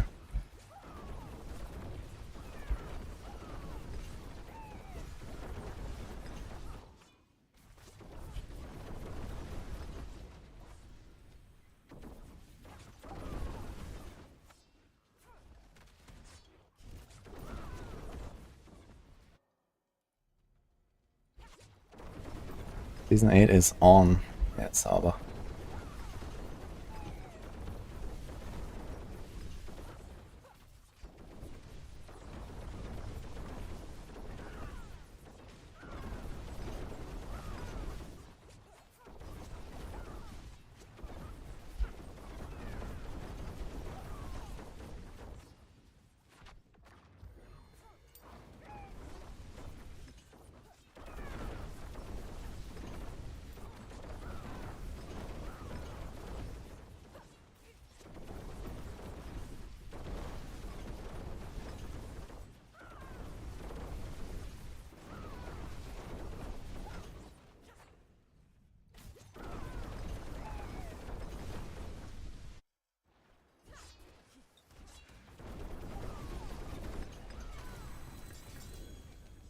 I go up a bit.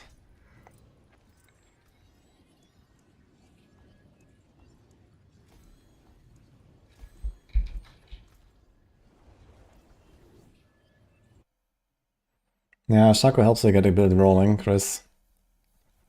I would probably go for that.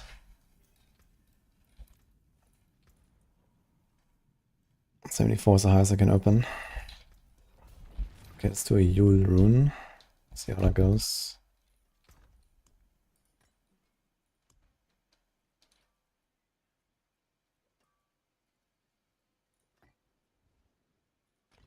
Yule jar. So we have to do 5 cooldowns to get a teleport.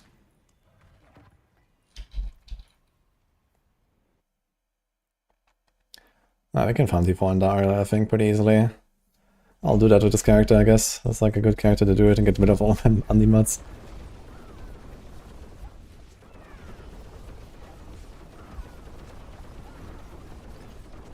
That stuff survives now. It's actually wild how I can just like pull everything along while moving forward. That's actually insane for pushing, I guess. I just move them like this. Teleport seem better.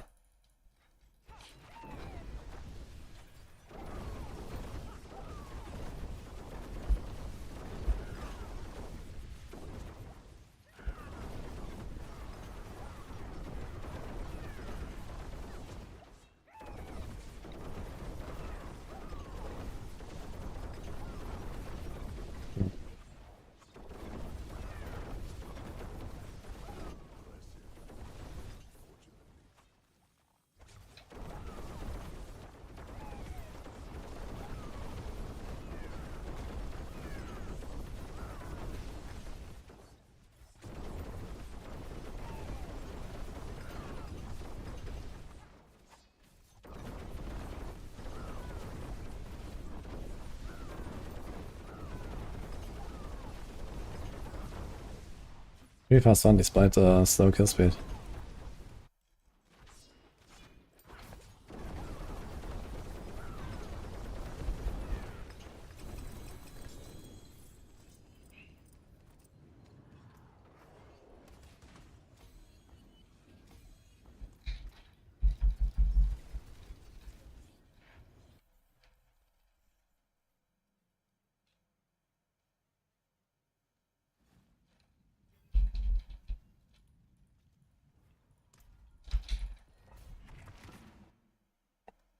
Use Caltops auto switching the bow or crossbow. Yes, that's a good thing. You want to use the crossbow in your hand, because then your death trap does more damage if you use Caltops, so that's actually nice. Death trap uses the weapon that you have last used, and Caltops always switches to your ranged weapon. So you go crossbow, throw Caltops, and then your death trap will use the crossbow damage instead of your melee weapon damage.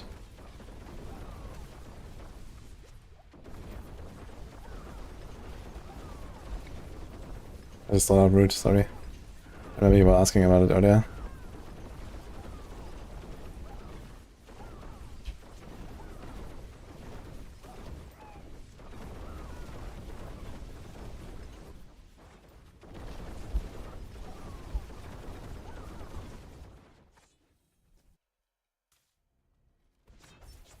Diablo ran out of memory with 64 GB. Oof.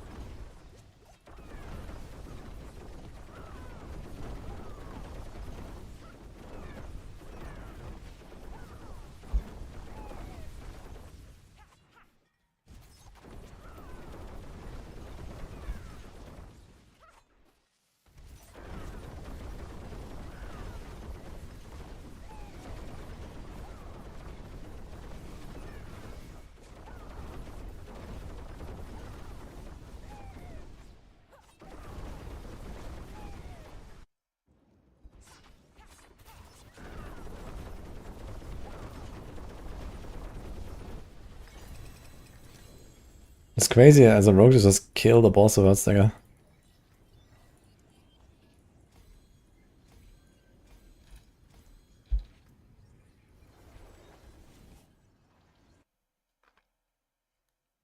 Nice, Tom. Yo, lazy. Yeah, preparation, cooldown, and then peaceful boots, Scoundrel's Ladder.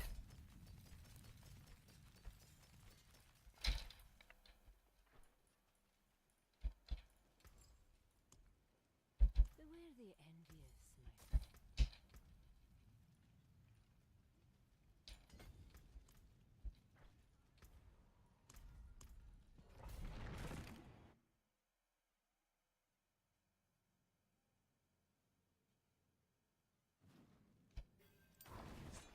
friend. Pedal to T2, 25. Says that when you open. I need to unlock like close to it to see it, I guess. It's always plus 15 tiers.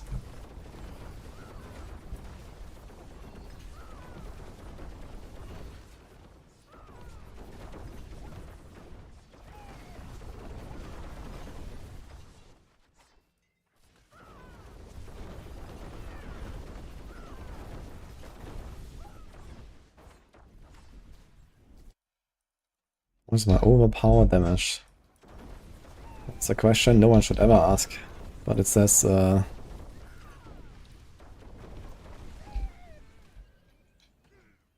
100%. Wow. It doesn't even show it properly for my life and stuff. Wait, why is it so little? Why does it not calculate the life in there at least? What?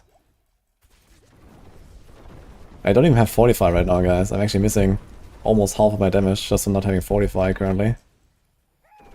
Which means, actually, isn't my rest fine?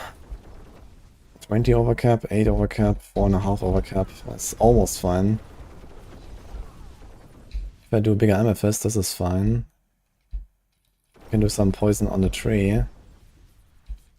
I can do a cold gem. Yeah, actually, wait a minute. My rest is fine to go right here, Fortify. And then we get almost double damage. Fortify is kind of important on all power builds.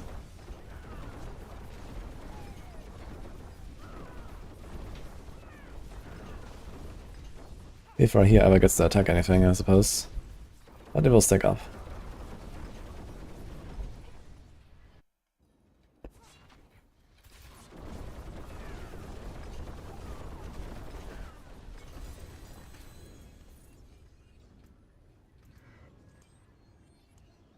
That's a lot of pain marks.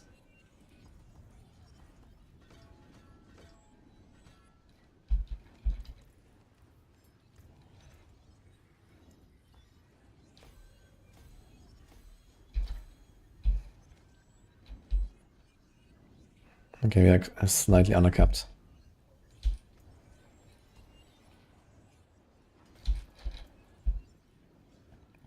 Let's see what happens. We'll see how fast he fortifies us. It's 5% per attack. When you put a spell in left click, you have to press shift for it to work. Yeah, because left click is also a movement. But if you mouse over an enemy, it will also use that skill. So that's one way to do it.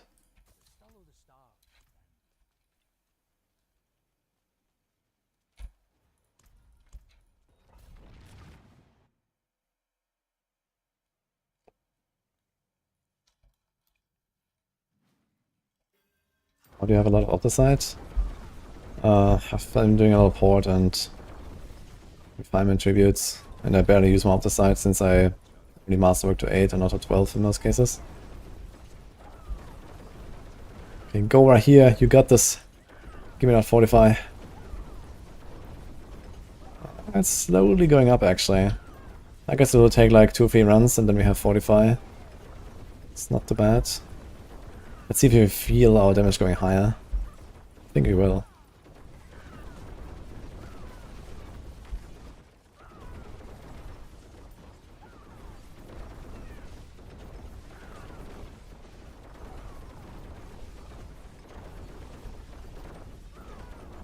Good thing is we have barriers, so as long as I don't take any health damage, which is unlikely to happen, I don't lose my Fortify. We have a big barrier. It's actually a good reason to go for a second wind temper instead of something else, I guess. Yo, Tash. The barrier protects the Fortify basically, because right here it's very slow, you see, I have like half the globe. Is it every hit? Yes. His basic attack gives him 5% Fortify every hit. He's successfully hit 12 times already this entire run. Good guy right here, man.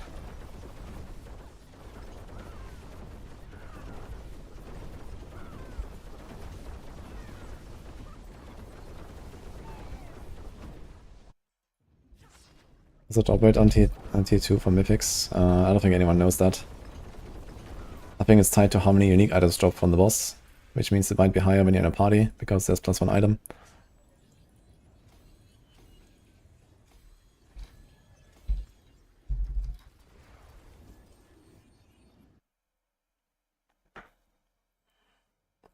Maybe something like 1% per item, or 0.5% per item on the small bosses, and 1% on Duril and Dariel and Mephisto, and then, who knows, maybe 2% per item on Belial or something.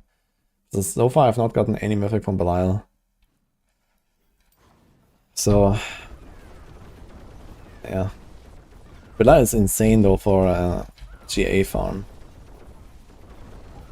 Like I get like 2 free GA items on tier 4 from Belial. So that's kinda good. And you can choose which boss loot you want.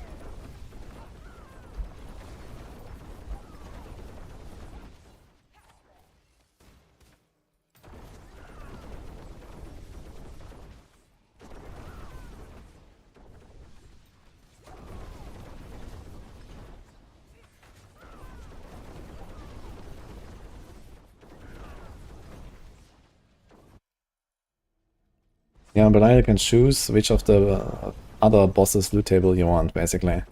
And it gives you guaranteed 1 ancestral, and guarantees like one of those from the boss loot table.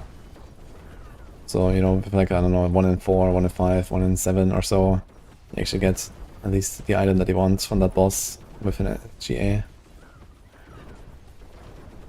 So it's actually a relatively safe way to get what you want.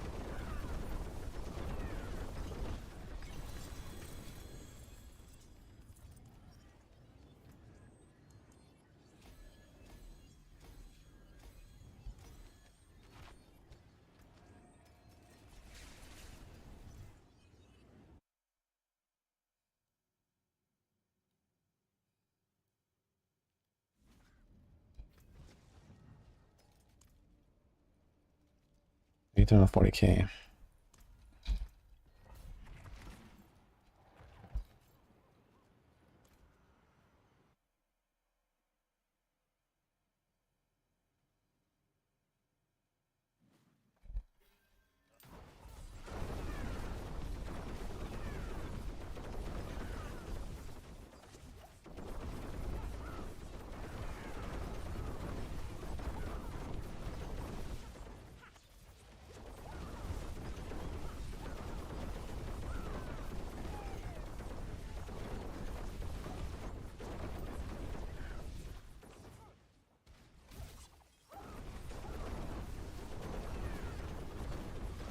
Good luck, Ricky.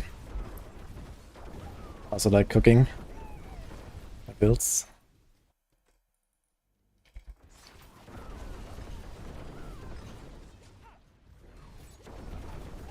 Grumpy, good luck.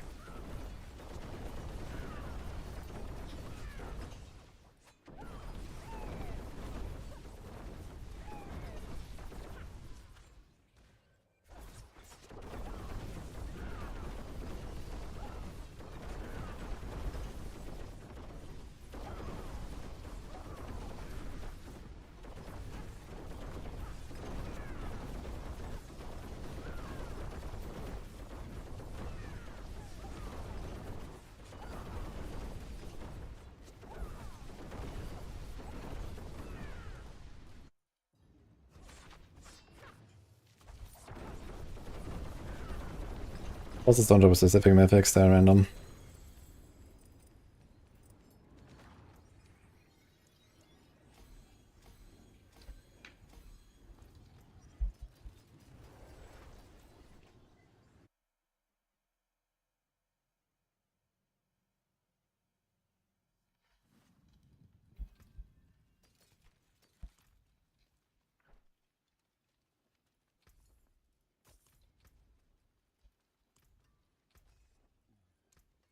I'll keep my forge hot.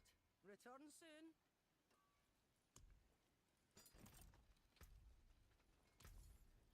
Shame that.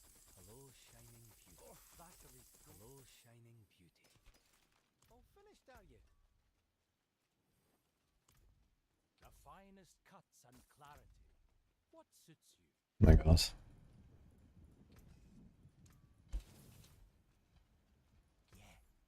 wee gamble. Hello, shiny. Well, there's some. Should I game me some emeralds actually? It says GA live on it. All finished, are you? What's still got some good in it?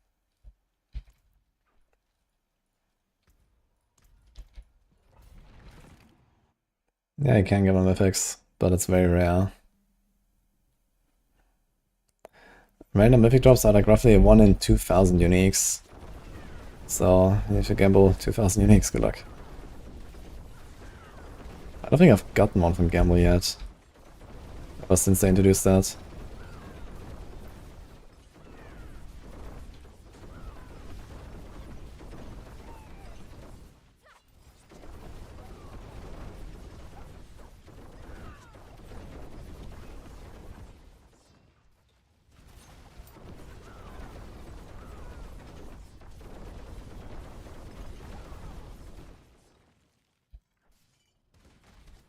0.1% is not 1 in 2,000.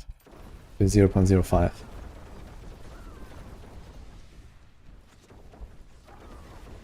Depends on the class, because different classes have different number of like uniques and effects in their loot pool.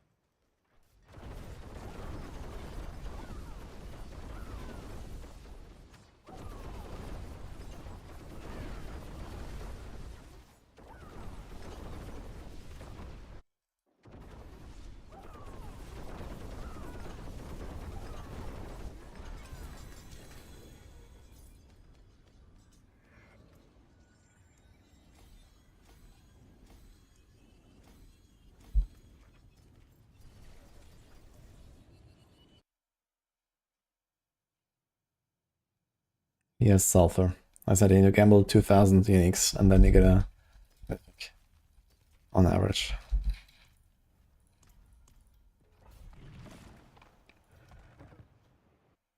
I mean, also like 2,000 unique random drops basically. So for the lair bosses, that's different. They have like a different ratio. But yeah, random mythic drops, for example, like, you know, from like, I don't know, Helltide chests or whatnot. They are roughly 1 in 2,000. Expected at least. 1 in 2,000 uniques, not 1 in 2,000 chests. Or not 1 in 2,000 gambles, it's 1 in 2,000 uniques gambled. So in other words, you don't get them.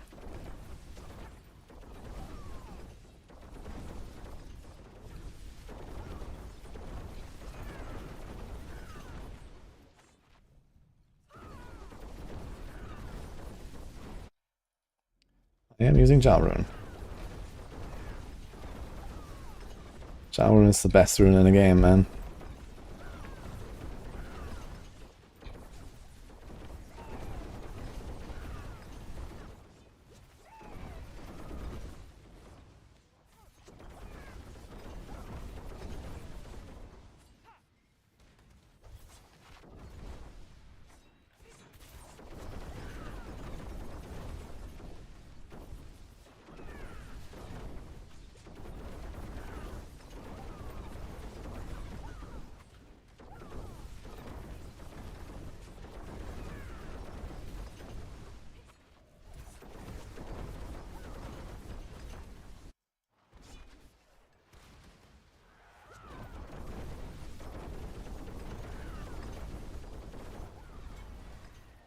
Druid building up there.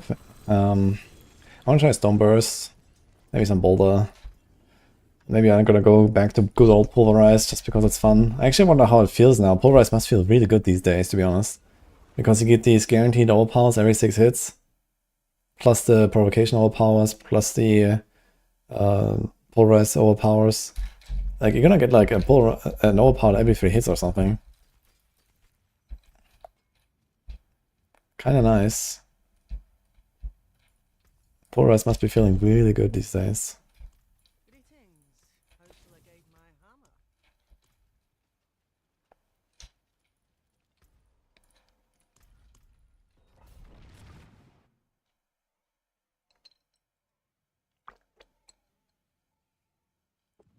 use Ohm. How about hell no? Like Ohm is fucking like outdated, I think, these days. There's very few builds where you would go Ohm these days. I mean, you have Fool Rune, which is easier to proc, gives you vulnerable and the same damage amp, and freezes everything. So for anything that is like kind of at least close range, and doesn't mind like applying it to enemies first instead of having the buff on you, I'll definitely go Fool Rune if you want a damage rune. But there are some cases where, especially for like, you know, giga farming builds, you just want the buff on your character, not on the enemy. But if you do a giga farming build, then you care about speed, and then it's basically just back to Jar Rune again. Because you can't make a giga farming build without Jar Rune unless you're a Sorc. And so I just never use Ohm again, turns out. That's how it is.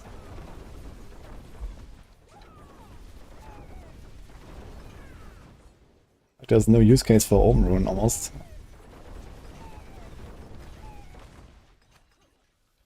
Legacy of Dreams, hey man. Oh yeah, thank you. No, it's not Mollusk, but you should get it if you're serious about playing. When is Berserk coming? It's in 2 days, actually. Berserk thing and whatever kind of new content is coming with it. And the transmogs and the supporter streamer thing.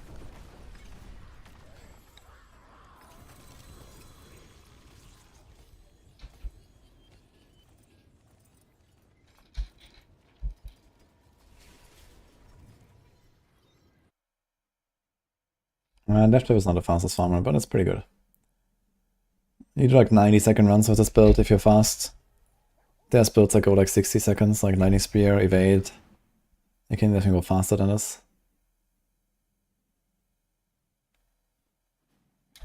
Get free Jar and Fool on the class. Yeah, I mean Fool, the Frost Nova is not really used on most stock builds these days, but I guess there are some. At least you can stall it in some cases. Most of the time you go for like Conjuration shenanigans though, right? And maybe some other things. But yeah, Teleport on Sorc is kind of nuts in late game. Especially on a build that already scales insanely with cooldown, like Lightning Spear.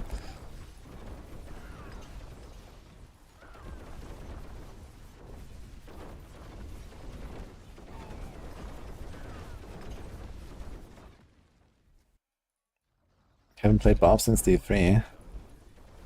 Yo, well, enjoy. Barb is pretty good this season. I had a lot of fun already with Barb. I'm gonna go back for more.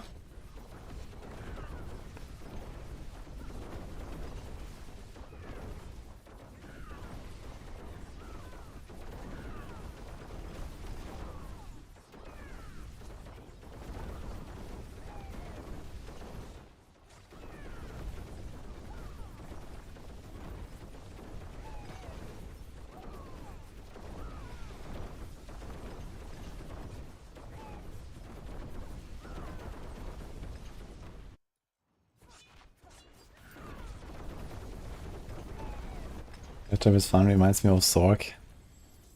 Well, turns out everyone is a Sorc these days, thanks to Jar Rune.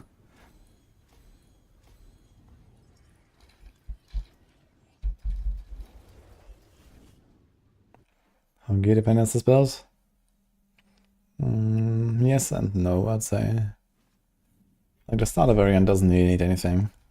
But to get something like this rolling, yeah, it needs some stuff.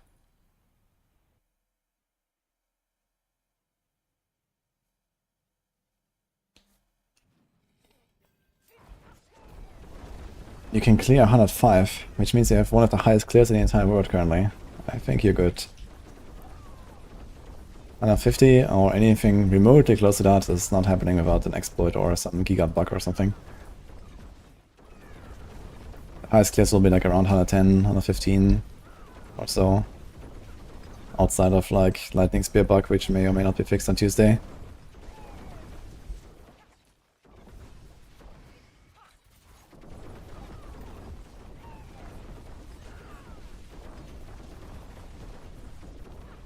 I wonder if they will fix it actually. I think they should, because it's just like fucking obnoxious to play around that bug.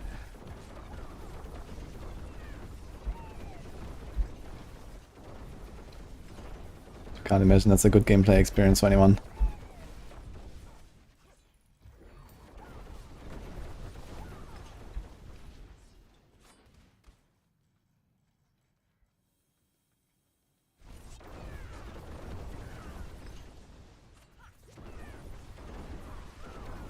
I'm touching Endless gloves. I'm not sure what I should do about the gloves exactly.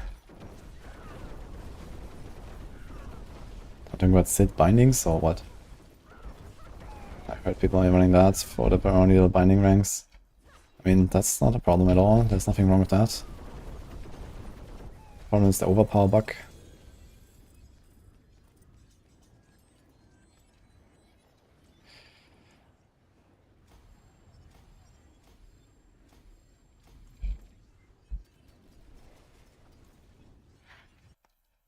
Asarak Maris.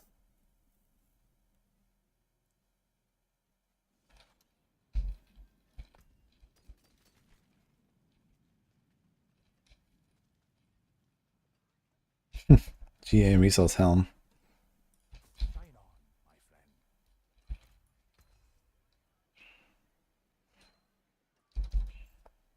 Anyone wants that?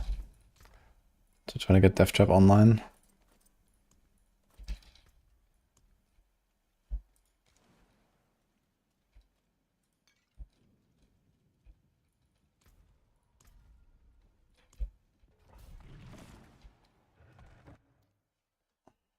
It was a normal aspect, I think, Kirito.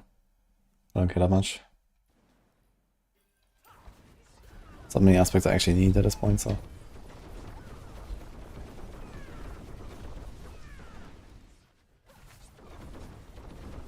I'm not making that many builds on Rogue this season. I'm gonna do this and Rain of Arrows. And I don't have many other plans right now for Rogue, so. I'll just blasting just a little bit more and then later we're gonna try to set up the Rain of Arrows and see where we're at.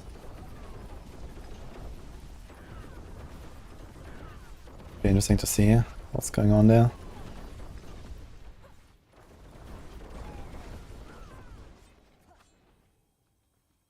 Although we still need to farm Andariel, so before we do any kind of respec we're gonna get rid of our boss mats, I suppose. To the mood to do Andariel and like a squishy spirit born or some shit.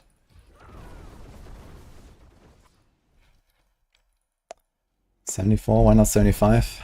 Why not 76? Why not 73? I don't know. It's the highest I could open earlier and I have not bothered changing.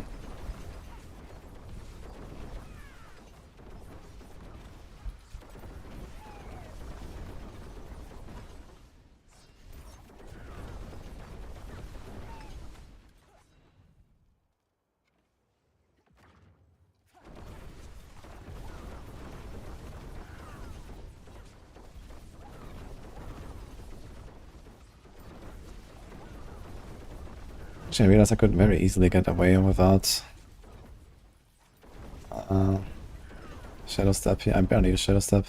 And we have Unsolvable all the time from Concealment.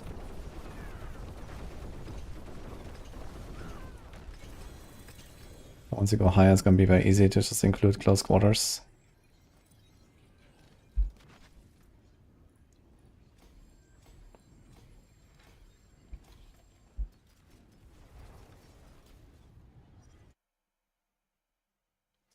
Death Trap is S tier, yeah, it's like, I don't know, maybe the best overall build in the game, actually, at this point.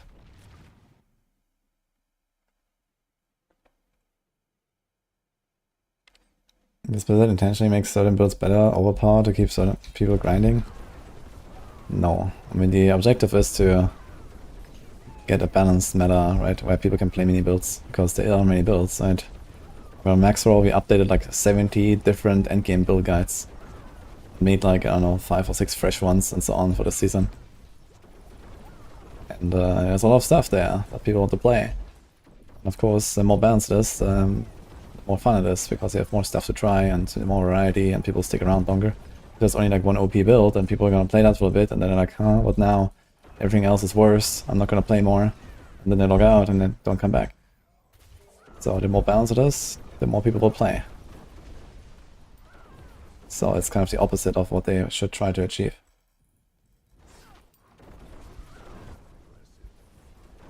Also, you have the other problem that, you know, 2 overpowered builds actually, you know, kind of take out the motivation and the grind for people, right? Because, like, look at my gear. I have like 4 masterworks, 8 masterworks, you know, half the stuff is wrong.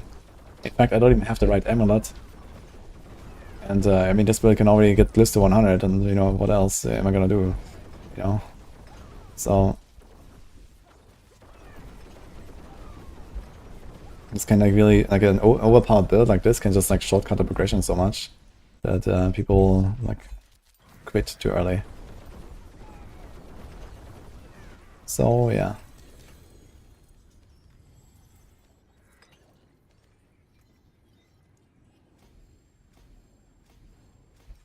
This is an actually good build that was unbugged. It was bugged last season, where it was also one of the best overall builds in the game. Maybe Lightning Spear is the best overall, and this might be number 2, so it's hard really to say. We have like we have Bone Spear ranked as number 1 as like the highest pusher, which just, you know, is slightly more powerful maybe, but the power doesn't matter anymore at this point. But, you know, Bone Spear doesn't go as fast as this, for example. So, in terms of like having a good all-rounder build, I think Death Trap is probably the number 1. It's very easy to set up, easy to play, goes very fast, kills all the bosses easily, it's very tanky. It pushes very high, gets the glyphs to 100 easily. Like, there's nothing else that you want besides all these things, so... I'd say Death Trap is probably the number 1 overall, if you combine all these categories.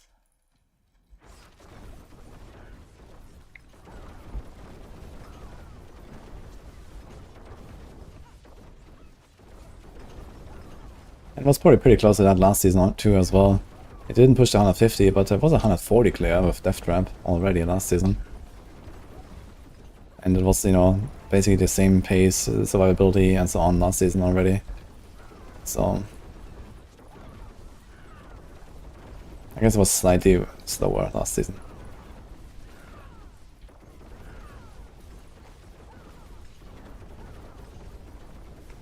Hi. Echoes. Thank you.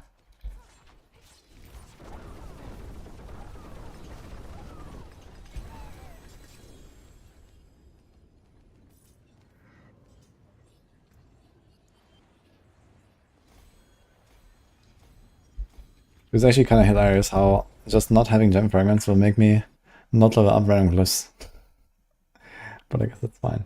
We can just throw gem ups into our main glyph and see. There's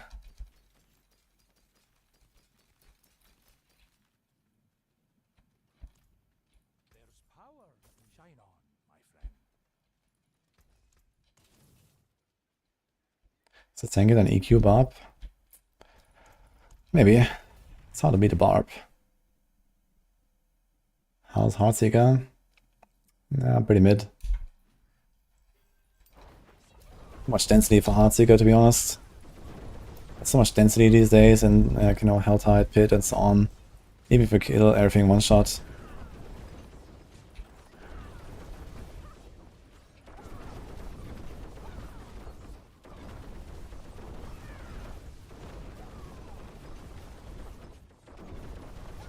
Wait a minute, am I still running the wrong power? I think I have like the wrong power anyway.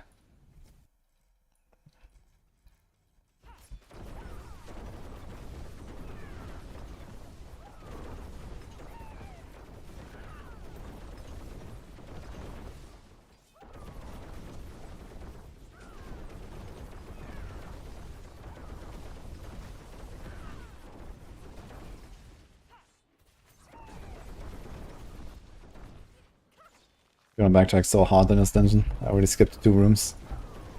This is Ogre.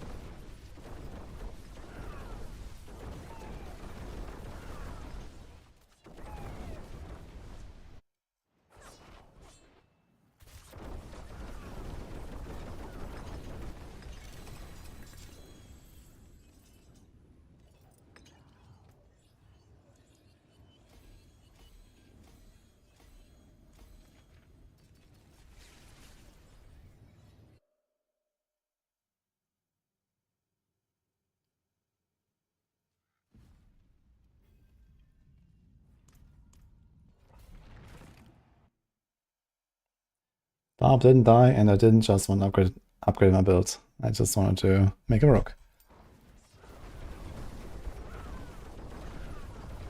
Don't worry, there will be more bobbin.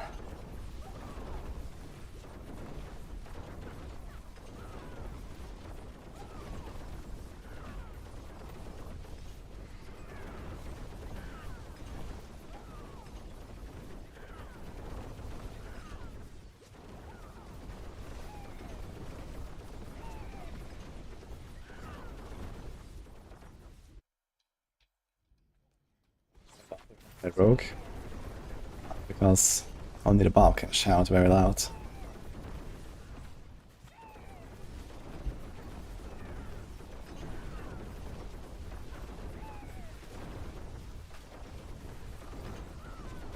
I mean, the rogue also shouts actually with the death trap.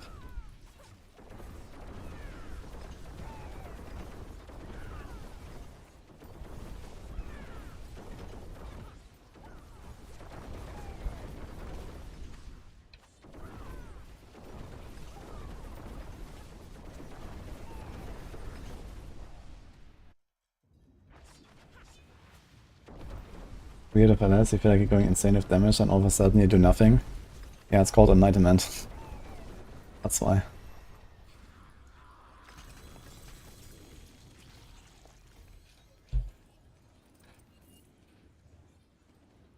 Enlightenment is very badly designed, I think.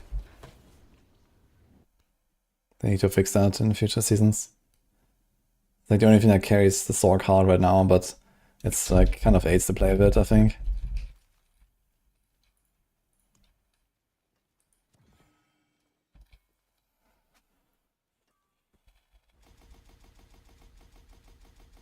Can actually like rank everything up.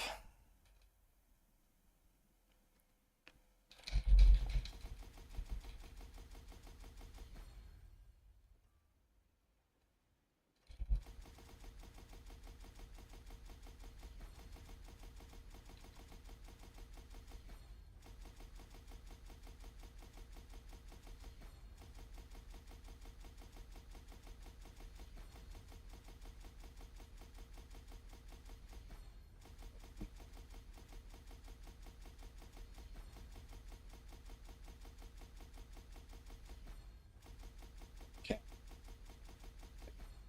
Left. Great. Well, what now?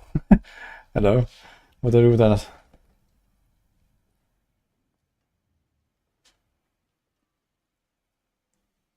Crowd control duration. Can I do anything? Attack speed.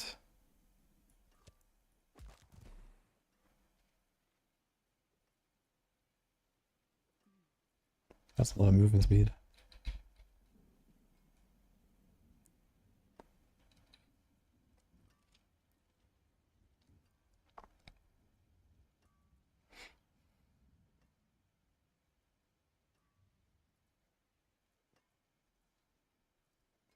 You can actually apply poison with this. And then you can get the poison passes like this. If I have points for it. I mean, this could be removed.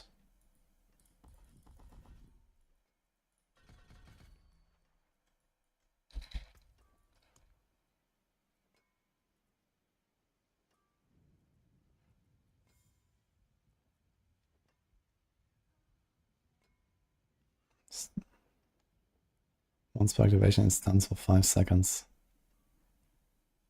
40% dodge chance.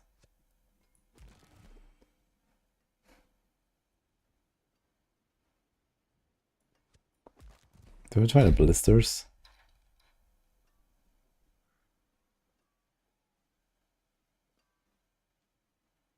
Doesn't rely on I-beams, but I think it's bugged. Apparently it works exactly like I did on PTR, where it was just you enter stealth, and then for one attack you have the extra damage. So this would be nice, because I could actually keep this up permanently, but I think it's bugged right now. This will be 30% DPS basically. I should run Belial. Let's try the Lilith.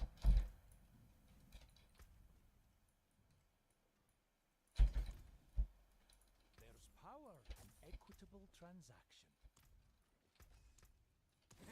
starting from nothing. Hello.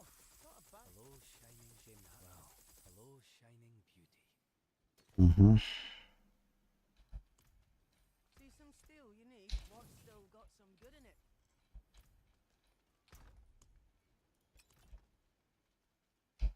Didn't play D4 since pre-season. Holy, welcome back. You're gonna be in for a ride. Does that Shama poison proc Russia? No. They made it only works with 3 elements, and they're only the 3 like skill types you use. Fire, lightning, cold. In fact, you need to use frost, pyromancy, and shock skills. So no, just like deal damage with something.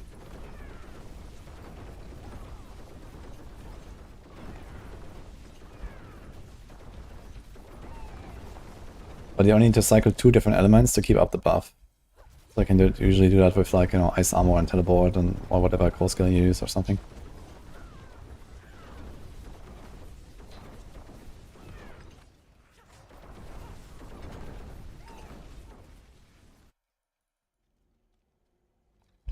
I see this comment every season as well, Nova Cypher.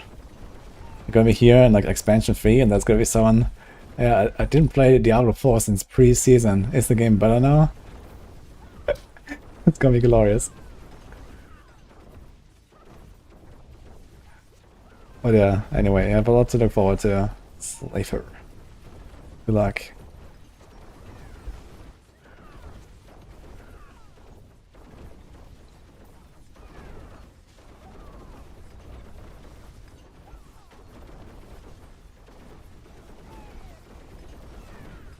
I don't actually see the Lilith blisters. Am I tripping? Yeah. Bloop.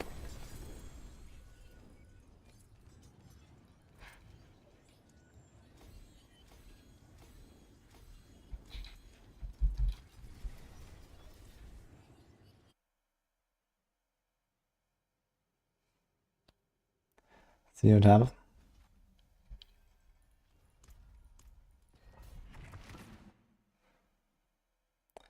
The pit push build got updated, but it's not showing shadow imbuement. I've not seen it, and right now I don't really care. I'm not going for push right now.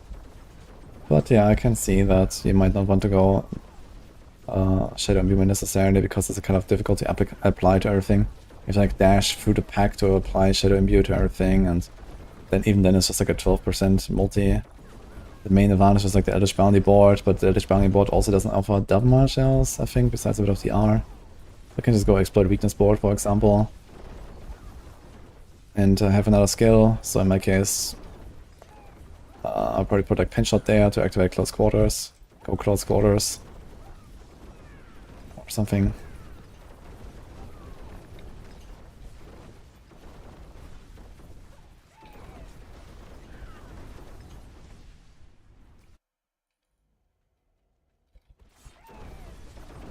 You don't always see seasonal stuff on the world map.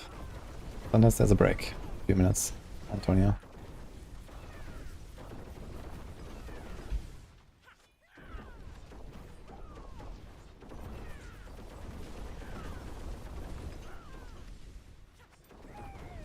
Yeah, drops are low, the seasonal wings are. I also don't even have all the mythics yet. I'm missing still a Starless. I don't know if the staff.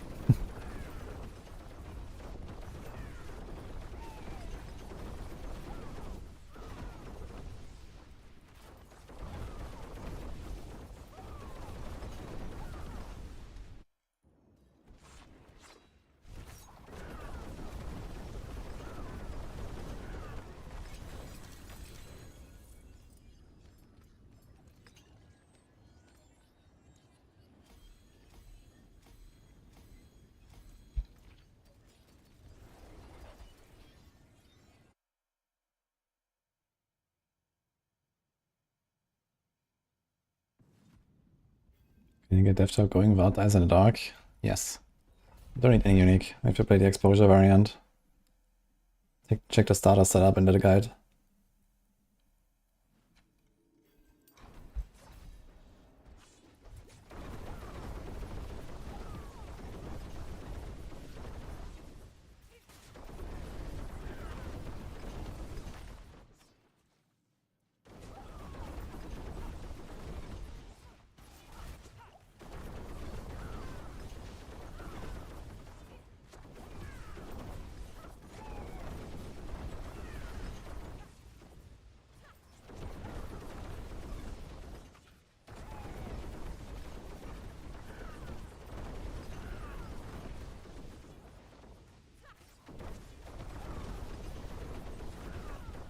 How much will also be to use avalanche over enlightenment?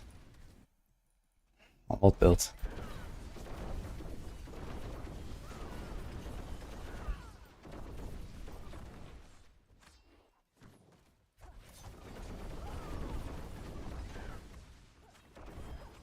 Blizzard.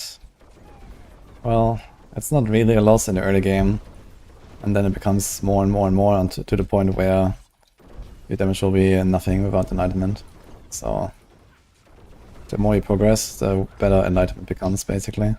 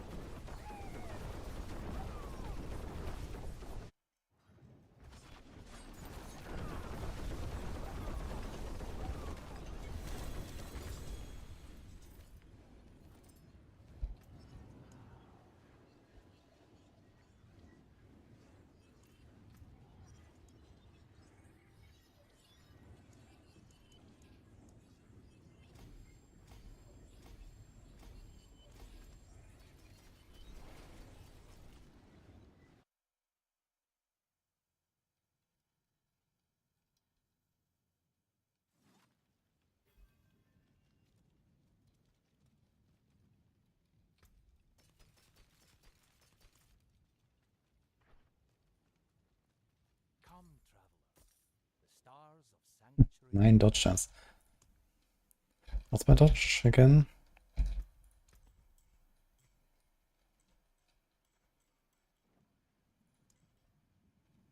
$11, 51, 60, 80. You don't need much dodge. I found 100% dodge, but I don't think I'm gonna go for it. You can get 100% dodge very easily this season with the real power.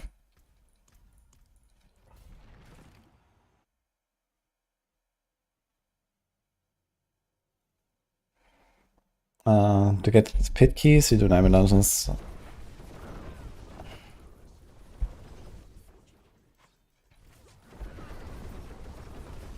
think at T4 you get like 18 per run or something. I think that's a bit of a variance. I get a decent amount pretty fast.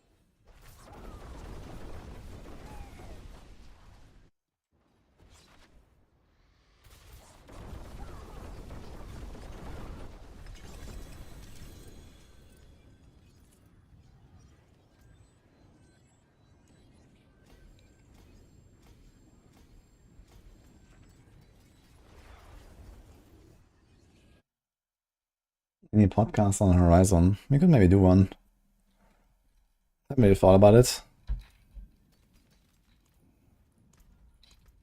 Let's get Boiler in here.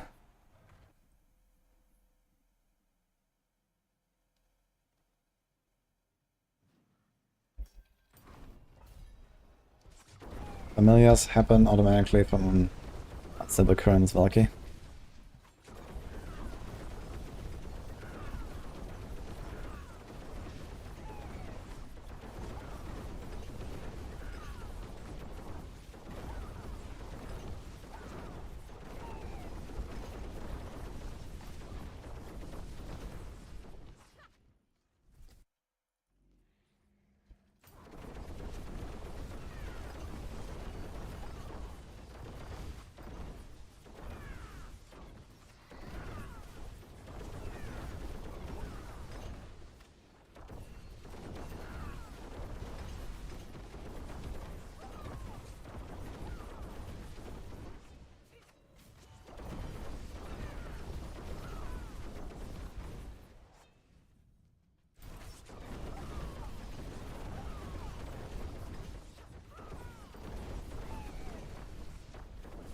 A bit of Helltide is not bad, silent, but they don't do that much these days.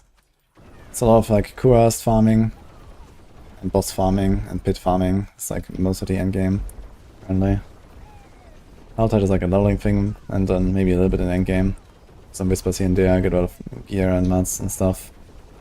There's also like some season objectives for the season journey. But yeah, I'm kind of like done with Helltide for the season basically at this point.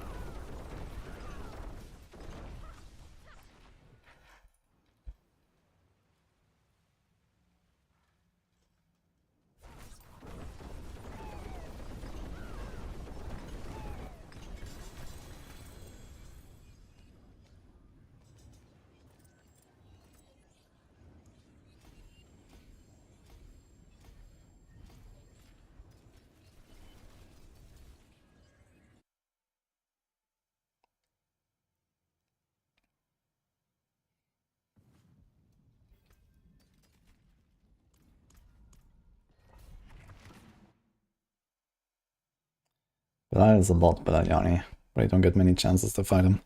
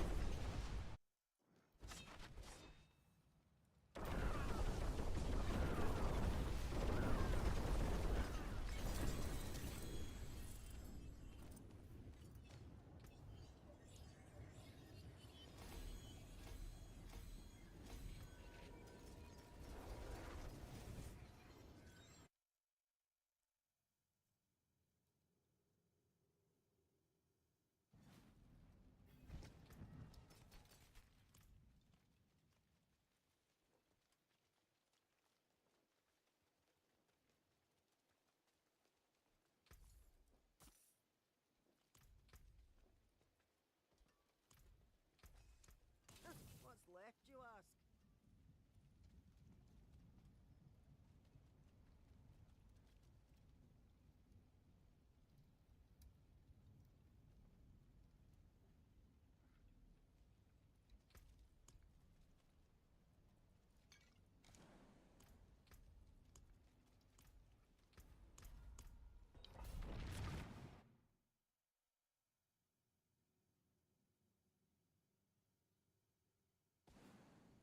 I hope whatever's here puts up a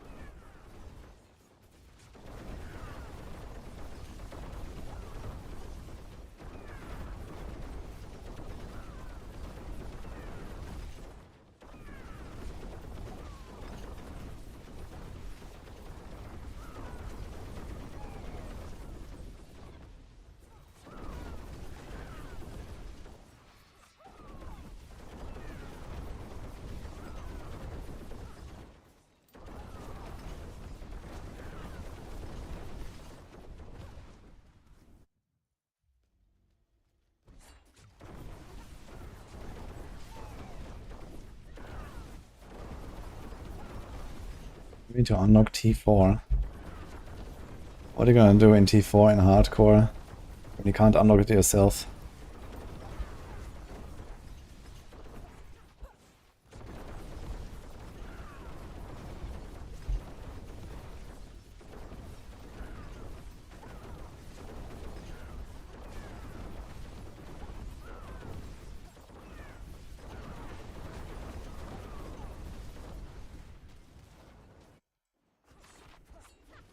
Leaf Crack was super fun, and it's pretty fast. Actually, I haven't really tried speedrunning Pit a lot with it. Pretty sure I can do sub 2 minute runs of Leaf Quake, I'd say. On like a comparable tier. It should be pretty good. Use your monster summon to kill bosses. If you have someone to carry your bosses, they cannot do a pit run for you, I think.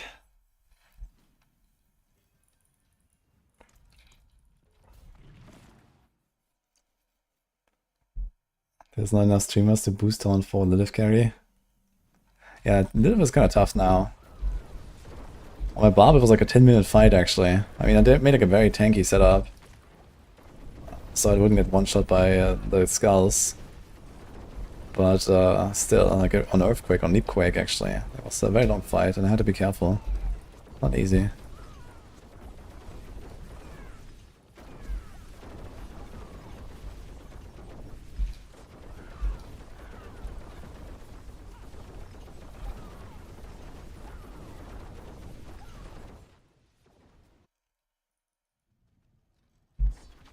Crack of Teleport. I should try this at some point, actually. I think I didn't have the Jar Rune, actually, until I basically swapped to the Rogue.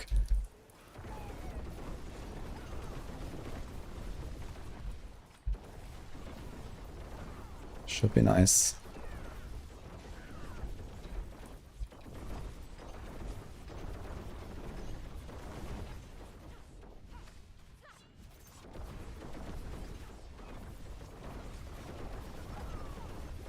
You don't have to change anything VNC, just hold shift.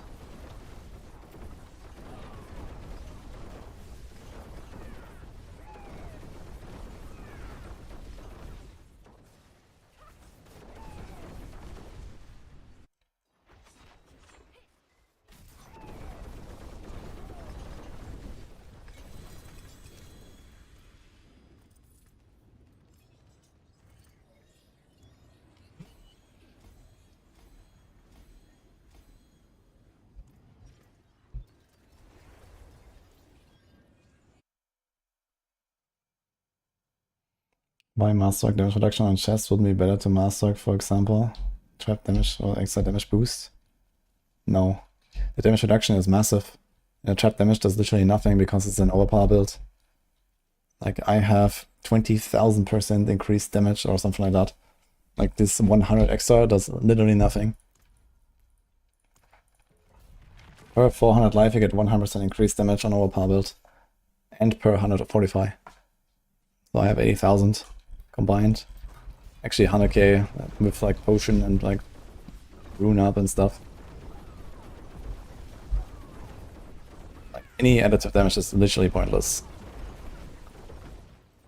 on overpower builds.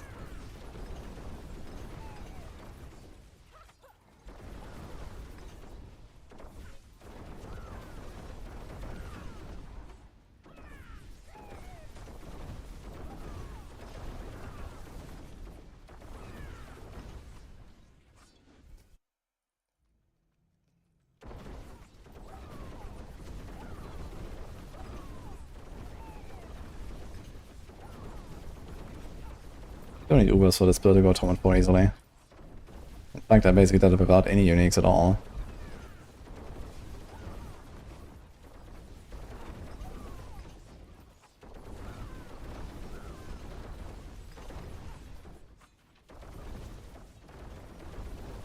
Why is Heavy Hitter so important? Well, have you read what it does?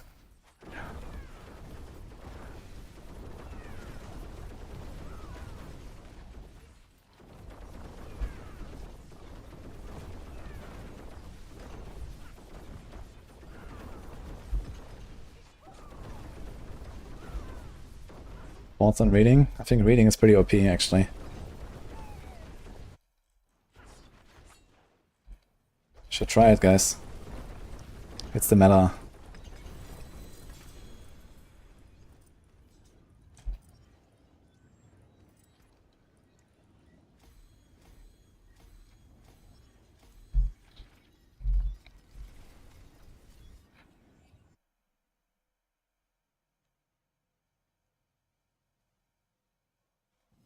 Yeah, it's gonna be easy to get all of 100.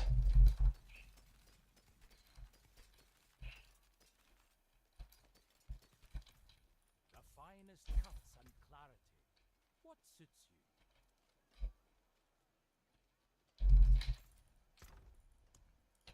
I forge more than hot. I'll keep my forge hot.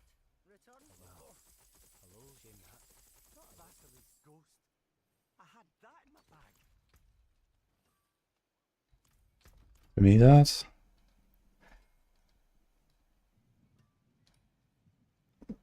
I might actually wear this ring and not imprint it on the Ring of Arrows. Let's see.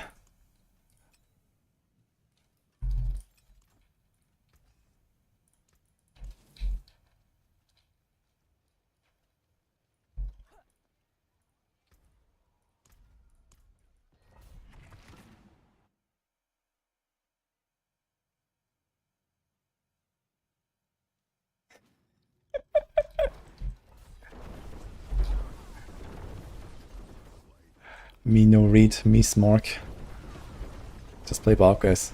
We don't need to read actually. Because tempo heavy hitter, smork. Doesn't matter what it does.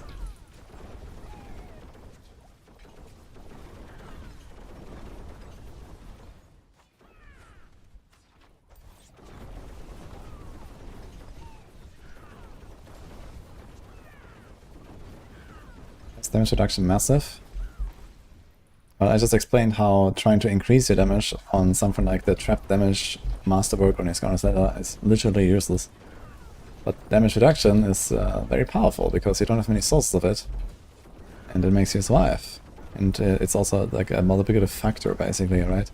If you have 10% damage reduction and you can masterwork that to 20, that's a very large gain in overall character power compared to taking your 20,000% increased damage and make it 20,200, which is like, you know, not noticeable at all, basically. That's why damage reduction is OP. And if you have, you know, all this damage reduction from like a very efficient source, like the chest, where, you know, I have 30.8% of a GA and only one masterwork at an 8, it's gonna be like 40, you know. The character can become like something like 15% more tanky. But in terms of DPS, I can get like 0.5% more DPS, which is like, you know, useless. It's just such a bad trade to make. You know, you can take that defense that you get from this very efficient source of defense and convert that into more damage elsewhere, because now you don't need to take other damage reduction sources, for example, to survive. And then you can, you know, make some other more offensive choices elsewhere.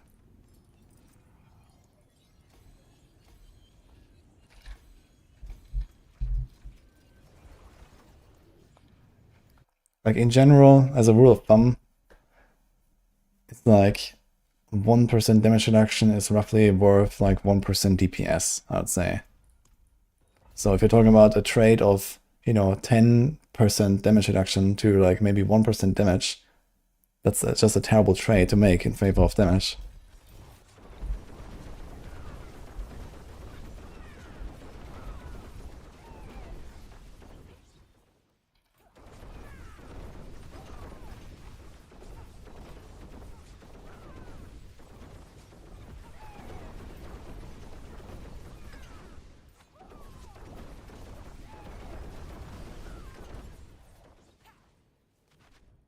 It's gonna be a nightmare. Like 30%. Ah, good map though.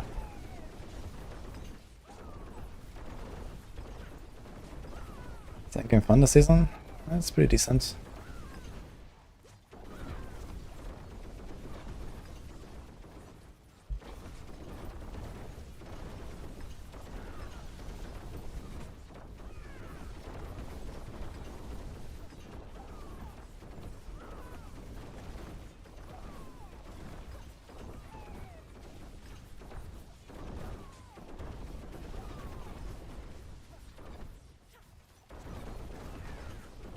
This build T3 get faster or just for the end. You can play this build at any moment as long as you have the necessary uniques. And there's also a starter version that has no uniques. That is also very powerful to even go all the way to tier 3 easily.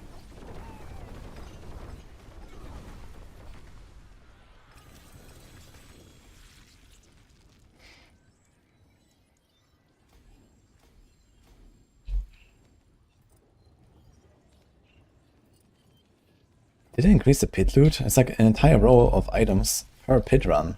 That is more than usual, no? The T Rouge is not the fastest farmer, but it's pretty up there.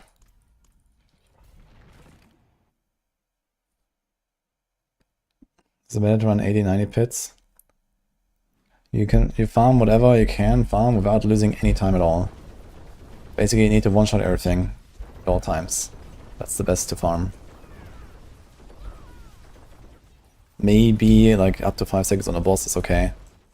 But everything else should be like one shot, basically.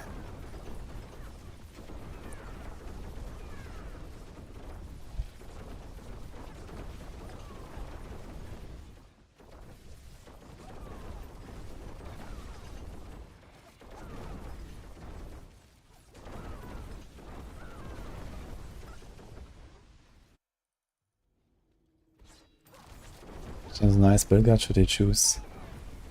There's precisely one non-max roll, you should choose that one.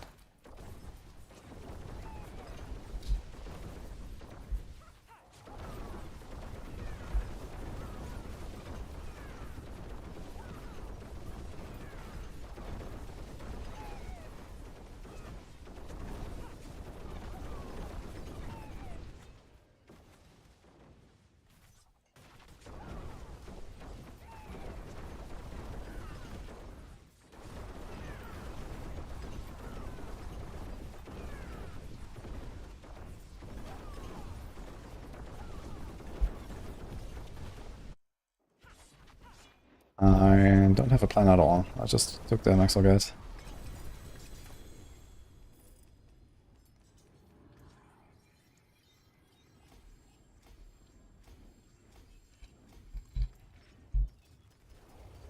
Yeah, it's exactly 3 pit runs. They increase the loot in the pit, right? It's more loot. Am I tripping? It's an entire row of items. Every time. It's 11 items.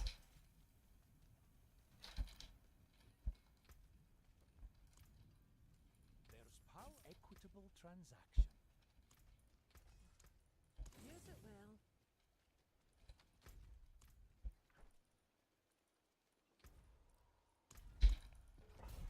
Yes, they go out.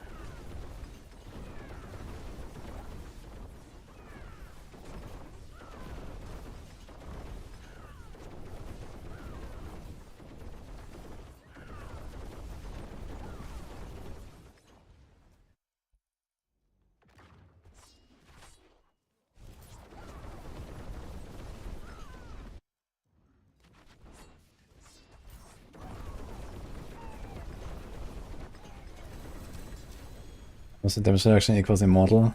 I actually had that in the past. They were able to get 100% damage reduction with some effects. For example, the Barb passive, Martial Vigor, that gives you 4% damage reduction to elites per point. There was a temper in the past. You could temper this on defensive pieces and get to 25 ranks, which gave you 100% DR. I think these days there's no 100% damage reduction effect though. World Boss in 39.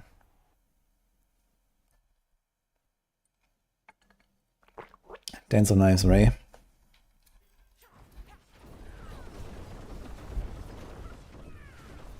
Rogus Dance of Knives into Death Trap.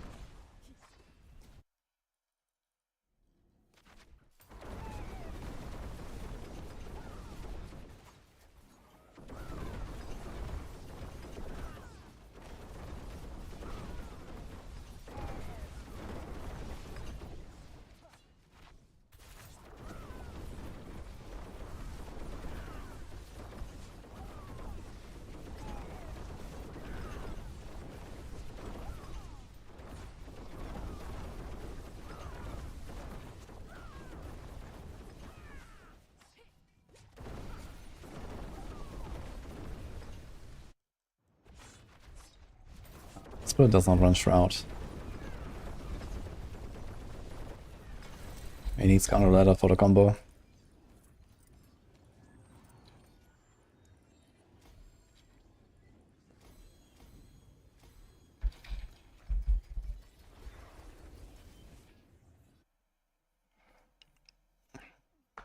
Hardcore Tailors doesn't make sense in this game really though.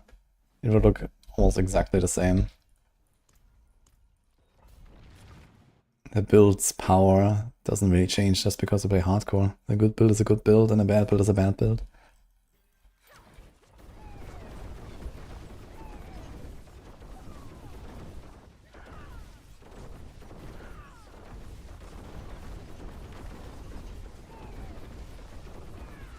I mean, all power builds are generally more tanky than other builds. Rogues and Barbs are generally kind of tanky. Sorcs as well. Necros are kind of mid. Spirit Born kind of squish. Druid depends on the build, but generally tanky as well. And the rest is just like get good and masterwork your life instead of your int rolls.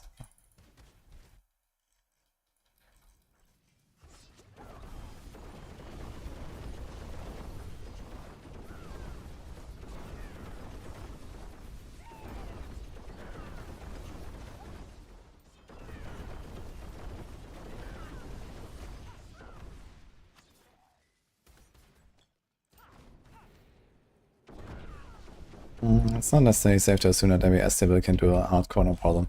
But it's still up to you.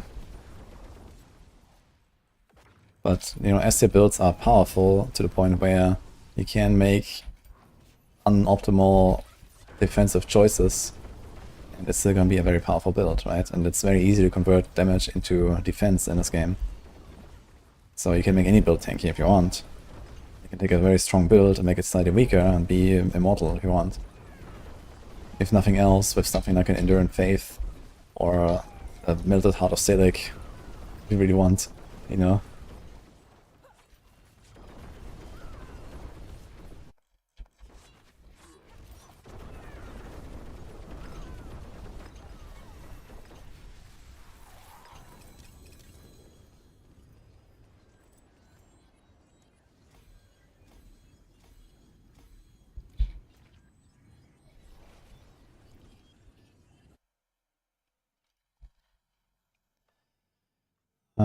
Most efficient way to find Golden Souls. I don't know actually.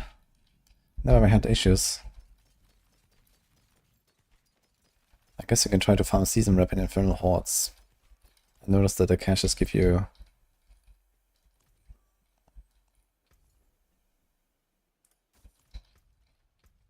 lots of Forgotten Souls. If you do Elderlord strat in Infernal Hordes, you get season rep.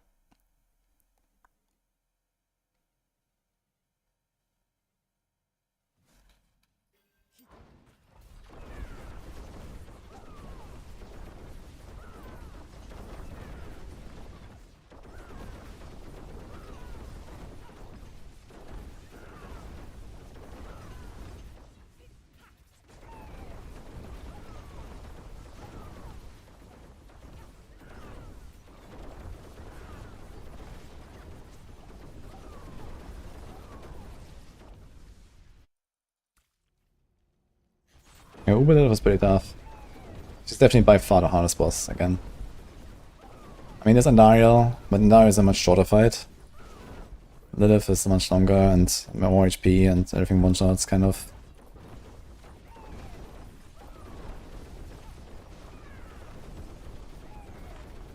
But Lilith is pretty giga chat right now.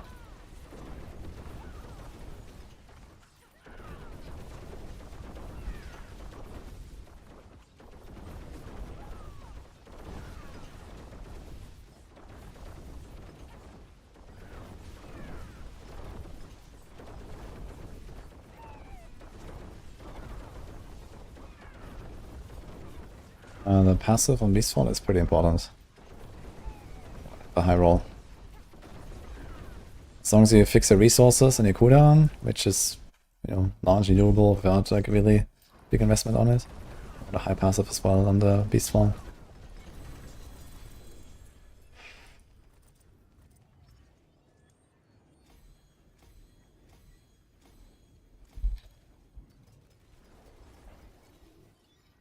They buffed Lilith. I'm not sure if they buffed her, but I mean they buffed bosses overall and they buffed monsters overall, with Torment 4 being much harder, basically. And Lilith is, yeah, pretty rough. Pretty sure they buffed her specifically. Thanks, Rough Mob.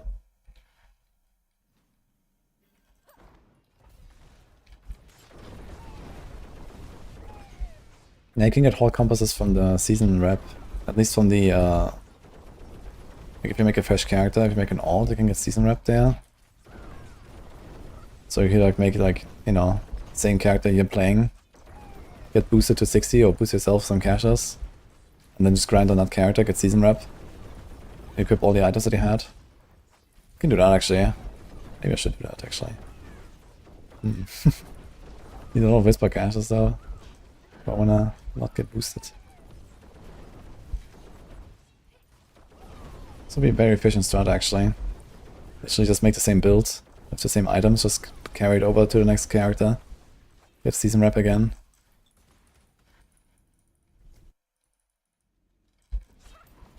Yeah, the crystals are a big bottleneck this season. Probably the biggest bottleneck actually.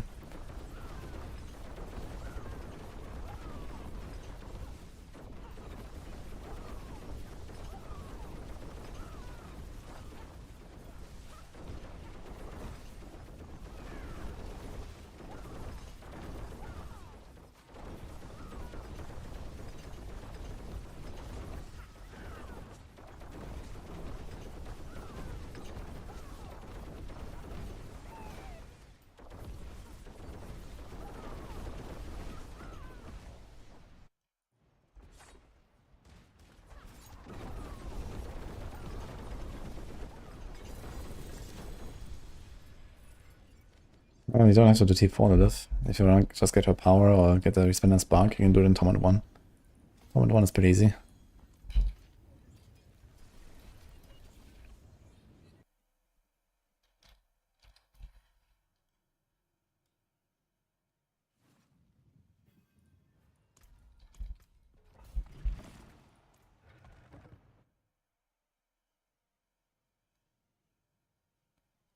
Who's that tab?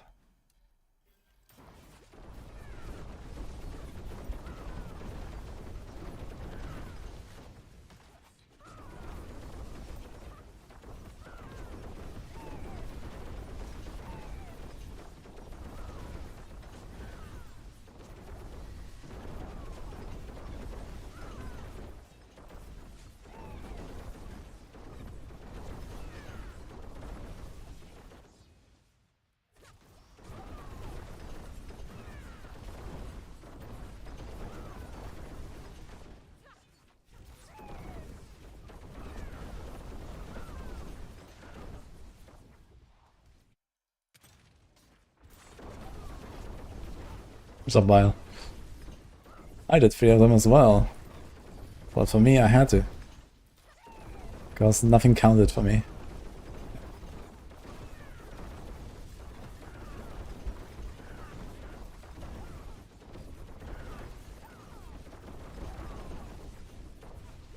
That was a nice floor too here.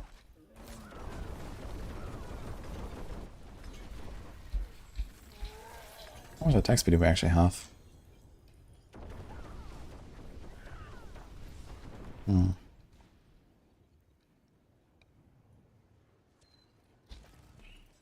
More.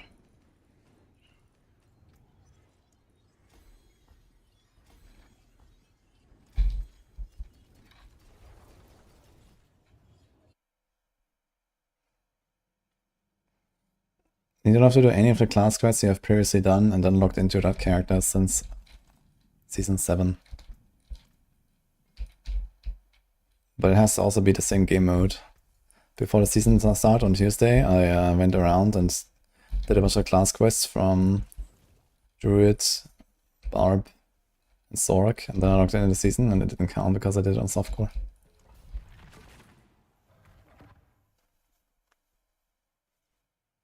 Very fun build our price.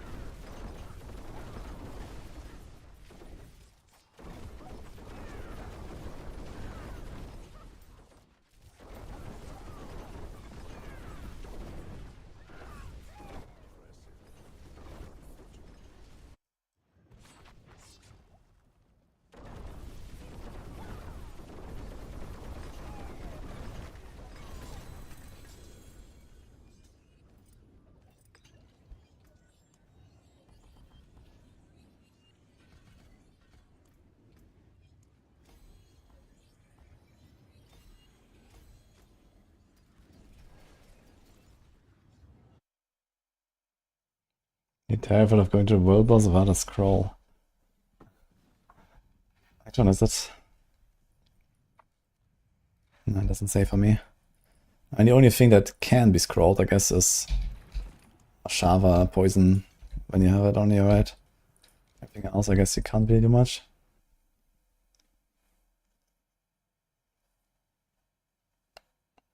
Either they either clap you or they don't.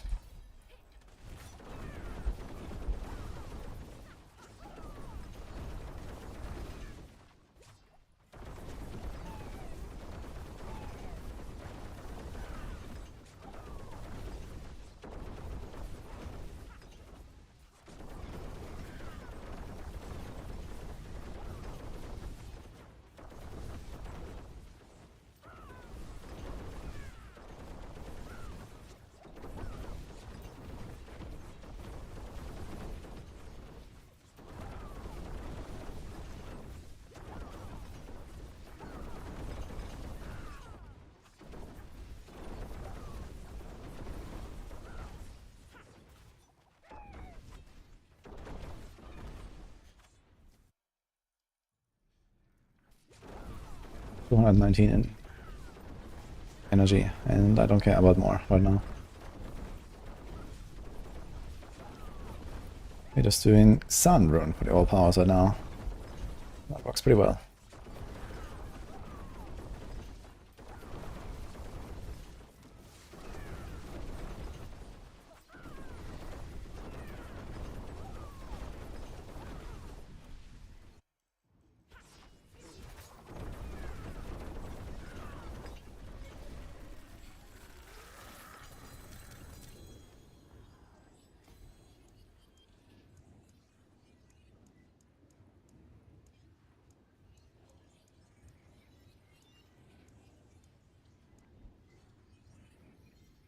wonder if I can run a fluidity. What do we go for? We go combat.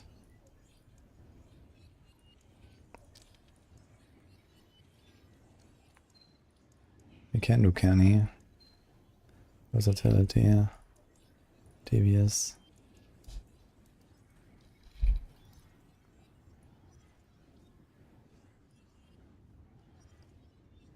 And he's a headhunter.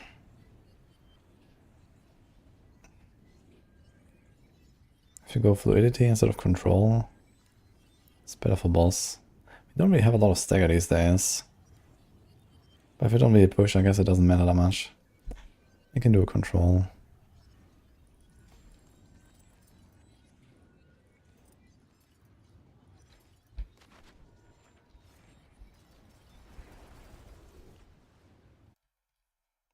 Expect Blizzard to nerf this rogue build in 3 months.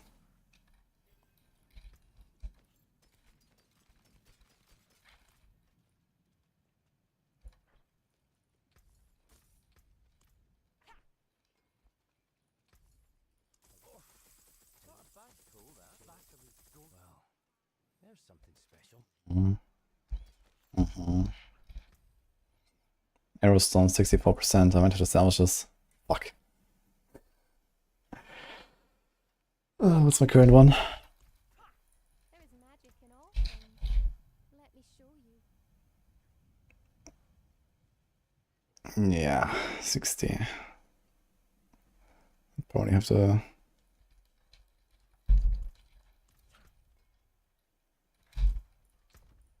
We'll see. Need to remember.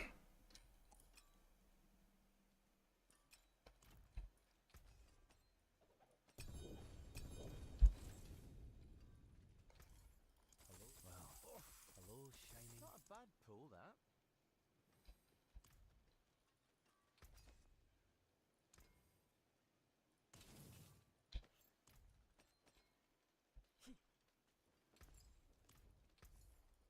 An equitable transaction.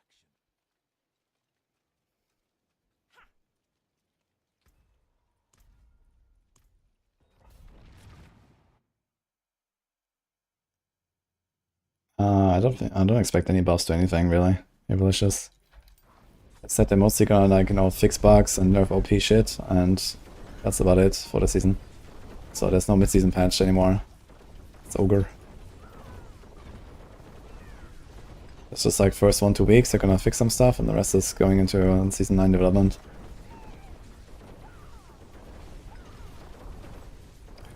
And that's a good thing, man.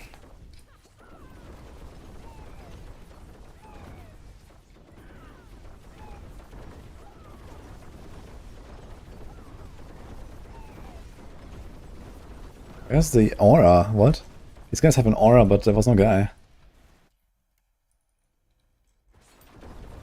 That's a nice best starting build for Rogue, yes. Actually the best in the game.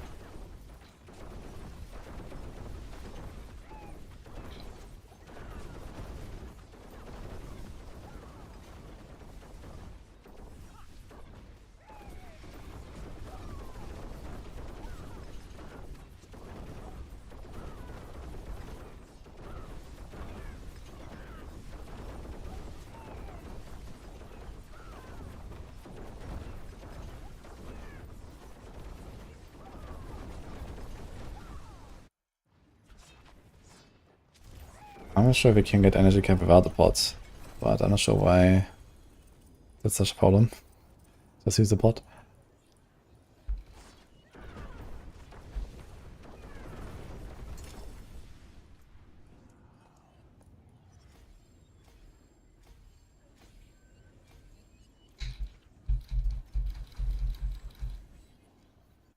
Oh, nice, Eric. Video sub. Sergeant Slippy Fest. Thank you.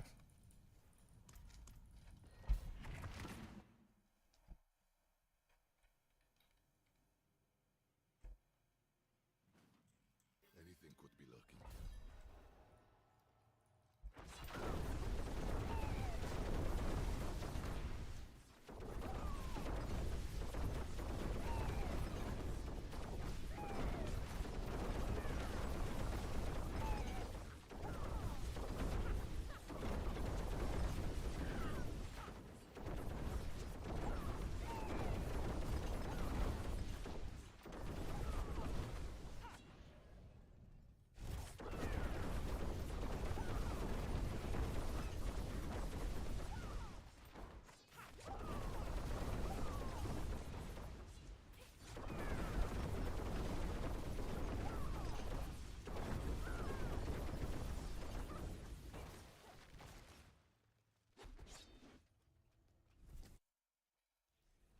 Death Trap pulls and kills them.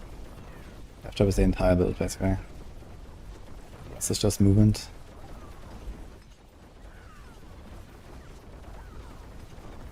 Yeah, it looks like blades, I guess. That's the Death Trap animation.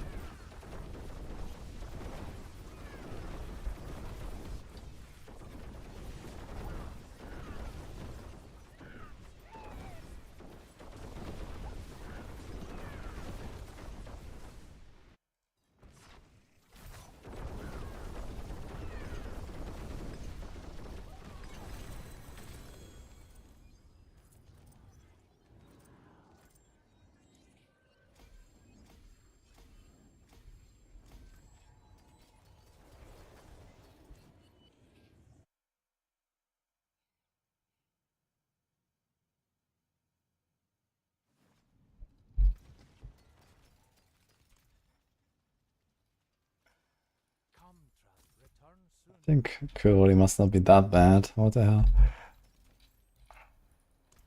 I do have some ideas though that I want to cook on the curve volley, especially.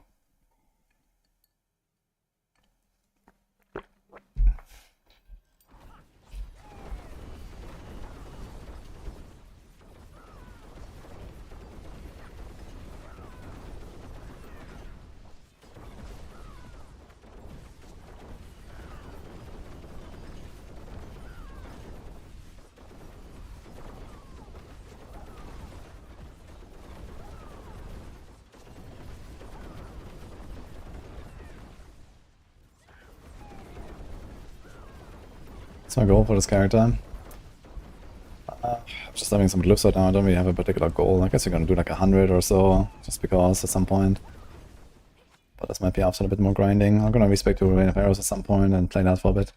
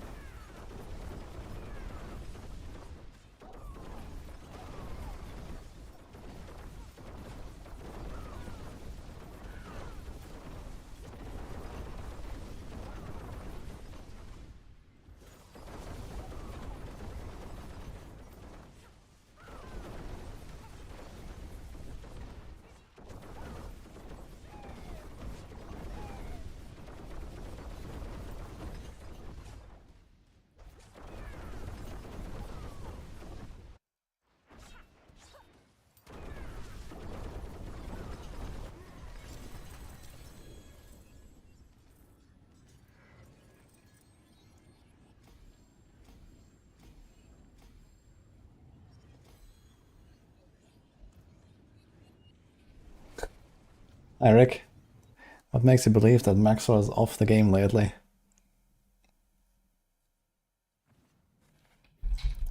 That is a very surprising message.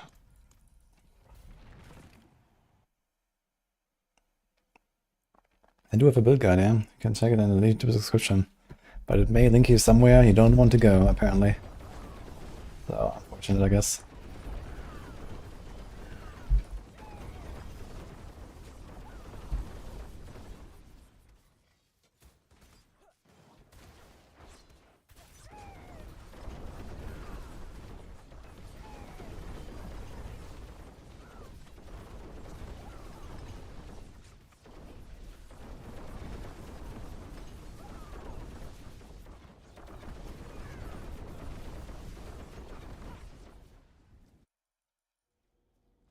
Sure, thank you.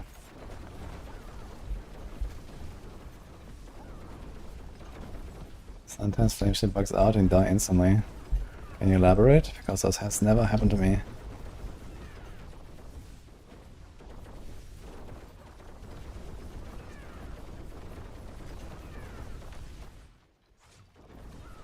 It doesn't give up the side to get it in Infernal Hordes, Nightmare Legends, and the best is 2 read of Refinement if you have them for Cursed.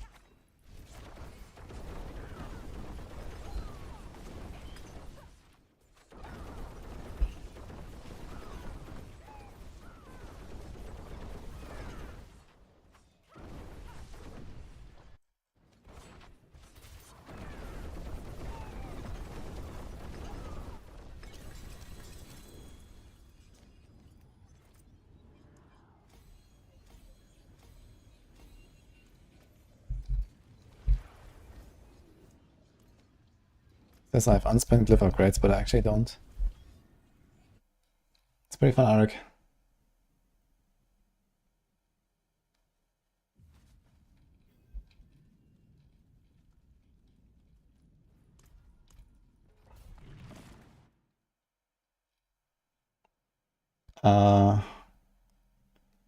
Refinement Tribute is the best way to farm up the side, so I should use those bulky.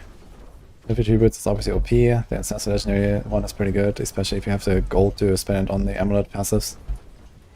Softcore economy, that's definitely a good way to get gold back, I think. Because just need to hit like one good Amulet and you can, you know, fund many runs. Titan Tributes is literally the meta to farm any kind of boss mats. And then, yeah, Rune Tributes are awful, and all the other ones are also awful.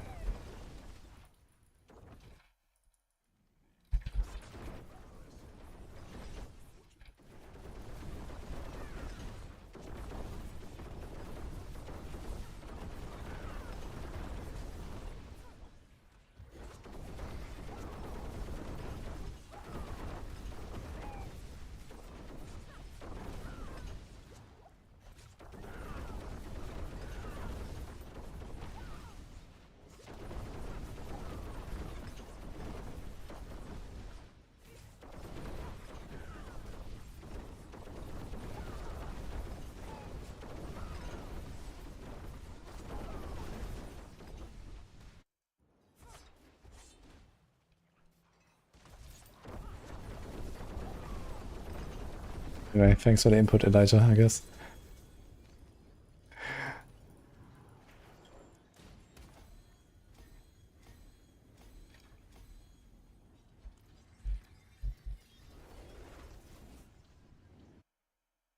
Softcore 1GA skill armies are 10 to 25 billion. That was insane. Yeah, it's definitely worth to do the passives then in softcore economy.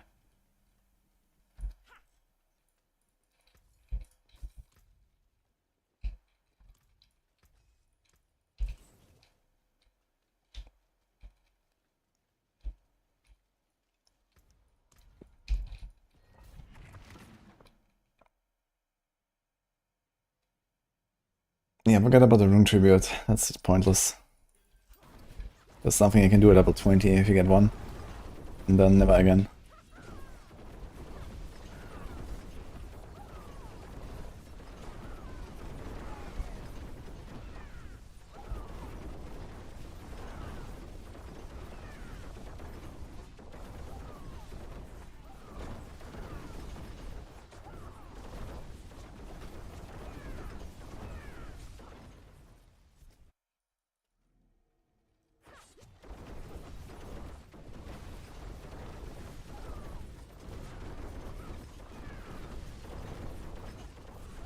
Okay, good job, Empire of Devils. And the thing is, are you gonna re-conclude every single patch, or is that like final?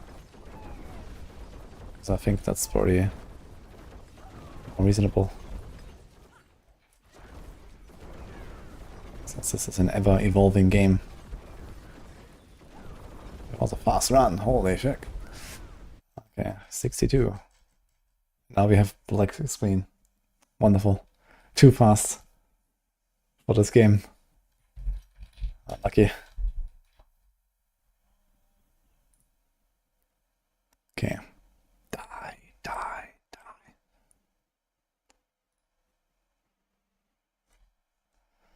Unlucky.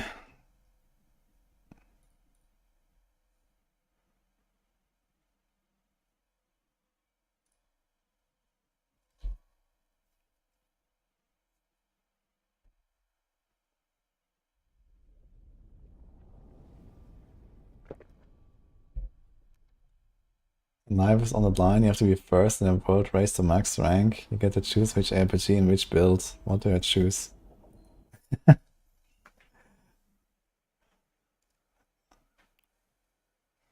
I guess the safest would be Diablo 3. Because Diablo 3 is mostly SSF. And I only have to go against like people that are slightly advantaged compared to me. with like, you know, HUD and D3 helper and whatever. So I could probably do that, I guess, with good reliability.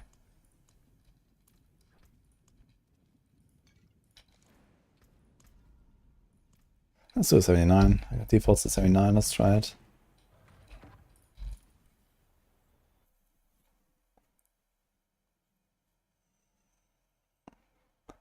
Yeah, I mean, D4, in D4 I would only choose that if it's an SSF race. In SSF, I am, you know, I'm fine. But with like softcore, yeah. Oh shit, we don't have the fortify now, right? Actually, like half my damage, I went up 5 tiers. You can notice the difference.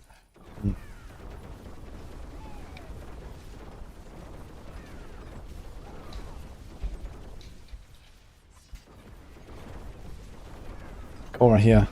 Fortify us. We need it.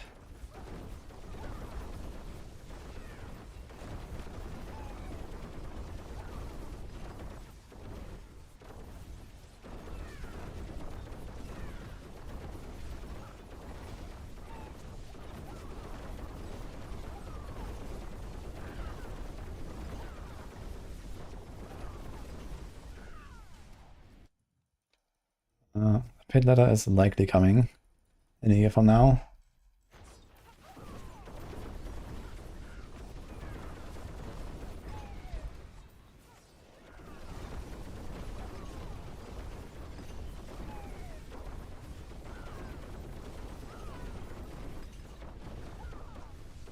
To drop the 12 hearts of a Shan Horde. You don't have to drop them there, you have to make them there and then open a chest with it. If you don't have them, you can't open a chest. Then you come back later.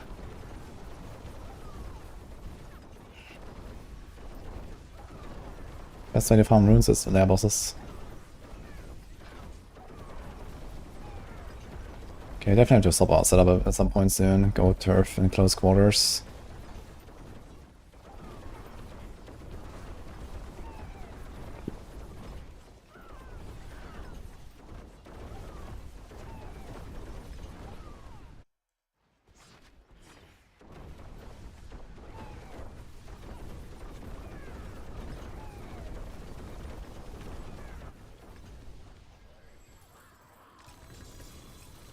Destroyer objective completed. Ah shit, I just realized. 75.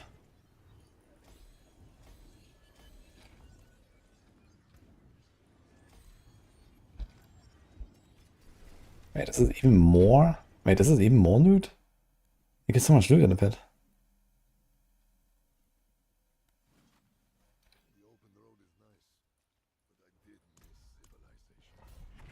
Yeah, it is. It has been for a long time now, shouldn't it? You notice I have DPS numbers off, is that for a reason? Yes, occasionally I also like to, you know, see the game.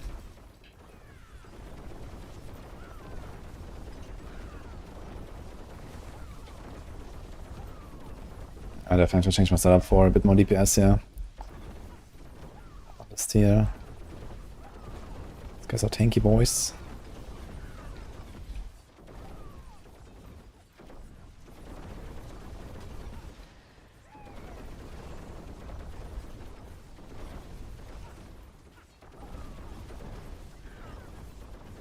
Lair, bosses, Skylash.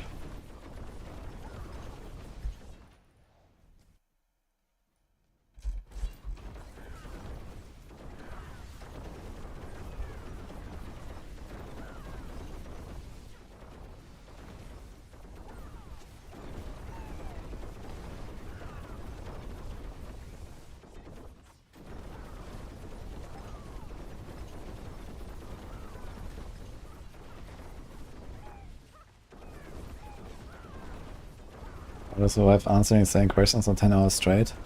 I'm steeled. You know, when you do the same thing for 30 hours straight, then you can do it for 10 hours too.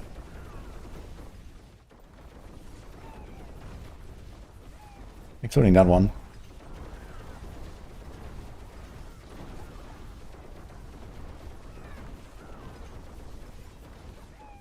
And chatters do be chatting. It is what it is.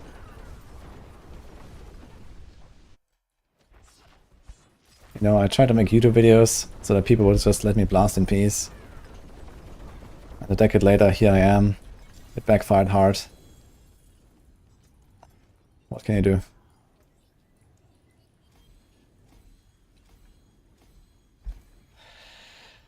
Thank you, Calcium. Appreciate it, Mouse. 3 minutes world boss.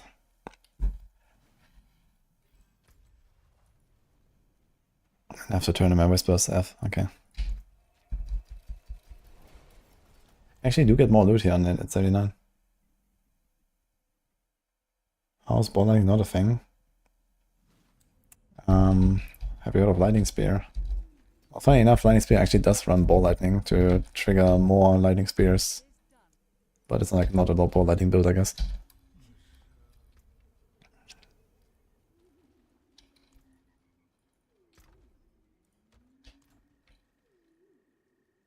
I carry the best shards of the heavens. Okay, any hardcore enjoyers for the world boss?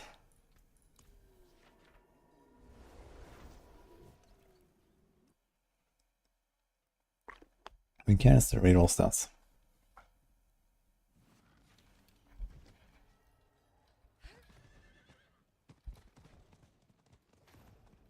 What above life is?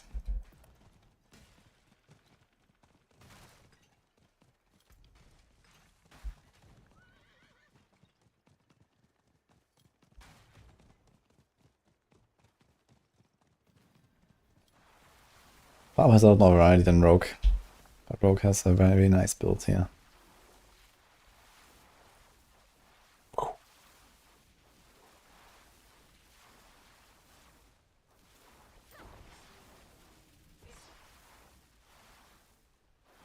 Think about it, it's not profitable to farm gold and RMT sell as the PC virtual servers to run multiple bots cost too much. I low-key suspect there's corrupted that stuff with gold printers.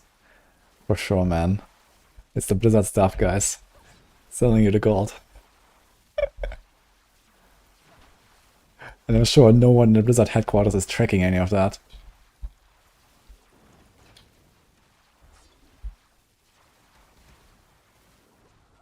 I don't think you realize like how crazy some of these bot farms can go.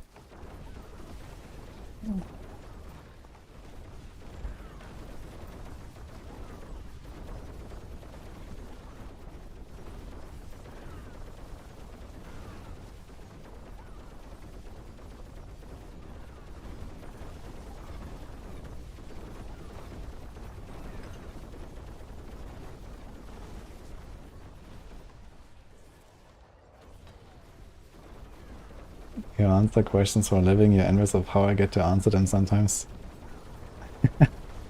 Well, I guess if you actually do it for a living, you have to be more professional than I am. And I like to, you know, tease my viewers, be sarcastic and so on, which I guess is something you cannot do. So in that sense, yeah, I'm having a blast sometimes, answering questions.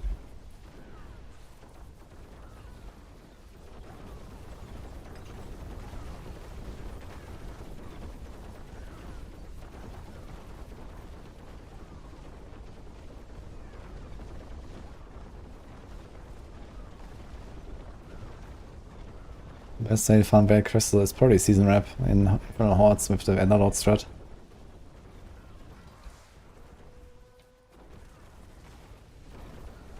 Goblin time!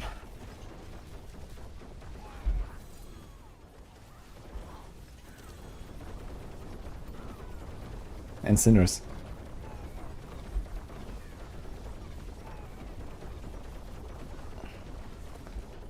I'm streaming for a living. Now, apparently I'm answering questions for a living. The streaming is just a side effect.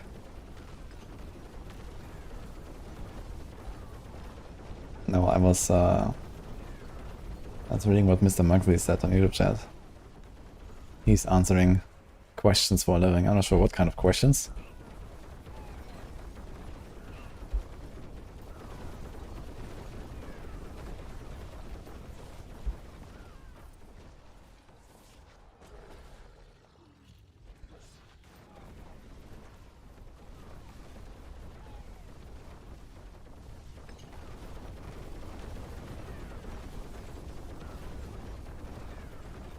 Best pit pushing on Spiritborn is Quill and Toxic Scan / Rushing Claw.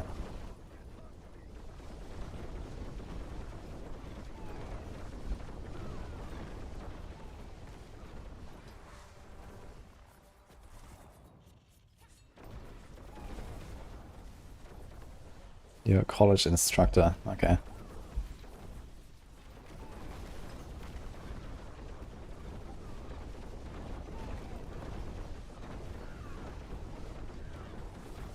Oh. Where's my stagger?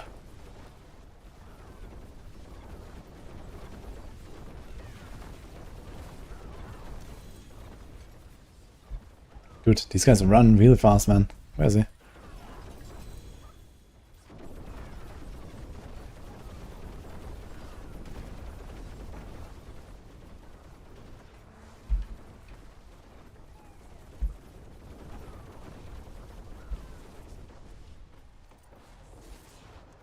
Actually pretty good Everise, man. The goblins.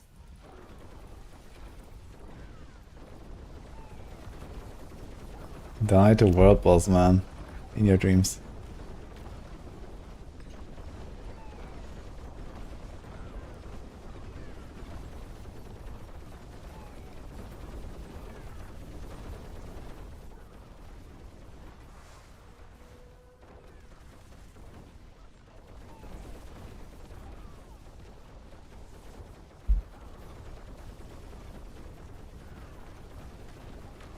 Doesn't make sense, the economy inflates so quickly, 12,000 to season 8. I mean, there might also be like some kind of like, you know, duping or whatever that we don't know about, who knows.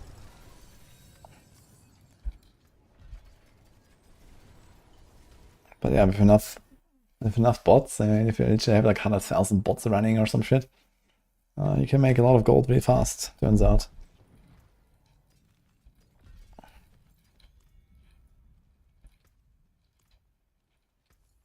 I'm not sure how many there are really, but yeah.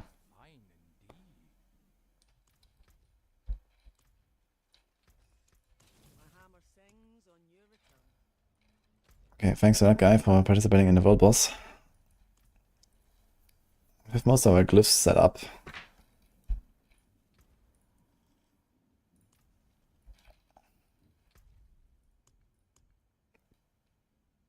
Oof.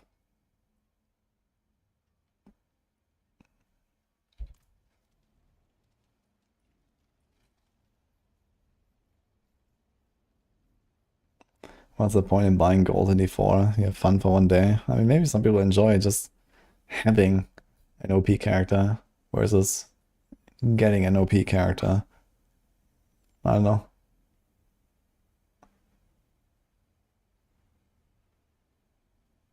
Why your Sorc is not creating crackling energy? Well, you need to have an effect that does it. Teleport, Spark, Chain Lightning, the passive. That's basically it. Ball Lightning, one of these things. And on the world boss, it's probably bugged. World boss is not bugged right now.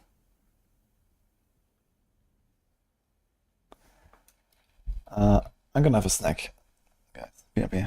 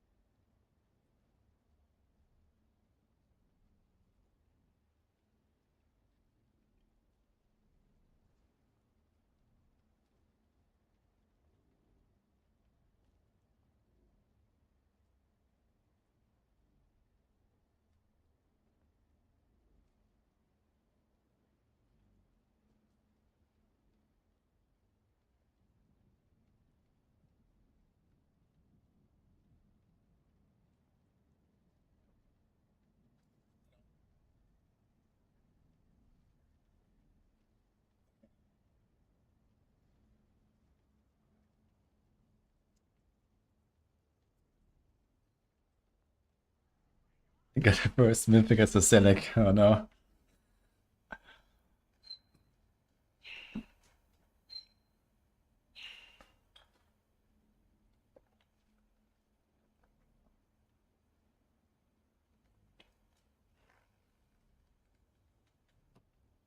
Sorry, Nini.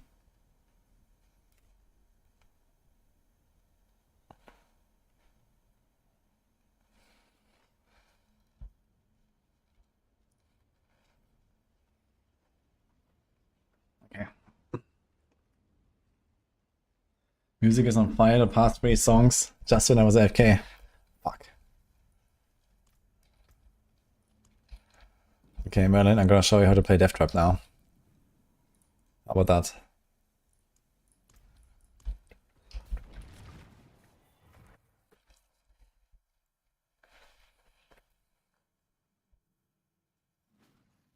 This place is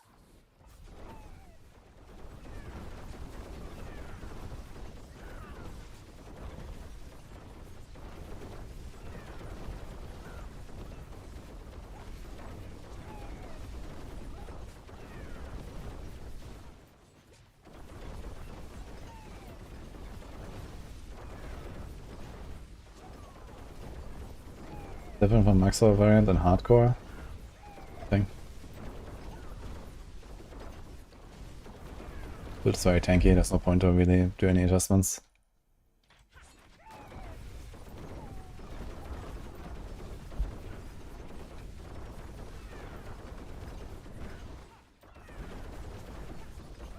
Let's make sure you actually cap your armor and rest basically, which is a bit tight on Death Trap Rogue.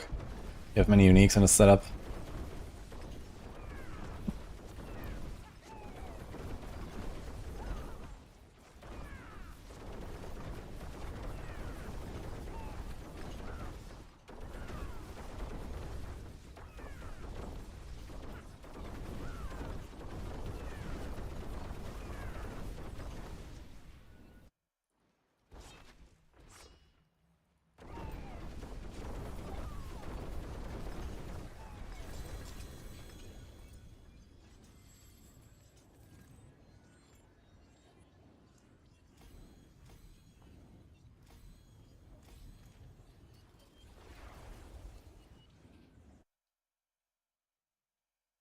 Using Dark Shard and Maxwell is not using it.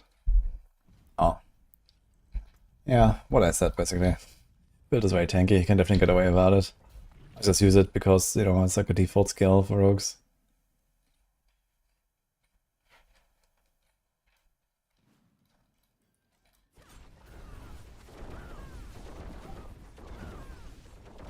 I mean, there's nothing else I want to press here right now anyway.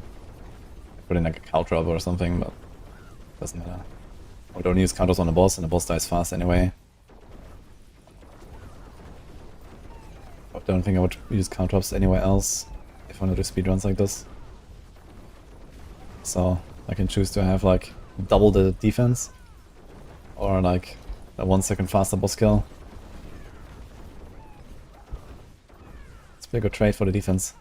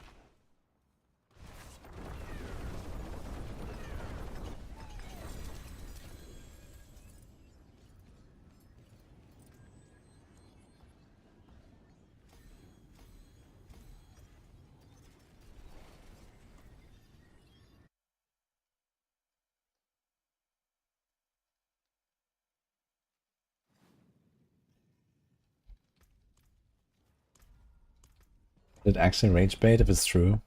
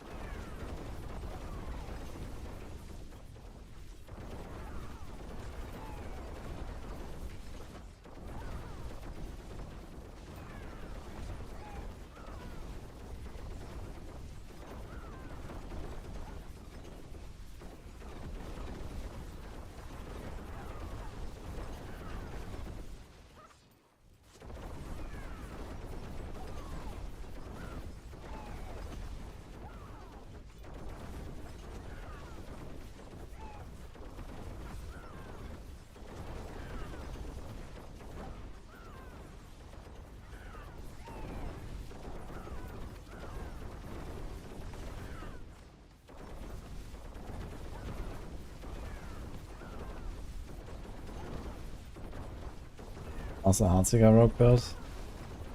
I mean, I just took like the general idea basically, and then freestyled. I was like kind of stringed out on my rogue, so I just went to Penitent and one-shot everything with every attack basically. But I mean, it's gonna go fine, I think, doing Heartseeker if you don't want to do dance. But yeah, like late game, you don't want to really go for it, I think, after you have like stuff for Death Trap. Death Trap is just so much more powerful than the rest.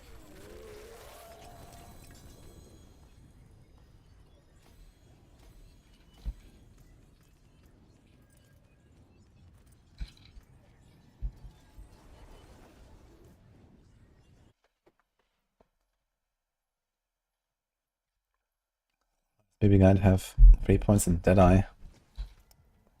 I mean, sometimes you do cast it at range. Not a terrible idea, actually. I should probably do it. I have like leftover points. Like, Death Trap can be cast at range.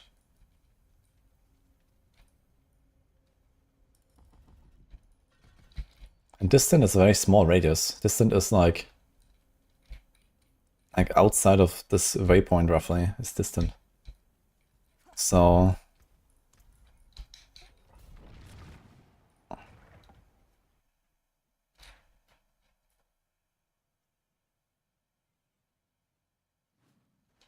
oh shit, how do I give someone a battle pass, guys?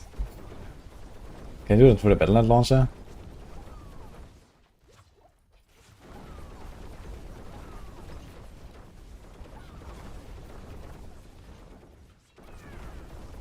Going to try to see if I can like keep up the Deadeye a little bit.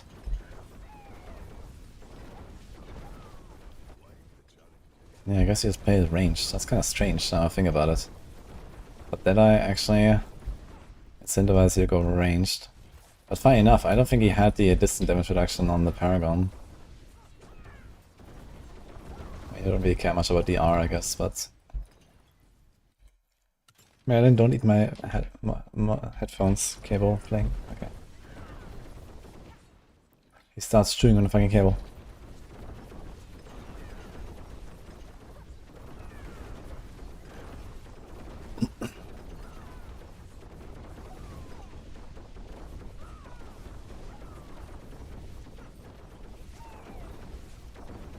Hello, James. If you don't know anything about the build, I recommend you watch the guy that is pinned on the chat today.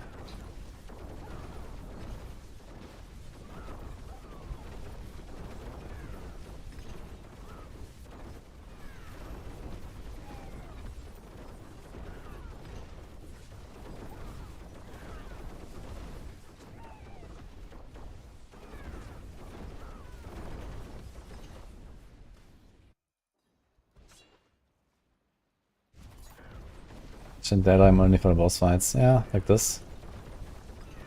Why not?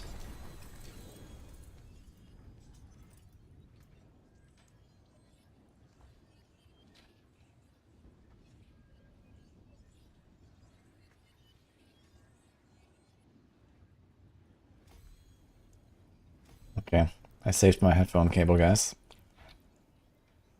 By giving him my, you know, like the, what's it called? The band on the pants, you know, that I can tie a knot. Now I can chew a knot.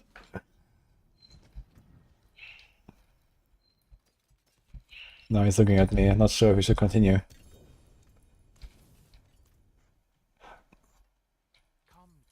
Equitable transaction.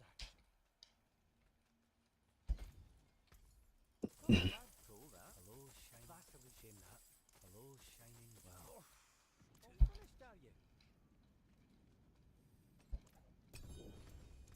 What's still got some good in it? Oh yeah, Rex and Rune, yeah. The legendary runes are hard to get right now.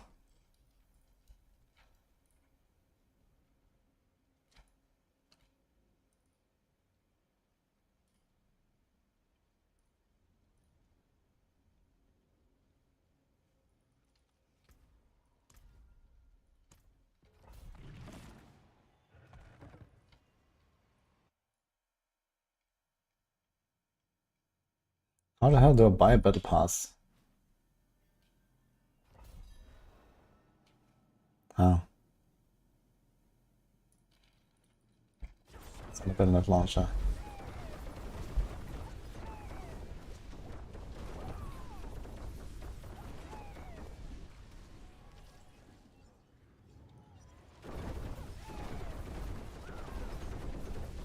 You find your date of birth to continue to buy a battle pass in Diablo 4, guys.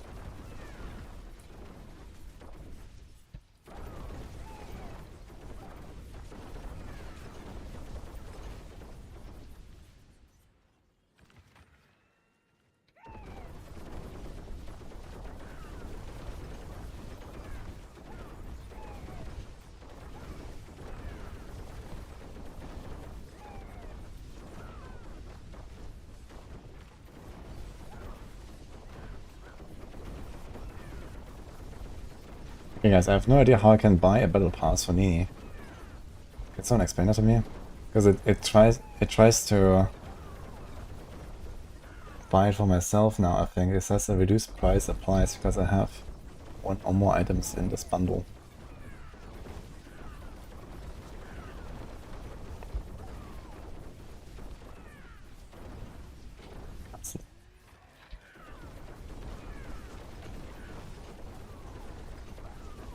Wanna give platinum? Maybe. But I thought you buy the battle pass. Okay, do you just buy platinum? And then with the platinum you buy the battle pass? I have no idea how it works, actually. I never bought it. I just realized. I have no idea, man.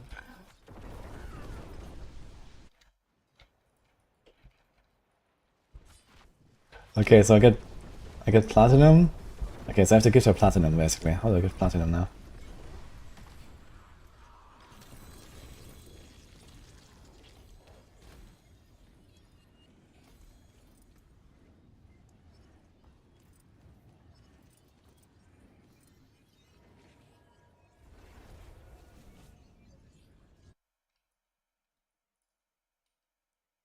So I try to do this, but when I say buy now,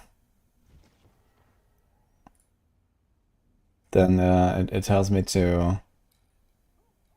Here, you don't have enough platinum, but there's no like option for gifting. I guess you can try...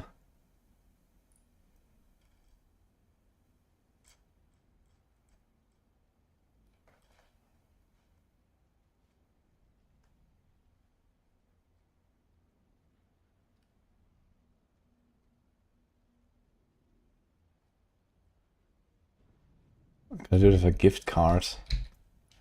Damn.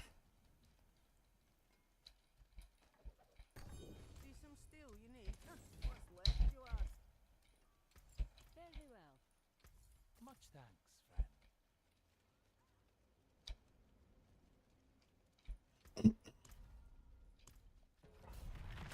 It's not even loading.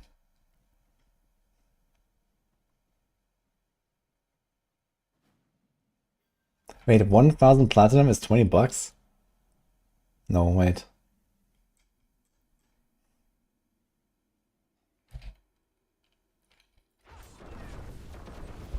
Okay, I can't go through the Battle.net shop.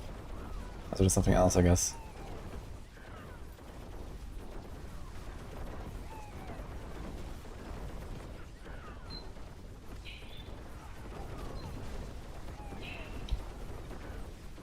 I mean, we share PayPal, so that's not a problem. The point is that I gifted her, but I don't know how.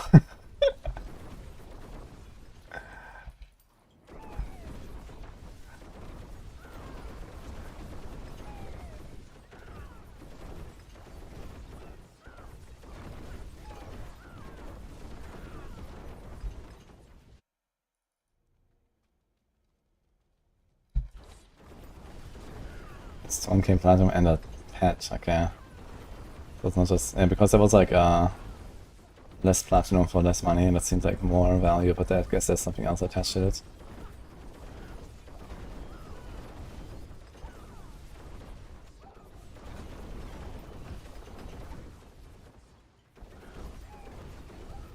Now the codes are for giveaway, Nini. You don't get one.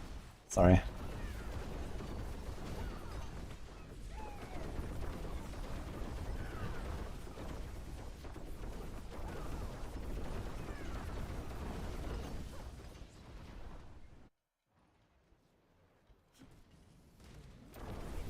Not from the launcher apparently. Good to know.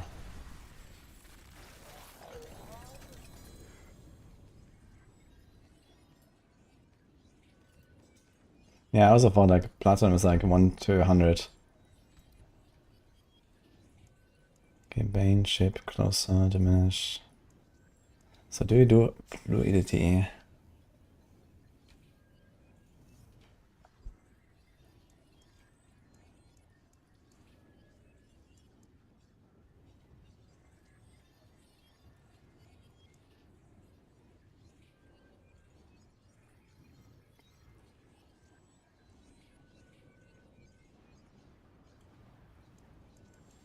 Like maybe the last glyph I would do. I have 2, 4, 6, 8. We have 9 glyphs now. I guess that's just enough, so.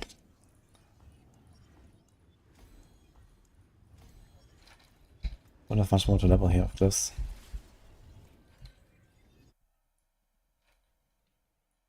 Well, goodbye to this. Nini is getting it herself, apparently. Okay. Sorry, Nini. I tried. But I do have some battle pass codes. Gonna give them away sometime next week, I guess.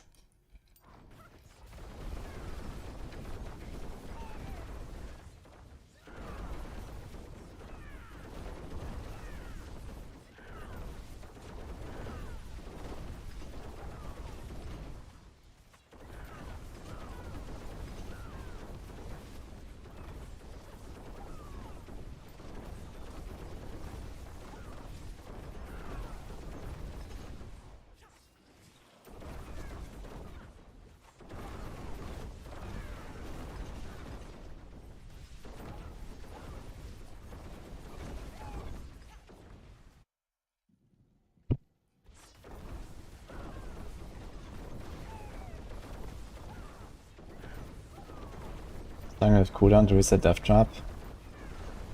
Then you have to temper more cooldown reduction for Death Trap. You can put it on rings and amulets. You can get cooldown on Helm as well. You have ultimate cooldown on the Beastfall boots. You can get more maximum energy. If you have 225 plus, you can get, for example, 15 seconds off with preparation instead of just 10 with 150.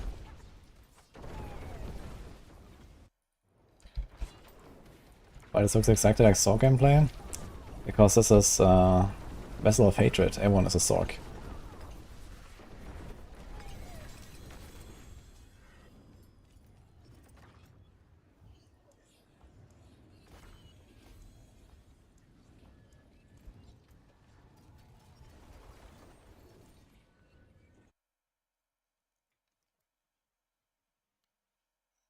Trial by fire.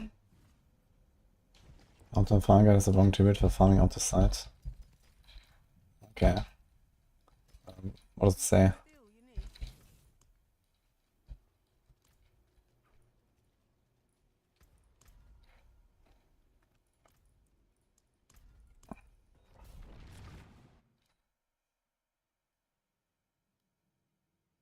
The horse is unlocked in a credit curry. Yes, Nini. But now that Nini has opened the shop, who knows what's gonna happen, guys. Monka. Maybe I should have figured out how to gift her the battle pass.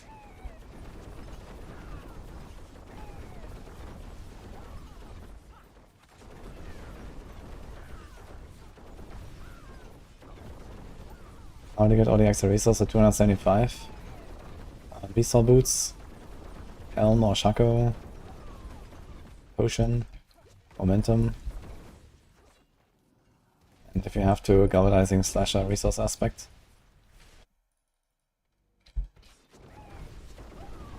PayPal will be in touch soon. Oh.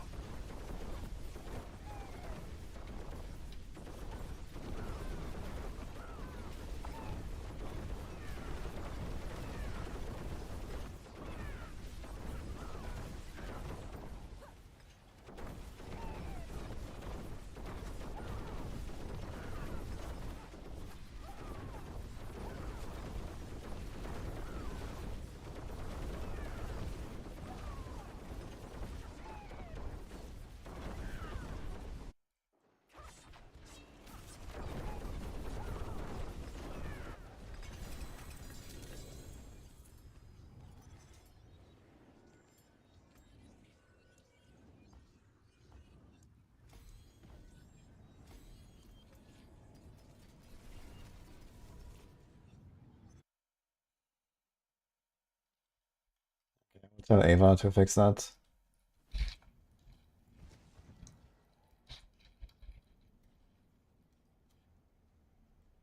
Thanks, Troublefire.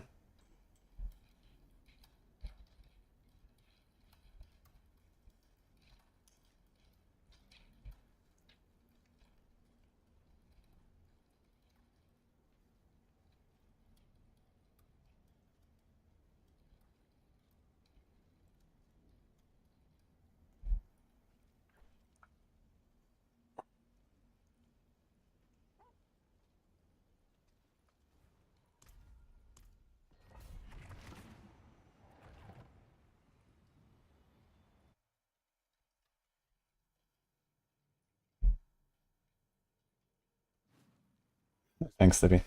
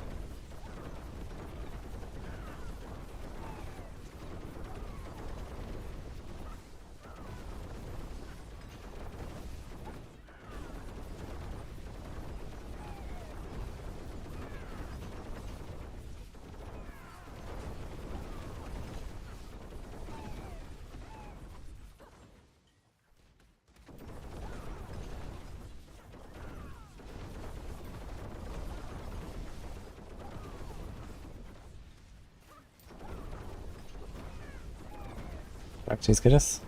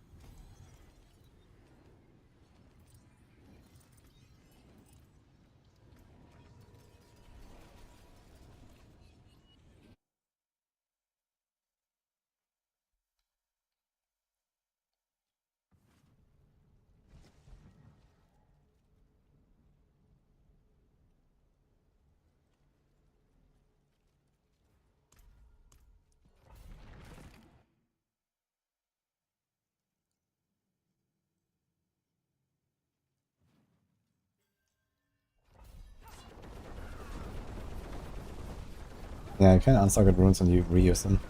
You don't go.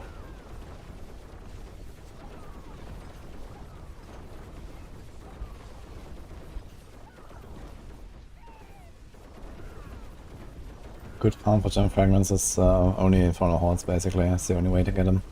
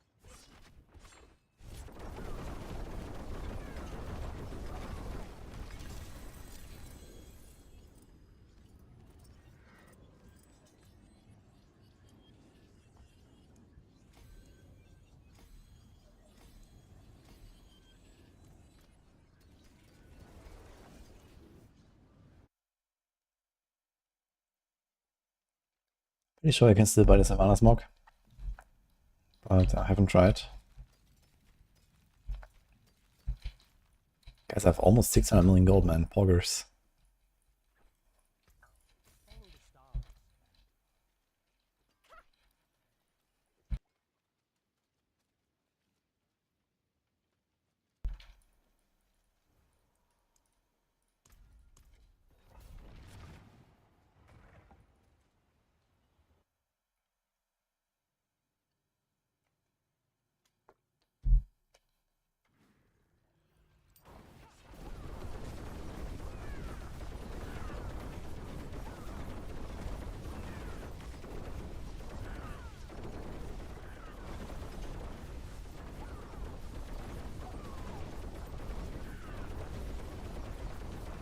Okay. What do you want?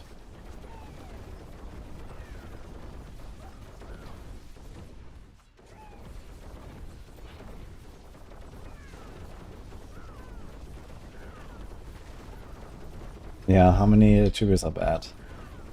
Runes you get from the lair bosses.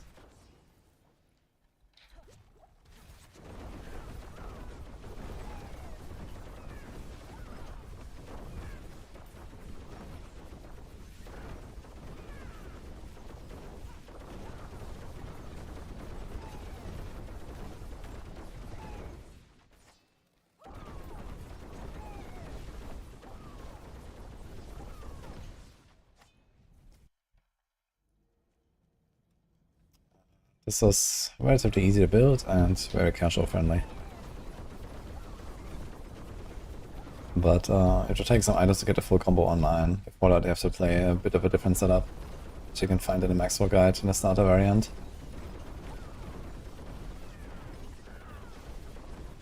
But this is powerful enough to just go into turn 3 all by itself. Without any items basically.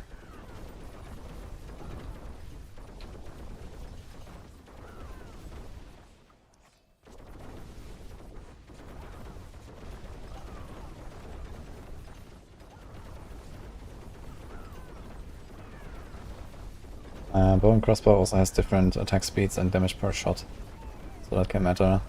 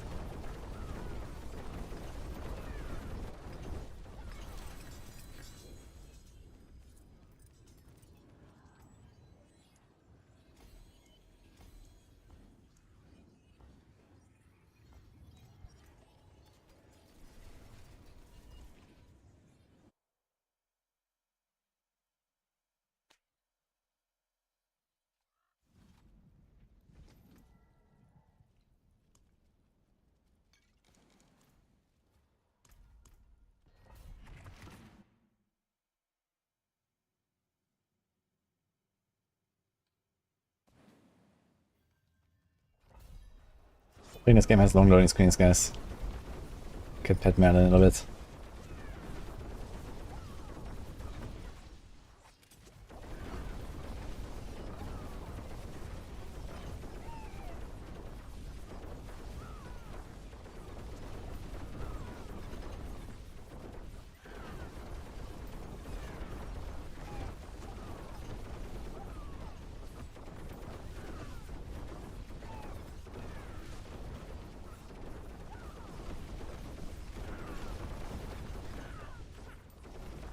Are we doing something illegal? It's a one button build.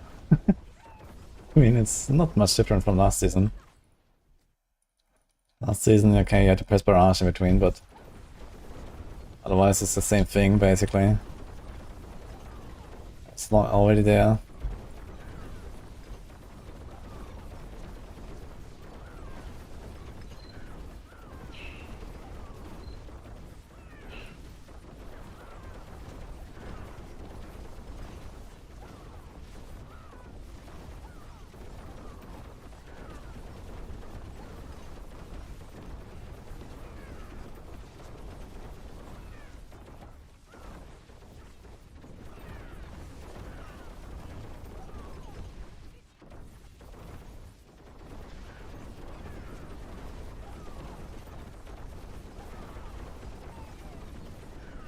Read the chat.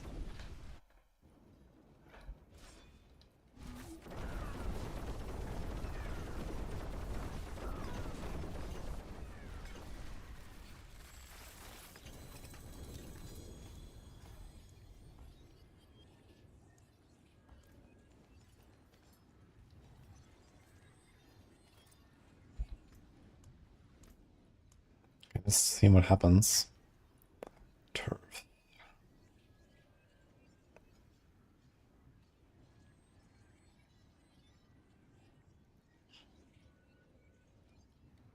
Need to see.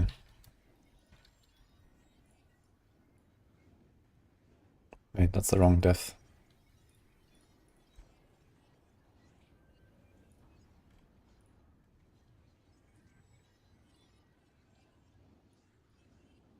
$69, $69, $79. Holy. I can just replace Kenny, I suppose.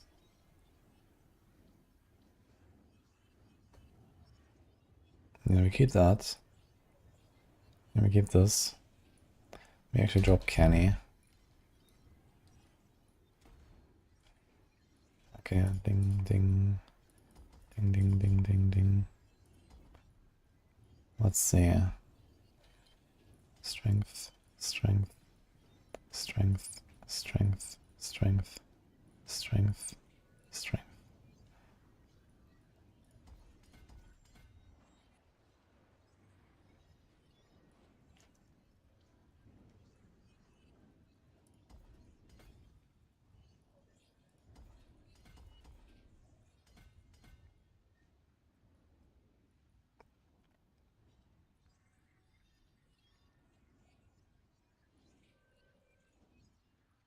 So I need those two and that one.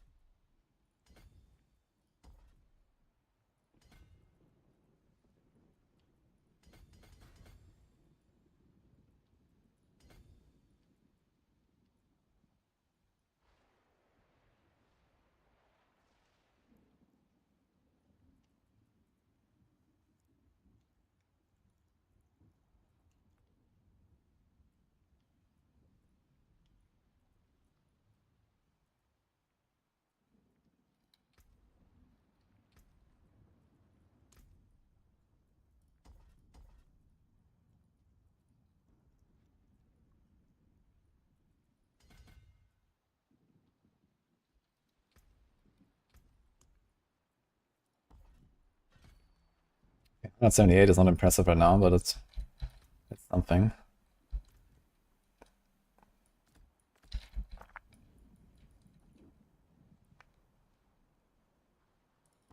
We have a random point in barrage for no reason this entire time.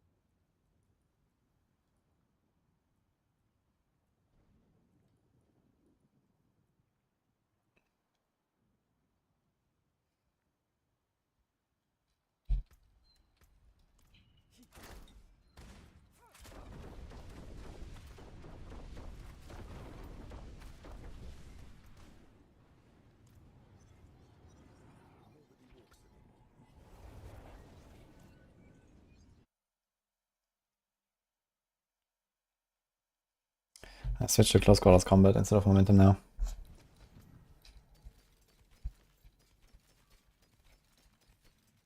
This is 5 pen shot. There's power in the stones. Come have a look. I'll keep my Let's see it.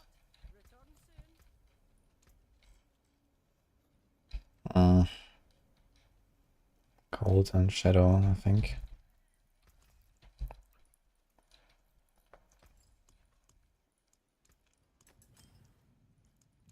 What colour and brilliance.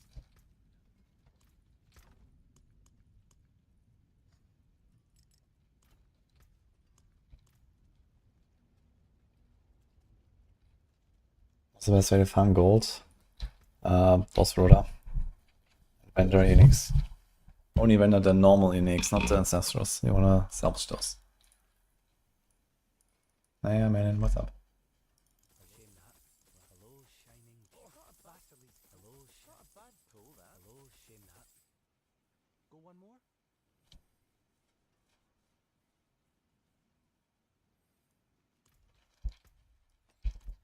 Greetings.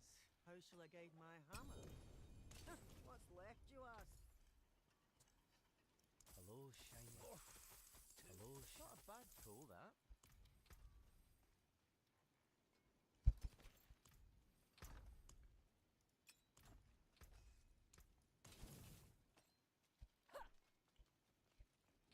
Shadow Imbuement is for Elish Bounty. Heard they found Erida. Maybe at this point it would be better to go Caltops now and go Exploit Weakness board. Right now we have this here.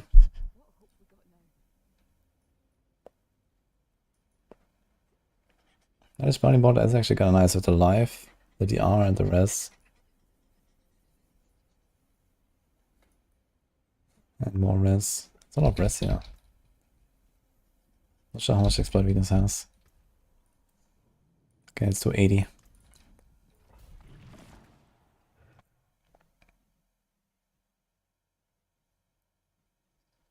I did make my own Season 8 Dance on Ice planner. It will probably look very similar to what you have on Maxwell anyway, so.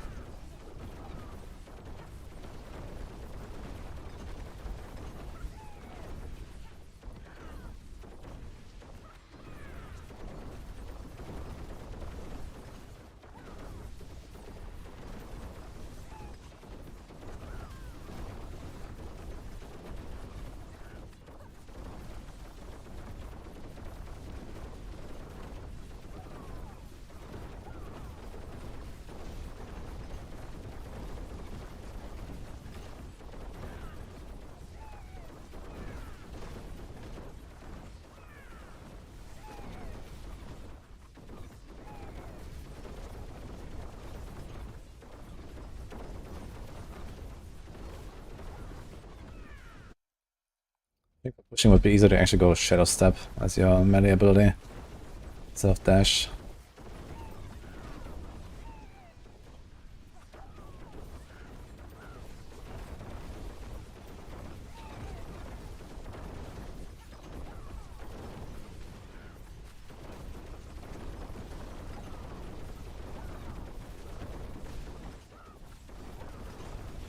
Maybe I'll try it. Just move my teleport and shadow step instead.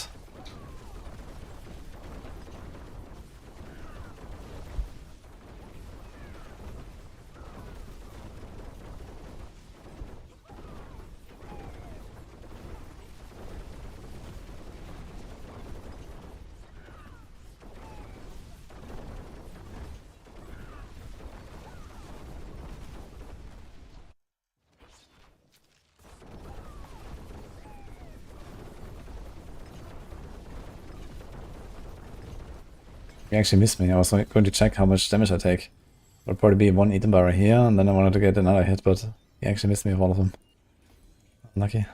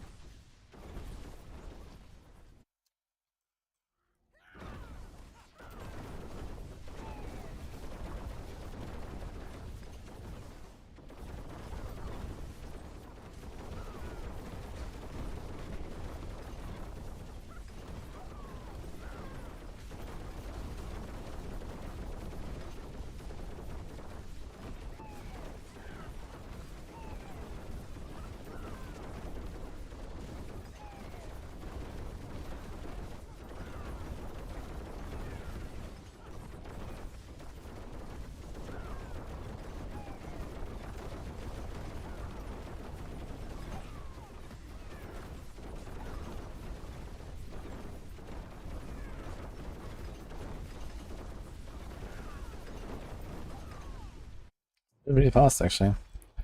145.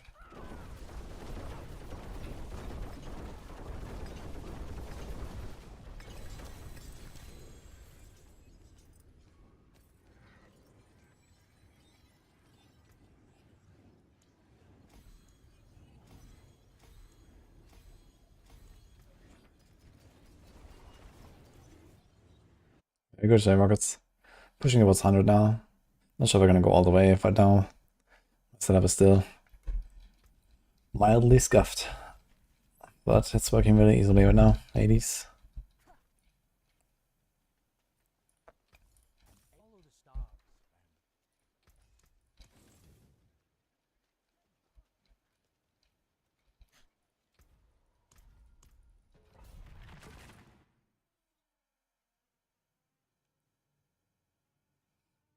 Int max life glove for 5.6 billion. That is insane. What? Like the two most common things you can have. Really? That's actually nuts.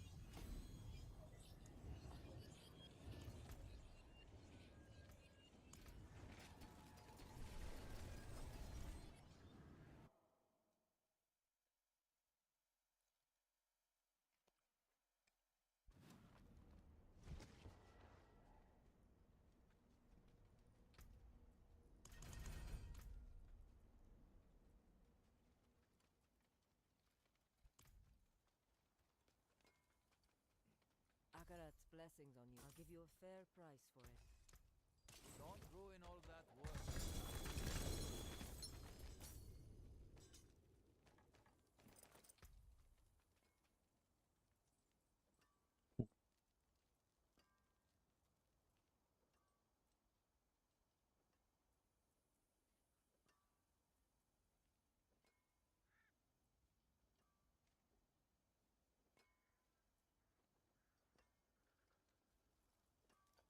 Give him some boots actually. I think I have enough rings for now.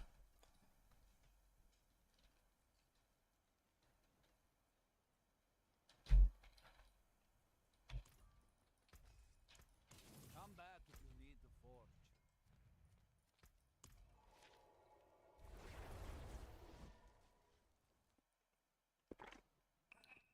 Gonna respec soon. Let's just push my glyphs a little bit higher. And then I want to try some random arrows.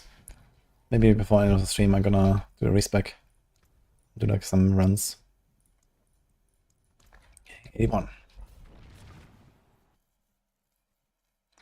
We need unique crossbow. And because all the unique bows turned out so well, right? I mean I could do some stuff, but you know, it would be good if they start facing Eaglehorn.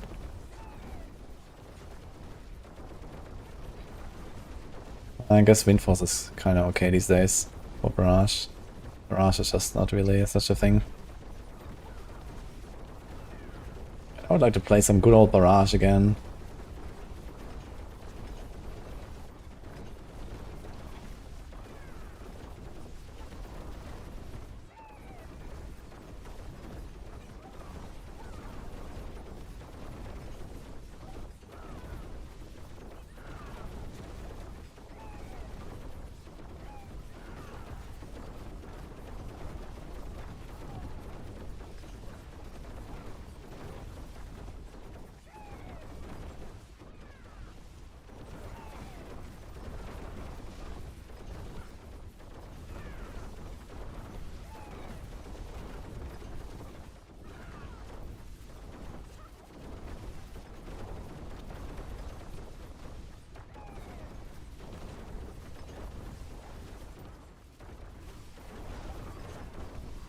Oh, my pension is like glowing.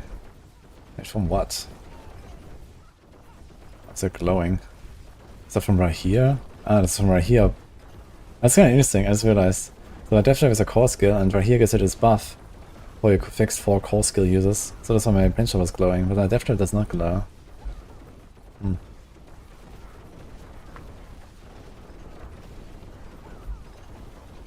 I don't know. Okay. 2 minutes.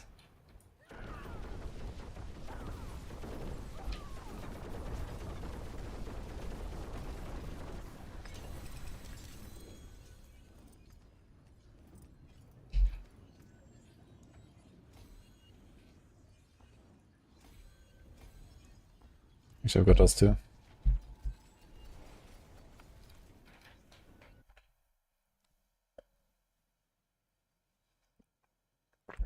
Lightsaber. I'm going to buff Spirit this season? I doubt it.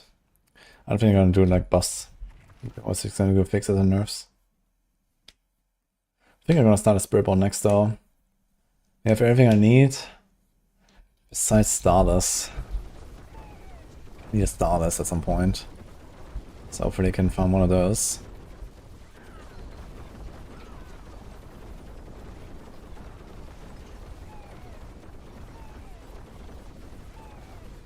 Then we can use Belial mods to farm a bit of Kekeleke. Ancestral. Need a good Kekeleke. RT3 Belial should be no big deal, I guess.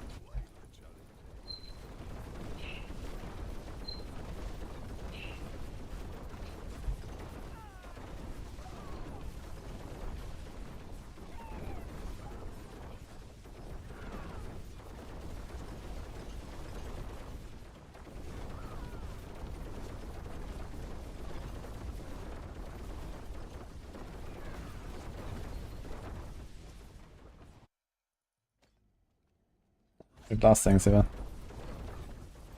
Rogue is going strong.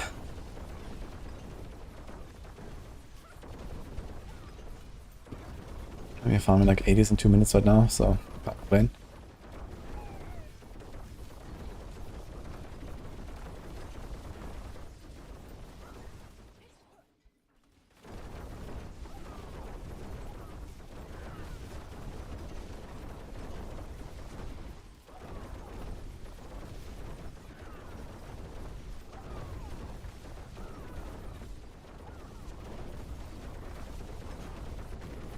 I'm thinking about doing some Stinger to warm up with the Spirit Born, just because I like it. And then we're gonna do some Quill. I want to cook something on Quill and see if we can actually improve the setup. I have some idea that I want to try out. And yeah, don't we'll see. Maybe I'll do Block Evade, Paragon Farm or something.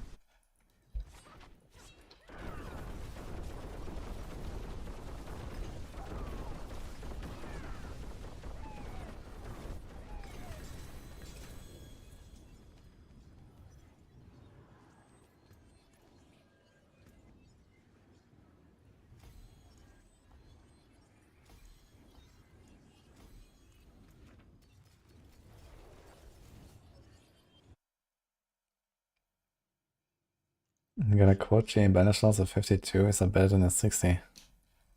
Well, a 60 what? Non-ancestral? Yeah, for sure. I mean, the 8% on the affix is a loss of around 5.5% damage. It's easily made up for by just like one core skill rank extra, for example, that you get on the quad GA. It's very good.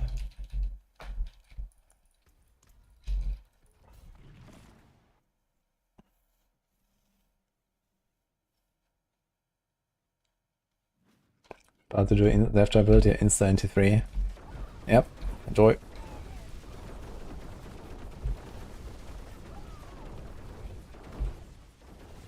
was quite a riot yesterday when I made the character, and after like 3 hours I was on Torment 4. Basically felt like last season.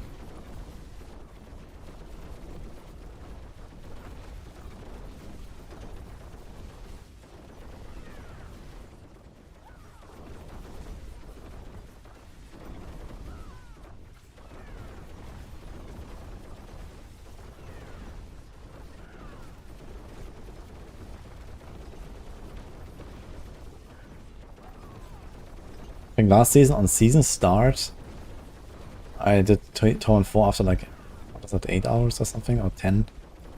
Dance and then Death Trap.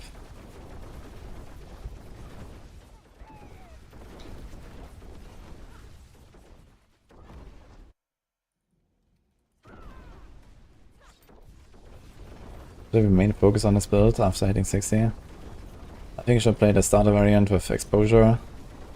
Try to farm up some boss mods and stuff, get the uniques going. T1 or T2, mostly T2 I guess. And then, you know, wait for the tempers, get the Death Trap cooldown tempers. And then you're kinda there. Like you can swap at some point to the momentum setup.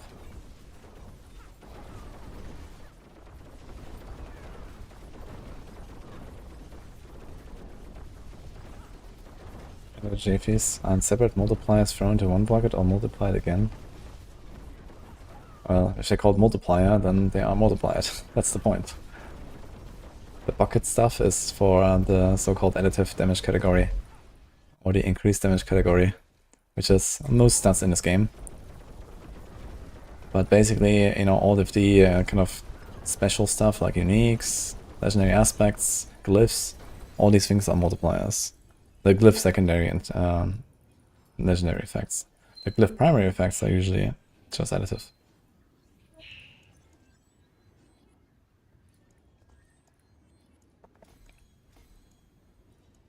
Usually it's also indicated by an X, but you can't really trust that because Blizzard.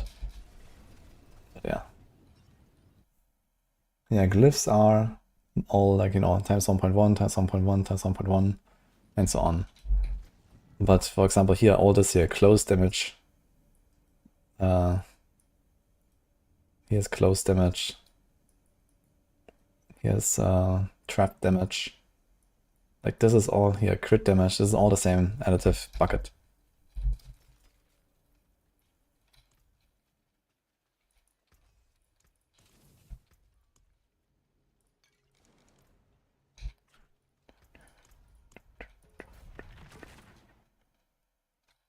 Faster to find a Shaco than getting a proper GA CDR helm.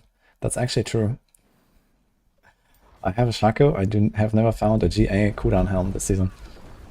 And I think the same was true last season. I found a Shaco before I ever got something like that. It's kind of funny.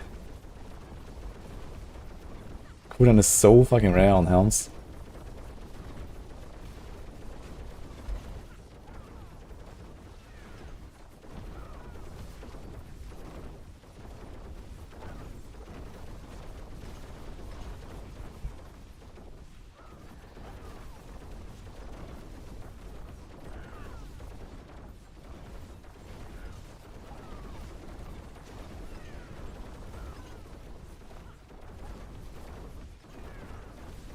Crown of Lucian is disabled right now, thanks to a bug.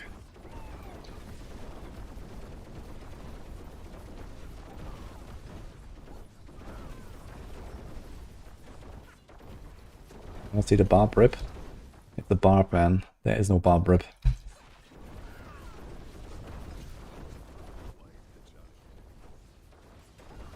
Does not compute.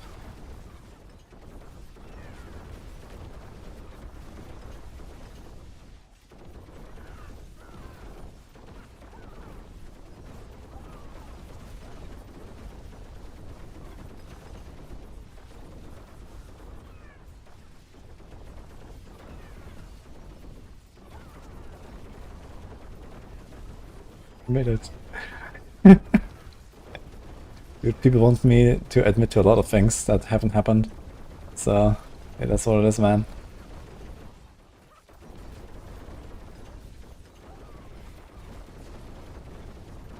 Admit it. What else is he lying about?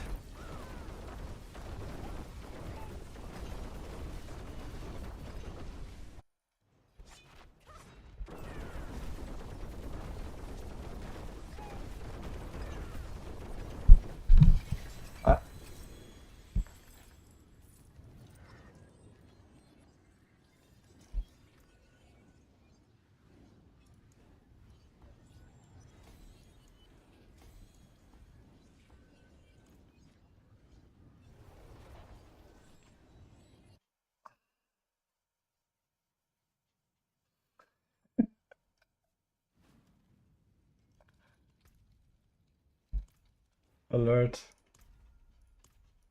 Well, I need to kind of see something. That'd be cool.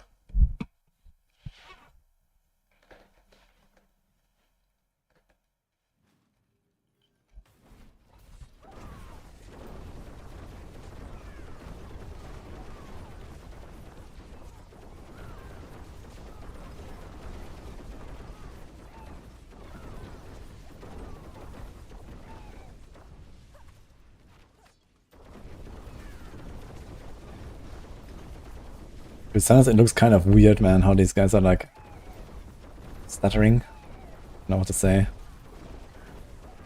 And they're getting pulled around.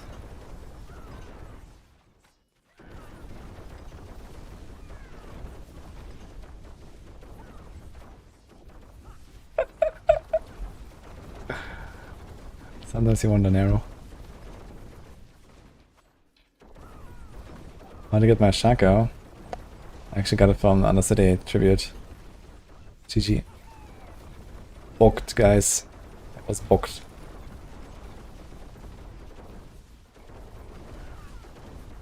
It came with GA Live.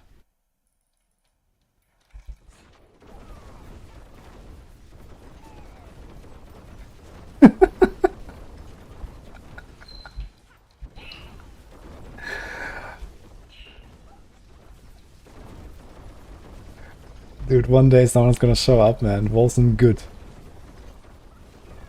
I can smell it.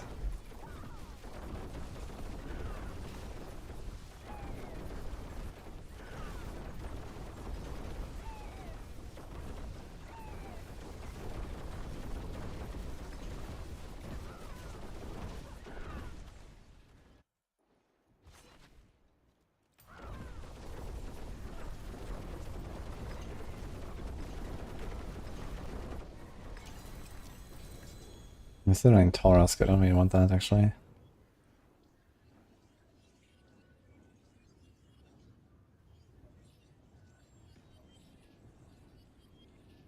I wonder how far I have to be for Outlaw.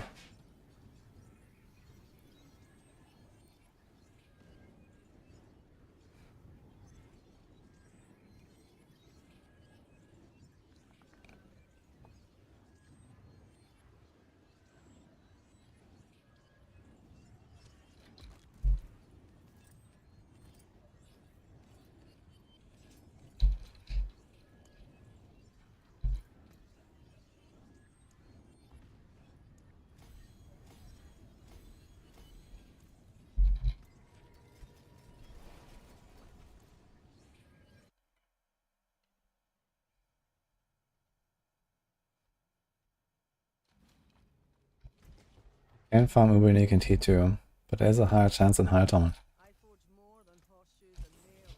What do you need? Oh, we got a Paragon. Huge. Am I still running the wrong weapon? No, we're not actually. This is fine. This ring is not fine. In fact, it's not even rolled. Wait a minute. I never rolled this ring. This is not fine. How's my dash cooldown? 11. Like, I don't even need it. Is there like something else I can do? See some steel you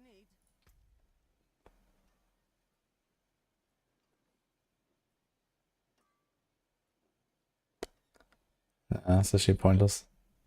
I can use Stardust basically. Do I have sparks? Unlucky. Dude, wait a minute. Both of these rings are actually trash. They have both the wrong temper. How the hell did we get here? Oh, this one can be done.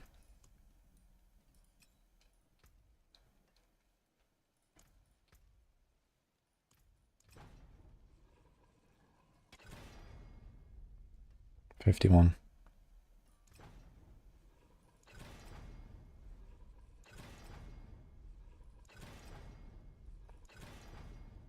I break that all over again. Beautiful.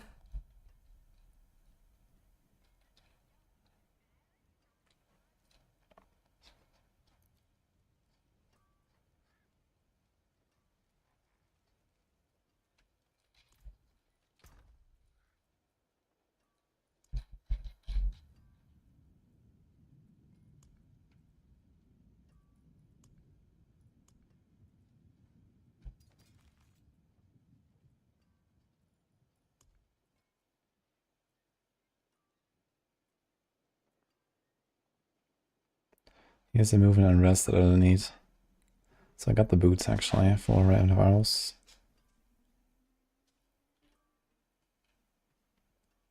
Okay, I need rings.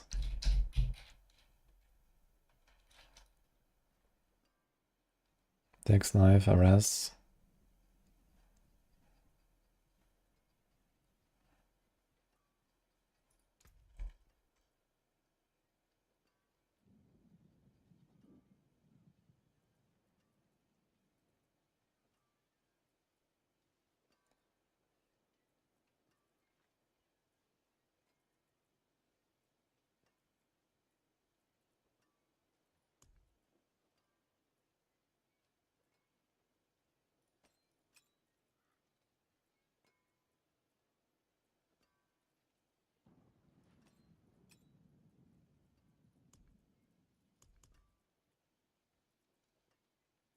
So many crit rings.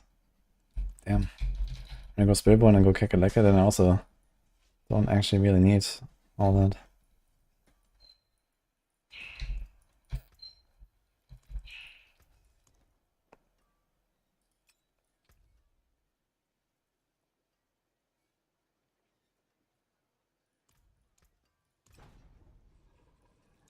Perfect. Shadow Clone roll.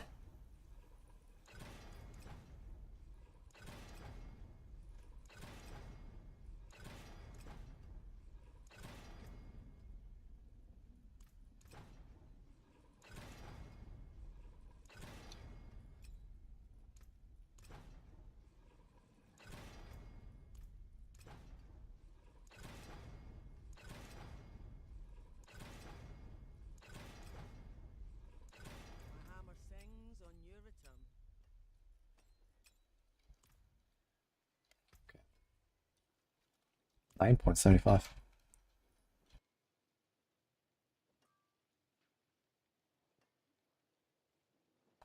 Not true.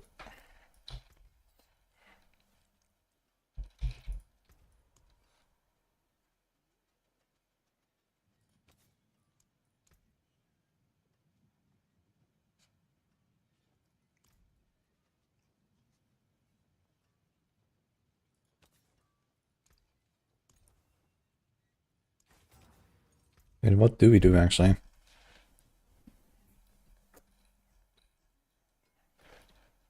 Dex.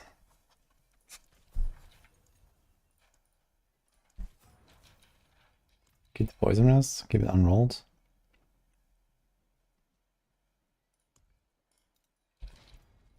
First of all, temper it. How shall I guide my hammer?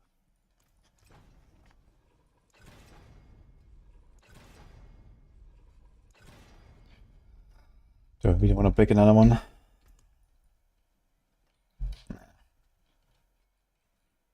Surprise, artful.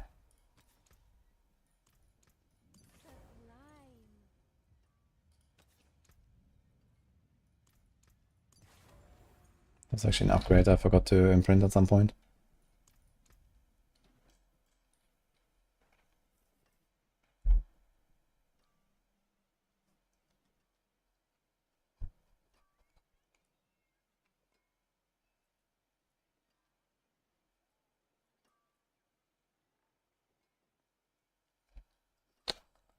Just realized I kind of need the poison rest there.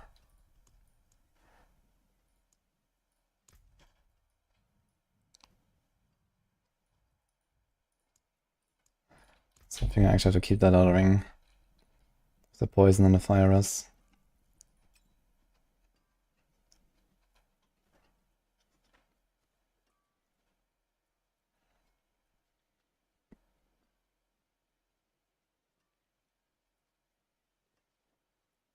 So it's basically the same ring. But we have close instead of the bricked tempo there. There is power in these stones. Fairly well.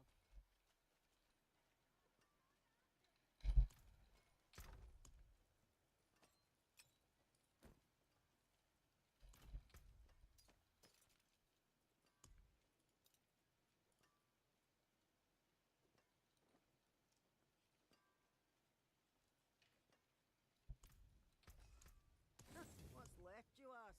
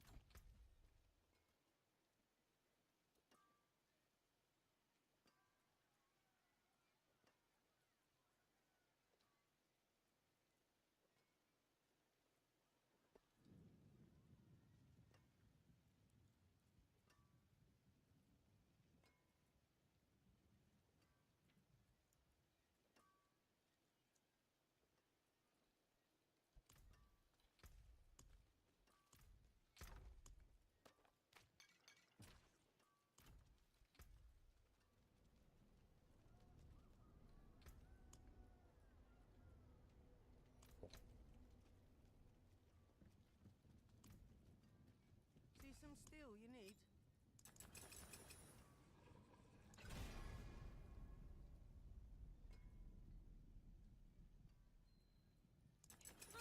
More there than I thought.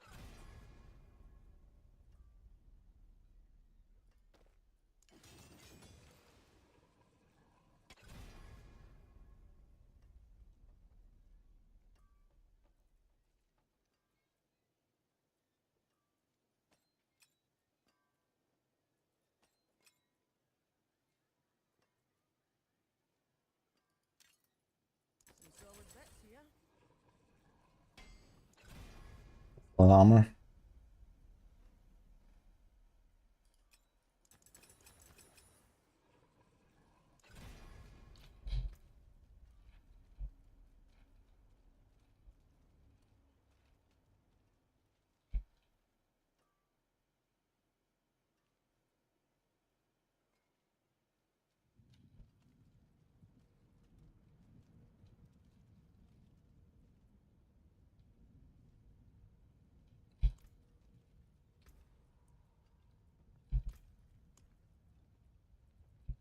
82.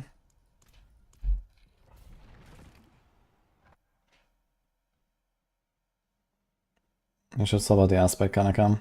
That's very strong aspects here.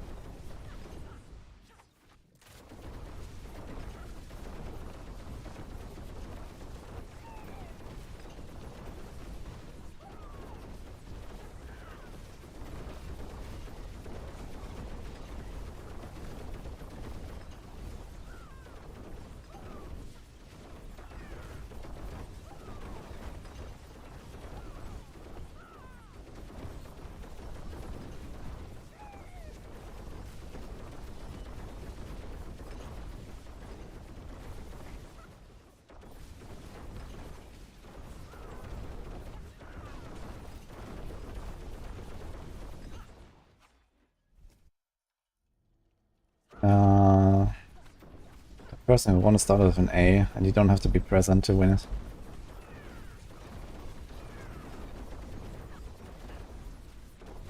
I guess you can see it on the customer market website. I'm not sure if they've updated it already, but you can also find it from my stream yesterday, I guess. It was like around 22 hours ago, like half past midnight or something.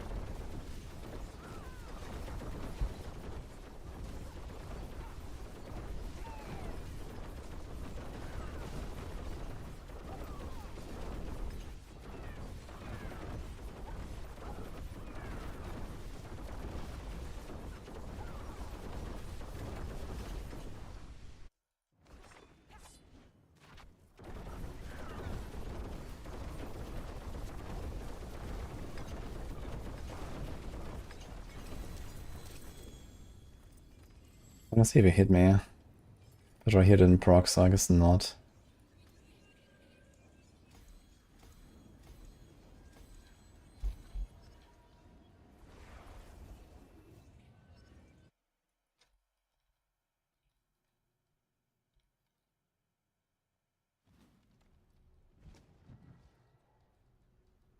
Here I was actually tanking it. I want to see like how much damage these things do. I said you should watch the VOD. It was like roughly half an hour after midnight. So you can look at the in-game clock for me. The person started with an A. The king.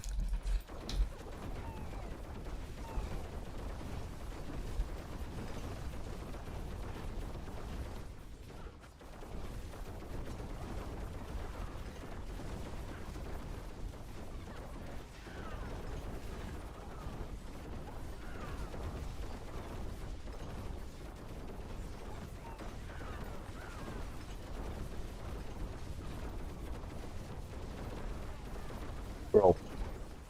Guess I need a new clan.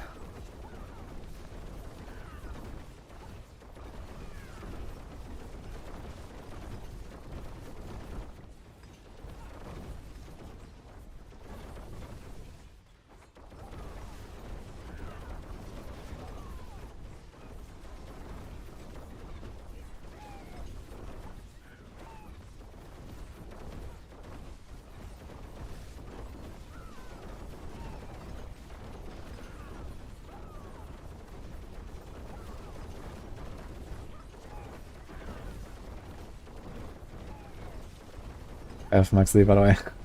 Sorry too late. Maybe I could have blessed you.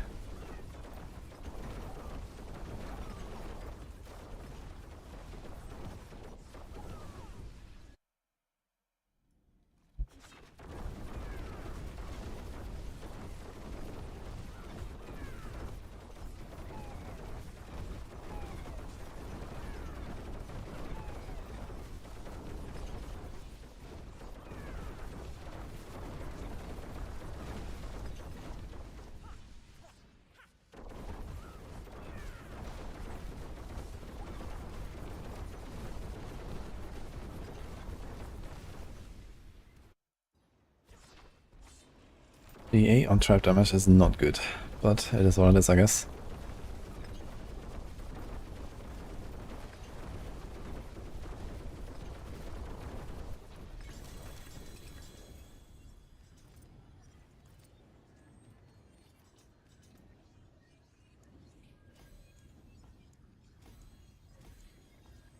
53.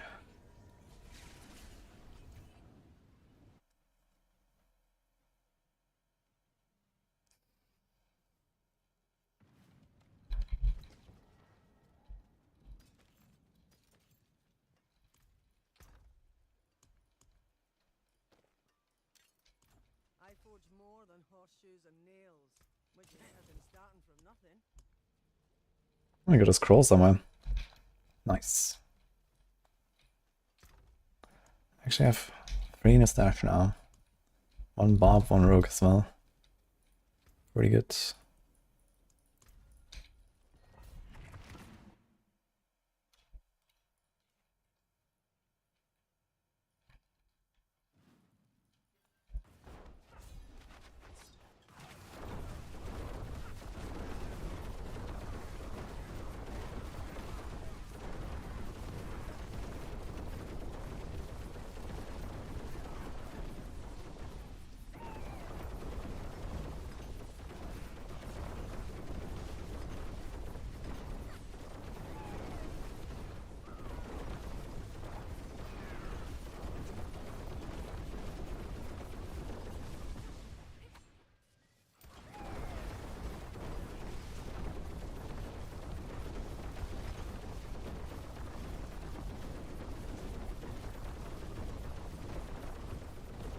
What's going on? Didn't proc my thing? I think I didn't proc.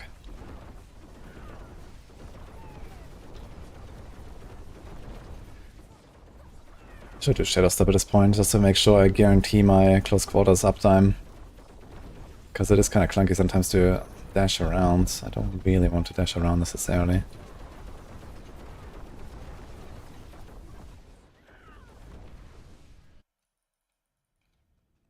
Yeah, hold on shift.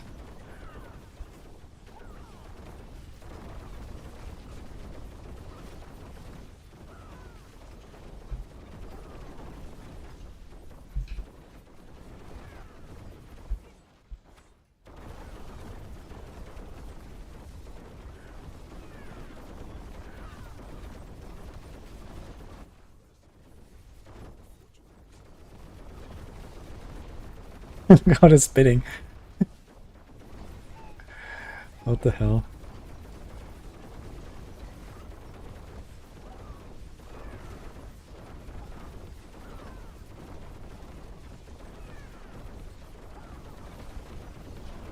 If you hold shift, you stop moving.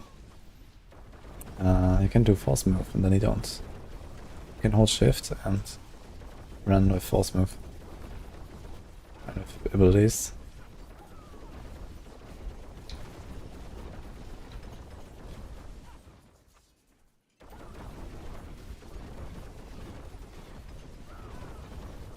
Oh, runs are slowing down though, 2.5 minutes. Uh-oh.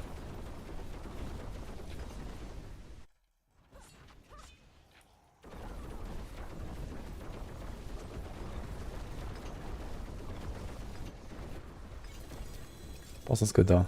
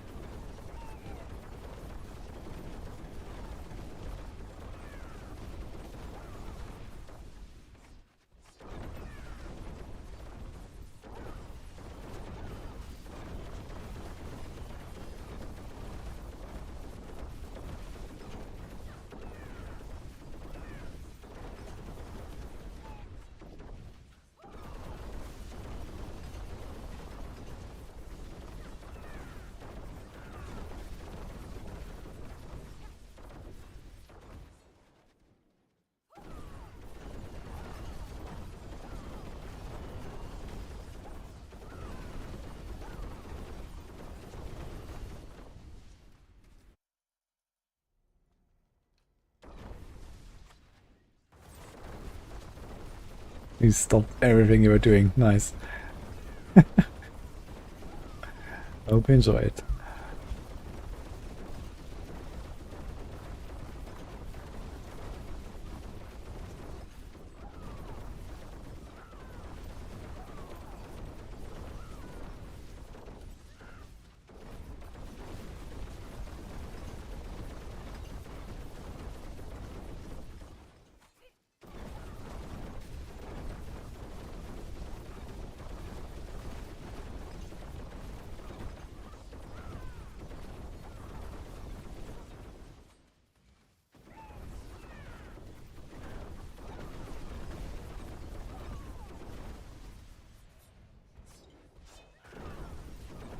So page is not $65. I think it's actually on sale right now even.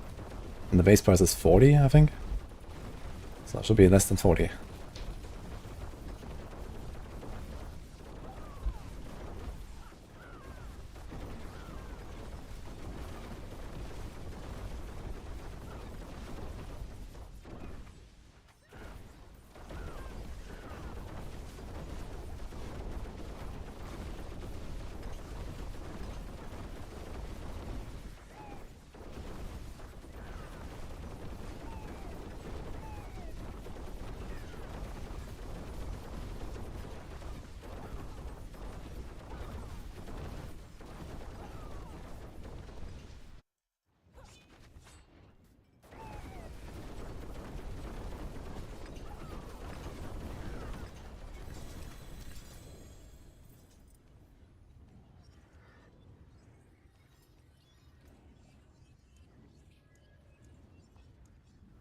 $10 would be overpriced. Yeah, I think they should pay us for playing the game.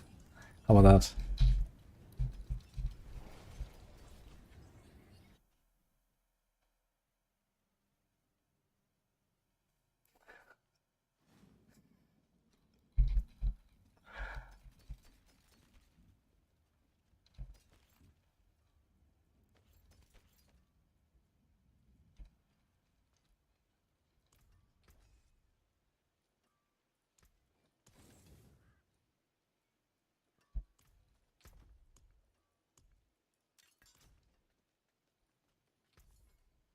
Shame that.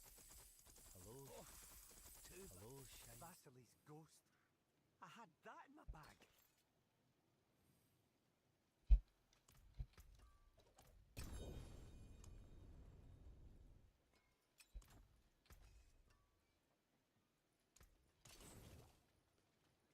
Yeah. Hello, shining beauty. All finished, are you?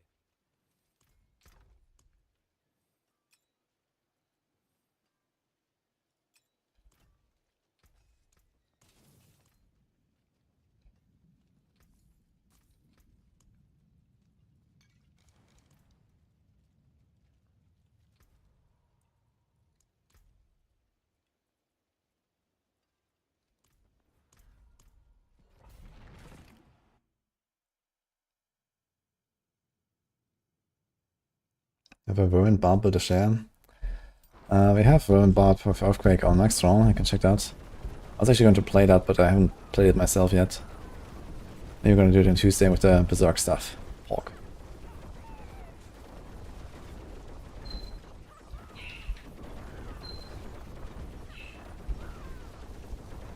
Is Tuesday Barb login angle, guys?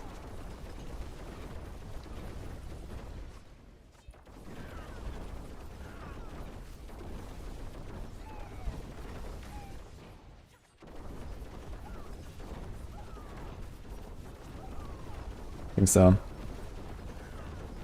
Monday is Ring of Arrows time. Tuesday is Barb time. Sounds good. My Barb is... oh shit, my Barb is dead apparently. Forgot.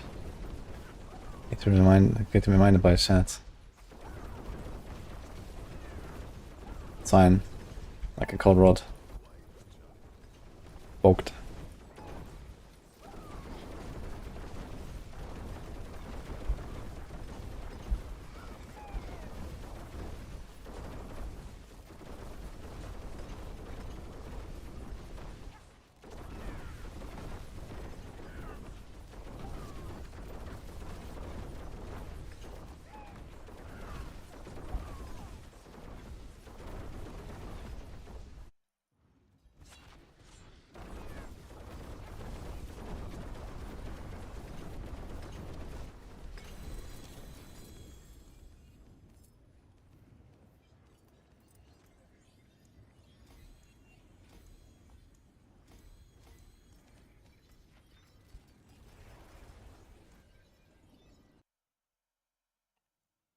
I basically played with Maxwell build.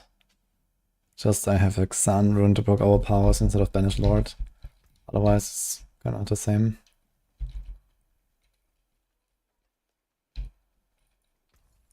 Equitable transaction.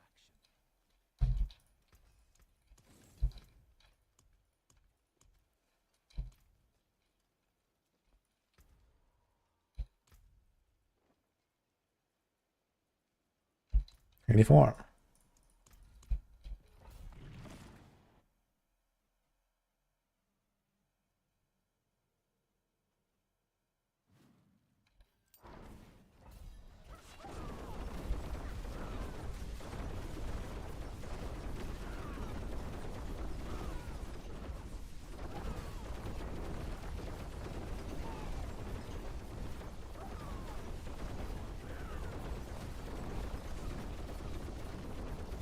What's going on with this guy? Okay.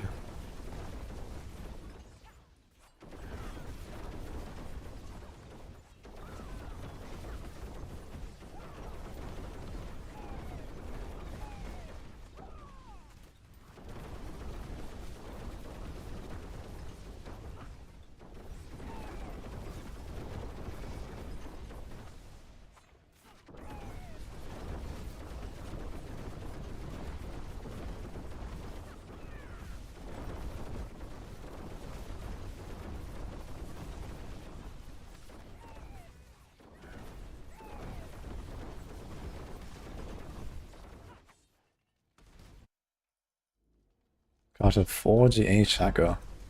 Say that.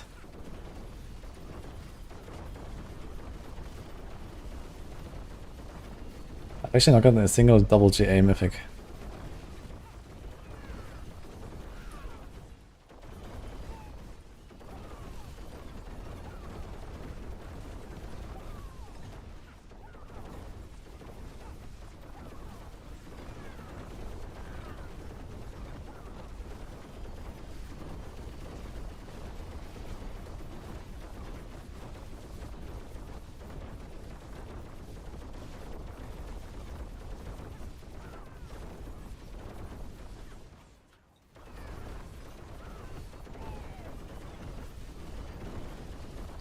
They are bad for the spells.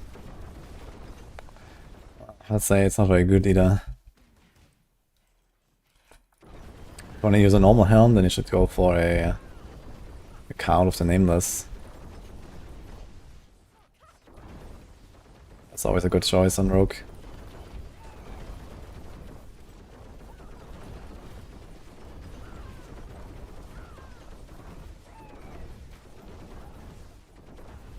We don't care about the pull.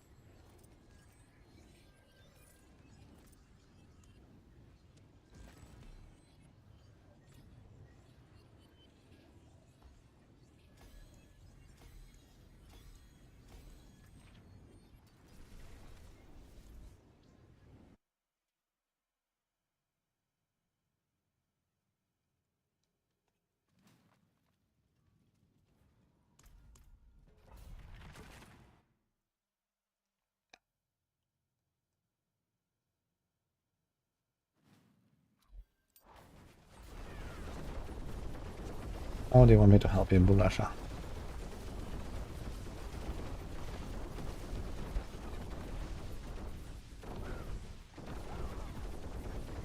Reconnecting to Diablo 4, Monka.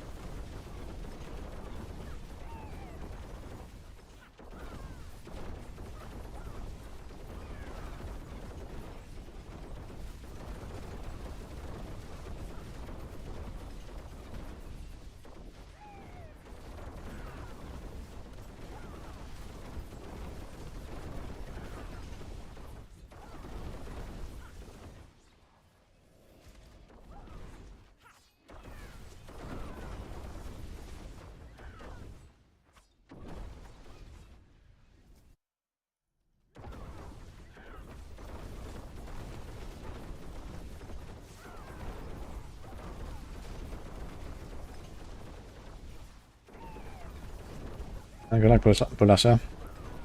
Keep going, man.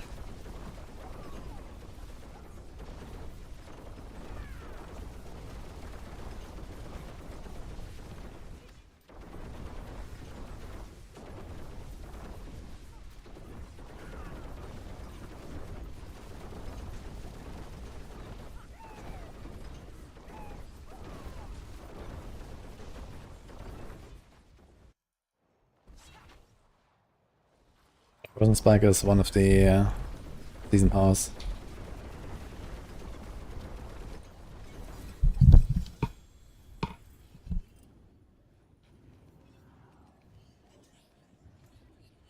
Okay, I think I need to bring Rodin back, guys. And to go 85.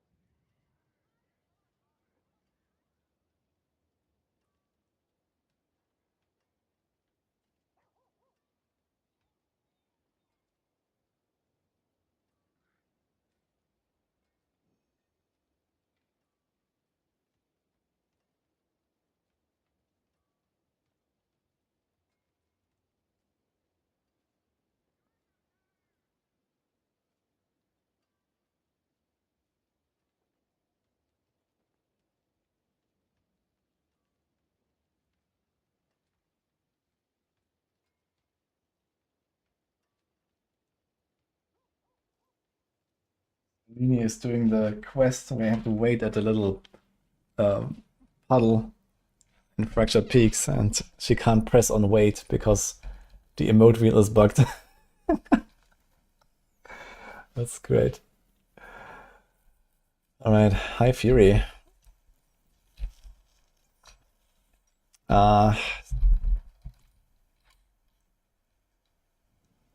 Dance of Knives. I mean, it will probably get to like T4 farming territory, but not really much more.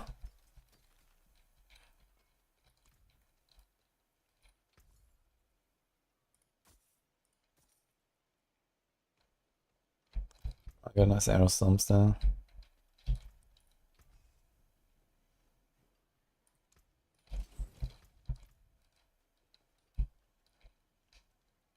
Okay, fast stop loadouts outside of going to Armory?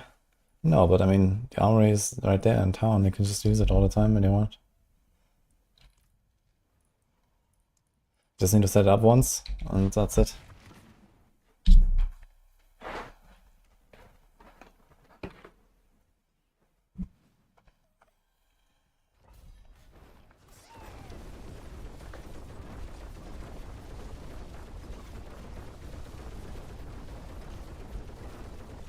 How's my 45 gone? Yeah, my 45 is gone.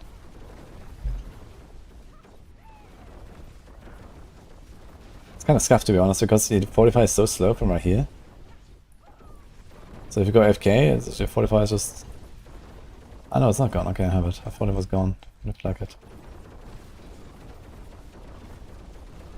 It does decay though, if you AFK too long.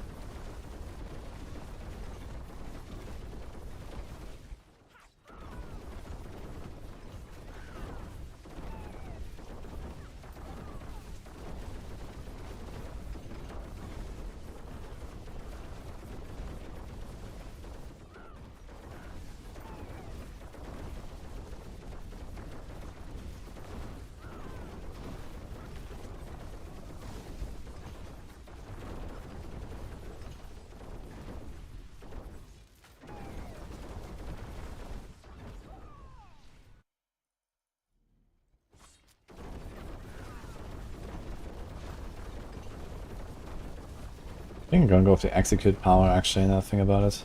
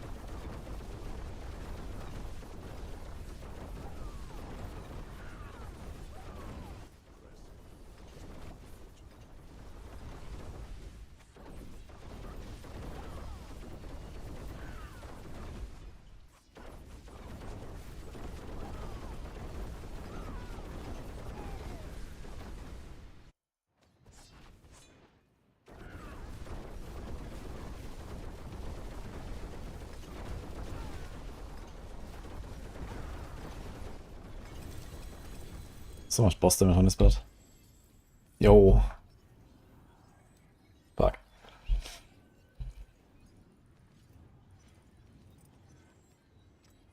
Fortunately, that's Mender fodder.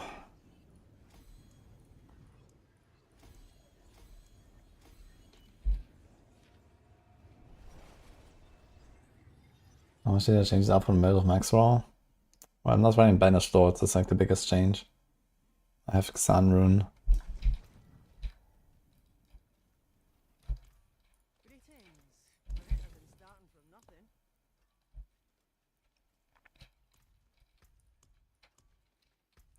I try one on a Shadow Step. 20% DR after for 3 seconds. It's actually not bad, can I?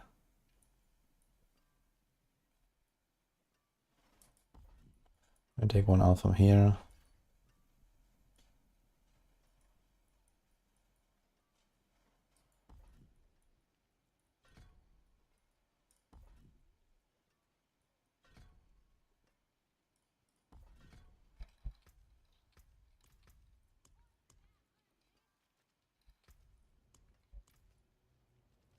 Did you want to change anything else? Keep the teleport rune for now. It's kind of nice. Could actually go quacks. How does a quack sound? Mule quacks every 8 cooldowns. That could be kind of good actually.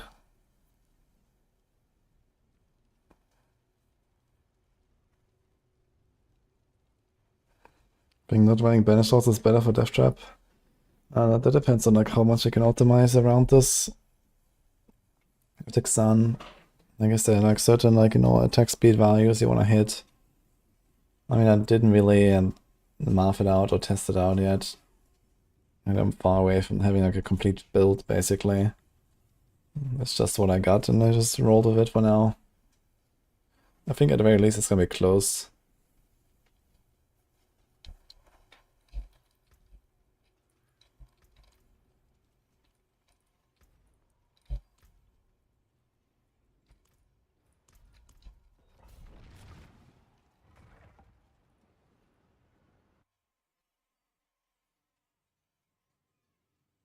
Max is bugged with Death Trap.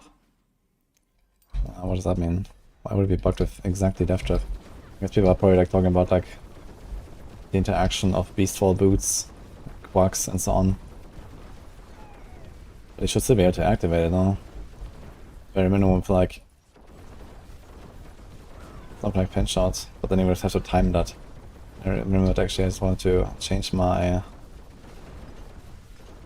season power.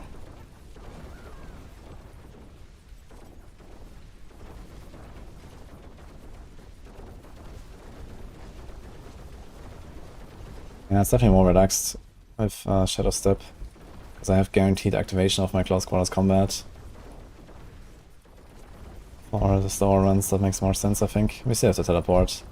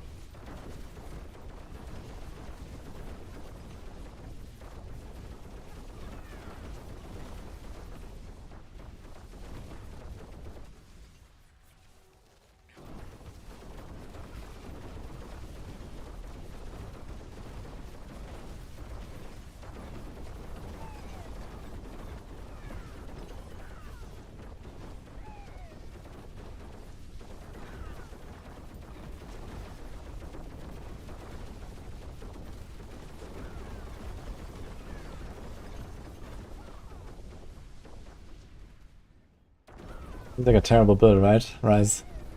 Okay,